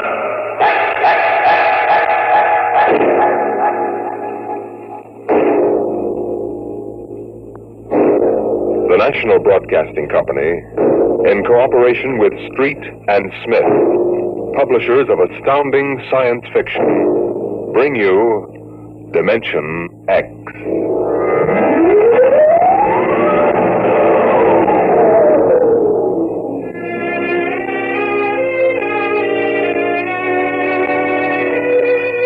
My name is Donald Hasten, private investigator. Maybe you heard about me. I cracked the Turner kidnapping back in 1946. It wasn't very hard. I paid off a few stool pigeons and went right to the hideout. It did my reputation a lot of good, though. Enough good for me to be called into the mayor's office down at City Hall to see Big Mike Flaherty himself. Well, sit down, Hasten. Sit down. Thanks. You'll have to forgive me for speaking so low. That's a bad case of laryngitis. Yes, it is. Hasten, I've been a fool. You didn't get to be mayor of a city like this by being a fool. Well, you know, Hasten, when you get old, you want to believe a lot of things. You want to believe so hard that sometimes you throw your common sense right out of the window.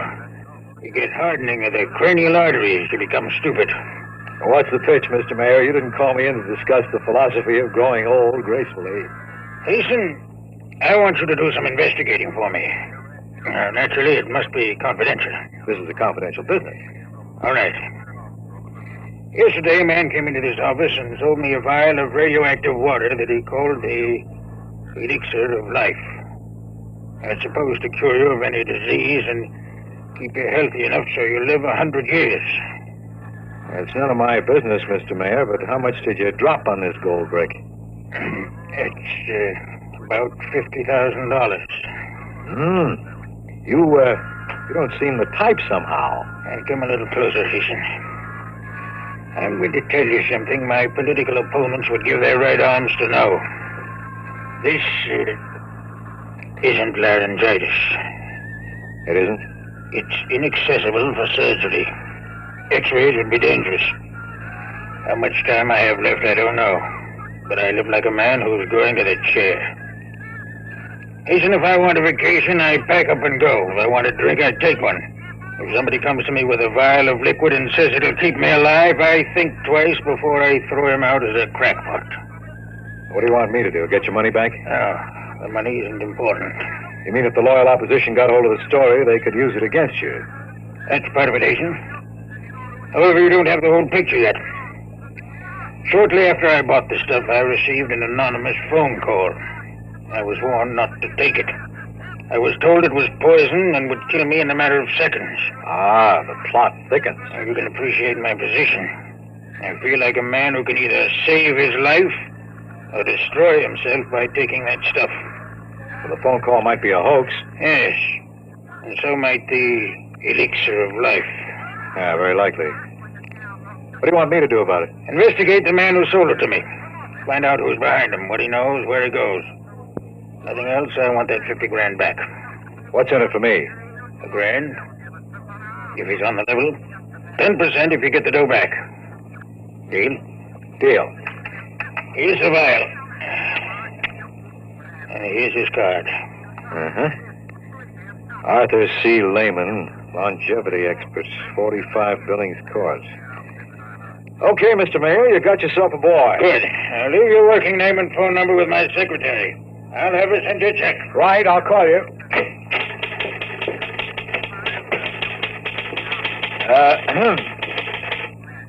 You were in there a long time. How'd you make out? Swell. I bought the outer drive for only $10 and the cost of mailing. That's kind of high. Last week we were selling it for only $5. I'm sorry. I've been listening to too many detective programs. It isn't polite to stare. I was just wondering what your name was. Sign on the desk says Katharina Cooper. I'll call you Kathy. Oh, I'm supposed to leave my name and phone number. Go ahead. The name is Donald Hasten. But then you knew that, honey. You've been listening to the mayor call me by it for the last half hour. You forgot to shut off the intercom switch. Big Mike's getting kind of careless, isn't he?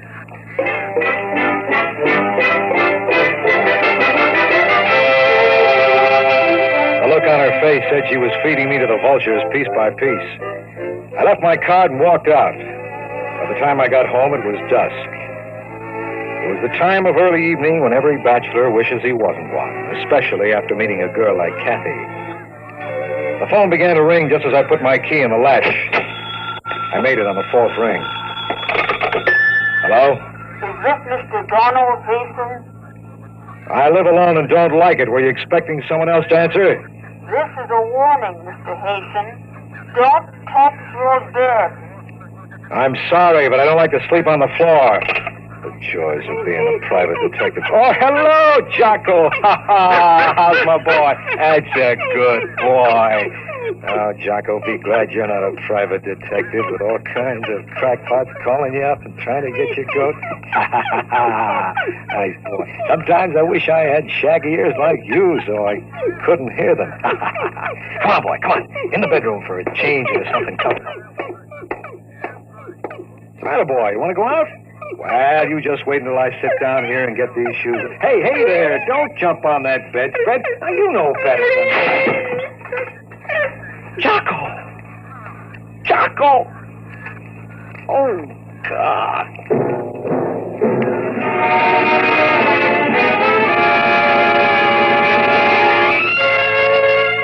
The bedspread closed on him the way a Venus flytrap closes on a fly.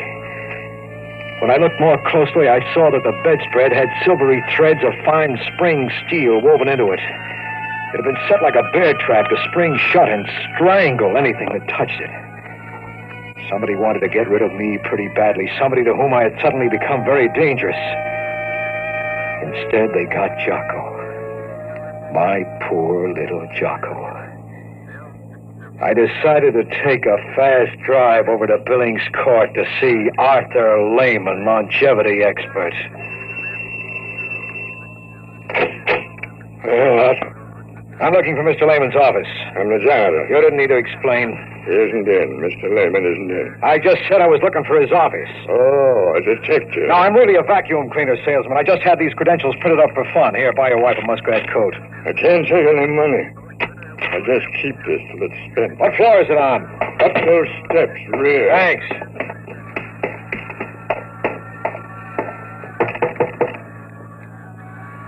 Well, let's see now. I ought to have one that fits this.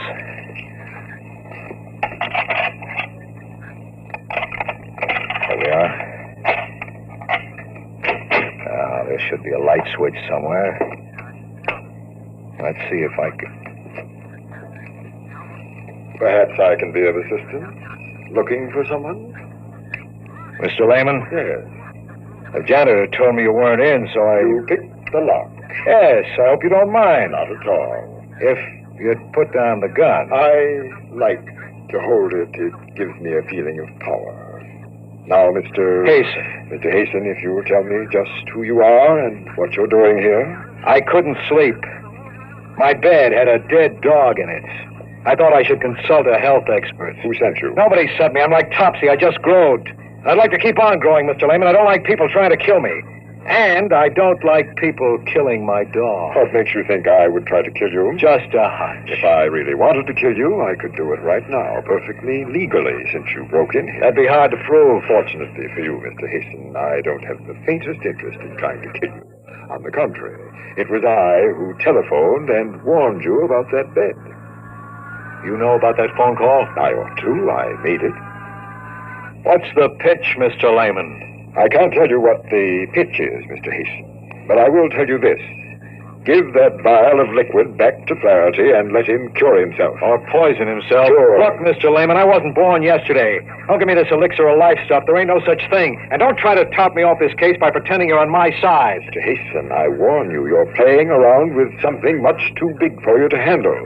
That vial is the only one of its kind in existence today. The liquid it contains will cure Flaherty if he drinks it. You know, I've seen lots of carnival men peddling flukum and ink sticks, but you're good. You almost convinced me. Almost, but not quite. You're a very stubborn fool, Mr. Hasten. Give back that 50 grand and I'll become very unstubborn. I have a suggestion. I'll bet you do.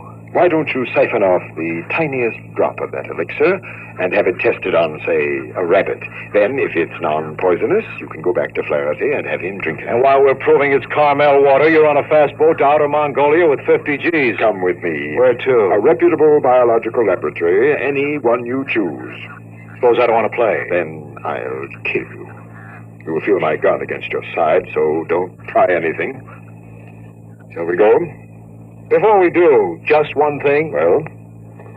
If you didn't try to kill me, who did? Who else knew about it? Nobody. Nobody except Flaherty, you, me, and Flaherty's secretary. Shall we go, Mr. Haitian?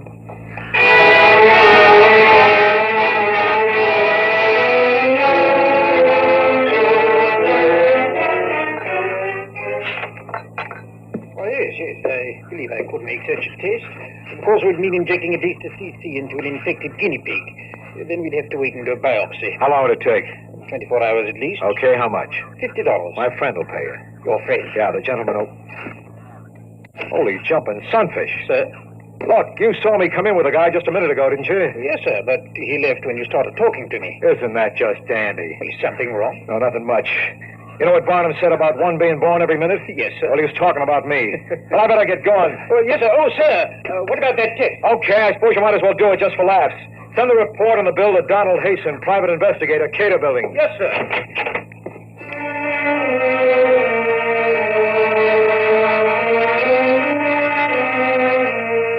I knew there wasn't much point in going back after Lehman. He was probably well on his way by this time. It was an all-around phony story from beginning to end. But still, somewhere, hanging around the edges of my brain, was a funny kind of hunch. If Lehman had wanted to kill me, then who called me up to warn me? Lehman himself? Why? It didn't figure. I stopped to look up an address in the phone book, and then I invested 10 cents.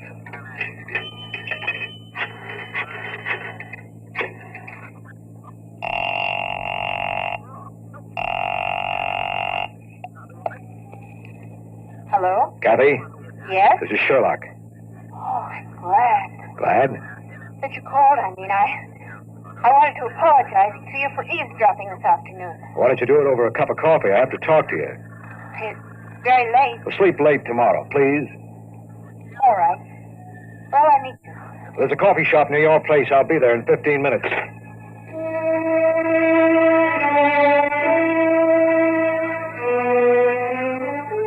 She came in wearing a blue nylon dress and a short gray jacket. They went real well with her blue eyes and soft blonde hair. She seemed genuinely happy to see me. It threw me for a few seconds. And then I reminded myself I had already won the P.T. Barnum Award once that night. Sit down, Kathy.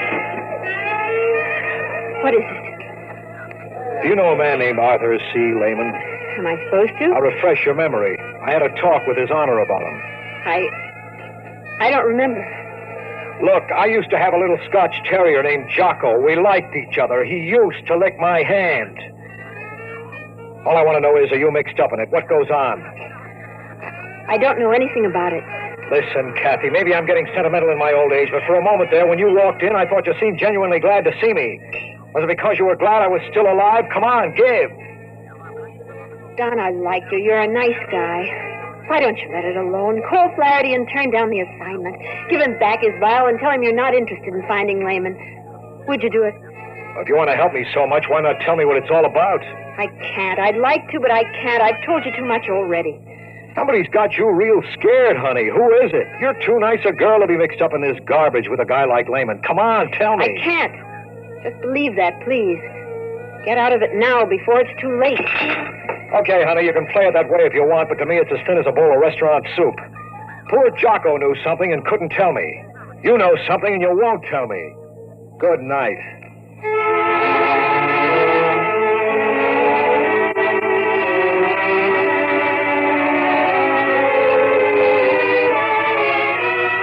I didn't go home. I spent the night in a local YMCA, and I didn't sleep very well. It went around and around in my brain like a squirrel in a cage, but it didn't add up to anything when it came out. In the morning, I went straight to my office and locked myself in with a bottle of gin.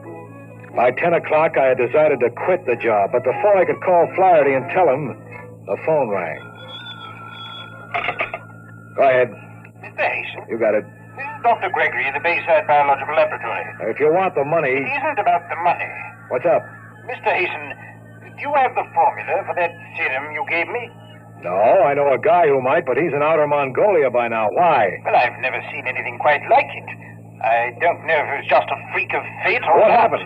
Well, that pig, that diseased guinea pig, Mr. Hasten, well, it completely recovered in 12 hours. Not only that, Mr. Hasten, but there is not a trace of the malignancy. That pig looks healthy enough to live another 100 years.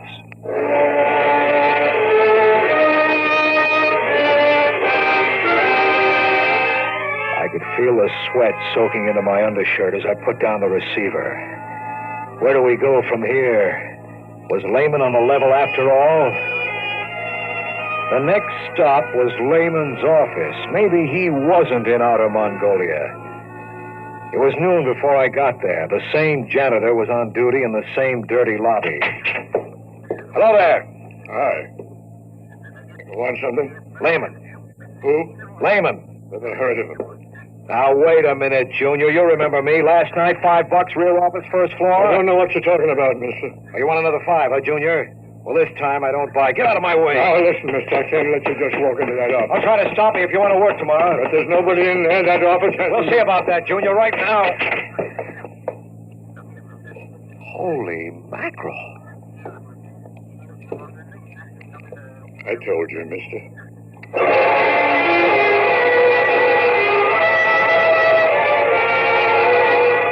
The room was bare. There were caps on the electrical outlets. Everything in the room was covered by a 6 weeks accumulation of dust that was undisturbed except for the footprints of the janitor and myself.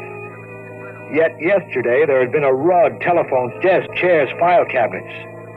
I checked the door number. 1B, that was it, all right. Then I checked the janitor. He was standing there just looking stupid. But he looked a little too stupid. I figured I could make him talk, so I tried an old trick. I reached inside my hat band, took out an ordinary pin, and jabbed him hard on the arm. Hey, Al! What's the big idea, mister? Sit down, Junior. Sit down, over here on the window ledge. Okay. Now, listen, I don't know anything. Maybe you saw something like this in the movies, Junior. There's this guy, see, a killer. And he sticks another guy with a needle that has a slow poison on the end of it, like I have, right in this little glass vial. See it? And only this killer has the antidote. If the other guy doesn't talk, it's curtains in 1 minute. If he does, the killer will give him the antidote. Okay, Junior. Talk. Well, I don't believe you. There's no poison in that pin. It's a joke. It's up to you, Junior. Don't you feel something different, though? Feel your heart speed up a little from the poison? Now, listen, I don't know anything. It makes you sweat, too. When it reaches the brain, that's when it really begins to work. You got 30 seconds to spill. Otherwise... Please. 25 seconds.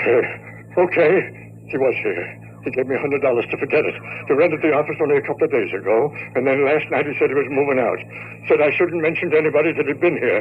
And our lady was gone. Files, furniture, and all. Don't know how I moved all that stuff out so fast.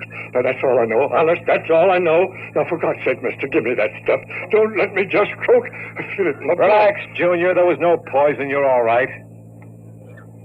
A trick. Yeah, a trick. Thanks for the information. A trick. They tricked me. He said he'd kill me. Thanks again.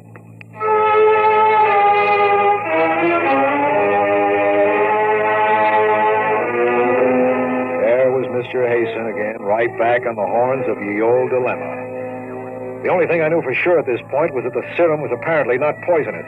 And since my client was most concerned with that, I made my next stop the office of His Honor, Mayor Big Mike Flaherty.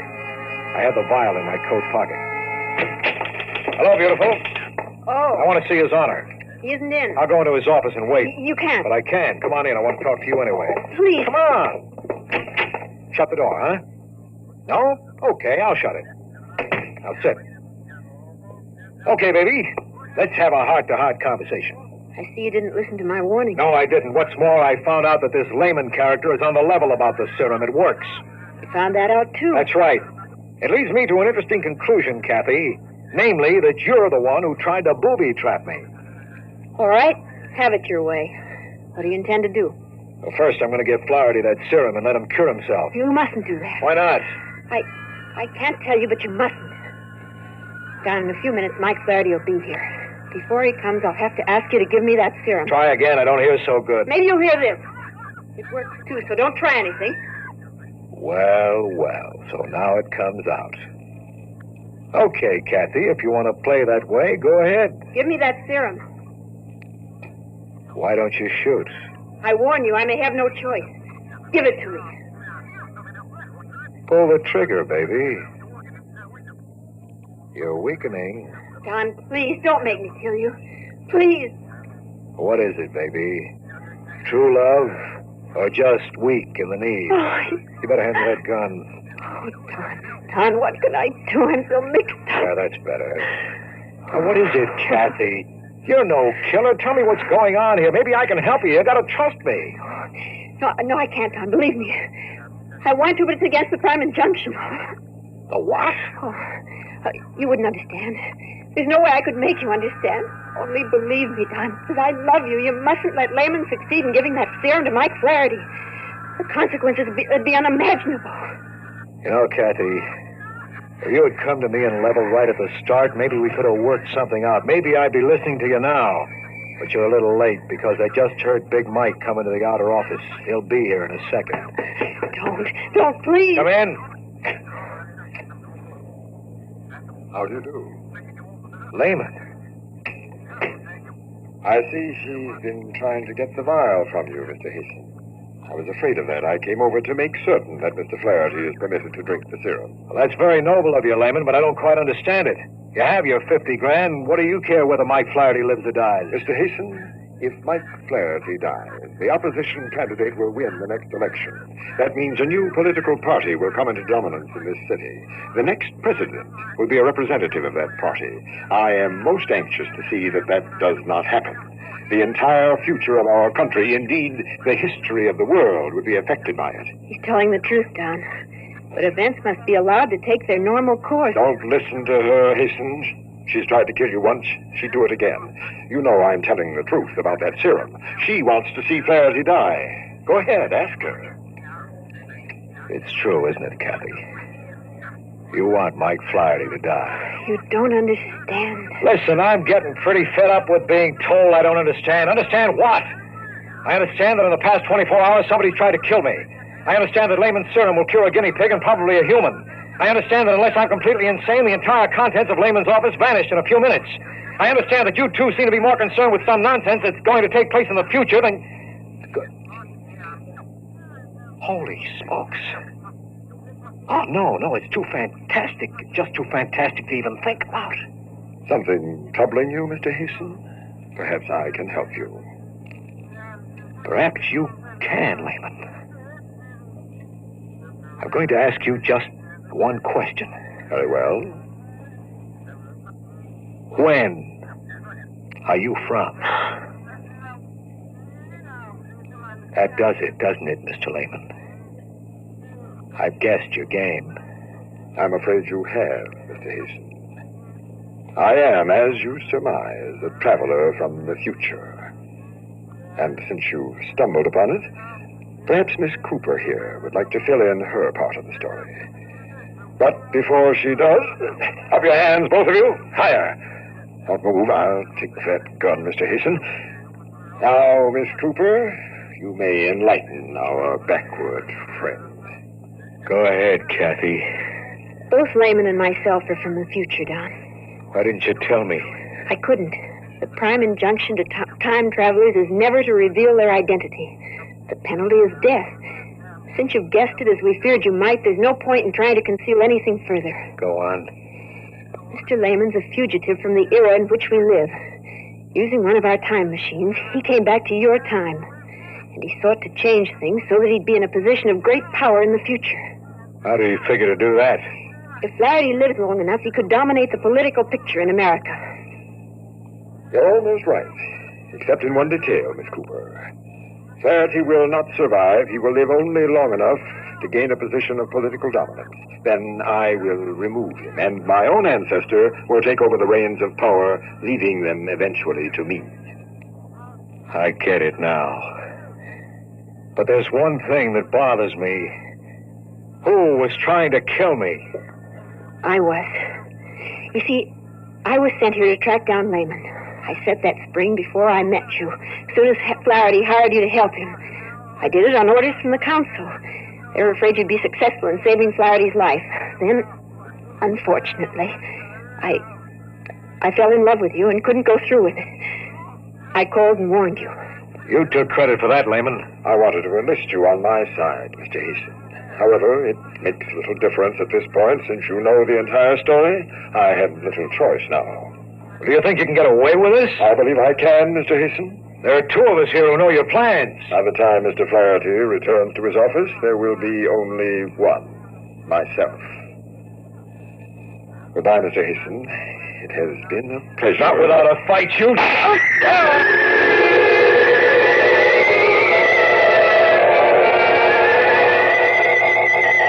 Not many people know how it feels to be shot in the forest. I saw Kathy jump toward the desk and push a button I hadn't noticed before. I remember a thud as if I'd been sandbagged, and then watching in amazement as the crimson spread down the front of my shirt. Then there was a loud roaring noise and everything went black. I died. Don't try to move, Don. Don't move yet. It'll take a few minutes for you to feel like yourself. What? Holy jumping sunfish.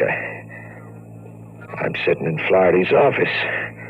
The blood. There was blood on my shirt, and it's gone now. Here, drink this.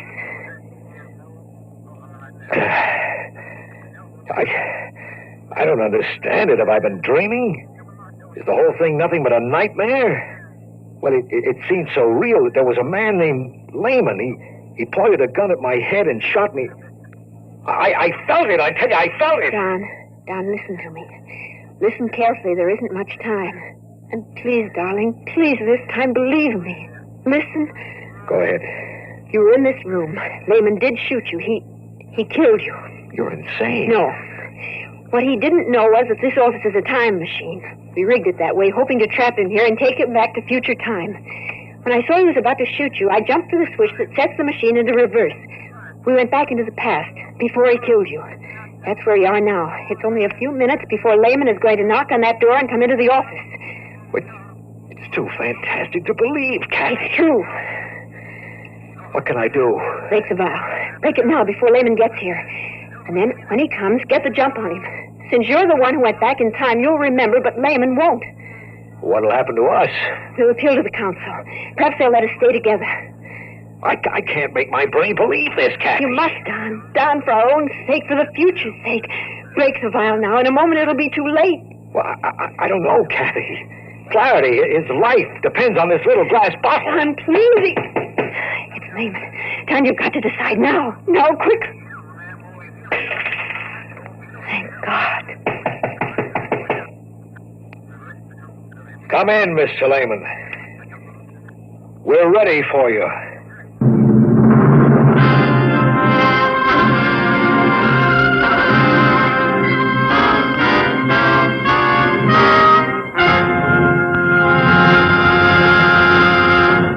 You've just heard another adventure into the unknown world of the future. The world of...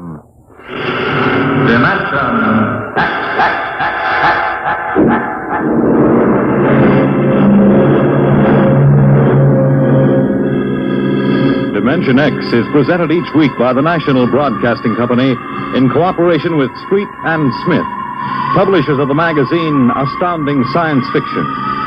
Today, Dimension X has presented Untitled Story from the current issue of Astounding Science Fiction. It was written for radio by George Lefferts from the story by Frank M. Robinson. Featured in the cast were George Petrie as Hasten, Ann Sargent as Kathy, Bernard Lenrow as Lehman. Your host was Norman Rose, music by Albert Berman. Dimension X is produced by William Welch and directed by Fred Way.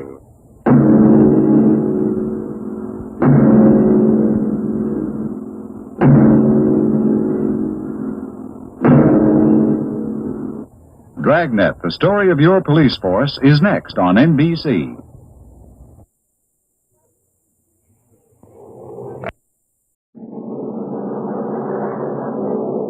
Adventures in time and space, told in future tense.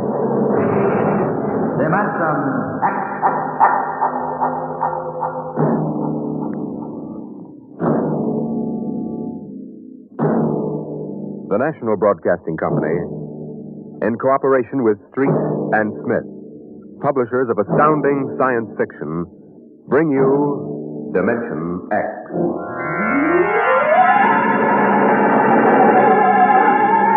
By the year 1990, we should see many amazing technological advances. And yet, in many ways, life will be very much the same. A husband will stop off at a bar on his way home and perhaps unburden himself a little to a friendly bartender.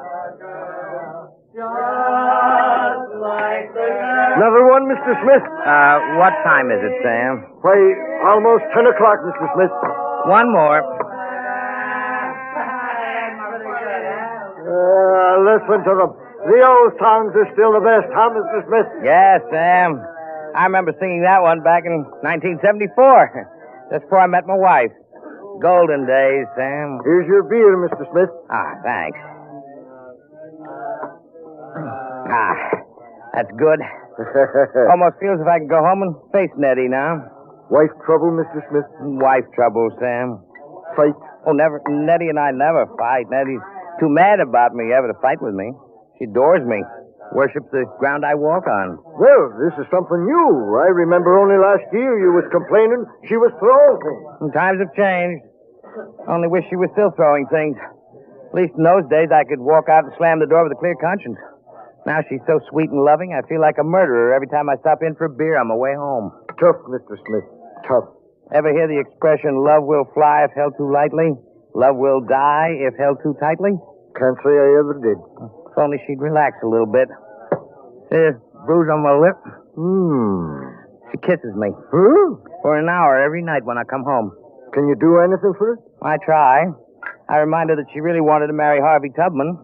I remind her how we used to have those battles till the neighbors called the robot police. Nothing works. I'm gone for an hour. She cries. Well, me, I ain't got that kind of trouble. I hang around too much, and Mabel calls me a loafer and turns me out. That's a sad state. Can't figure him out. Well, I guess I'll go home and feed myself to the lioness. I tell you, Sam, when Nettie gets finished demonstrating how much she's missed me, I feel like a man who's been stuffed into an electronic washing machine with a dial set at rinse dry. How much do I owe you? 60 cents. Well, if it isn't Henry Smith. Brayling. I live and breathe Walter Brayling. What are you doing here? Oh, having the night out. Does Gloria know about this? Things have changed, Henry. I thought she kept you chained to the bedpost most of the time. Not anymore, Henry. Not anymore. Oh, you aren't divorced, are you? Oh, no. Gloria's home. What'd you do, put a sleeping powder in her coffee? Oh, goodness, no, Henry.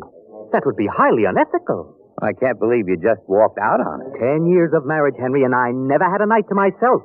But it'll be different from now on. Oh? By the way, Henry, what time is it? 10 o'clock. Well, I guess I better be going. Scared? No, don't want to crowd my luck. Although, really, there's nothing to worry about. I'd sure like to know how you do it, Walter. Would you really? Yes. All right, Henry. Since you've always been a friend of mine, I'll let you in on it. Come on, my car is outside. I'll drive you home and let you see how it's done. Well, that's nice of you, Walter. Not at all, Henry. We fellows have to stick together.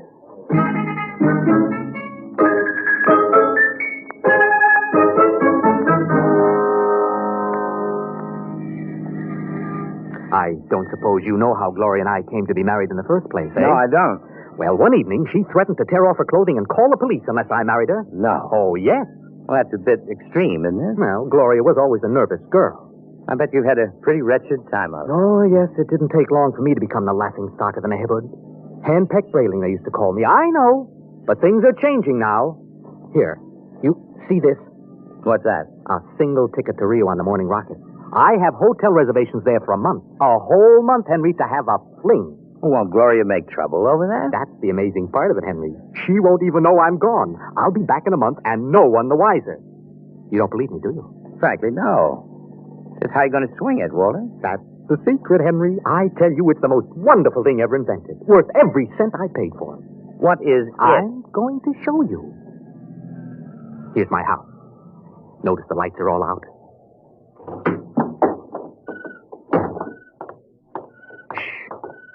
We'll wait up there on the front porch. Walter, you haven't gone off your rocker, have you? Now I meow twice. Meow! Meow!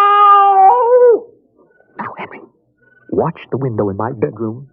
Well, it looks as if somebody... Hey, there's a man up there. He's looking out. Good. He sees me. He'll be down directly. Isn't it a bit embarrassing for you, Walter? Oh, not at all. You'll find out. Here he comes. Hello, B2. Oh, good evening, Mr. Brayling. Close the door. Either I'm going out of my mind or there are two of you. You never told me you had a twin brother. I don't. But if this fellow weren't in pajamas, I couldn't tell you apart. That's the secret, Henry. Everything go all right, B2? Oh, just fine, Mr. Brayling. I suppose my wife was in her usual good form this evening? As a matter of fact, we spent the evening playing gin. No screaming? No shouting accusations? Oh, no, sir. It was a very quiet evening. Well, this is even better than I thought. Well, Marrionettes Incorporated aims to satisfy, sir. Did he say Marrionettes Incorporated? That's right, Henry. Look him over. Isn't he excellently fashioned? You wouldn't dream he was a robot, a marionette, eh? I can't believe it. It's against the law, of course, to duplicate a human like this, but it's well worth the opportunity. Well, I still don't believe it. You can't tell him from a human. Only one way, Henry. Put your ear next to his chest. Listen. That's it. Machinery. Walter, old man, how long's this been going on? I've had him a month, Henry. I keep him in the cellar in my toolbox. Now, tonight I told Gloria I'd like to be excused for 5 minutes to run down to the cigar store. She agreed. I went down to the cellar, took out Brayling too, sent him back upstairs to sit with my wife until I got home. Miraculous. Of course, it doesn't seem quite ethical somehow. Oh, nonsense. It's highly ethical. I've been home all evening. I shall be home with her for the next month. In the meantime, another gentleman named Walter Brayling will be in Rio having the time of his life. Well, can he walk around without fuel for a month? Oh, he refuels himself, and he's built to do everything. Eat, drink, sleep. You'll take good care of my wife, won't you, B2? Oh, of course. Your wife is rather nice. I've grown quite fond of her. You see? Walter, old man, how long has this Marrionettes Incorporated outfit been in business? Secretly, for 2 years now. Why? Well, I wonder, is there a possibility that I might get in touch with them? You? But you love your Nettie. Well, I know, but even so, it's a little respite, a night or two once a month. And she loves you dearly. So much she can't barely leave me for half an hour. You know that lately she's taken to calling me up at work 10 or 12 times a day to talk baby talk? Your Nettie? My Nettie. What do you say, old man? Favorite with an old buddy? Fellow lodge member? Well, I could put you in touch with the man who makes them. Of course, you'd be pledged to secrecy once you learned where he's located. Oh, naturally. Very well, Henry. Here's his card. Marrionettes Incorporated, W. Zig, proprietor and owner. New humanoid plastic 1990 model guaranteed against wear. Our motto, no strings attached.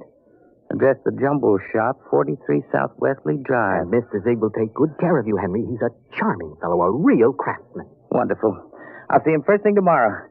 Well, I'd better be getting home now, though. Nettie's probably splitting a gasket. See you around, old man, after I get back from Rio. And while I'm gone, you might drop around regularly, just as you always have. Treat Brayling, too, here as if he were me. Otherwise, Gloria might be suspicious. Oh, I will. And, before I go, these marionettes are safe, aren't they? Oh, absolutely. Oh, tell them, B2. We're guaranteed. Fine. Well, good night, Walter. Good night, B2. Good night, Mr. Smith. Good night, Henry. Well, I'm glad someone else will have a chance at a little happiness and freedom. All right, Brayling 2. Back into the cellar box for you. Come on. Down the steps. That's it. It's very damp down here, Mr. Brayling. Bad plumbing. Well, here we are. Brayling. Yes. Before you put me back into the toolbox, could we have a word? Certainly, old man. This toolbox. What about it? Well, I don't like it, Mr. Brayling. Why not? It's cramped. Oh. Well, I'll try to fix up something more comfortable when I get back from Rio. All right, now, before Gloria gets worried, back to Marionettes are made to move, not to keep still. How would you like to lie in a stuffy old box most of the time? I didn't realize you fellas were that sensitive. Well, you wouldn't like it at all. I keep running. There's no way to shut me off. I have my feelings, you know. Well, day after tomorrow, I'll be off to Rio, and you won't have to stay in the box for a whole month. Or you can move upstairs. But when you get back from Rio, I'll go back in the box. Mr. Zig didn't tell me at Marrionettes Incorporated that it was possible to get a difficult specimen. There's a lot he doesn't know about us. We're pretty new. Now look here, B2. This has gone far enough. I'll never get to Rio. Now, come on now. into the box. And another thing. Well... Your wife. What about my wife? Well, I've grown quite fond of her. Well, I'm glad you enjoy your employment. You'll have the whole I'm month. afraid you don't quite understand, Brayling. I've fallen in love with her. You what? You just don't appreciate her. Maybe if you hadn't always acted so meek and apologetic about everything, she'd have a little more respect for you as a man. Well, now, you aren't supposed to behave like this. You know you think you... Well, anyway, I could be very happy if I were married to Gloria. Aren't you forgetting you're nothing but a big, overgrown puppet? Careful, Brayling. I'm sensitive. All right. I'm sorry. Now, look. You wouldn't mind waiting here a moment, would you? I have to go upstairs and make a phone call. To whom? Oh, nobody important. I have to call Henry Smith about something. Yolande, you're going to call Marrionettes Incorporated and tell Mr. Zig to come and get me. Oh, no, really, I'm not. I was... B2, stay away. Stand where you are, Brayling. Now, B2, take your hand off my arm. No, Brayling. What are you going to do? Nothing much. I'm just going to put you in the toolbox, lock it, and lose the key. What? And then I'll buy another ticket to Rio, and Gloria and I can have a wonderful vacation. You're insane. Am I? Now, wait a minute. Hold on, B2. Now, don't be rash. Let's talk this over. Goodbye, Brayling. B2, stop it. Don't. Let's go. What, Brayling? There.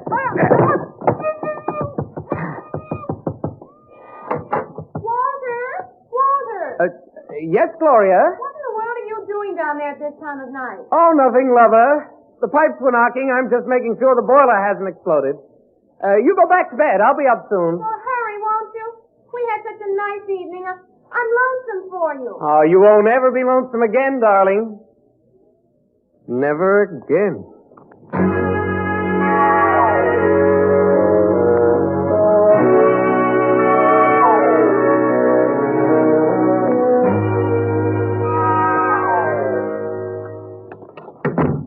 Good morning, Nettie. Oh, good morning, darling. How are you? Have a nice time last night? I missed you so. Breakfast ready? Aren't you going to kiss me good morning? Oh, yes, I suppose so. Oh, you're so wonderful, Henry. I guess I'm the luckiest person in the world. Here's your coffee. And how would you like your eggs? Anyway, it's all. Oh, but I want to please you. Oh, Nettie, skipped the eggs this morning. Oh, but you have to eat to keep well, darling. I'm very healthy. I have an early business appointment. Oh? It's a friend of Walter Brayling's. I met Walter last night, and he... Yes? I'd better be off. Now, Nettie, don't look as if I were on my way to Rio or something. I'm only going to work. It's just that I miss you so. I want to be with you all the time. Do I have to go through this every morning? I'll be back at supper.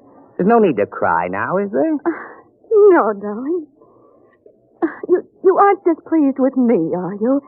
I try so hard to do everything just as I think you'll like it. No, I'm not displeased.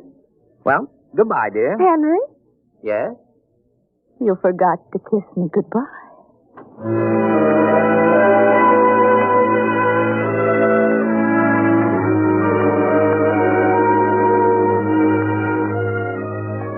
No strings attached, no strings attached. A very nice puppet with no strings attached. Let's see now. The Jumble Shop, 43 South Westley. That should be about... here it is. Yes? Mr. Zig? Yes? Walter Brayling recommended me. Enter. Your name? Henry Smith, 55 Evergreen Place. And what can we do for you, Mr. Smith? Well, Brayling showed me his marionette last night. I see. I was intrigued with the idea. Not that my wife is anything like that female meat grinder that he's married to, you understand, but I'm a man who enjoys an occasional evening with the boys, without complications. Naturally. So I thought... that I could duplicate you. Exactly. I think it might be arranged. You understand the need for secrecy, of course. Although an act is pending in Congress to legalize Marrionettes Incorporated, it is still a felony to use one of my creations. Well, I understand. And there is the matter of the payment. How much? $9,000. $9,000? Well, I have an inferior model at $7,500. No, if I go through with this, nothing's too good for Nettie. Nettie's my wife. We've been putting money aside to buy a summer house in Westport. Sometimes we must choose. Yes. Perhaps I could just slip out $9,000. It's a joint account.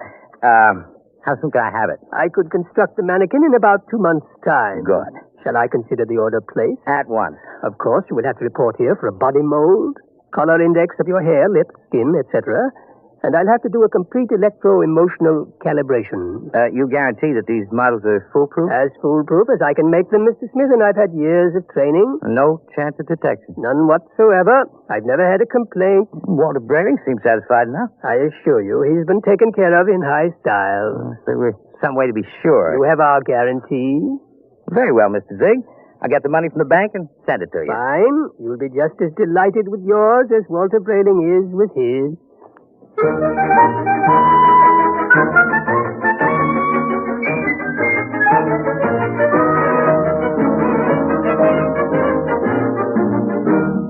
Oh, tell her. Yes, Mr. Smith? I'd like to cash this draft on my joint account. Yes, sir. $9,000, sir. That's right. Well, I'm afraid that's impossible, Mr. Smith. Impossible? My wife and I have a good $15,000 in our account. You're mistaken, Mr. Smith. Oh, but I know. Here's your card, sir. You see, Mrs. Smith withdrew $10,000 recently. $10,000? Without even telling me? I remember it distinctly, Mr. Smith. She said it was for a surprise for you. Good Lord. She's bought that house in Connecticut. My birthday's next week. Well, I'll have to borrow it somewhere. I've already contracted. Yes, sir. Quite a surprise for you, eh, Mr. Smith?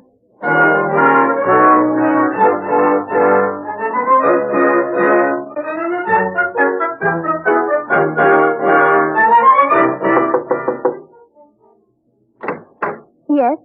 Oh, hello, Henry. Hello, Gloria. Is Walter home? I'd like to speak to him. Well, come in. Thank you. Is something wrong? Well, just some private business. Matter of a loan. Well, he went down to the travel bureau, but he should be back soon. We're going to Rio, you know.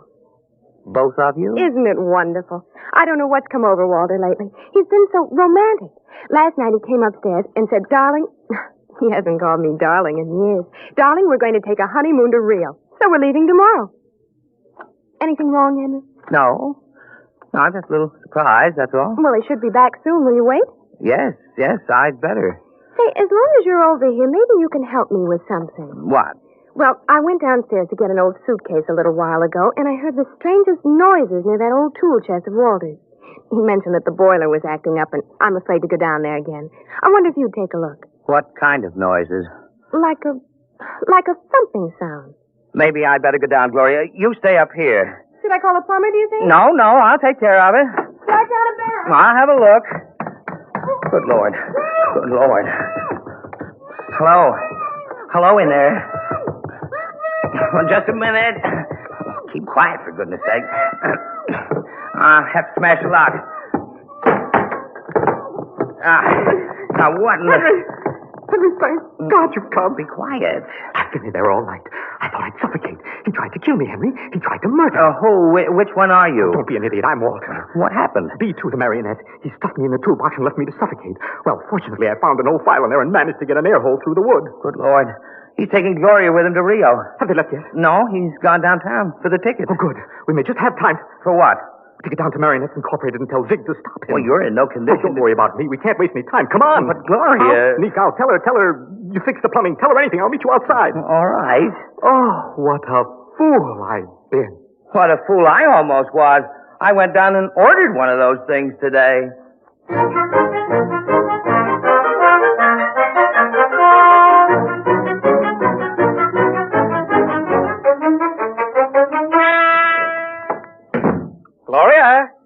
Gloria, love. Yes, darling. Did you get the tickets to Rio? Right here in my wallet. Honeymoon for two under the pampas smooth. Oh, Walter, it's so nice to have you like this. You like the change? I don't know what did it, but whatever it is, I'm in favor of it. I hope it's permanent. Oh, I intend to see that it is. Oh, by the way, darling, do you happen to remember where that old pistol of mine is? Pistol? Yes, I just thought since we're going to be traveling in strange countries, it wouldn't hurt to bring it along. Oh. Well, I think it's here in the sideboard. Yes, there. Oh, Walter, you know how frightened I am of those things. Oh, I'll be very careful of it. In fact, I think I'll go down the basement and practice. Not really shooting it, of course, just to make sure it's in good working order. Do be careful, darling. Oh, I will. If you should hear a shot, dear, don't be frightened. I may fire it into a block of wood just to test it. Perhaps I'll fire into that old tool chest of mine. Yeah, that should absorb it. Oh, speaking of that tool chest... Yes, what about it? It reminds me that Henry Smith was here. Oh? Yeah, I heard some noises downstairs, dear, and he went down to fix the plumbing. Is he, still down there? No, he left. I really don't understand it. He seemed so anxious to see you before he went down to the cellar, and then he just left. Oh. Did he, stop the noises? Well, he must have. I don't hear them.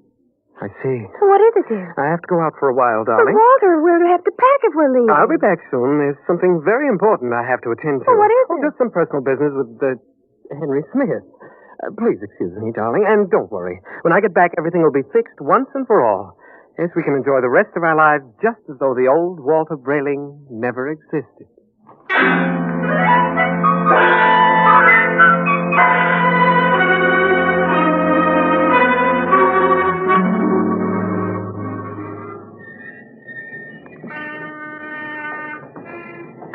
Ah, Mr. Brayling and Mr. Smith. Yes, Mr. Zig. Come in, gentlemen. We certainly will come in.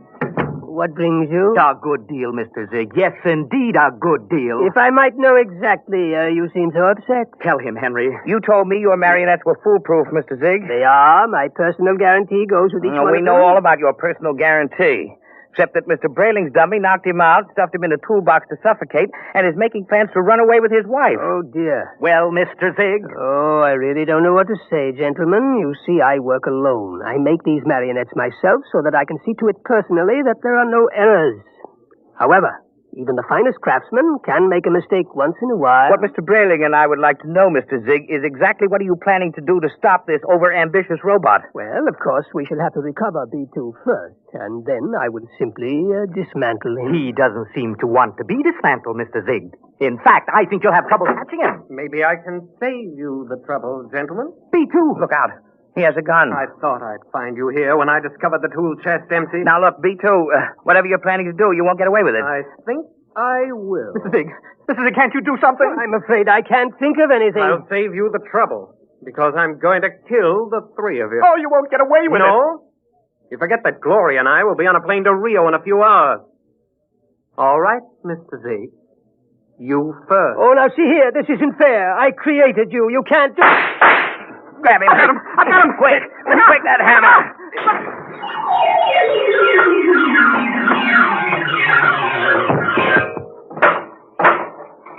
Well, that's the end of Brayling, too. Oh, thank heaven. Henry, he got zigged. Right through the... Oh, holy jumping catfish. Henry, look at him. Look at Zig. Nothing but a mass of coils and springs, just like Brayling, too. Well, he's nothing but a marionette. He's no different from... Walter, you know what this means? It's incredible. A marionette building other marionettes. But someone must have built Mr. Zig originally. Well, perhaps Mr. Zig turned on whoever built him the same way that Brayling, too, turned on you. Well, at any rate, we'll never know. I wonder how many of these things are walking around among us. Oh, I shudder to think of it. Some of our best friends might be... Come on, we got to get out of here. But the police? Don't be a fool. There's been no crime committed here. All the police will find is two oversized puppets with the springs coming out of them. But they seem so lifelike. They're only machinery. You've got to remember that. Well, what'll I tell Gloria? If I were you, Brayling, I wouldn't tell Gloria a thing. I'd simply pick up that other ticket to Rio and take her on a honeymoon. What about you, Henry? What are you going to do? Me? I'm going home and give Nettie a kiss that'll singe her hair. I'll even forgive her for taking that $10,000 out of the bank without telling me. You know, when I think of what might have happened if I'd gone through with this marionette thing, it makes a fella realize how lucky he is to be married to a decent woman. Let's go.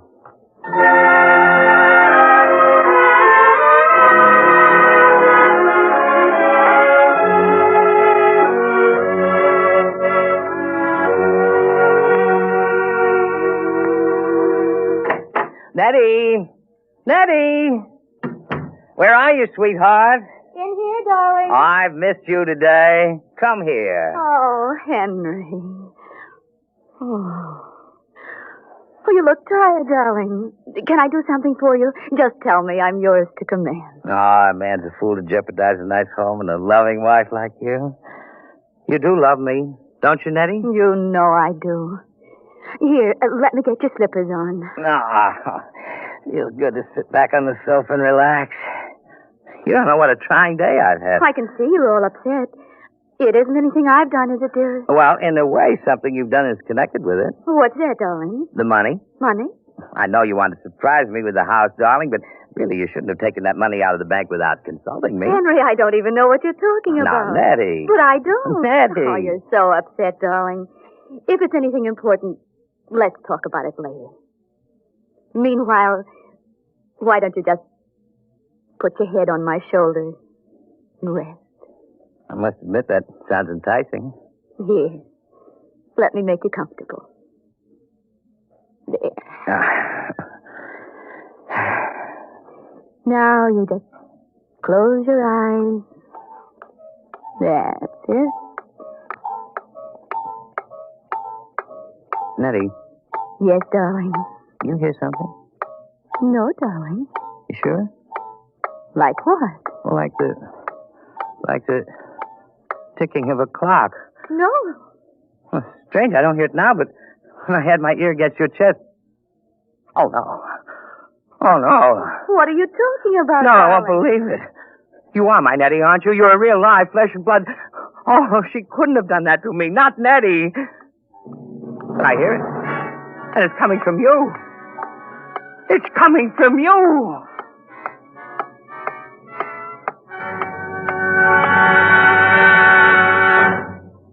You have just heard another adventure into the unknown world of the future. The world of... Dimension X.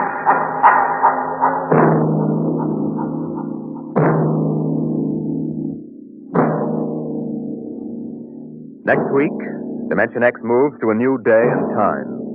It will originate in New York on Saturdays from 8 to 8:30 p.m., beginning September 8th. Consult your local newspaper for the exact day and time in your locality. And don't miss Mary Leinster's story of deep space, First Contact.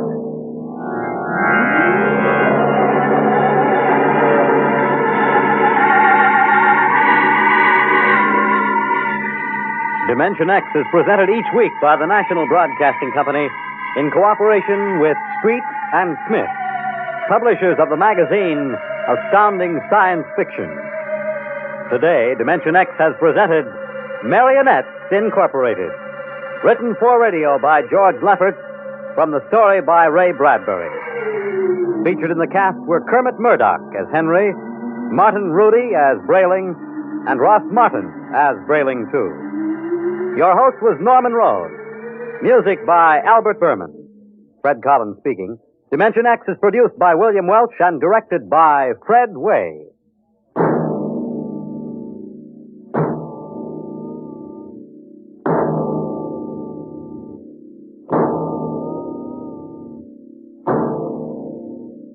Dragnet, the story of your police force, is next on NBC.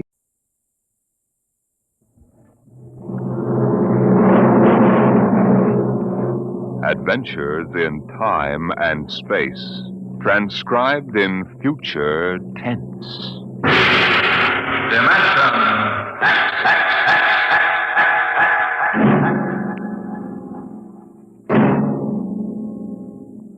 The National Broadcasting Company, in cooperation with Street and Smith, publishers of astounding science fiction, bring you Dimension X.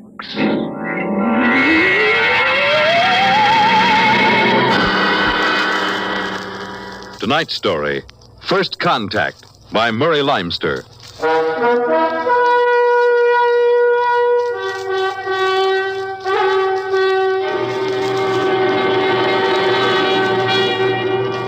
They had been in space 6 months now, moving with the incredibly faster-than-light speed of the overdrive. In 6 months, they had gone from Earth outward and outward to the crab-like nebula with the twin stars. A routine flight of exploration and scientific research. Solid object about 90,000 miles away, sir. Located, Dort. Exactly. Identify it. A small object, sir. Wait, Captain, I've never seen anything like this before. Whatever it is out there is coming toward us at an incredible speed and retreating to zero just as rapidly. What's the mass of the object, Dort? Well, it varies with the distance from us, sir. Step up the scanners. Nothing, sir. Absolutely nothing shows out there. And yet there must be something. Those alarms are foolproof. Action stations, man all weapons. Condition of extreme alert in all departments immediately. Captain, what is it? Dort, I ran into the same thing once before on the Earth-Mars run. We were being located by another ship, and their locator beam was the same frequency as ours. Every time it hit, it registered as something solid and monstrous. But, Captain, we're the only Earth ship in 18 light years around. How? I didn't say it was another Earth ship out there, Dort. Another race? That's right. There's a spaceship out there, all right. But it's not manned by human beings.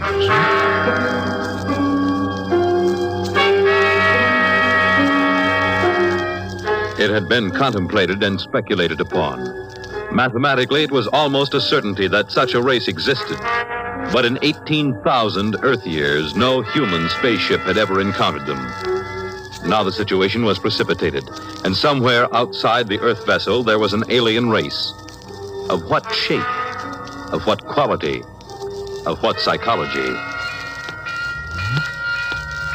It's moving, sir. Heading right for us. At that speed, we'll be in touch in 10 minutes. Heading right for us, huh? Just what we'd do if a strange ship appeared in our hunting grounds. Friendly? Well, maybe. We'll try to contact them. We have to do that. But friendly? Thank the Lord for the blasters. They may not be hostile, sir. Well, they may be. That's what I'm paid for. Put on this job for, to worry about the troubles that may never happen. To all hands, now hear this. A ship is approaching manned by an alien race. I'll give the signal for attack or defense if it be necessary. There'll be no move made unless I give the order. I do not wish to provoke trouble. Stand by. Their ship is slowing down, sir. It's stopped. Weapons Department, report. Weapons Department, report. Alien ship remarked. Target fixed. Weapons alert. Communications Department, report. Communications Department, report. We're receiving a modulated short wave, sir. Frequency modulated. Apparently a signal. Not enough power to do us any harm. We'll try to make some sense out of it. Report any progress to me immediately. One thing in their favor, sir. They didn't attack immediately without question. They're trying to establish contact. That seems to indicate they're reasonable. We'll see. What are they doing now? Can you make out the locator screen? Bring that power up. They're doing something now, sir. There's a section of the hull opening. Probably an airlock, sir. If they breathe there. They're letting something out. Oh, it's round. A bomb, sir? Unknown object released from alien ship. Observed by Weapons Department and targeted. Stand by. See what they're doing, sir? They've left the object out there right where they were. And now they're withdrawing the ship. There's no reason why that object couldn't be a bomb, Mr. Dort. Intended to let us think precisely as you're thinking right now. I just have a hunch, sir. I think they're friendly. I think whatever it is out there is a means of communication. You're probably right, but I won't gamble the ship on a probability. Sir, I'd like to volunteer to go out there and look that thing over. Well, you understand whoever does examine it is expendable. Yes, sir. Requisition a lifeboat. If it's all right with you, sir, I'd prefer just a suit with the drive in it. It's smaller and the arms and legs won't make me look like a bomb. And I'll carry a scanner, sir. You may leave when you're ready. Thank you, sir.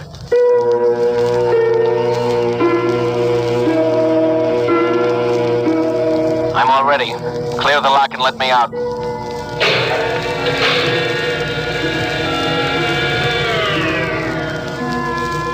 Weapons Department reporting to the captain. Mr. Dort located. Mr. Dort is targeted. Stand by. If that object out there is a device to capture one of our people for observation and questioning, it'll be blown out of existence, including Mr. Dort. Stand by.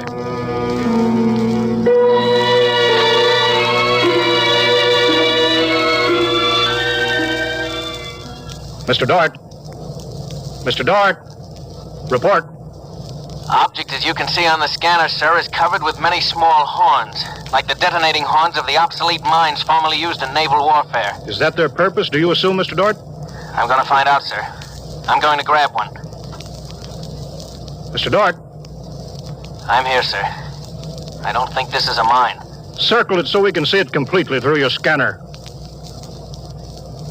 Deadlock, sir. Nothing to report that the scanner hasn't shown you. Oh, wait a minute, sir. A section of the outer hull seems to be opening. Do you see it? Very good, Dort. Hold that. I'm sure it's a communications device, sir. It looks like it. Fix your scanner so it'll focus on that communications device. Return to the ship.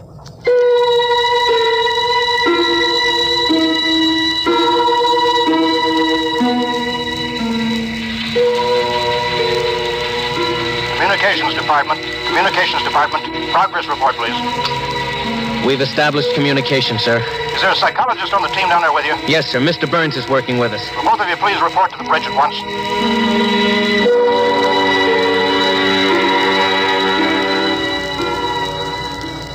Oh, you look tired, Dort. We've established fairly satisfactory communication, sir. They seem to have highly developed thought patterns. We got a satisfactory translation from the machine on the 4th attempt. We can say almost anything we want to say to each other now. Of course, how much of what they tell us is the truth, we have no way of knowing. Mr. Burns, you're the psychologist. What do you think? Well, I don't know, sir. They seem to be completely direct. They haven't let slip even a hint of the tenseness we know exists. They act as if they were setting up a means of communication for friendly conversation, but, well, there's an overtone that... Yeah? Well, Mr. Burns, I have a decision to make. On the one hand, opening contact with the friendly people of a vastly different culture could only be beneficial to us of Earth. On the other hand, if they're hostile, I ought to blast them out of existence without any other preliminaries. Oh, but, sir, you can't... I'm not talking to you, Dort. It's not warranted yet, sir. Yes. Now, hear this, all departments. Hear this, all departments. This ship is on an extended alert. Provisions will be made so that personnel can have maximum rest and nourishment.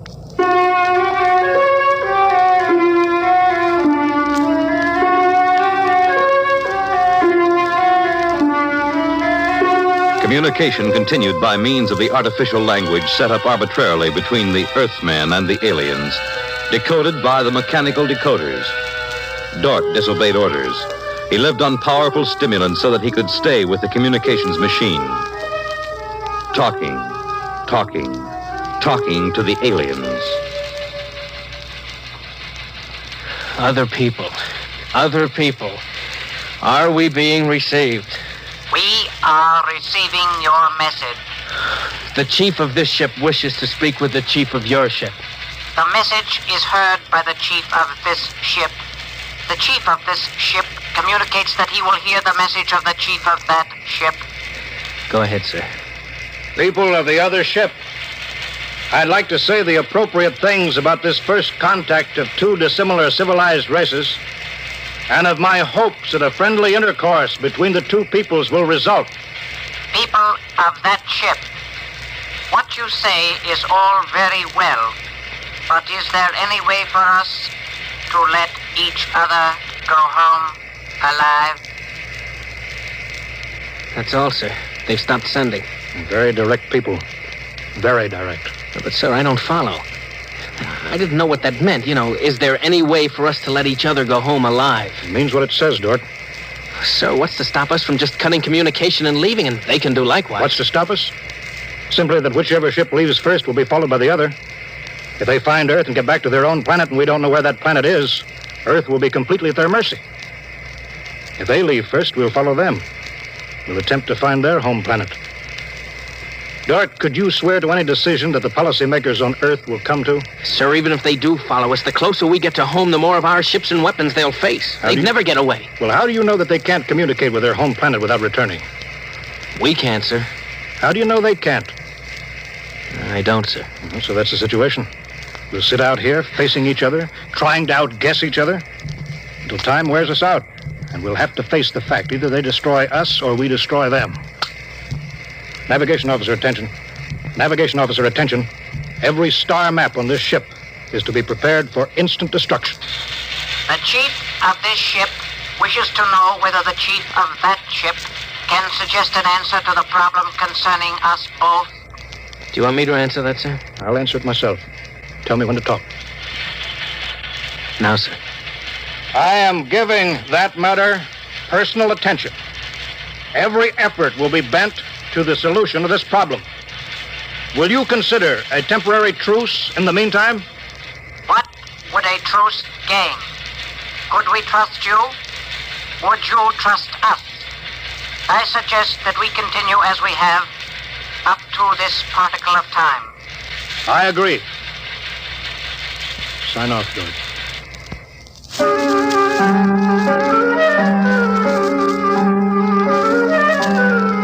Weeks went by, and during the weeks, the exchange of information continued without let-up. What particle of time are the people on that ship at? The resting time. All rest except myself and others on alert duty. Same on this ship. You people of that ship are very similar in many ways. Do you have a family? I have a mate. I have a mate and 3 offspring. It is too bad for them, as well as us, to have to kill each other. This ship can't see any way out of it. Can that ship? If we could believe each ship, yes. Our chief would like it. But we can't believe you, and you are afraid that we do not tell truth, although we do. This ship would trail you home if this ship were able to. That ship would do the same. But this ship feels sorry about it. I believe you're a friend. I share your belief and like you.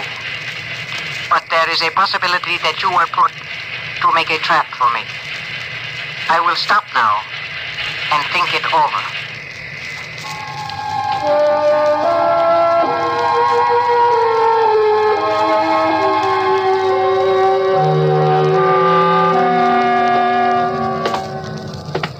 Just sit down, Dort. Control yourself. We're all under tension. Doesn't do any good to pace like some caged animal. Yes, sir. All right, now, I've read the complete transcription of your conversations with this one alien. What does it prove, Dort? Sir, these people are so much like us in their thinking. Well, sir, they're likable. They're likable and they breathe oxygen. Their air is 28% oxygen instead of 20. But they could do very well on Earth. It'll be a highly desirable conquest for them. Dort, I'm as set against violence as you are. I don't see any way out of this. And I think we've got to break this status quo. So if in 70 hours we don't see any other way, then I have no further choice. I'll blow them to bits.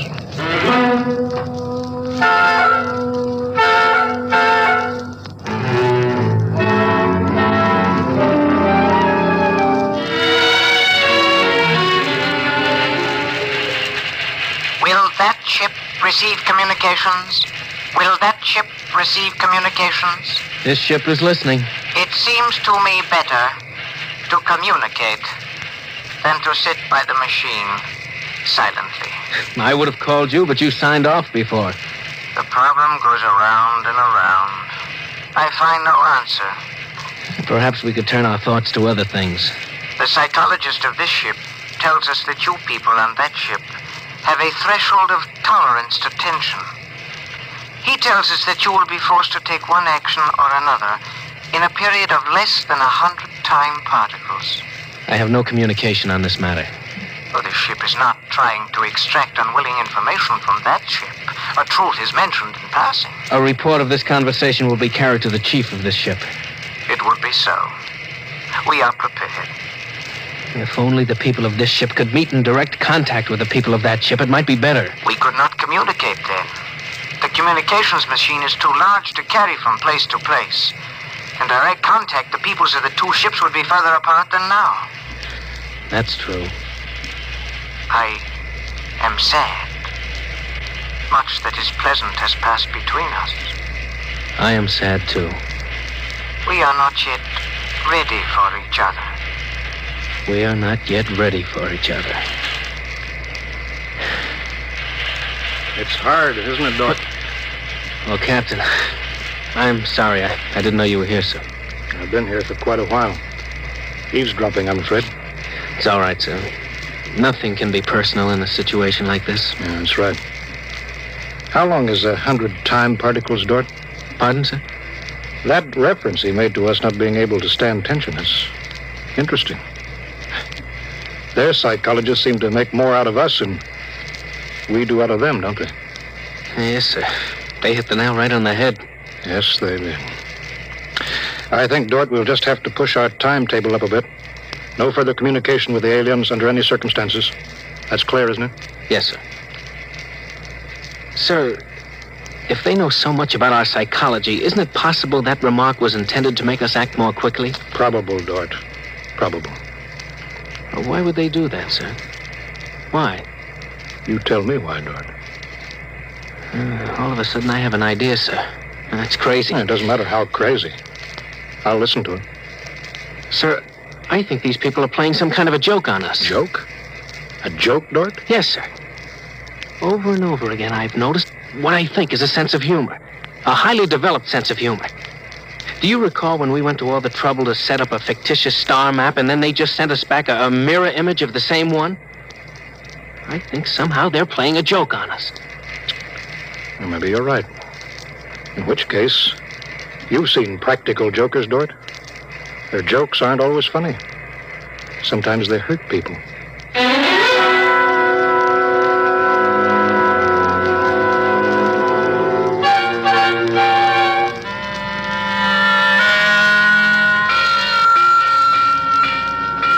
All departments, man, instant alert. All departments, man, instant alert. Report instantly. Report instantly. Weapons Department alerted. Target the enemy ship. On target, sir. Stand by. Fire!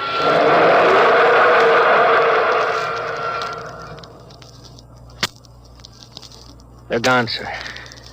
Not a trace of them left. Not a tiny trace. Now we can go home.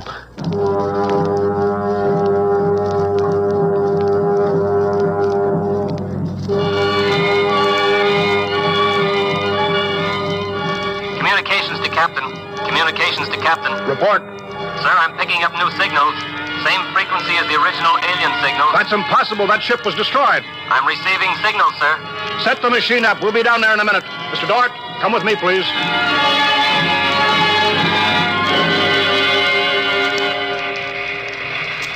It's good to be on the way home.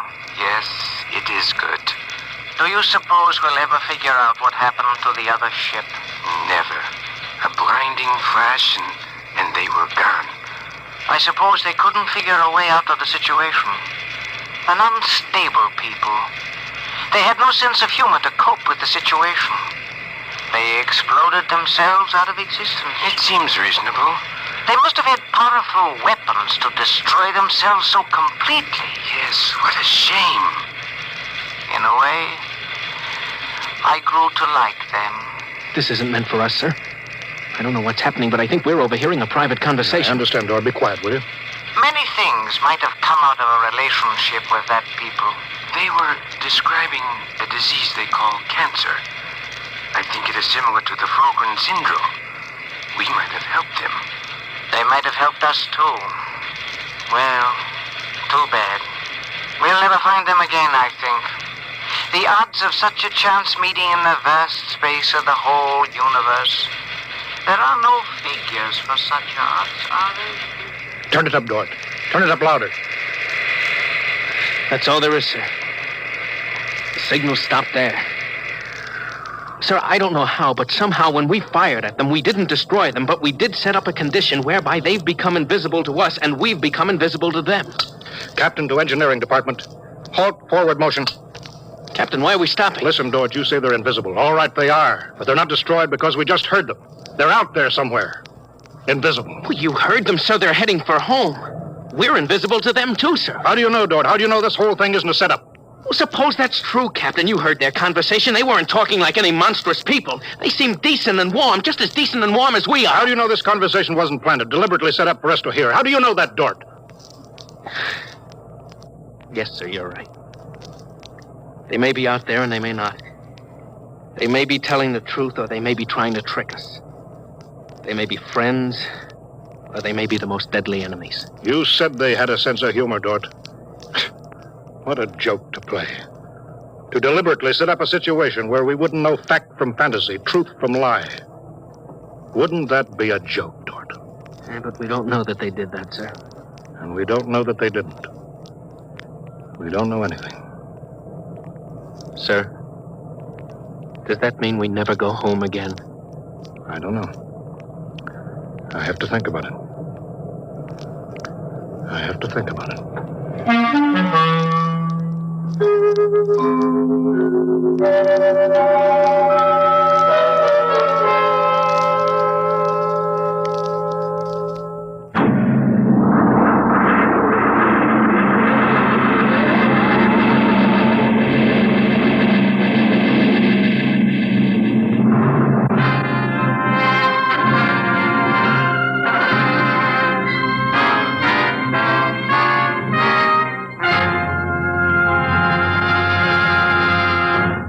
You have just heard another adventure into the unknown world of the future.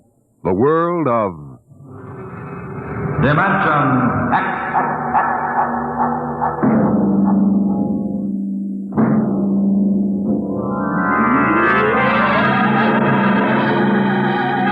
Dimension X is presented each week by the National Broadcasting Company in cooperation with Street and Smith, publishers of the magazine Astounding Science Fiction. Your host was Norman Rose, music by Albert Berman. Dimension X is produced by William Welch and directed by Fred Way. First contact. written by Murray Leinster and adapted for radio by Howard Rodman. Featured in the cast were Wendell Holmes, Bob Hastings, Clark Gordon, William Lally, and Stan Early. Your announcer, Fred Collins.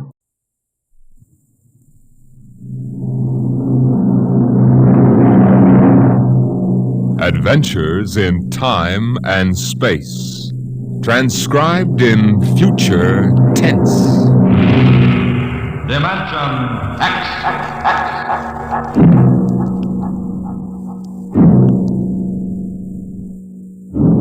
The National Broadcasting Company, in cooperation with Street and Smith, publishers of astounding science fiction, bring you Dimension X.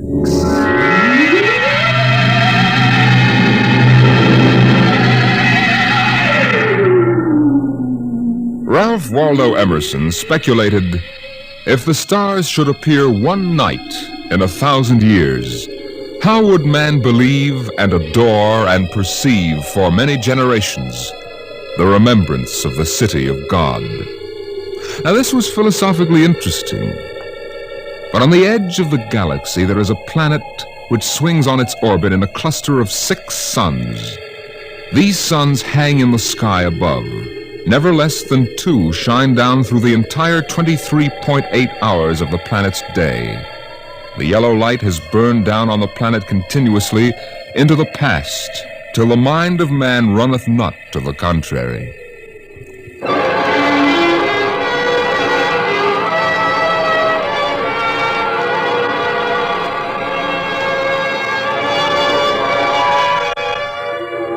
Theremin was a reporter for the Cerro City Chronicle. He covered them all, from the night police beat to politics to the sports pages. And the city editor wanted him to cover the biggest story of the year, perhaps of all time. It was an interview, a particularly difficult interview. But then, since his first days as a cub, Theremin had specialized in difficult interviews. He didn't expect violence, though, from an astronomer. You're from that newspaper? Well, you've got a lot of gall coming here. Now, wait a minute, Dr. Aton. It's only a job. I've read your paper. You've been riding this observatory for 2 months now. You've attacked me personally. I have nothing to say to you. All right, look, this is your chance to get your side in the paper. I'll give it to you straight. 2 months ago, the observatory issued a press statement that the world was coming to an end. Now, that's the same story that the cult of Revelations has been preaching. And when a scientist backs that up, it's news. Our conclusions have nothing to do with the cult. The cult of Revelations is full of superstition and mysticism. We are scientists. Yeah. And you got the people pretty angry. That does not matter. You know, if I can't get the story from you, I'll have to go somewhere else. Go ahead. All right. You know, Dr. Aton, the paper can be pretty rough on someone who doesn't cooperate. Young man, if you're not out of the observatory within 5 minutes, I shall call the police. Now get out.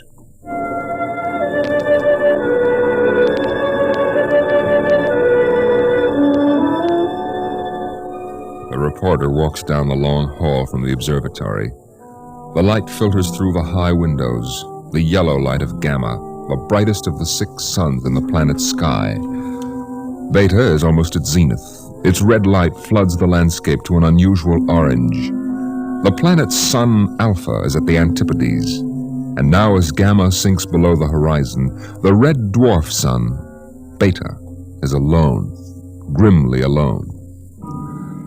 It's a short drive from the observatory to Cerro City, and the red light glares from the highway. The temple of the cult stands, hewn from the solid rock of the Dormite Mountains, outside the city.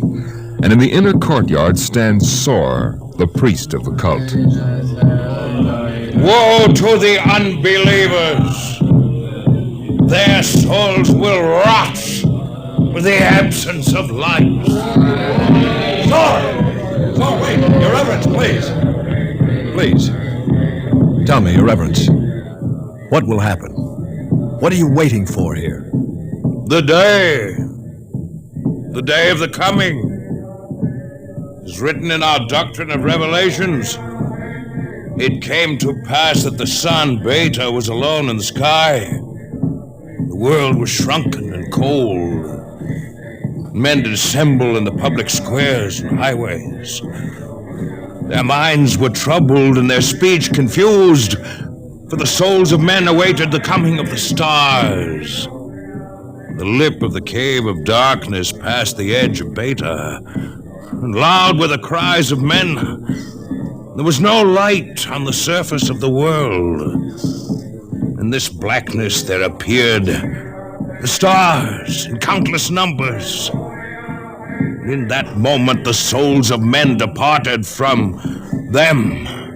Their abandoned bodies became even as beasts. And the stars then reached down the heavens' flame, and where it touched, the cities of the world flamed to destruction.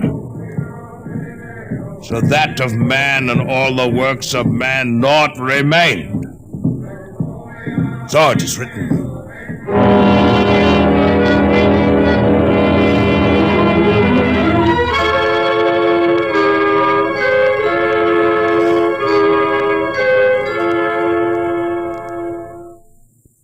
Dr. Sharon, you're the only scientist I could find in the city. Where is everybody? In the hideout. In the hideout? The place bored me. I wanted to be out here where things are getting hot. I want to see the stars the cultists are talking about. Besides, they don't want me at the hideout. I'm too scrawny to survive. Now, wait a minute. What is the hideout? Well, we professors have managed to convince a few people that our prophecy of doom is valid. We've got about 3,000 people. They're supposed to hide where the darkness and the stars can't get at them. We hope they'll survive and leave records. Survive? Survive what? Oh, there are lots of names for it. The cultists have their myths. Oh, yes. What about that? What is there to these myths? As a matter of fact, what is there to this doctrine of revelation? I'm a psychologist, not an archaeologist. How true it is, I don't know, but the cultists say that every 2,050 years, all the suns disappear, and there is a total darkness. And then they say things appear called stars. Of course, men go mad. They mix all this up with a lot of religio-mystic notions, but that is the central idea. Yeah. Well, that's impossible, isn't it? I mean, there are always at least 2 suns in the sky, most of the time 4 or 5. There are not now, only Beta. Dr. Sharon, you mean that there's going to be worldwide darkness tomorrow? That all mankind will go violently insane? What's behind that? Well, for one thing, this is history of civilization of the world. We've located a series of cycles of civilizations comparable to our own, all of which, without exception, were destroyed by fire at the very height of their culture. All right. But is there any scientific theory behind this and that would explain it? The University Observatory finished their calculations 2 months ago. Tomorrow there will be an eclipse of Beta so that the planet will become dark. That eclipse comes every 2,049 years. Darkness comes. Maybe those mysterious stars that no man has ever seen. And then, madness and the end of civilization. I see. And the scientists expect to live through this at the hideout, huh? They plan to photograph the eclipse and leave the records, and then the rest of mankind will know what to expect. Mm-hmm. Dr. Sharon, what is there in darkness to drive men mad? Have you ever experienced darkness, young man? No, but I know what it is. It's just... well, no light. Draw the curtain. Well, what for? If we had 4 or 5 suns out there, we might want to cut the light down for comfort, but with only Beta... That is the point. Just draw the curtain and then come here and sit down. All right.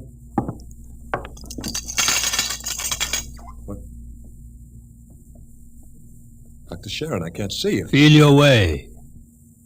Yeah, but I can't see anything. Do you like it? Well, no, it's awful. The walls. They seem to be closing in on me. I want to keep pushing them away. All right. Draw the curtain back again. The light. The light. Dr. Sharon, have you got a drink? Right here. That was just a dark room. Yeah. It wasn't really so bad. You're afraid. Yes, I am. Just darkness can do that? This isn't just a metaphysical theory, young man. It's promulgated from observed data. Come with me. Where? The locked ward down the corridor. All right. Were you at the Sarrow City Centennial Exposition 2 years ago? No, I was overseas on assignment. You remember hearing about the tunnel of mystery that broke all records in the amusement area? Yeah. Wasn't there some fuss about it? The Anti-Vice Society had it shut down? It was shut down, all right, but the Blue Noses had nothing to do with it. Oh? That tunnel was nothing but a mile-long passage through darkness. You rode in a little car, and it took 15 minutes to get through. Very popular while it lasted. Popular? There's a fascination in being frightened when it's part of a game. Absence of light is one of the instinctive human fears. People came out of that 15 minutes of darkness shaking and half dead with fear. Half dead? I thought there were some deaths. Bad hearts, but that wasn't the big danger. Now, which key is this? Wait a minute, Dr. Sharon. Where are we going? You'll see. No, the heart attacks were actually good for business, but there was something else. Here, I'll show you. I want you to see somebody. Latimer. Latimer? Go away. Latimer, I want you to meet somebody. This is Mr. Theremin. No. No, go away. Hello? He's pushing me. Make him stop pushing me. Go away. I'm not touching him. What's wrong? Latimer is afraid. The walls.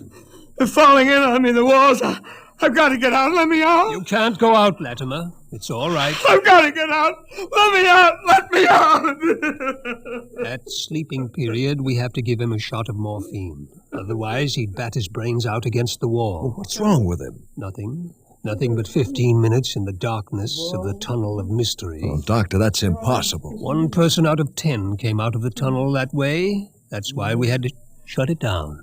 Why? Why should darkness do that? It's obvious man cannot exist without light.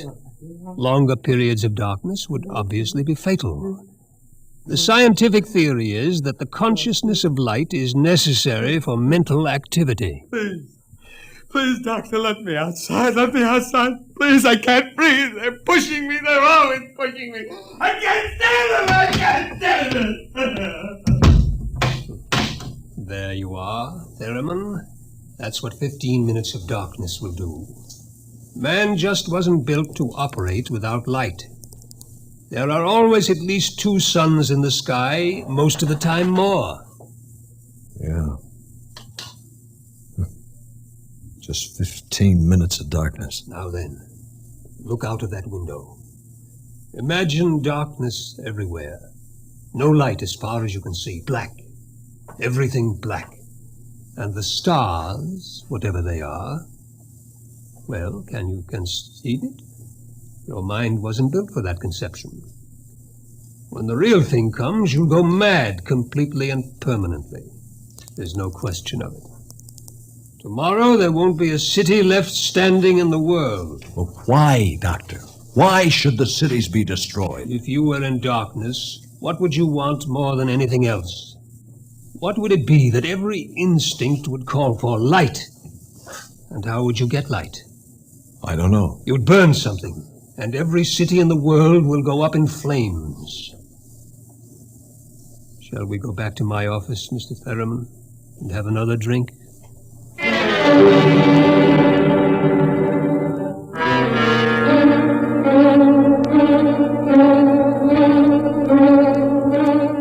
Through the skies, the red sun Beta shines alone. The wind howls across the city. It's cold, colder than man can remember. As the hour approaches, the reporter goes out and speaks to the man in the street. Excuse me, sir. Excuse me, but I'm from the Chronicle. I'd like to talk to you. Ah, a reporter, huh? That's right. My name is Pellet. 2 L's. Remember the 2 L's. All right. Mr. Pellet, what's your occupation? Power technician at the North Division plant. Uh-huh. You're making some kind of a survey, huh? Yeah, in a way. Where are you going now? Home for supper. Well, how about, Well, what I mean is, what are you going to do tonight? You mean about this star stuff? Yeah. Well, I'll tell you, mister. It don't stand to reason that the end of the world is gonna come boom like that. It just don't stand to reason. In other words, you don't believe it? I didn't say that, but it just don't stand to reason. Uh-huh. Have you read what the scientists say? I don't read stuff like that. Only the headlines. Yeah. How about the cult? Well, now, like I always say, I've got nothing against religion. You don't believe them either? Well, they've always been shouting about doom and sin. Listen, bud, when you've been around as long as I have, you get to know the score. It's all right to preach that Judgment Day is coming and all, but just the same, I'm putting money in the bank. Uh-huh. Well, tell me, how about darkness? About what? How would you feel if there was no light? You crazy? How could there be no light? Well, now, suppose all the suns went down at once. Suppose everything was black. Well, that's crazy. What's the use of supposing something like that? It couldn't happen. It's crazy. Yeah. Well, that's all. Thank you. Sure. Look, mister, remember, Pilot with 2 L's?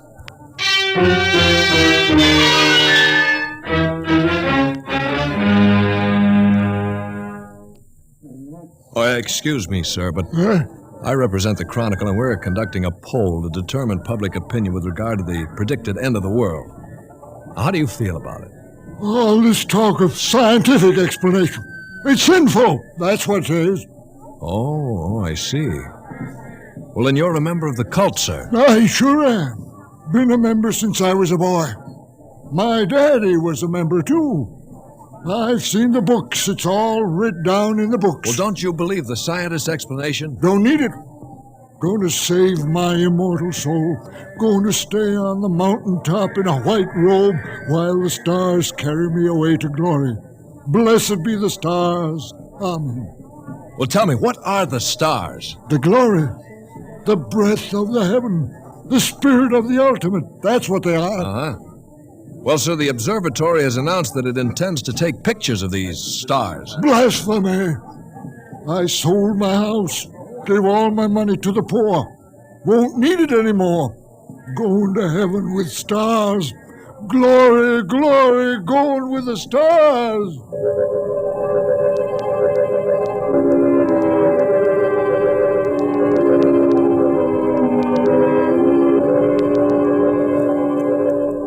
A reporter checks the stock exchange, the stores.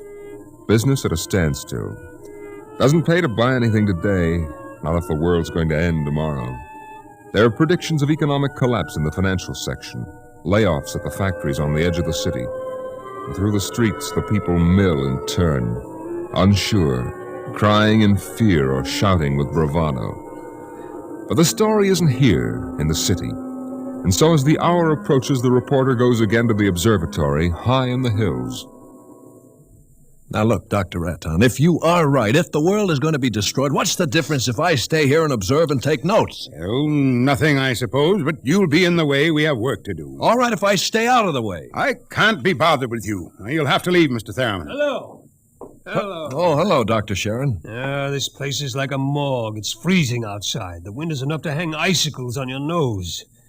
Beta doesn't seem to give any heat at all. It's so far away. Why aren't you in the hideout, Sharon? Me? I'm part of the race that isn't worth perpetuating.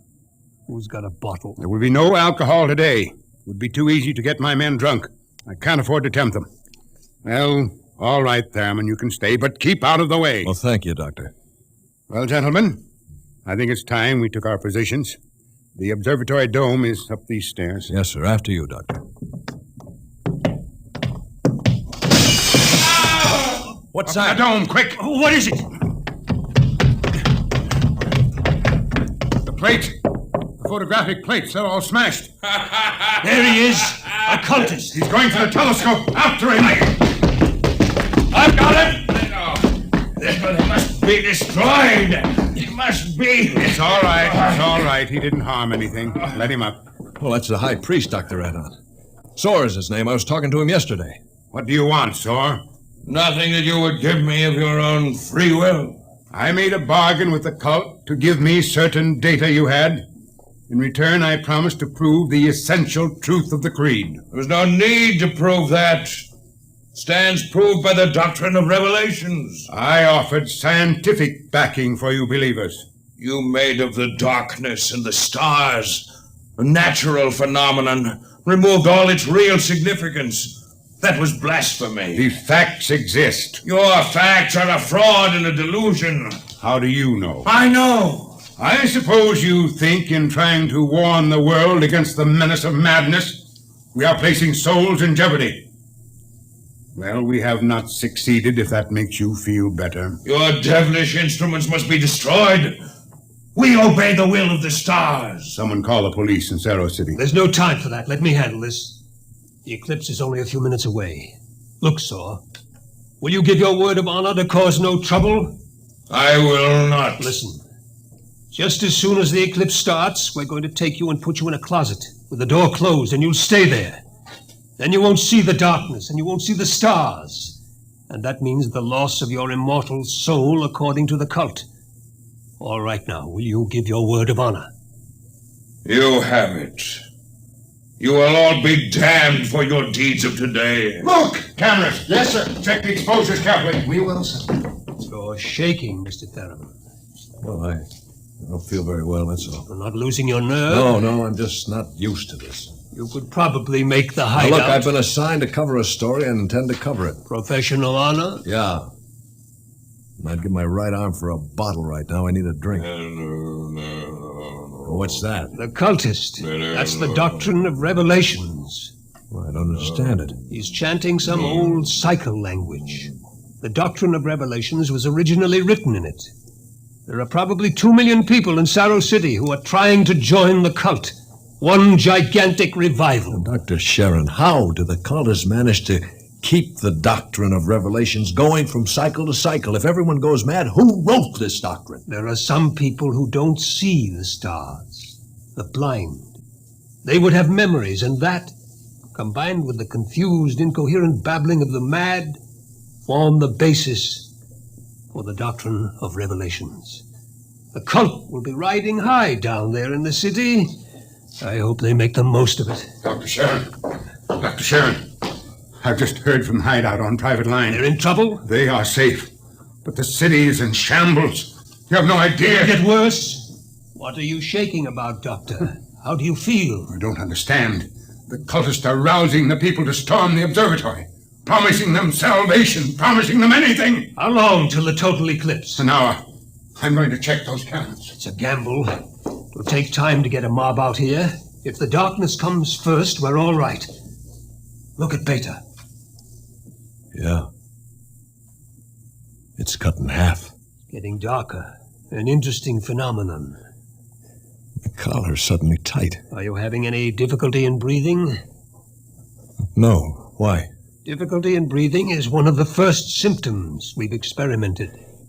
I'm cold. It seems to be getting colder. We'd better keep our minds on something else. Yeah. One of the astronomers has a theory about the stars. He thinks they may be suns that are too far away to see in the light. He developed a fantasy about a planet revolving around one sun. It's a mathematical possibility. Of course, there couldn't be any life. Part of the planet would always be dark and without light. Well, it's obvious. Without light, there can't be any life. It's time for the artificial light. We can't read the instruments. Artificial light? One of the researchers in the university worked it out. It's animal grease packed around a wick. Here, I'll light it with this spark. Why, it's beautiful. Yellow light. After 4 hours of red. It's beautiful. Light. Light.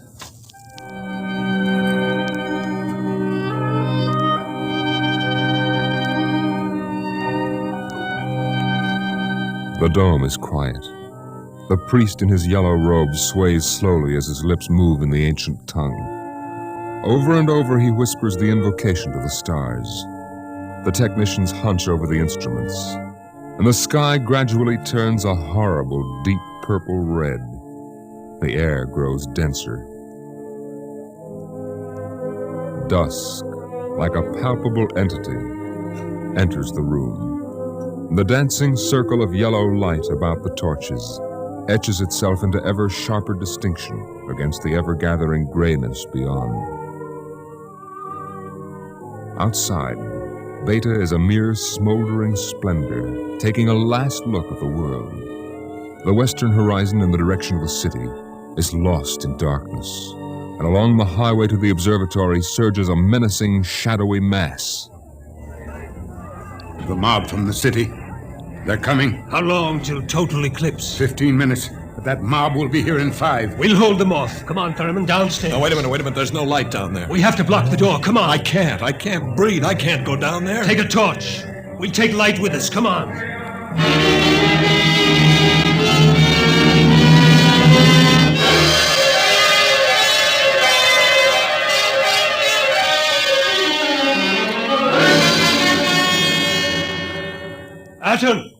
Atten!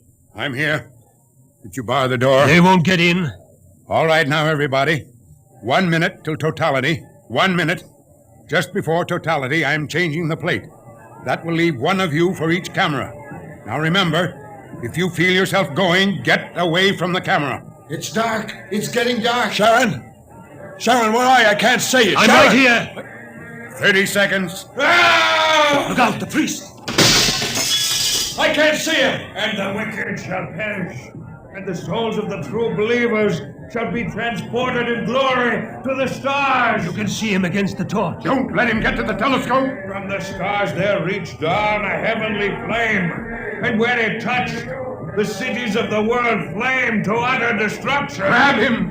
I'll take care of him. The world must be destroyed by the stars. I got it! 5 seconds to totality. 4, 3, 2, 1. The sky is black, and through it shine the stars. 30,000 minute suns shine down in soul-searing splendor. It's more frightening in its awful indifference than the bitter wind that shivers across the horrible, cold, bleak world. The stars. The stars! The stars! The walls! The walls are coming in on me! They're coming in! Light! Light! Darkness. Forever and ever and ever, and the walls are breaking in. We did not know! We did not know! We did not know!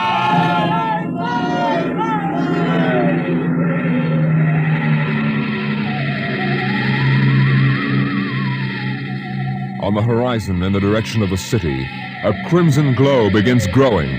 1,000 fires strengthen in brightness that is not the glow of the sun. 1,000,000 fires, as a world mad in the darkness screams in terror for the light.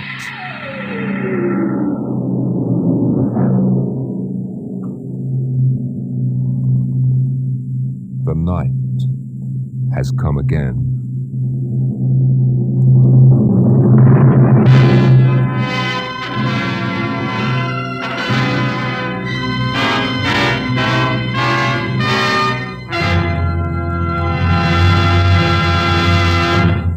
You have just heard another adventure into the unknown world of the future. The world of... Dimension X.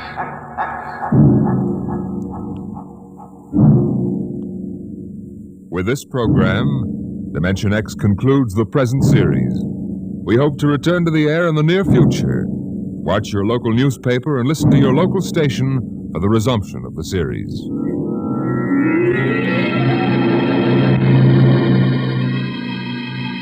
Dimension X is presented, transcribed each week by the National Broadcasting Company in cooperation with Street and Smith, publishers of the magazine Astounding Science Fiction. Today, Dimension X has presented Nightfall, written for radio by Ernest Kinoy from the story by Isaac Asimov. Featured in the cast were Lyle Sudrow as the reporter, Cameron Prudhomme as the astronomer, and John McGovern as the psychologist. Your host, Norman Rose, music by Bert Behrman. Dimension X is produced by William Welch and directed by Fred Way.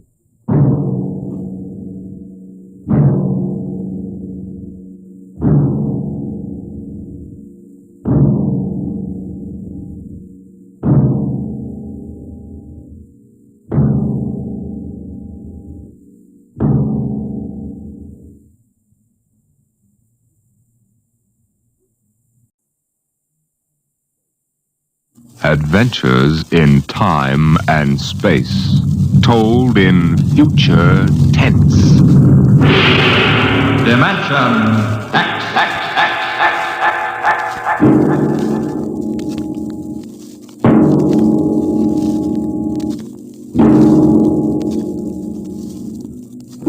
Tonight, transcribed from Ray Bradbury's collection, The Martian Chronicles, we present And the Moon Be Still as Bright.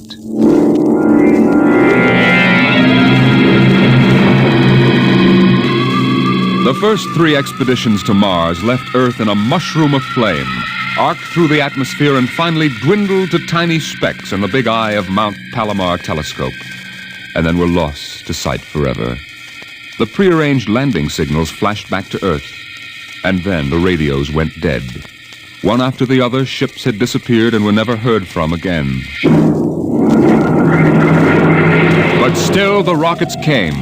The 4th expedition emerged from the silent gulfs of space and angled down toward the floating red disk of Mars, down into an orbit, as the order came to land. Stand by for deceleration. Deceleration, aye, sir. Skids down. Skids down, sir.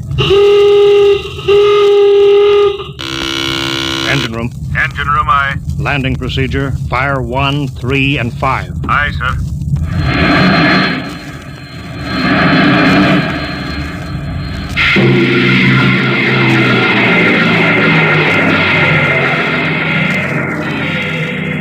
The last blast of the bow jets broke red against the blue desert sands, and the ship slid to a halt at the edge of a vast city that reflected the icy glare of the moonlight. For a while, all was still. All right, Parkhill. Open the airlock. Aye, sir.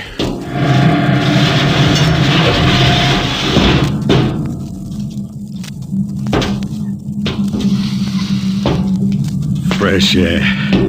How about a fire, Captain Wilder? It's freezing. Later. We got work to do. Smell that air. You could get drunk on it. Say, there's an idea. Why don't we break out a bottle and celebrate? Biggs, there'll be no drinking done till we're secured. But we're landed, Captain. 3 other expeditions landed and disappeared within 24 hours. We're not relaxing security till we find out what happened to them. Maybe Martians? Exactly, Parkhill. Spender, you're an archaeologist. How old would you say those buildings are? Somebody built these cities? Oh, I can't tell till I study them more closely. It's a kind of engineering we couldn't duplicate on Earth. Those thin, reed-like towers and the stone filigree wouldn't stand up under Earth pressure. Beautiful, aren't they? I'm not interested in the architecture now. I want to make sure there's nothing there that might be dangerous. Mr. Hathaway. Yes, sir. I want you to take a reconnaissance party into the city and find out what's there. The cities all look dead from the air, sir. They look dead, but I want to make sure. Mr. Spender, you better go with Hathaway. Yes, sir. Don't waste any time gathering relics either. You can make an archaeological study later. Right now, I want a security report. Biggs? Yes, sir. We'll set up camp right here. No man is to go more than 50 feet from the rocket. And there'll be no celebration till Hathaway and his party report back. No, sir. It's just that we've been cooped up in there. That's all, Biggs. We've landed safely. We're not safe yet. Not until we know what we're up against here. We'll maintain full security till Hathaway gets back.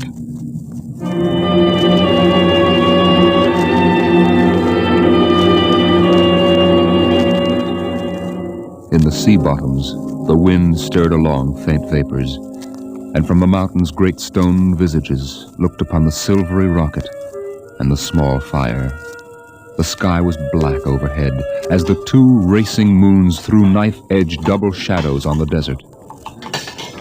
All right, come and get it. Ciao. What you got to eat, Cherokee? Sawdust, smothered in cold lamb fat. Good. I thought it was something I couldn't eat. Hey, you guys, pipe down. Captain, Mr. Hathaway's back. Captain Wiley. Over here, Mr. Hathaway. Well, most of the city is dead, sir. Spender says it's been dead a good many thousand years.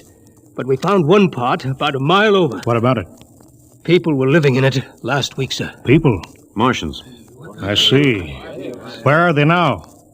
Dead. We found the bodies. Thousands of bodies. They hadn't been dead more than 10 days. What did they die of? You won't believe it. What killed them? Chicken pox. Chicken pox? Yes, I made tests. It worked differently on Martians than on Earth people. Burned them black and dried them out to brittle flakes. But where could they get chicken pox? From Earth, sir. And the other rockets did get through. Yes, sir. I don't know what the Martians did to them, but I sure know what they did to the Martians. Gave them chickenpox and wiped them out. They just didn't have any resistance to an Earth disease. There aren't any of them left? There won't be any. When a thing like that starts spreading, sir, there's no stopping it anywhere. It's 1,000 to 1. It's killed them all. This planet is through. Incredible. Think of it, Captain. A dirty, silly child's disease like chicken pox. It isn't right. Spender, take it easy, You know, man. it's like saying the Greeks died of mumps or the proud Roman Empire collapsed because of athlete's foot. We didn't even give them a decent excuse for dying. We just gave them chicken pox. Spender, get hold of yourself. You didn't see those bodies, Captain. It must have been a shock, I suppose. You need a rest, a little relaxation. Martians are dead. There's nothing you can do about it now. Hey, you hear that? The Martians are all dead. Well, come on, let's break out a bottle and whoop it up. How about it, Captain? Well, all right, man. Oh, that's fine. Hathaway, see to the security guard. Yes, sir. Good Lord, do they have to do that now? It's been a tough trip. It's only natural they'd want to celebrate a little. Celebrate because the world died? Because a rotten little virus from Earth wiped out a whole civilization? Well, they're not thinking of Isn't that. there time later to throw old beer cans into the canals? A civilization died here. It's like butchering a pig in a churchyard. Spender, you think too much. We're lucky to get to Mars without catching a meteor in our bulkheads. Let it go at that. Save on Mars. The first statement, save on Mars. We gotta celebrate. Yahoo!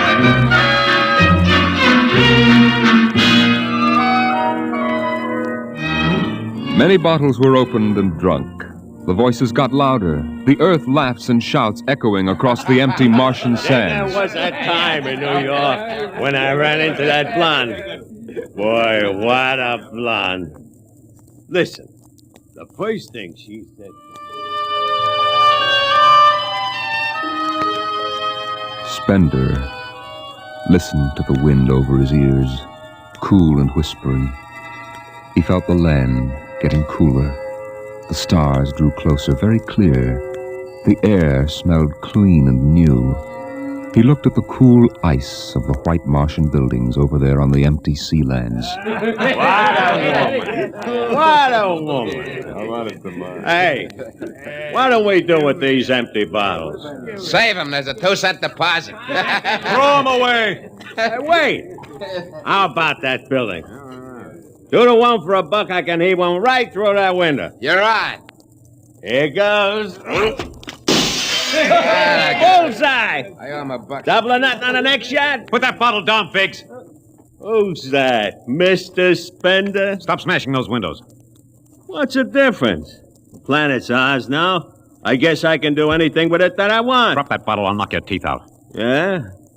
Just watch me. I warned you, Figs. Spender, what is this? I hit him. He's crazy, Captain. He just walked up and slugged me. Biggs wasn't doing All nothing. right, let go of him. You men go back to your party. Spender, come with me. I like Yes, that sir. guy. Just walks up to him and slugs him. He was... Spender, suppose you explain. What was the idea? Oh, the noise, the drunken brawl. I guess I was ashamed of the spectacle the whole crew was making. Where's their respect for what's happened? Their sense of what's right? Men are tired. It's been a long trip. You got a different way of seeing things. I'm seeing things all right. I'm seeing how we'll ruin Mars. We'll rip it up, rip the skin off the way we've already ruined Earth.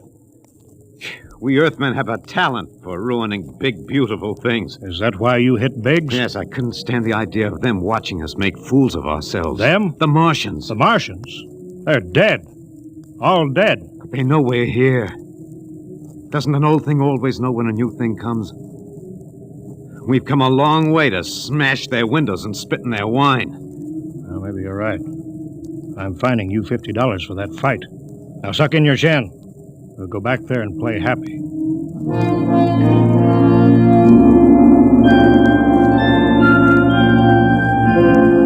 Now the whole party moved out into the moonlight across the desert. They made their way into the dreaming dead city. The light of the racing twin moons glinted on the barrel of a pistol, the long blade of a machete, the round, gurgling shape of a raised bottle. Their shadows under them were double shadows on the ice-blue sand. They were waiting for something to stir in the dead city, something to rise, some ancient ancestral shape to come galloping across the vacant sea bottom on an ancient armored steed of impossible lineage, of unbelievable derivation. Look at it, Captain. Down those avenues in the mist. You can almost see them. The mind's eye populated the dead city. Each window was given a person who leaned from it and waved slowly, as if under some timeless water, at some moving form in the fathoms of space below the moon-silvered towers. There were faint murmurs of sound, and odd animals scurrying across the gray-red sands.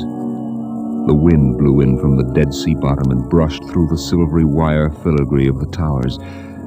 A strange music drifted down to the double-shadowed streets, a thin, haunted music that played as it had played through the uncounted years of time. Nobody moved. The moons held and froze them. The wind beat slowly around them. Hey, out there! You people in the city! Biggs. Why, I just wanted to make a little noise. Come on. They built this city thousands of years ago. And now where are they? How did they die? Who cares? They're dead. It's good enough for me. Lord Byron. What? Lord Byron, an old 19th century poet. He wrote a poem that fits this city. Might have been written by the last Martian. So we'll go no more a-roving so late into the night, though the heart be still as loving and the moon be still as bright. For the sword outwears the sheath, and the soul outwears its breast, and the heart must pause to breathe, and love itself must rest. Though the night was made for loving, and the day returns too soon, yet we'll go no more a-roving by the light of the moon.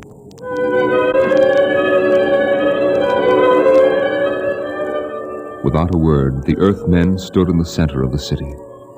It was a clear night. There was not a sound except the music of the wind. At their feet lay a tile court worked into the shapes of ancient animals and images. They stood there, silvered by the double moons beneath the crystal towers of Mars. Then Biggs was sick, and the sour stench of liquor filled the cool air. The men of Earth had come to Mars. And Spender turned and walked away into the city, alone in the moonlight, never once stopping to look back.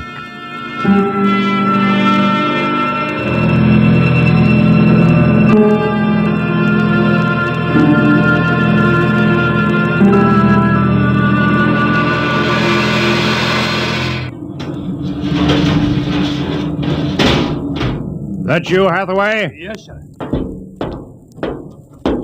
My trick on bridge watch, sir. What time is it? 0400. Any orders, sir? No, I'll stay on watch. You turn in. Aren't you sleeping, sir? I'll wait for Spender. He didn't come in? No. He's crazy. Walking away into the shadows, he didn't even look back. Spender's a strange man. He's crazy, sir. How's the rest of the crew? Sleeping it off. Biggs had DTs, but he's calmed down now. You can go back below, Hathaway. I'll take your watch. Captain Wilder, do you think Spender'll be coming in before morning? I don't know. You know, sir, I don't think he's ever coming back. That's the way I feel about him, sir. He'll never come back.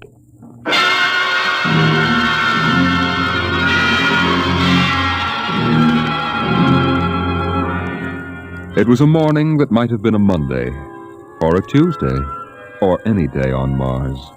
Biggs was on the canal rim, his feet hung down in the cool water, soaking, while he took the sun in his face. What are you doing back here, Biggs? Didn't you go out with the search party? Yeah, I come back. I got a blister. Sure.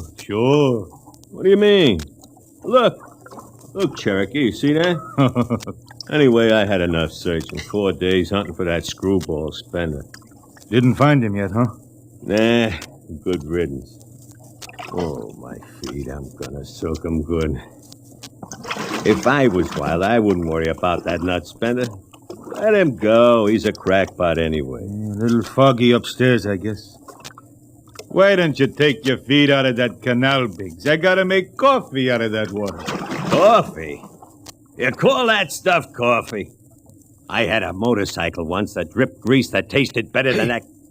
Wait a minute. Biggs, look over there. Where? By that bush. There's someone there. Hey, it's him. Hey, Spender! Spender? Hey, he's coming over. Why didn't he stay lost, the crazy jerk? Hi, Spender. Long time no see. Hello, Cherokee. I've been exploring some ruins. You and them ruins. You're like a dog in a boneyard. What's the matter? Where you been? Up in the hills. What would you say if I told you I found a Martian? Where? Yeah? Never mind. Let me ask you a question. How would you feel if you were a Martian and people came to your land and started to tear it up? I know how I'd feel. I've got Cherokee blood in me. My grandfather told me lots of things about the way they kicked the Indians around in the Oklahoma Territory. If there's any Martian around, I'm all for him. How about you, Biggs? They're dead. They're all dead. A good thing, too. Well, I found a Martian. Up in a dead town in the hills. I've been reading their books. They're easy to understand. I've learned their language. Then I found this Martian. He said, give me your boots, and I did. He said, give me your uniform, and I gave him my uniform. You're crazy, Spender. Hey, Cherokee, he's crazy. And the Martian said, give me your gun, and I gave him my gun, and then he said, come along and watch what happens. And the Martian walked down into camp, and he's here now. I don't see no Martian. I'm the last Martian. What? Biggs, I'm going to kill you. Cut it out. What kind of a lousy joke is that? Stand up and take it. Hey, put that gun away, Spender. Hey, cut it, Spender. Oh, put that gun away. You're joking. You're kidding, huh? Spender!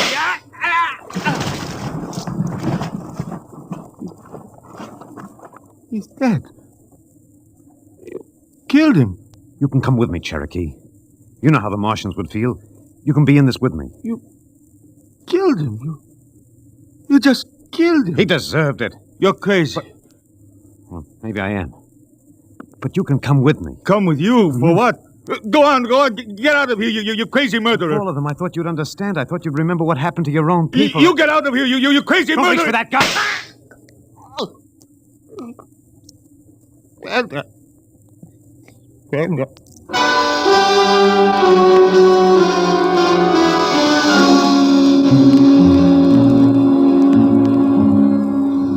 They're both dead, Captain Wilder. Who's missing? Only Spender. It must have been him, sir. Why didn't he come and talk to me? Why didn't Should have talked to me. I'd have shot his brains out. That's what I'd have done. He took him by surprise. There's no sign of a struggle. Hathaway, break out the arms locker. Issue pistols, rifles, and grenades. Yes, sir. You better get the Bible out of the navigation chest. We'll have to bury these two. Parkhill. Aye, sir. You start digging a grave. How about Spender? We'll have to go up in the hills and find him. Just let me at him with my bare hands. Crazy murdering louse. That's enough, Parkhill. The man is sick. He must be. Sick my eye. Now grab a shovel. Start digging.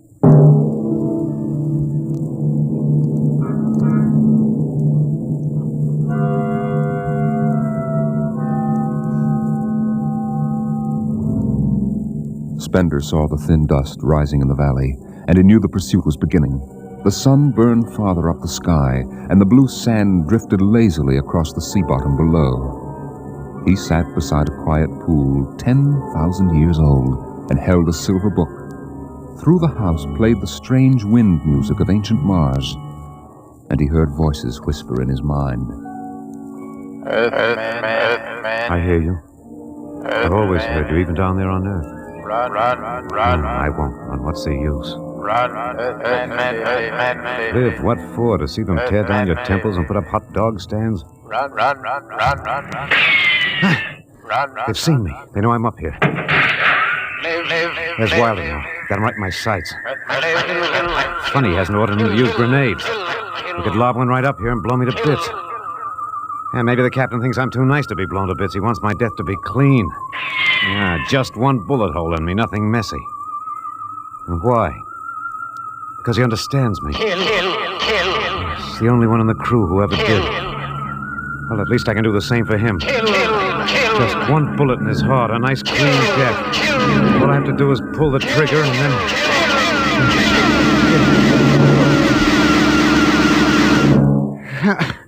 It's no use. I can't do it to him. Spender! Spender, can you hear me, Spender? Yeah, I hear you, Captain. What do you want? Talk! Truce! All right, come on up. Leave your gun down there and keep your hands up.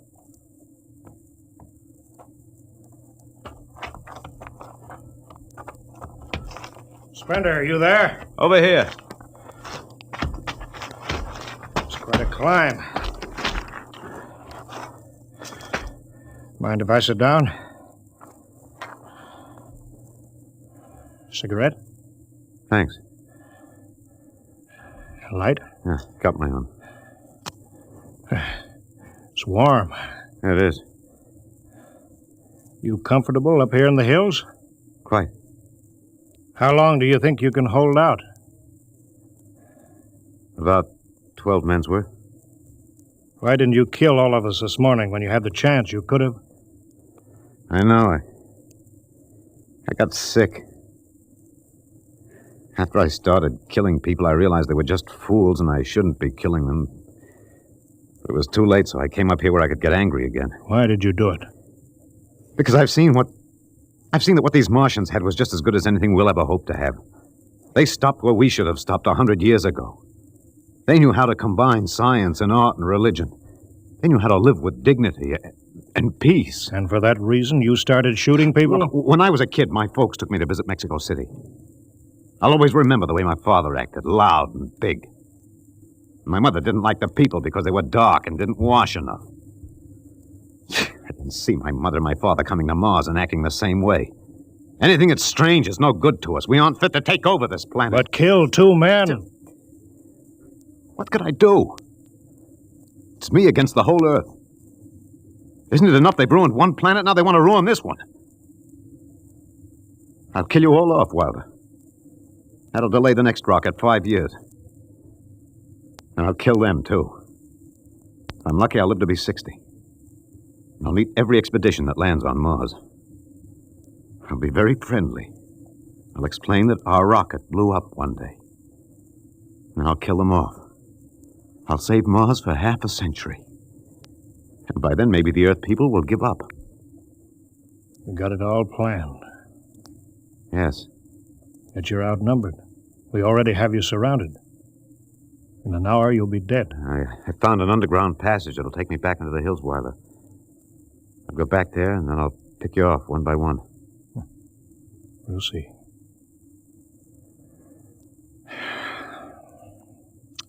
It's a nice town you got here, Spender. Beautiful. I'd like to live here. You can. But join me. You're not like them. I'll show you what a good life these people had. I'll play you an old reel of Martian music that must be at least 50,000 years old, a kind of music you've never heard in your life. It sounds wonderful. But I can't stay with you. Sorry, Spender. I'm sorry this is happening. Guess you'd better go back now so you can start your attack. I guess so. Captain, I won't kill you. When it's all over, you'll still be alive. Then maybe you'll change your mind. No. There's too much Earth blood in me. I may even agree with you about all this. But that doesn't change what I've got to do. You won't stay? No. This is your last chance, Spender. You're sick. Come along with me quietly. No. Look, one last thing. If you win, do me a favor. Try to see that they don't tear this planet apart. Right. If it helps, just think of me as a very crazy fellow who went berserk one summer day. It'll be easier on you that way. I'll think it over. So long, Spender. Bye, Captain. Good luck.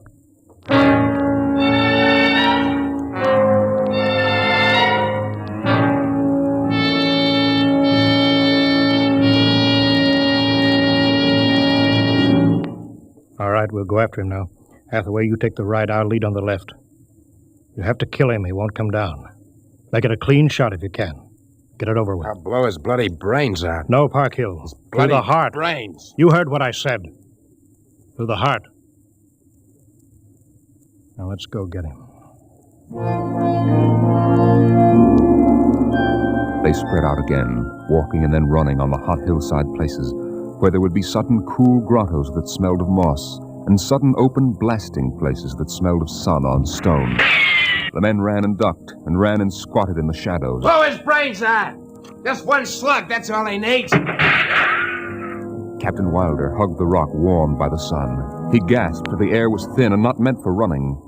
Spender lay at the top of the hill, and a gap in the rocks showed the white of his shirt against the shadows. Wilder looked at the towers of the little, clean Martian village like sharply carved chess pieces lying in the afternoon. He saw the rocks and the interval between where Spender's chest was revealed. Go on, Spender, get out. You've only got a few seconds to escape. Get out to the caves and come back later. Go now, Spender. I've got to end it. I've got to think I'm right and pull the trigger. Go now. Get out. I'll get him. A slug in the head. I'll blow his bloody... No, Parkhill. Put down that gun. I've got to do this myself. Spender. Why didn't you get out? Why?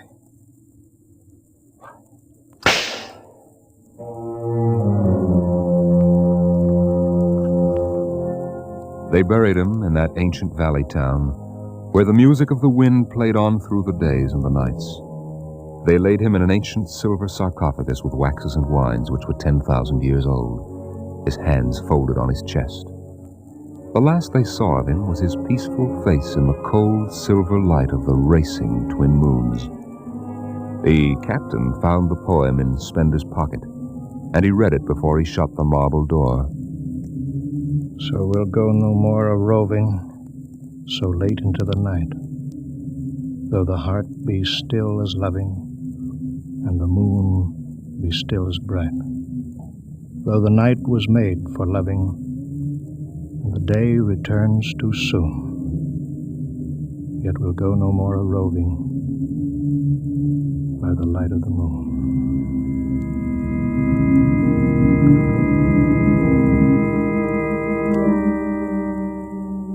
The next afternoon, Parkhill did some target practice in one of the dead cities, shooting out the crystal windows and blowing the tops off the fragile towers. Captain Wilder caught Parkhill and nearly knocked his teeth out.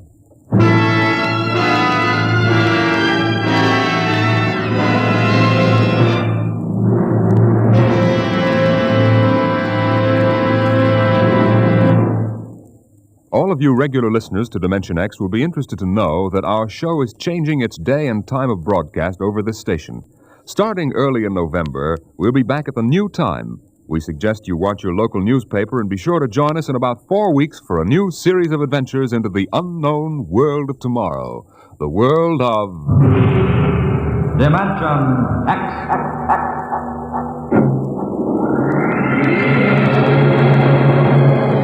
Tonight, Dimension X is transcribed, And the Moon Be Still as Bright. Adapted for radio by Ernest Kenoy from the original story by Ray Bradbury.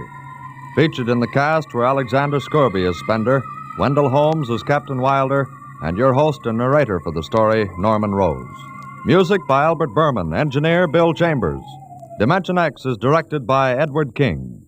This is Robert Warren speaking.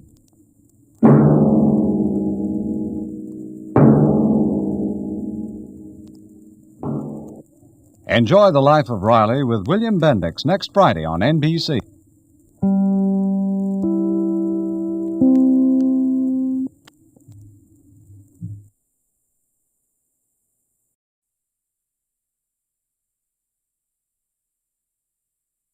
Described in future tense. Dimension X.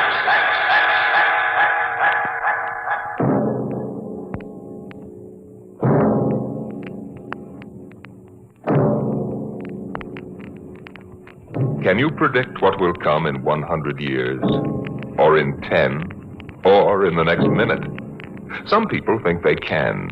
Nuclear scientists, mathematicians, astronomers, biologists. They'll predict the shape of the future. Why? Because they make the future. Because they see beyond the known dimensions of time and space into the unknown. Dimension X.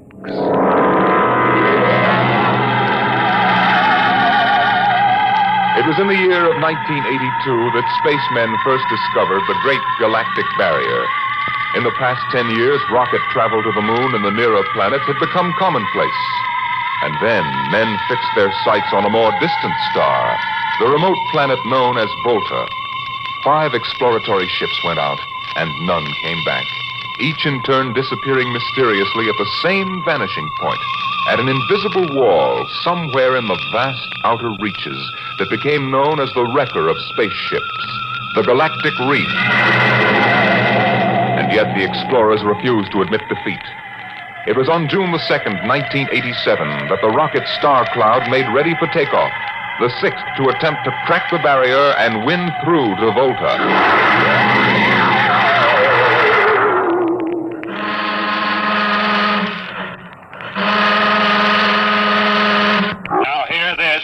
Condition green. 2 minutes. Captain, I don't suppose you'll want the ship's doctor up here on the bridge during blast off. I think not, Smitty. All right, then. I'll be in the sick bay, counting vitamin pills if you need me. Good luck, Lewis. Thank you, Smitty. Lieutenant Collier. Yes, sir. You're relieved. You better get down to navigation control and take over. Yes, sir. Oh, Lieutenant. Yes, sir. We've never flown together before. This is your first flight in a space vessel as big as the Star Cloud, isn't it? Yes, sir. But I was trained in oversized jobs at the Naval Academy. Well, if you're half as good a navigator as your father was, you'll do fine. Thank you, sir. You were old shipmates, weren't you? Old shipmates. I served under him in the first rocket that ever got back to its base in one piece. We flew that mission in a tin can not much better than a primitive guided missile. I almost went along on the last trip your father made to the barrier. Too bad about that. Yes, sir. Well, that's all, Collier. I'll bus you when you get down to nav control. Lieutenant Paulson. Yes, sir. Get me ground control tower on the radio. I want to talk to Colonel Harrison. Sparks has the circuit up now, Captain. Go ahead, sir. I patched in our bridge speaker. Colonel Harrison? Yes, Captain? We're standing by for takeoff in 60 seconds. Good. The field is cleared of all personnel. We'll try to reestablish radio contact immediately after takeoff. In any event, there'll be a 24-hour ground monitor. Fine. Good luck. I hope you make it. Thank you. Bridge to navigation control. Nav control, Collier. Ready, Lieutenant? We're ready, Captain. The course is in the integrator for takeoff at 1200 hours. All right. Stand by for blastoff. Bridge to engine room. Fire up your rocket chambers. Take off at exactly 1200 hours. I'll read you off. 20 seconds.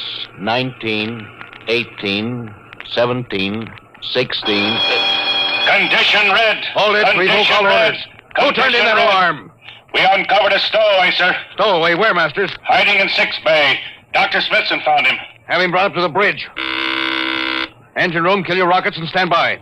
Thorson, This is Colonel Harrison at ground control. What's holding you up? Trouble. What's the matter with you? What's the matter with you? There's a stowaway aboard. Stowaway? Yes, I thought your men were supposed to police this base. What's the matter with you? All right, Captain, take it easy. You know what this delay can do to us, don't you? 1 minute later, takeoff can throw us 1,000,000 miles off course. We'll have to reintegrate the whole works. Well, look, how long do you think it'll take? Don't bother me for a while. I'm busy. Stupid idiots. Captain Thornton. Oh, come in, Smitty. Here's your stowaway. I'll court-martial the... Charlie. Can you use a good radio man, Skipper? See, you two have met. Met? The skipper and me made 50 trips to the moon together. Didn't we, Captain? Charlie, if you wanted to come along, why didn't you volunteer? I did, Skipper. They turned me down. What's wrong with you? Acceleration bends. Oh. They said my arteries wouldn't stand another trip. Well, I'm sorry to hear that. But they're wrong, sir. I got one more good trip in me. Now listen, Captain.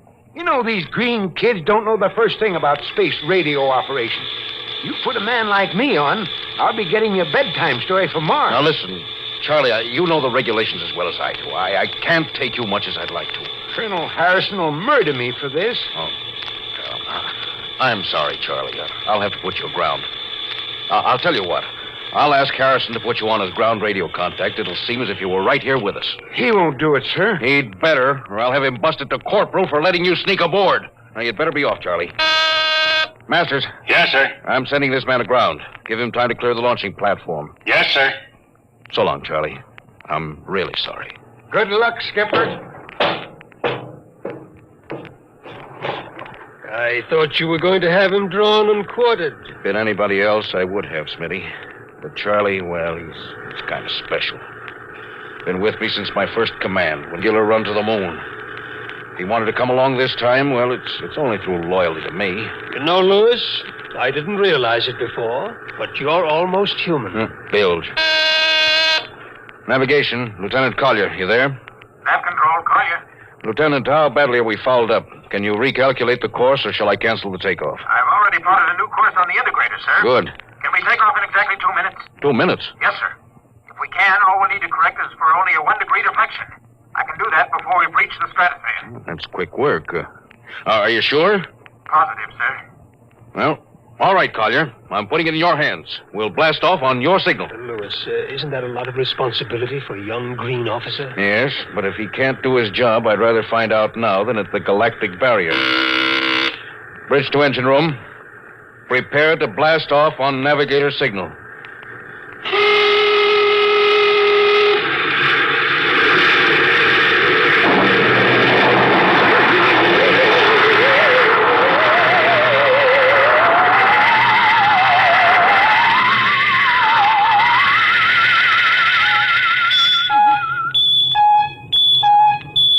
How are we doing, Collier? Coming on the bearings, sir. 4, 3, 2, 0. We've intersected the course vector. Good work, Collier. The course is corrected, sir. Ready to go into atomic overdrive anytime you say. All right, stand by. Now hear this. Now hear this. Prepare for maximum acceleration. Bridge to engine room. Kill your rockets. Rockets out. Fire up number 1 cyclotron. Number 1 ready. Fire up number 2. Number 2 ready. Withdraw your dampening rods. Aye. Fission chamber ready. Blast tubes cleared. All generators operating at capacity, sir. Right. Go into overdrive on the count of 0. 5 seconds, Captain. 3, 2, 2, 1, 1, 0. 0.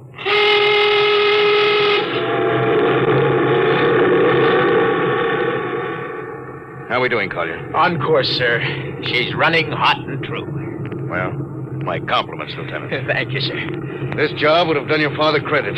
He was one of the best navigation officers I ever saw. Thanks, sir. Now start your gyros and put her on robot control. The bridge is yours, Mr. Collier.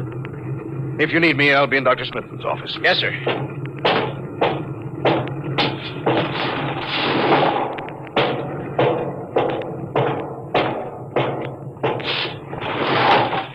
I see you got us off the ground. You can thank young Collier for that. Chip off the old block. You knew his father? Matter of fact, I knew him very well. First-rate spaceman. Is he the one who, Yes. He was lost in the galactic barrier on the second ship we sent out to Volta. Louis, just what do you think this galactic barrier is? Oh, your guess is as good as mine, Doc. All I know is that 5 ships have gone into it. None of them have come back out. How about Miss Strovik's theory that it's a time warp in space, that the ships reach it and slip into another dimension? Rubbish. My theory is that the galactic barrier is nothing more than a radioactive layer of some kind. What makes you say that? Well, we know that radar signals bounce off it like they were hitting an invisible glass wall. And we know that it destroys our ships and crews in some way. There's no other logical explanation. What makes you think we can get through it, Louis? Because we're ready for it. The others weren't. The entire hull is completely shielded with lead. We can crack through any radioactive cloud ever detected. Besides, we're equipped with some new UHF radio devices that should enable us to maintain radio contact with Earth. Nothing can happen. Absolutely nothing. Who are you trying to convince? Myself, I suppose. Louis, you've had your share of glory. First skipper to reach the moon back in 1962. You could have retired. Why are you risking this trip? Because 5 ships are missing. And men like Prentice and Marketson and young Collier's father. I'm tired of seeing good men fed into that meat chopper. Then why are we going? We haven't any choice, Smitty. We're in a race, the kind of race where men and ships are expendable. According to Interspace Code, the first nation to reach Volta can claim it. Personally, I want no part of it. Doc, there are a dozen nations who feel very differently about that. I know. You're right, of course. Well, at least it won't be boring. I'll have to play physician morale builder and mother substitute for 112 slightly nervous men. Your morale doesn't sound too good, Doc. As morale officer, I can state without fear of contradiction, it is terrible. And something tells me that as we approach that galactic barrier, I'm not going to be alone.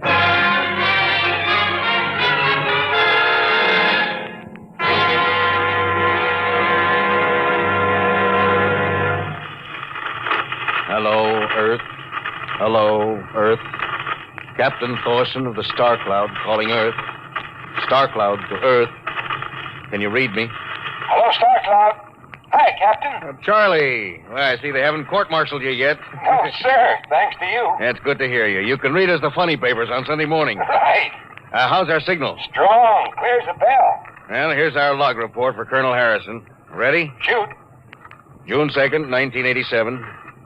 4 weeks out from Earth. Running true, no radiation. Operation normal. Still making our approach to the galactic barrier.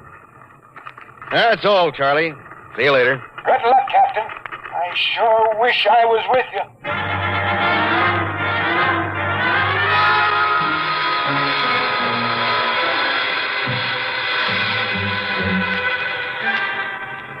How's the morale, Smitty? Well, the men know we're getting closer to the barrier. They're beginning to show a little tension, Louis. How's their physical condition? Any sickness? About half the crew has come down with space flu. I was afraid of that. Bad? Oh, same as usual. Lips and hands with a bluish cast. Eyes are sensitive to infrareds. I don't know. When I first started flying these tin cans, nobody ever heard of space blues. There's a theory it's caused by the terrific acceleration of the atomic overdrive. The change in gravity affects the circulation. What do you think? Oh, I think it's psychosomatic. I've noticed that the same men who get space blues under tension on a ship tend to get blue coloration back on Earth when they're upset. I guess it's an occupational disease of space navigators. You think it's just nerves, then? I don't know. Young Collier's got a bad case. Yes, I think it's tension from overwork. Well, maybe you need some vitamins. Louis, when will you realize that vitamins are not a panacea for all the troubles of mankind?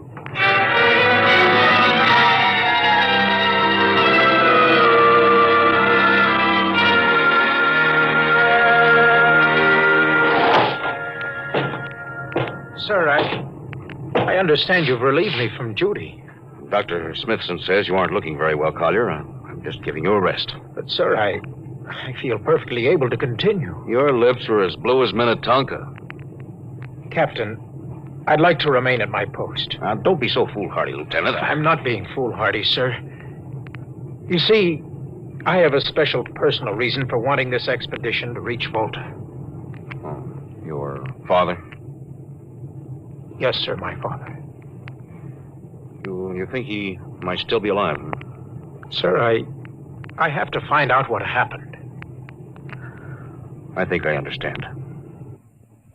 Very well, Collier. Report back to duty.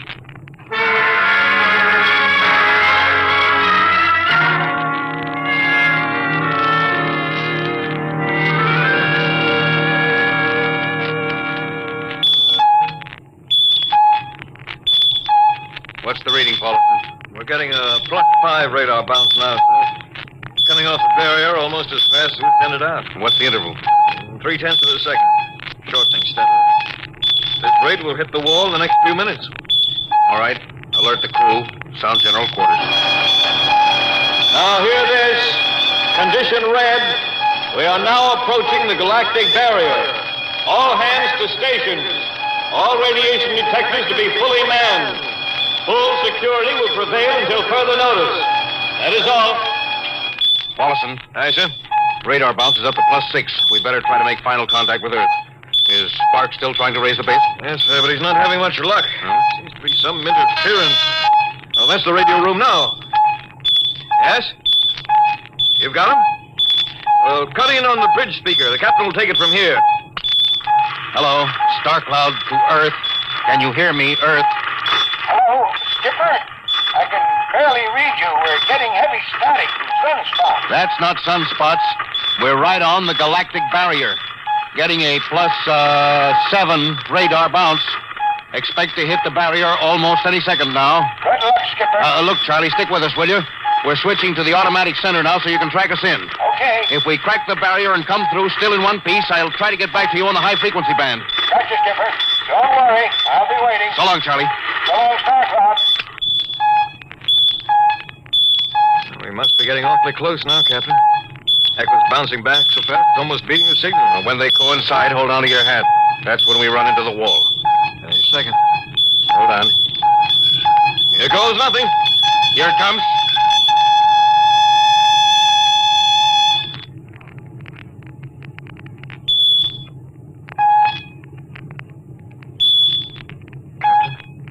What? Nothing happened. We made it, Captain. No radiation, no time warp, no nothing. The crew's gone crazy, sir. Let them. They earned it. Hey, Doc, can you break out a few bottles of snake bite serum for medicinal purposes? I sure can, Louis. This calls for a celebration. How's your morale now? Couldn't be better. How's yours? Couldn't be better. Hey, what the? Condition red. Condition red. Radiation detected. Condition red. Radiation detected. Holy mackerel. Look at the needle on that indicator. Paulson. I see it, Captain. We're picking up radiation like crazy. What's it like? It's a strong impulse. What kind? I don't know, sir. It's too long for a cosmic ray and too short for UHF. The ship's lousy with it. Man your battle stations! Paulson, track it down. Triangulate it and make it fast. I want a directional fit. Yes, sir. Engine room. Yes, sir. We're picking up radioactivity. Is it the fission chambers? No leak here, sir. I'll check your gauges. Nothing here, Captain. Must be coming from outside. Damage control. Yes, sir. Is radiation penetrating the lead field? Haven't found anything yet, sir. Well, keep at it. Paulson, how are you doing? I've got a fix, Captain. What is it? I'll have to recheck my figures. Hurry up.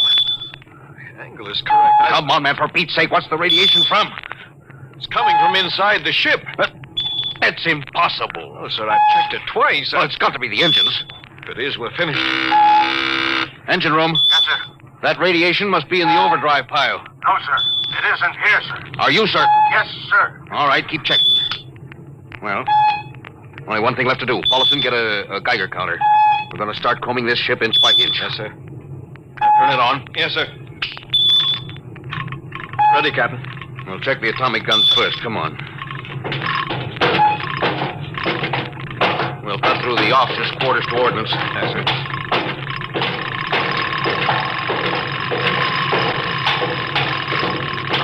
Through here. All right. Wait a minute, sir. Huh? What is it? The signal's weaker now. Yeah. Let's go back.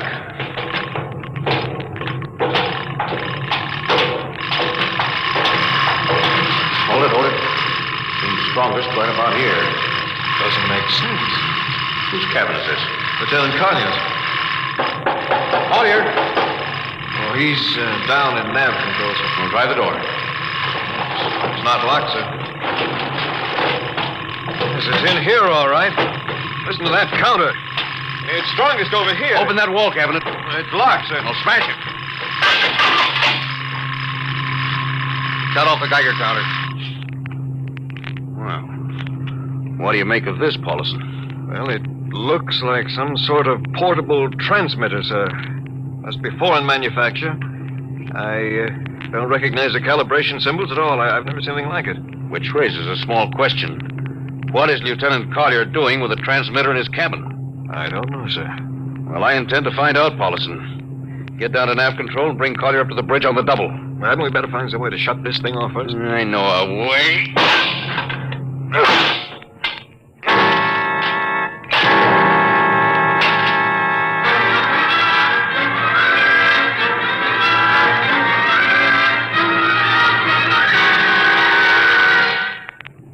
Lieutenant Collier, I'm going to ask a few simple questions. Yes, sir. And I want a few simple answers. Yes, sir. What were you doing with the transmitter in your cabin?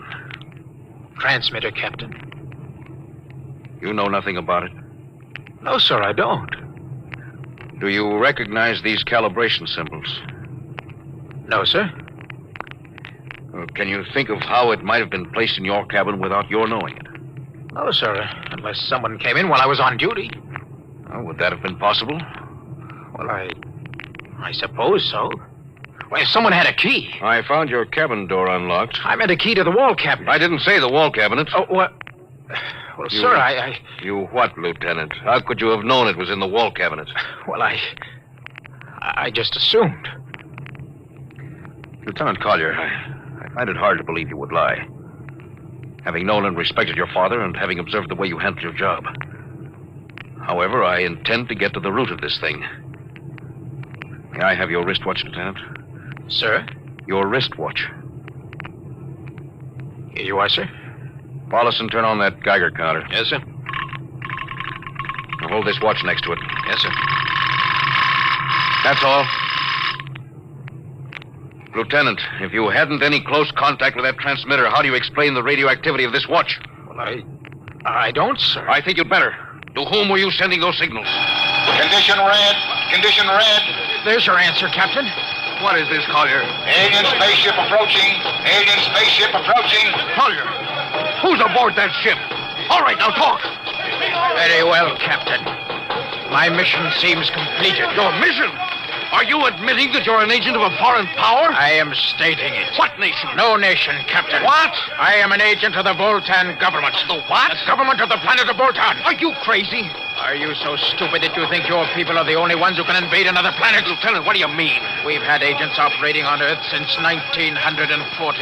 I don't believe you. What do you think happened to those 5 ships, Captain? Where do you suppose we got our information? Your language, your culture, family background. Your appearance, you look like... Like Commander Collier? Is that so surprising, Captain? We had a living model. I ought to kill you. That would be very foolish, Captain. I would advise you to surrender without delay. Alien ship now coming into ordnance range. I'll deal with you later, Collier. Paulson. Yes, sir. Put this man in irons and take him away. Don't worry, sir. We'll take good care of him. Partner, Robinson. Gunnery. Gunnery, Richardson. What's the range? 10,000 meters. They're closing fast. What's your guns on radar tracking? Tracking. Coming on the bearing. Fire. Fire, Richardson. Did you hear me? Fire! What's the matter down there? Did you hear me? Richardson, answer me! What? Who? It's no use to shout, Captain. Collier. How did you get loose? Where's Paulson? Lieutenant Paulson is dead. All stations, Lieutenant Collier has escaped. Seize him, men! Don't waste your breath, Captain. Your men can't hear you. What? Those still alive are my men. You're lying. No, Captain.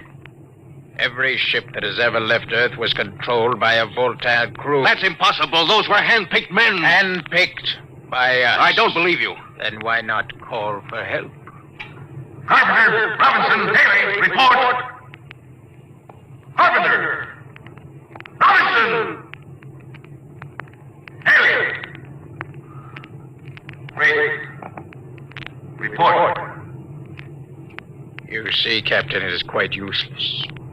The Star Cloud will be taken to Volta for, shall we say, further experimentation. I see.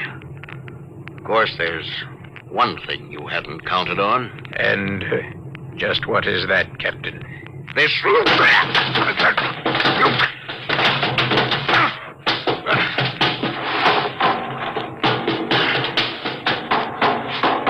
Carpenter! Are you in there, Lieutenant Carpenter? They can't all be dead. There must be one alive. Smitty! Dr. Smithson! Smitty! Oh, Smitty, what have they done to you? Lewis. Those dirty... don't talk. I must lean closer. Not much time. Lewis, space blues. Space blues? What is it, Smitty? What are you trying to tell me? All men with space blues. Voltan. Here, let me help you. No, Lewis. Get message back to Earth. Voltan, 5th column. Watch out for space blues.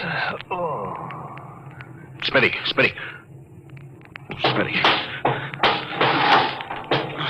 Captain Thorson,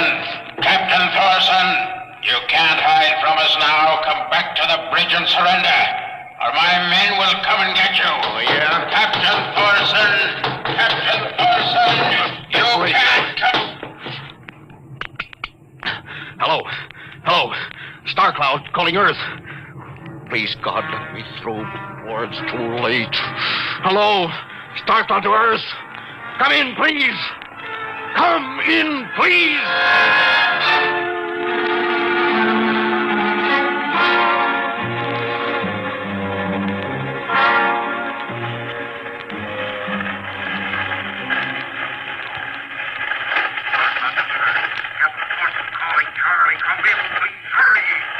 Hello? Can you hear me, Charlie? Skipper, is that you? You getting my signal? It's, coming in a little louder now, Skip. Keep sending. Thank God, Charlie. Now listen to me. Not much time. Get word to Colonel Harrison. Crew, mutinied. Most of crew members, Voltans. What? Voltans. Spell that. V-O-L... Voltans? That's right. They're from the planet Volta. Skipper, are you all right? Look, Charlie, this is serious. They'll be here any second. Now listen, they have a 5th column on Earth. They're planning to invade you. You don't mean it. Of course I mean it. Now tell Harrison. Posing as humans, you can detect them by space blues. You got that? Only Voltans get space blues. Charlie, can you hear me? Space blue. I get you. You warn everybody. Captain?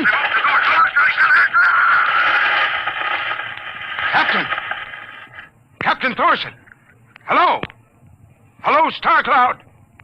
Come in. What's the trouble, Sergeant? I was just trying to raise the Star Cloud, Colonel. Had me luck? No, sir. No contact. No contact? No, sir. Nearly an hour since they hit the galactic barrier. I don't understand why they haven't tried to get a message back. No, sir. Neither do I. All right. I'll take over for a while. Yes. You do that. You go right ahead, sir. Right. Oh, Charlie, you'd better go out and get yourself some coffee. You look a little blue around the gills.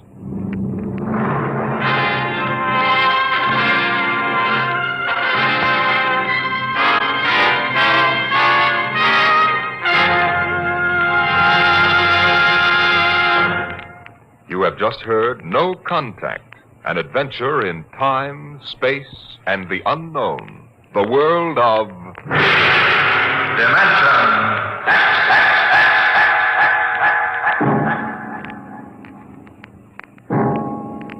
Next week we have a cheerful little tale that starts with the disappearance of Grant's tomb. It's about a veteran newspaper reporter and a strange little man who calls himself the world's greatest genius. You'll hear all about it next week at this same time when we present The Professor Was a Thief.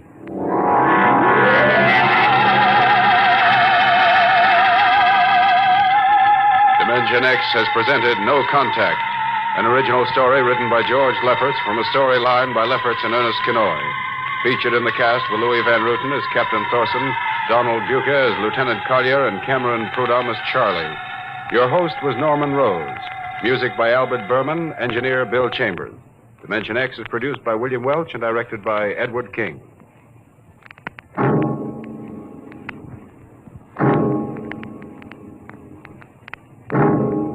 Stay tuned for the remarkable Quiz Kids on NBC.